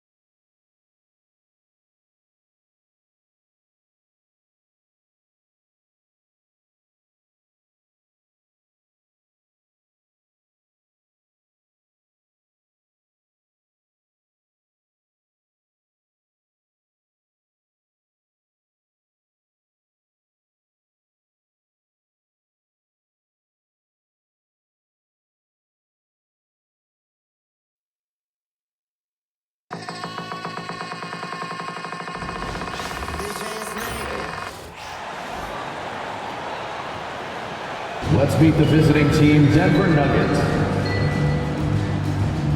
At point guard, Russell Westbrook.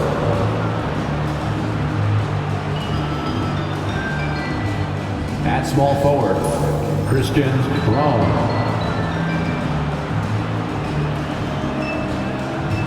At the other forward position, Aaron Gordon. At the other guard position, Jamal Murray.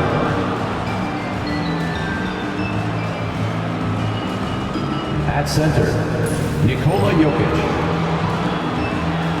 The head coach of the visiting team is Michael Malone.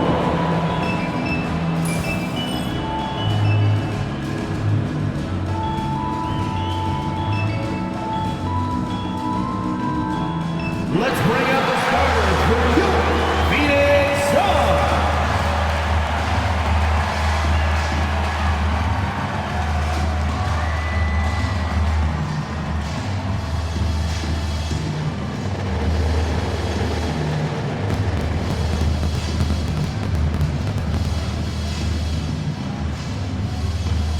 Starting at small forward, 6 feet 4 inches, number 8, Grayson Allen.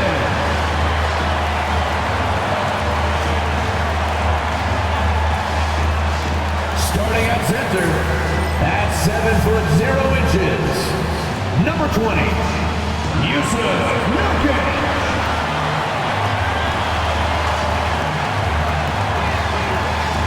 At shooting guard, 6 feet 4 inches, number 3, Bradley Beal.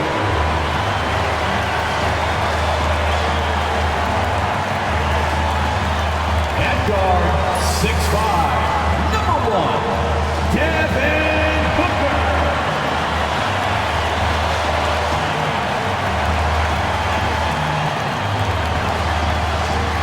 The other forward, standing 6'11", number 35, Kevin Durant.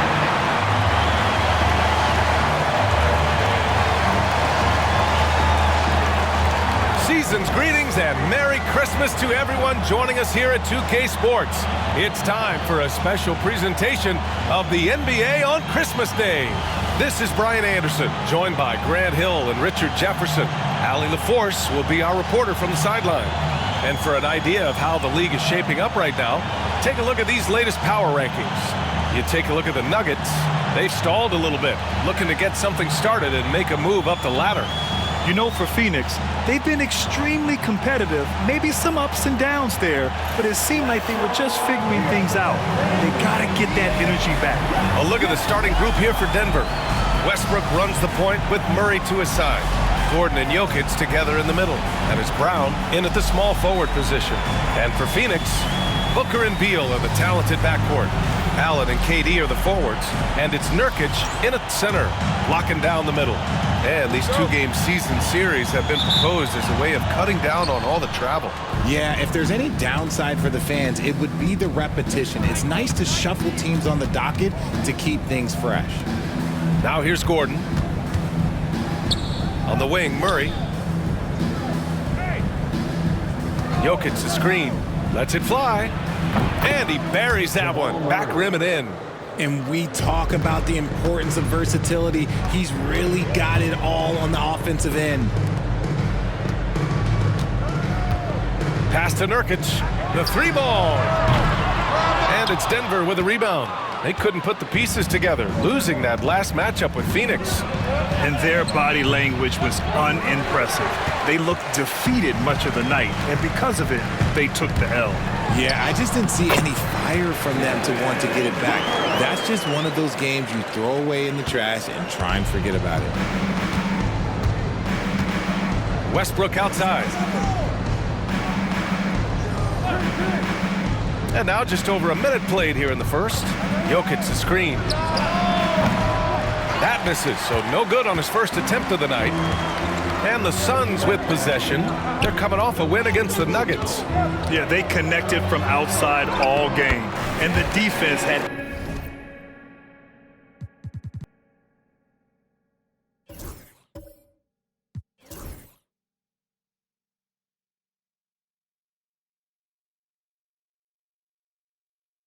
absolutely no answer for him. And you talk to coaches around the league, and they'll tell you sometimes the ball just goes in. It's as simple as that. Oh, Beal picks his pocket.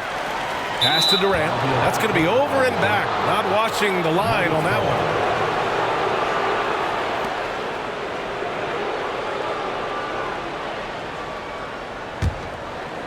one. Almost 2 minutes into the first here.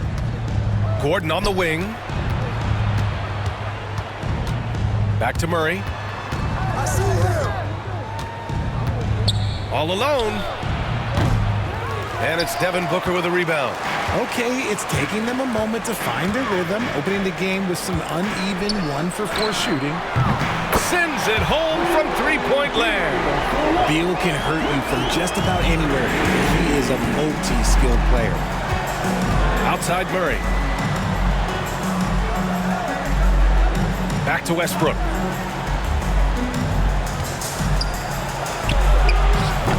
Boy, clanks that one off the back iron and it falls. And just under 2.5 minutes elapsed here in the first. Ever since Phoenix changed ownership, they've been all in on winning now, Richard. They've traded a lot of picks away and young talent to assemble a team of superstars. Some of the best shooters in the history of this league. And they were willing to go deep into the luxury tax to sustain it. The court awareness on full display. Jokic is such a unique big man. Booker with it, and Jokic picks him up defensively, and so he draws the foul, headed to the line to shoot a pair. Grayson Allen's shooting gets a lot of attention, Richard, but his efficiency is also impressive. No, it's his shooting and efficiency that causes problems for defenses. When he's on the floor, there will be much more space for everyone else to work.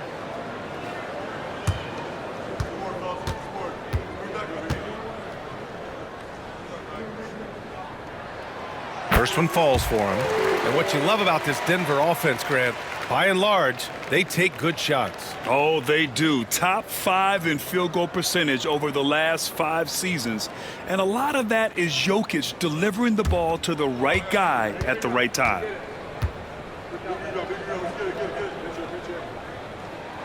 So both free throws good from Allen. For a star like him, you get lots of opportunities at the line, and he's great at cashing them in. And timeout is called by Michael Malone. I think right now he must be looking at some adjustments.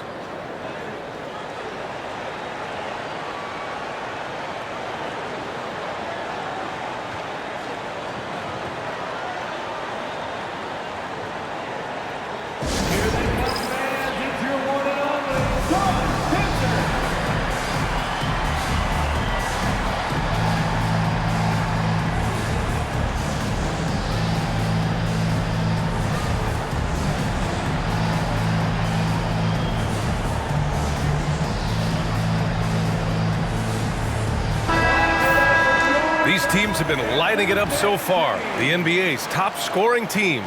Number 1, the Suns. We knew the scoring talent on this team would be tremendous, but they may have even exceeded our own expectations.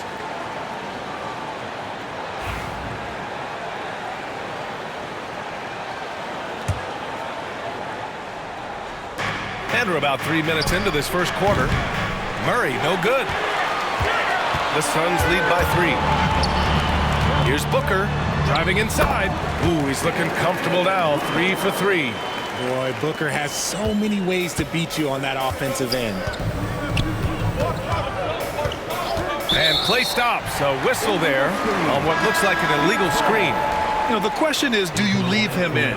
A third foul this early could spell trouble. Porter Jr., he's checked in for Brown. The Suns have gone 4 of 6 in the first quarter. Pass to Allen from outside the arc. Rebounded by Denver. And he almost made them regret defending him so loosely. A moment to hear from Allie LaForce. Well, I had a chance to talk with head coach Mike Budenholzer. And obviously, facing Nikola Jokic was the first topic of conversation. Coach told me they don't hand out MVP awards. The Joker is one of the most talented players in league history, and he's 7 feet. It's unreal. In terms of how to stop Jokic, he laughed and said, I don't think anyone has that answer, guys. Thanks for that, Allie. The Nuggets trail. Westbrook, the pass to Jokic. Can't tie it up. That one misses. And so Durant will bring it up for the Suns. There's the drive. And the layup is good off the glass. Unique body type. Durant slips past you in a hurry. A clear look for Westbrook. And Booker pulls it down. Booker's got 4 rebounds now. Pass to Allen. Booker with it. Outside Durant.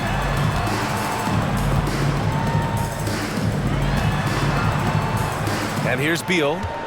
Back to Durant. Just 5 on the clock. Now Beal. And stolen by Murray. And here we go. The Nuggets on the fast break. Oh, rejected by Beal. Durant with it. Now Porter defending. And Durant with the big finish. Okay, normally the guy is a sleeper, but those were 2 loud points there by Kevin Durant. Nuggets trail by 6. And Gordon with the big finish. While he's a bit undersized for a 4, he more than makes up for it with his balance. Outside Durant. Unloads. Rebounded by Denver. Jokic has got 4 rebounds now. Inside. Here's Gordon. And Gordon with the big finish. Well, everyone knows Gordon is a gifted dunker. I mean, guess the defense just needed a little reminder. Pass to Durant. Back to Booker. 3-pointer. And there's Durant. That one's good. On the assist from Booker. Durant's got 7 points. Denver has gone 1 of 2 from 3-point land so far. And Gordon with the big finish. Good awareness by Murray. Sees a hole in the defense and feeds the guy ready to exploit it. For 3, Durant. Nice jump shot. He's got 9. All game long, he's been getting to his spots, and the defense has yet to adjust. Murray looking around. Connects from downtown. You have to watch Murray closely at the perimeter. He won't hesitate to flex his range. The Suns have got 8 of 13 attempts to go. For 3, Durant. Denver grabs the miss. Jokic has got 5 rebounds in the game. Gordon with it. Picked up by Allen. Shot is good by Gordon. And that ties it up. He still hasn't missed. 4 for 4 to start the game. Booker goes in. He's got it. 4 for 4 now. He's automatic. Ooh, he's on a bit of a heater now. He hasn't missed one this quarter yet. Gordon outside. Takes the 3. Rebounded by Nurkic. Phoenix has gone just 2 for 6 from the arc here in the first. Durant for 3. Yes! And it's Booker with the setup. Booker's got his 3rd assist of the night. And he has flat out taken over this quarter. Keep feeding the beast. Murray for 3. Durant pulls it in. Durant's got 4 rebounds in the game. See, what a rough quarter for him. Nothing seemingly going his way. Not that time, but that's a shot that he's going to make more oftentimes than not. And Gordon with the big finish. Yeah, hard work pays off for Gordon. Running the floor and putting a strong finish on the fast break. And Mike Budenholzer decides to call a timeout. A moment to rest and confer on the game plan.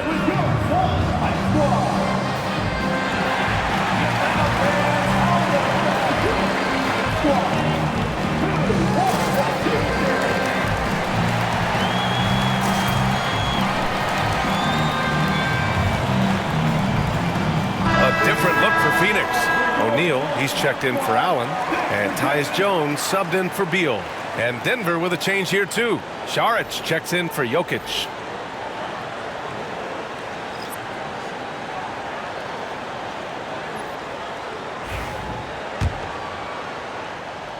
The Suns lead by 3. Outside Durant. That's his 6th make in 11 tries. He's putting on a show this quarter, and the team's feeding off his energy. Jones against Westbrook. A quick shot there. It's off target. He hasn't been able to find his touch this quarter. Yeah, straight up, guys. Like, he's ice cold, like freezing. What's colder than cold? But you don't have to shoot it, my guy. It's okay to pass the ball. And he gets it to go. Now 2 of 6 in the game. They are really attacking the opposition in transition. I love it. And out of bounds, Denver will have it. Watson, he's checked in for Denver. Strother comes in for Russell Westbrook.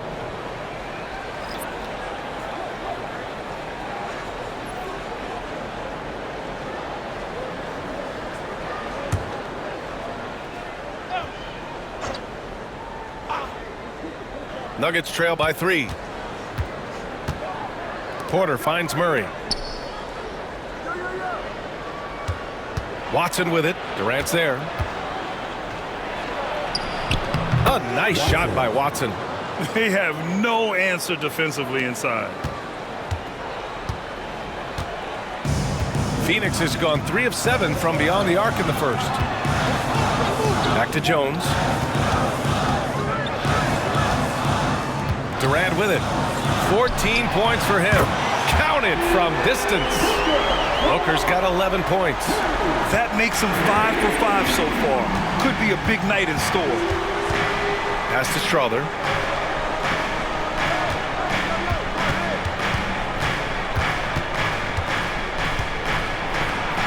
Banked it in off the glass. Their defense just falls apart once the ball goes inside.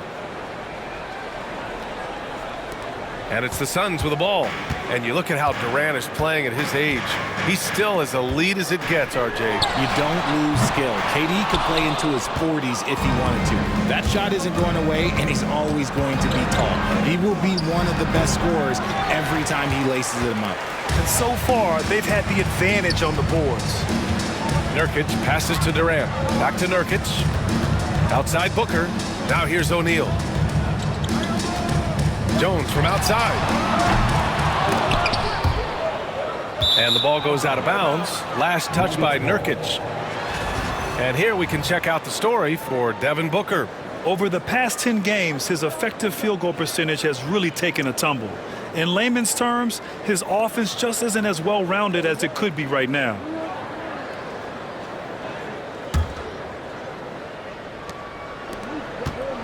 The Nuggets trail. Shot from the top of the key. Murray, no good. And so it's Durant who brings up the ball for Phoenix. They beat the Nuggets during the last encounter in Denver. And guys, those road games are never easy. But they had a solid strategy going in and stuck to what they do best. Yeah, despite the challenges of being away from home, they were able to execute cleanly and look really fresh out there. Now here's Watson, averaging around 5 points a game. He gets it in there. I know it's early, but you have to wonder if these offenses can keep this up. There will be some letdown at some point, but these teams, they are built to score, so. And Mike Budenholzer decides to call a timeout. He wants to review the game plan. You see yourself on the big screen, then you know what to do. Show us your move.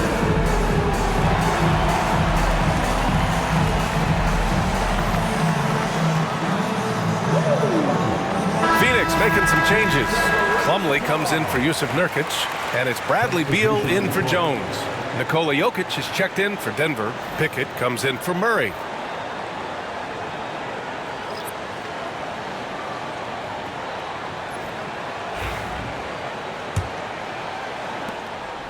The Suns lead by 3.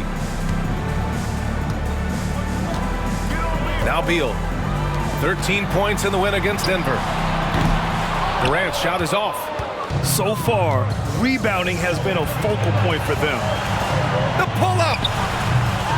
Sharic's shot is off. Well, Phoenix is shooting right around 57%. Very efficient so far in the first. All right, let's check in with Allie LaForce. Bradley Beal is settling in as one of multiple stars in Phoenix. He said, it's been an adjustment for sure. You go from being very ball dominant to now you share the dominance, and it's a sacrifice and also an adjustment of learning a totally different role. Brian, he says it's a process, but one he embraces. Good point. Thanks, Allie. Nuggets trail by 5. Here's Pickett. Pass to Jokic. Shoots over Durant. And too long on the shot. And it's Phoenix's ball. 35 seconds left in the first quarter here. Got it again. That makes him 8 for 15 for the night. Well, Durant must be making the defense sweat a little bit right now. Whenever he gets into a rhythm, he gets aggressive. Charic outside to the left side wing. Here's Strother. He's covered by O'Neal. And that one's good. Strother. In the NBA, you just can't let guys get to the rim.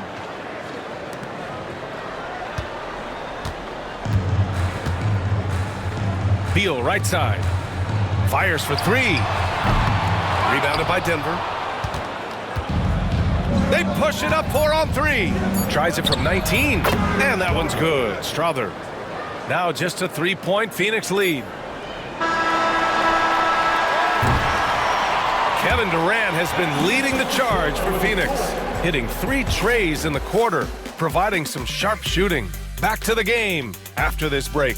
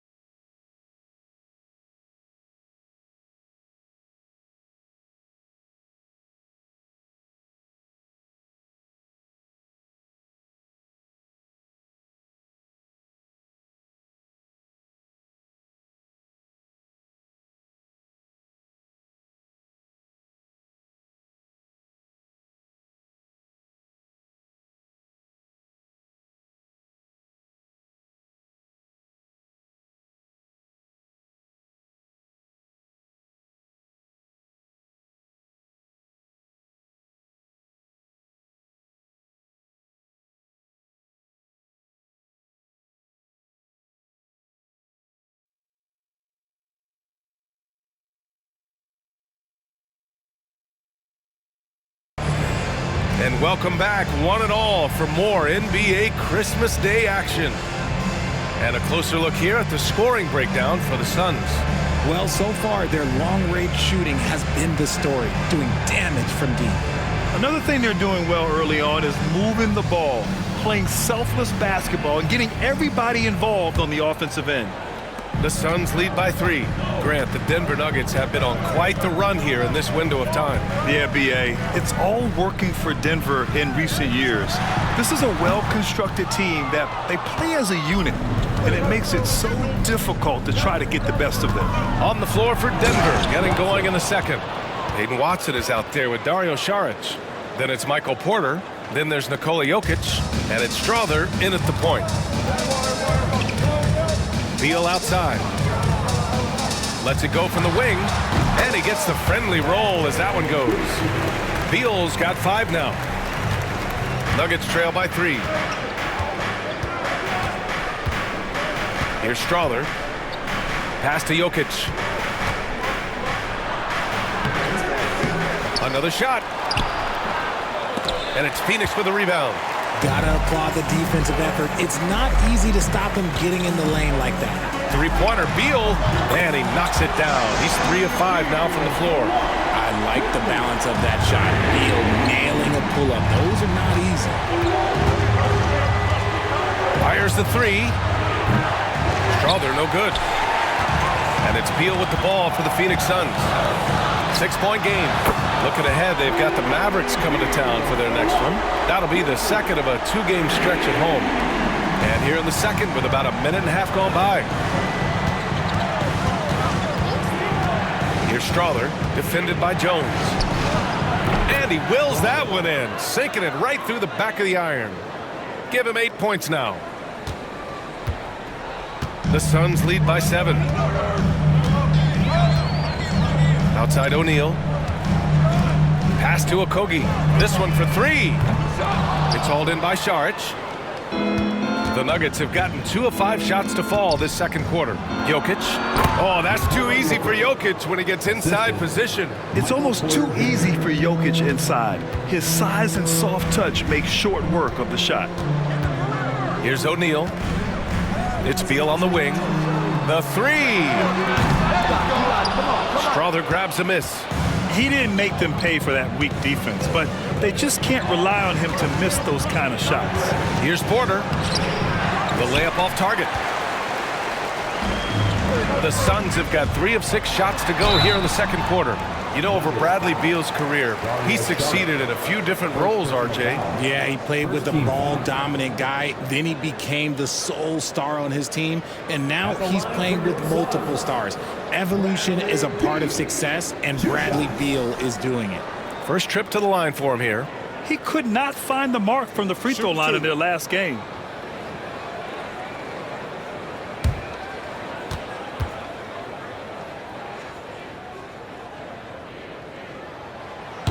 First free throw is good. Well, Grant, when the money's on the line, the mid-range is still a big part of the elite player's game. You're right, B.A.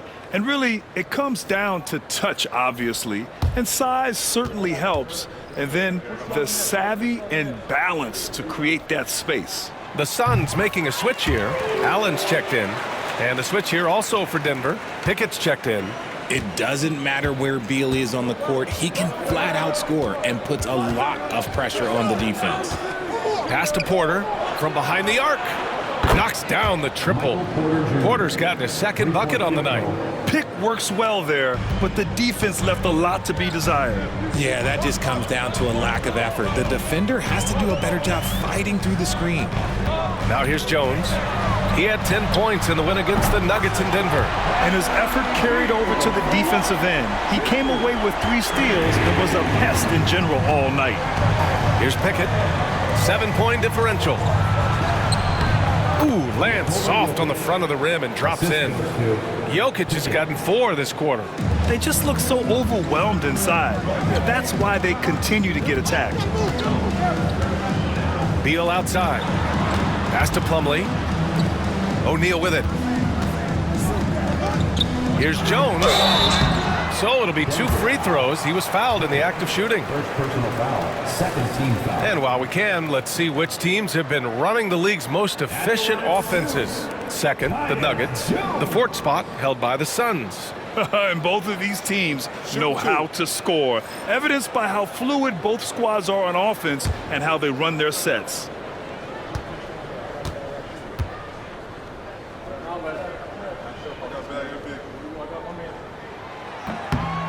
The first free throw is good, and Devin Booker is already one of the greatest players in Suns history, Grant. Well, you could argue that Steve Nash still ranks ahead of him. He did win 2 MVPs with the Suns. But when it's all said and done, I think Booker will be regarded as the best. Booker, he's checked in for O'Neal. Aaron Gordon's checked in for Denver. Westbrook comes in for Pickett. Jones hits them both.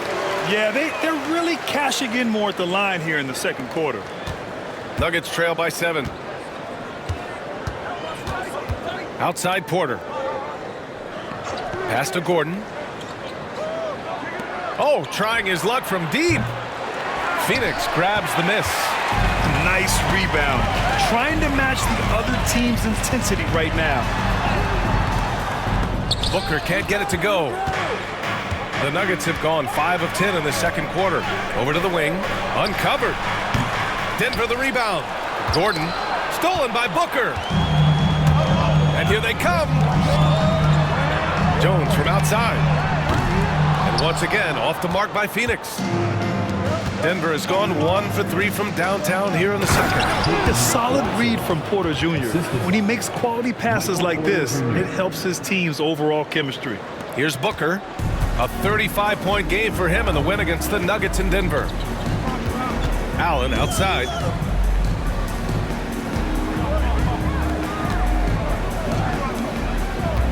Pass to Plumlee. Not going to go that time. Good D by Jokic. And so it's Westbrook who will bring it up for the Denver Nuggets.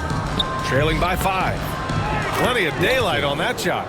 Watson's got 6 points in the quarter. Such a gifted passer. Westbrook able to spot those openings and use them. And now a chance to see what's coming up for the Denver Nuggets. On Friday, they'll be matching up against Donovan Mitchell and the Cleveland Cavaliers. Then on Saturday, it'll be the Detroit Pistons coming to town. And looking at the Jazz matchup, that's a game where you'd be surprised to see them lose. They'd have to have a really off night for them to get upset there. Kevin Durant, he's checked in for Phoenix. Brown's checked in for Denver. Murray comes in for Michael Porter. Nuggets trail by 3. Murray from outside. He buries it from 3. Murray's got 8 points. Terrific up-tempo play by Murray. Gets the ball, and moments later, he has a shot up. Here's Durant. That one's good. Give the assist to Booker. And the Suns lead by 2. And he's coming off a huge performance, and his confidence couldn't be any higher. And his coach knows that, too. When it ain't broke, leave it alone until someone stops him. Just let him roll. Using his speed advantage to create the separation he needs for the shot. And the timeout called by Mike Budenholzer. He's going to talk it over with his guys.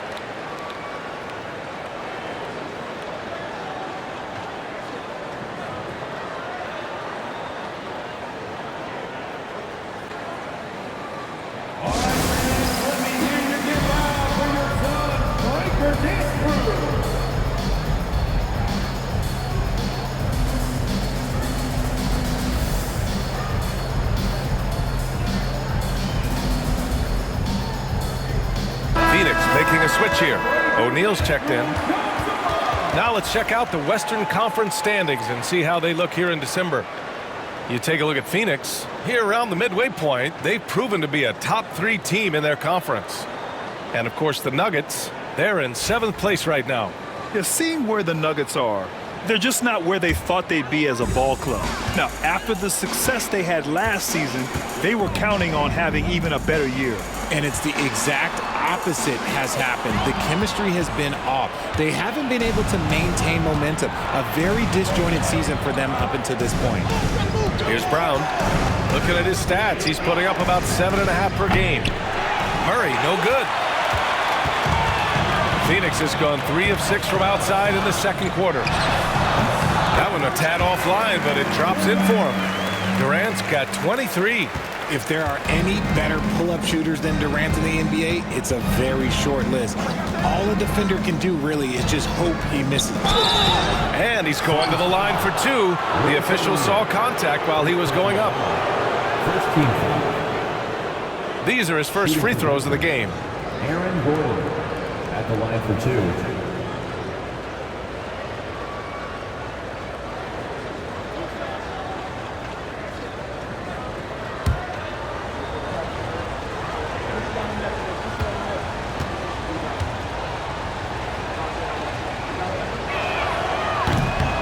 That free throw no good.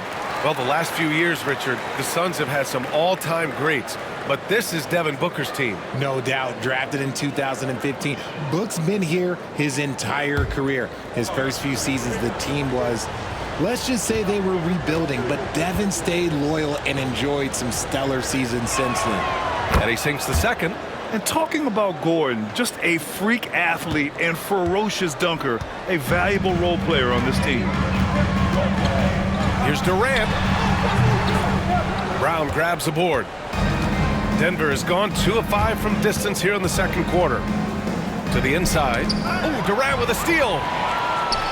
3-on-3. Here's O'Neal. No good there. Good work defensively by Gordon. Pass to Jokic. And he got the whistle on the way up, so he'll be headed to the line for a pair. It goes on Kevin Durant. With his skill set, Jokic draws a lot of fouls. Defenders have to watch out for the pass or the shot. It's a constant guessing game.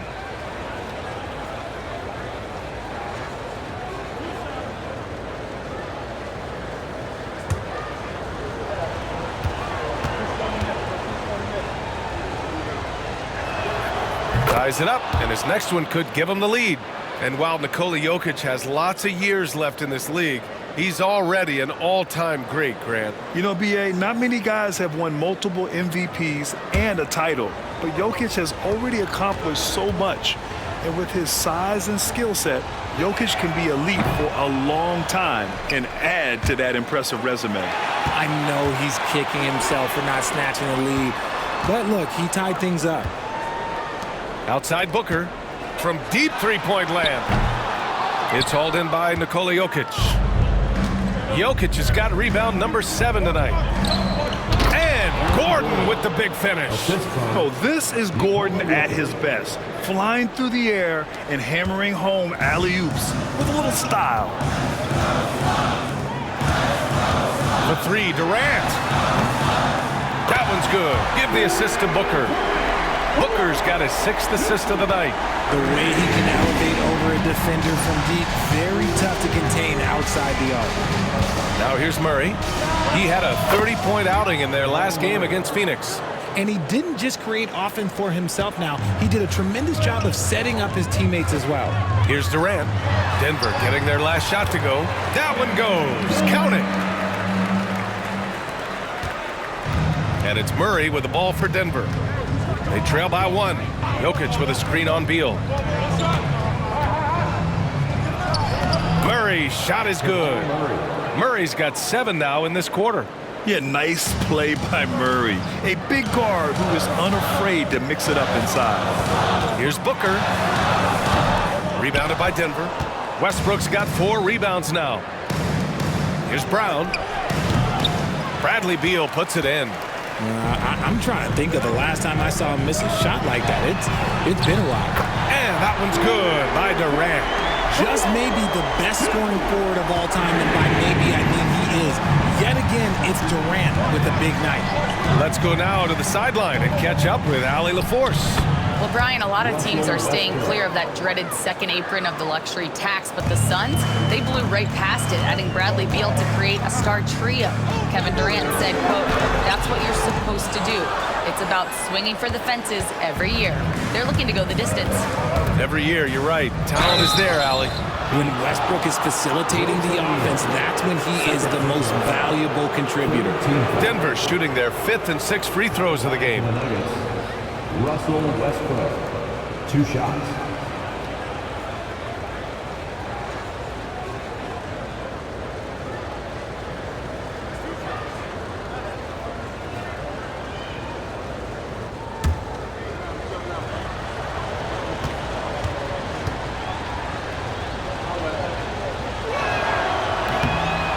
one falls for Westbrook. The hustle and intensity that Westbrook brings to this team can be infectious. Bol, he's checked in for the Suns. Jones comes in for Bradley Beal. Saric checks in for the Nuggets.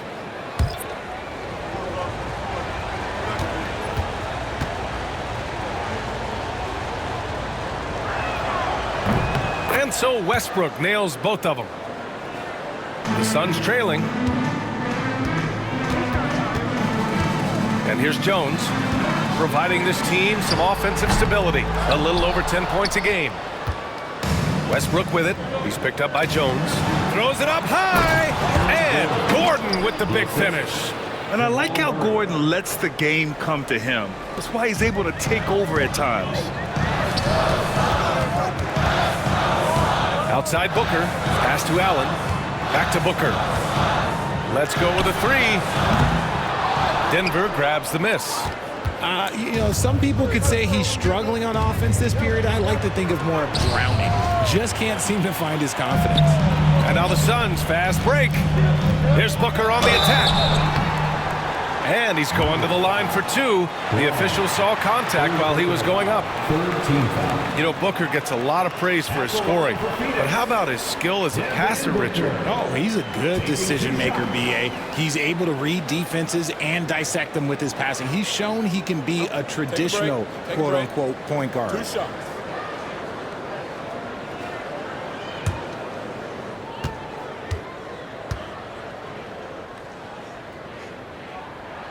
That free throw good from Booker. Well, Grant, if you talk about consistent top-level scores, Devin Booker is near the top of that list. Yeah, and going back to the 17-18 season, Devin has averaged at least 25 points every year.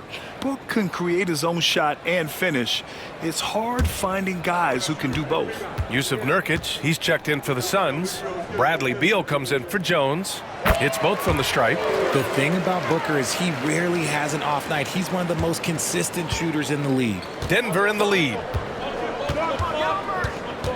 Murray passes to Gordon. Here's Westbrook. Rebounded by Nurkic. And they've been able to maintain this lead despite his inconsistency from the field. KD out here flexing on people. Showing the grit. KD is no stranger to physical defense. Denver has gone 2 of 5 from distance here in the second quarter. All right, let's check in with Allie LaForce for an injury update on Mason Public. Guys, I had a moment to catch up with Phoenix's head athletic trainer. The initial reports are saying that this is a serious injury and that he'll likely miss significant playing time. It's a blow to a team that was hoping to turn up the second half of the season. This is a story that we'll be following very closely. Okay, thanks for the update. Good to get that information. Now we know how things are coming along, Grant. That's true. It's the uncertainty factor with injuries that can be so hard to handle. And you never want to speculate. So it's nice for us, and especially his teammates, to get some facts. Oh, Durant, an absolute sniper. As the deep shots continue to fall, you can sense the frustration growing among these defenders. Outside Murray. And they come right back with their own three-pointer. Murray's got 10 points in the quarter. After failing to get going in the first quarter, he's looked much better here in the second. Durant for three. The rebound by Murray. And it's Murray with the ball for the Nuggets. Pass to Gordon. Wide open look. And it's good. Off the back of the rim and in. Gordon's got 17 points. The Suns shooting a decent 42% in the second. Now Allen. Durant for three. Rebounded by Denver. Westbrook's got 6 rebounds now in the game. Over Beal. Westbrook with the miss. And they can run out the clock here. No need to rush it. Yeah, and you don't have to be quick. You just have to be deliberate. And once more this half, they find a way to get great position inside. Now here's Murray. No good on the three. Kevin Durant has been leading the charge for the Suns. Getting it done from range. He's hit 6 triples so far.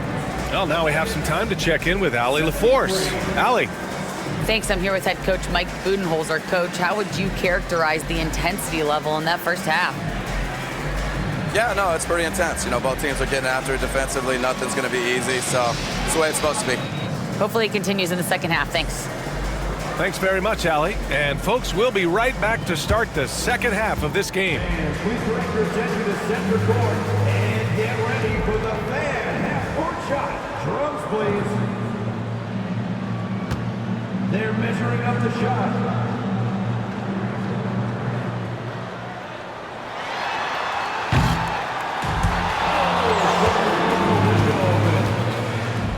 One more time, a round of applause for the participant.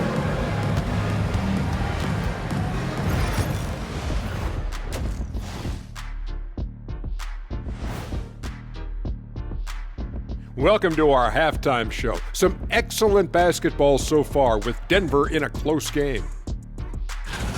Playing for one another. The phrase gets overused, but tonight it's right. Hey, we should try a harmony. Let's do it. Playing for one another. The phrase gets overused. Kenny, get on beat. But tonight, it's right. Now it's time to check in on how the Rookie of the Year race is shaping up. We know the draft's an inexact science, even with all that prep that goes into it. So congrats to the teams that chose these 5 rookies. Yeah, we've seen scouting make or break a franchise. Hey, it makes or breaks a studio team. Glad you could join us. Brian Anderson and crew are ready to take it away for the start of the third quarter.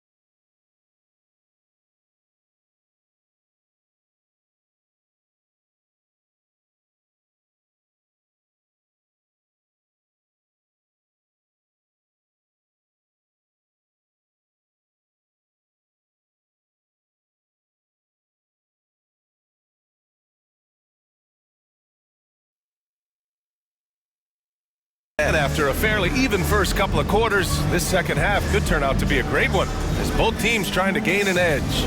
You know, Kevin Durant has really been making it happen here, guys. Through the first 2 quarters, he's been on fire. Explosive offensive performance. If they don't change their approach in the second half, let's just say his success will continue.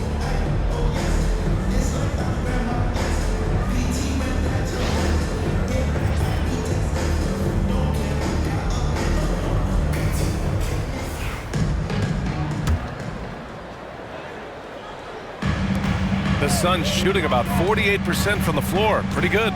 KD and Nurkic are the big men for him. Beal and Allen are out on the wing. And it's Booker in at the point guard position. And that's the group from Mike Budenholzer as we begin the second half. As they set their sights on locking up the win, he has to do everything in his power to make this happen. Pass to Brown. Back to Westbrook. From 18 feet away, Durant pulls it in. Durant's got 7 rebounds in the game. And here's Nurkic. Allen outside, back to Durant. Nurkic with the ball, covered by Jokic. Booker for 3. Ooh, Booker doing Booker things. Part of the evolution of Booker's game, getting consistent from deep. Murray with it. And if you're just joining us, we've played just over a minute here in the third. That's how you up the ante. Come right back at him. Yeah, I love the competitive fire right there. You drain a triple on us, and I'm coming for my revenge. Now here's Booker. He's got 18. The 3 is up.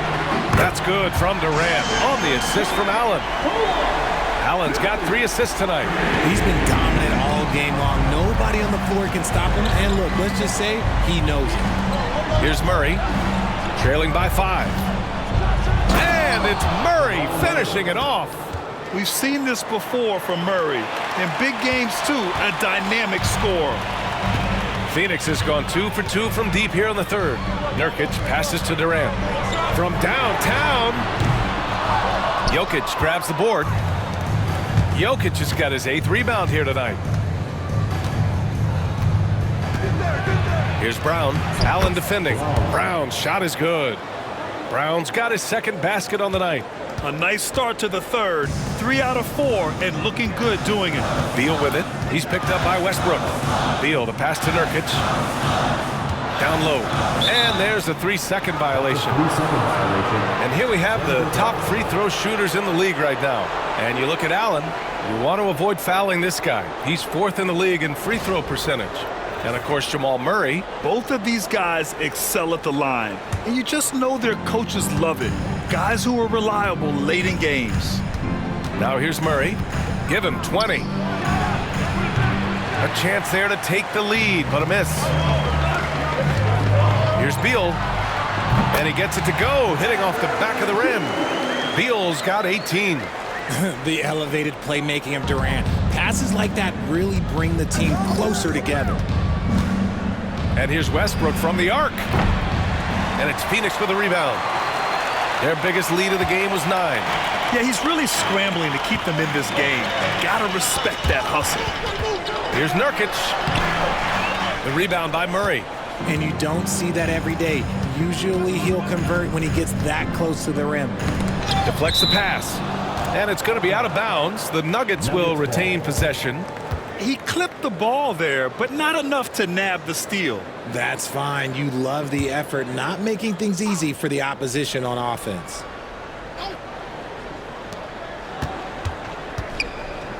Here's Westbrook. Count it. 12 points for him. And guys, the way this defense is getting manhandled down low, you have to wonder if they're at 100% right now. Booker, the pass to Durant. Brown grabs the board. Denver is gone only 1 of 3 from deep here in the third. Jokic muscles it down. Powerful stuff from the Joker. The defense doesn't want any of that, and I don't blame them. And the timeout called by Mike Budenholzer. Coach wants to speak to his guys, maybe alter some of the game plan. Here they are, your Suns dancers.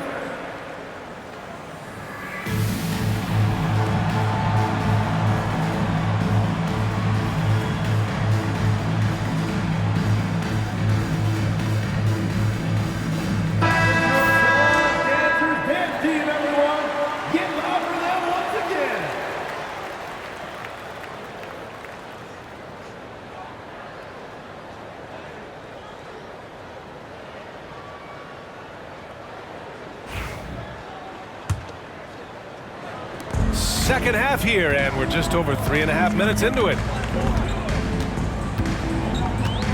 Booker, the pass to Beal. There's the triple. Durant for three. That one's in there on the nice assist from Beal. Durant's got 46.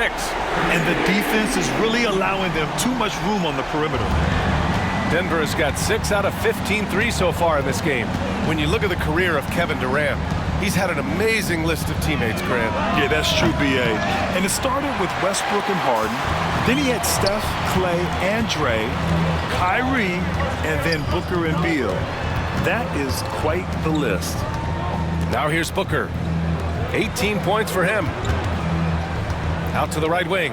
And here's Nurkic for three. Denver grabs the miss. Murray's got 4 rebounds now. Out left to the wing. From deep, Jokic. Oh, Jokic with the triple. Yeah, don't leave Jokic alone in the corner. I mean, that's just asking for trouble. Gordon with a steal. From 20 feet. Westbrook with the miss.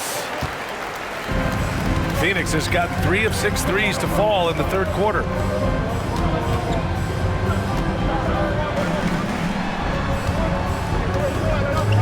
On the wing, Durant, defended by Gordon.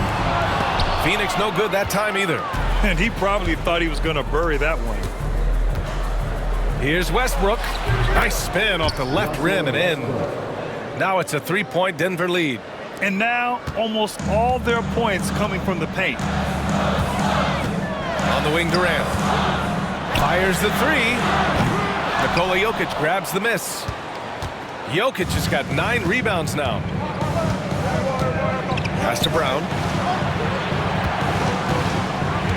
Lets it go from deep. And it's Phoenix with the rebound. Durant's got 8 rebounds in the game.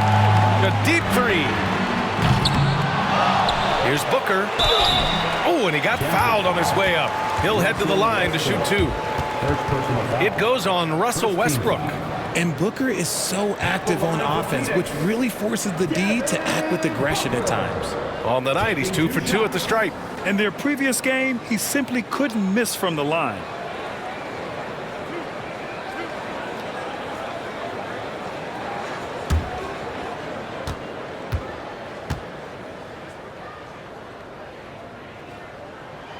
And he knocks down the first one.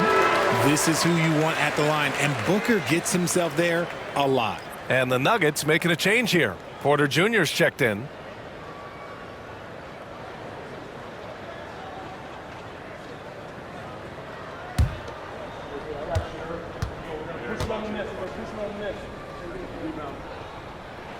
That one falls, so he hits both of them. And it's Westbrook with the ball for Denver. They lead by 1. Outside Murray. Here's the three. And it's Phoenix with the rebound. Allen, the pass to Nurkic. Now here's Booker. It's Beal on the wing. Defended by Murray. Shot clock at 5. Durant. And once again, off the mark by Phoenix. The Nuggets have gotten 7 of 14 attempts to fall in the half. And Gordon with the big finish. With all the attention that Murray gets, smart by Jamal to dish it on that play. Suns trail by 3. Durant for 3. And again for 3. He's got this defense scrambling. Even when they've got 2 guys on him, he finds a way to get to space. And he's making some team history. He just tied the franchise record for 3-pointers in a single game. Porter gets the bucket. Yeah, we're seeing the competitive spirit of Porter Jr. as he responds with the 3 of his own. Booker, the pass to Durant. Tried to answer back, but that 3 is off the mark. The Nuggets lead by 3.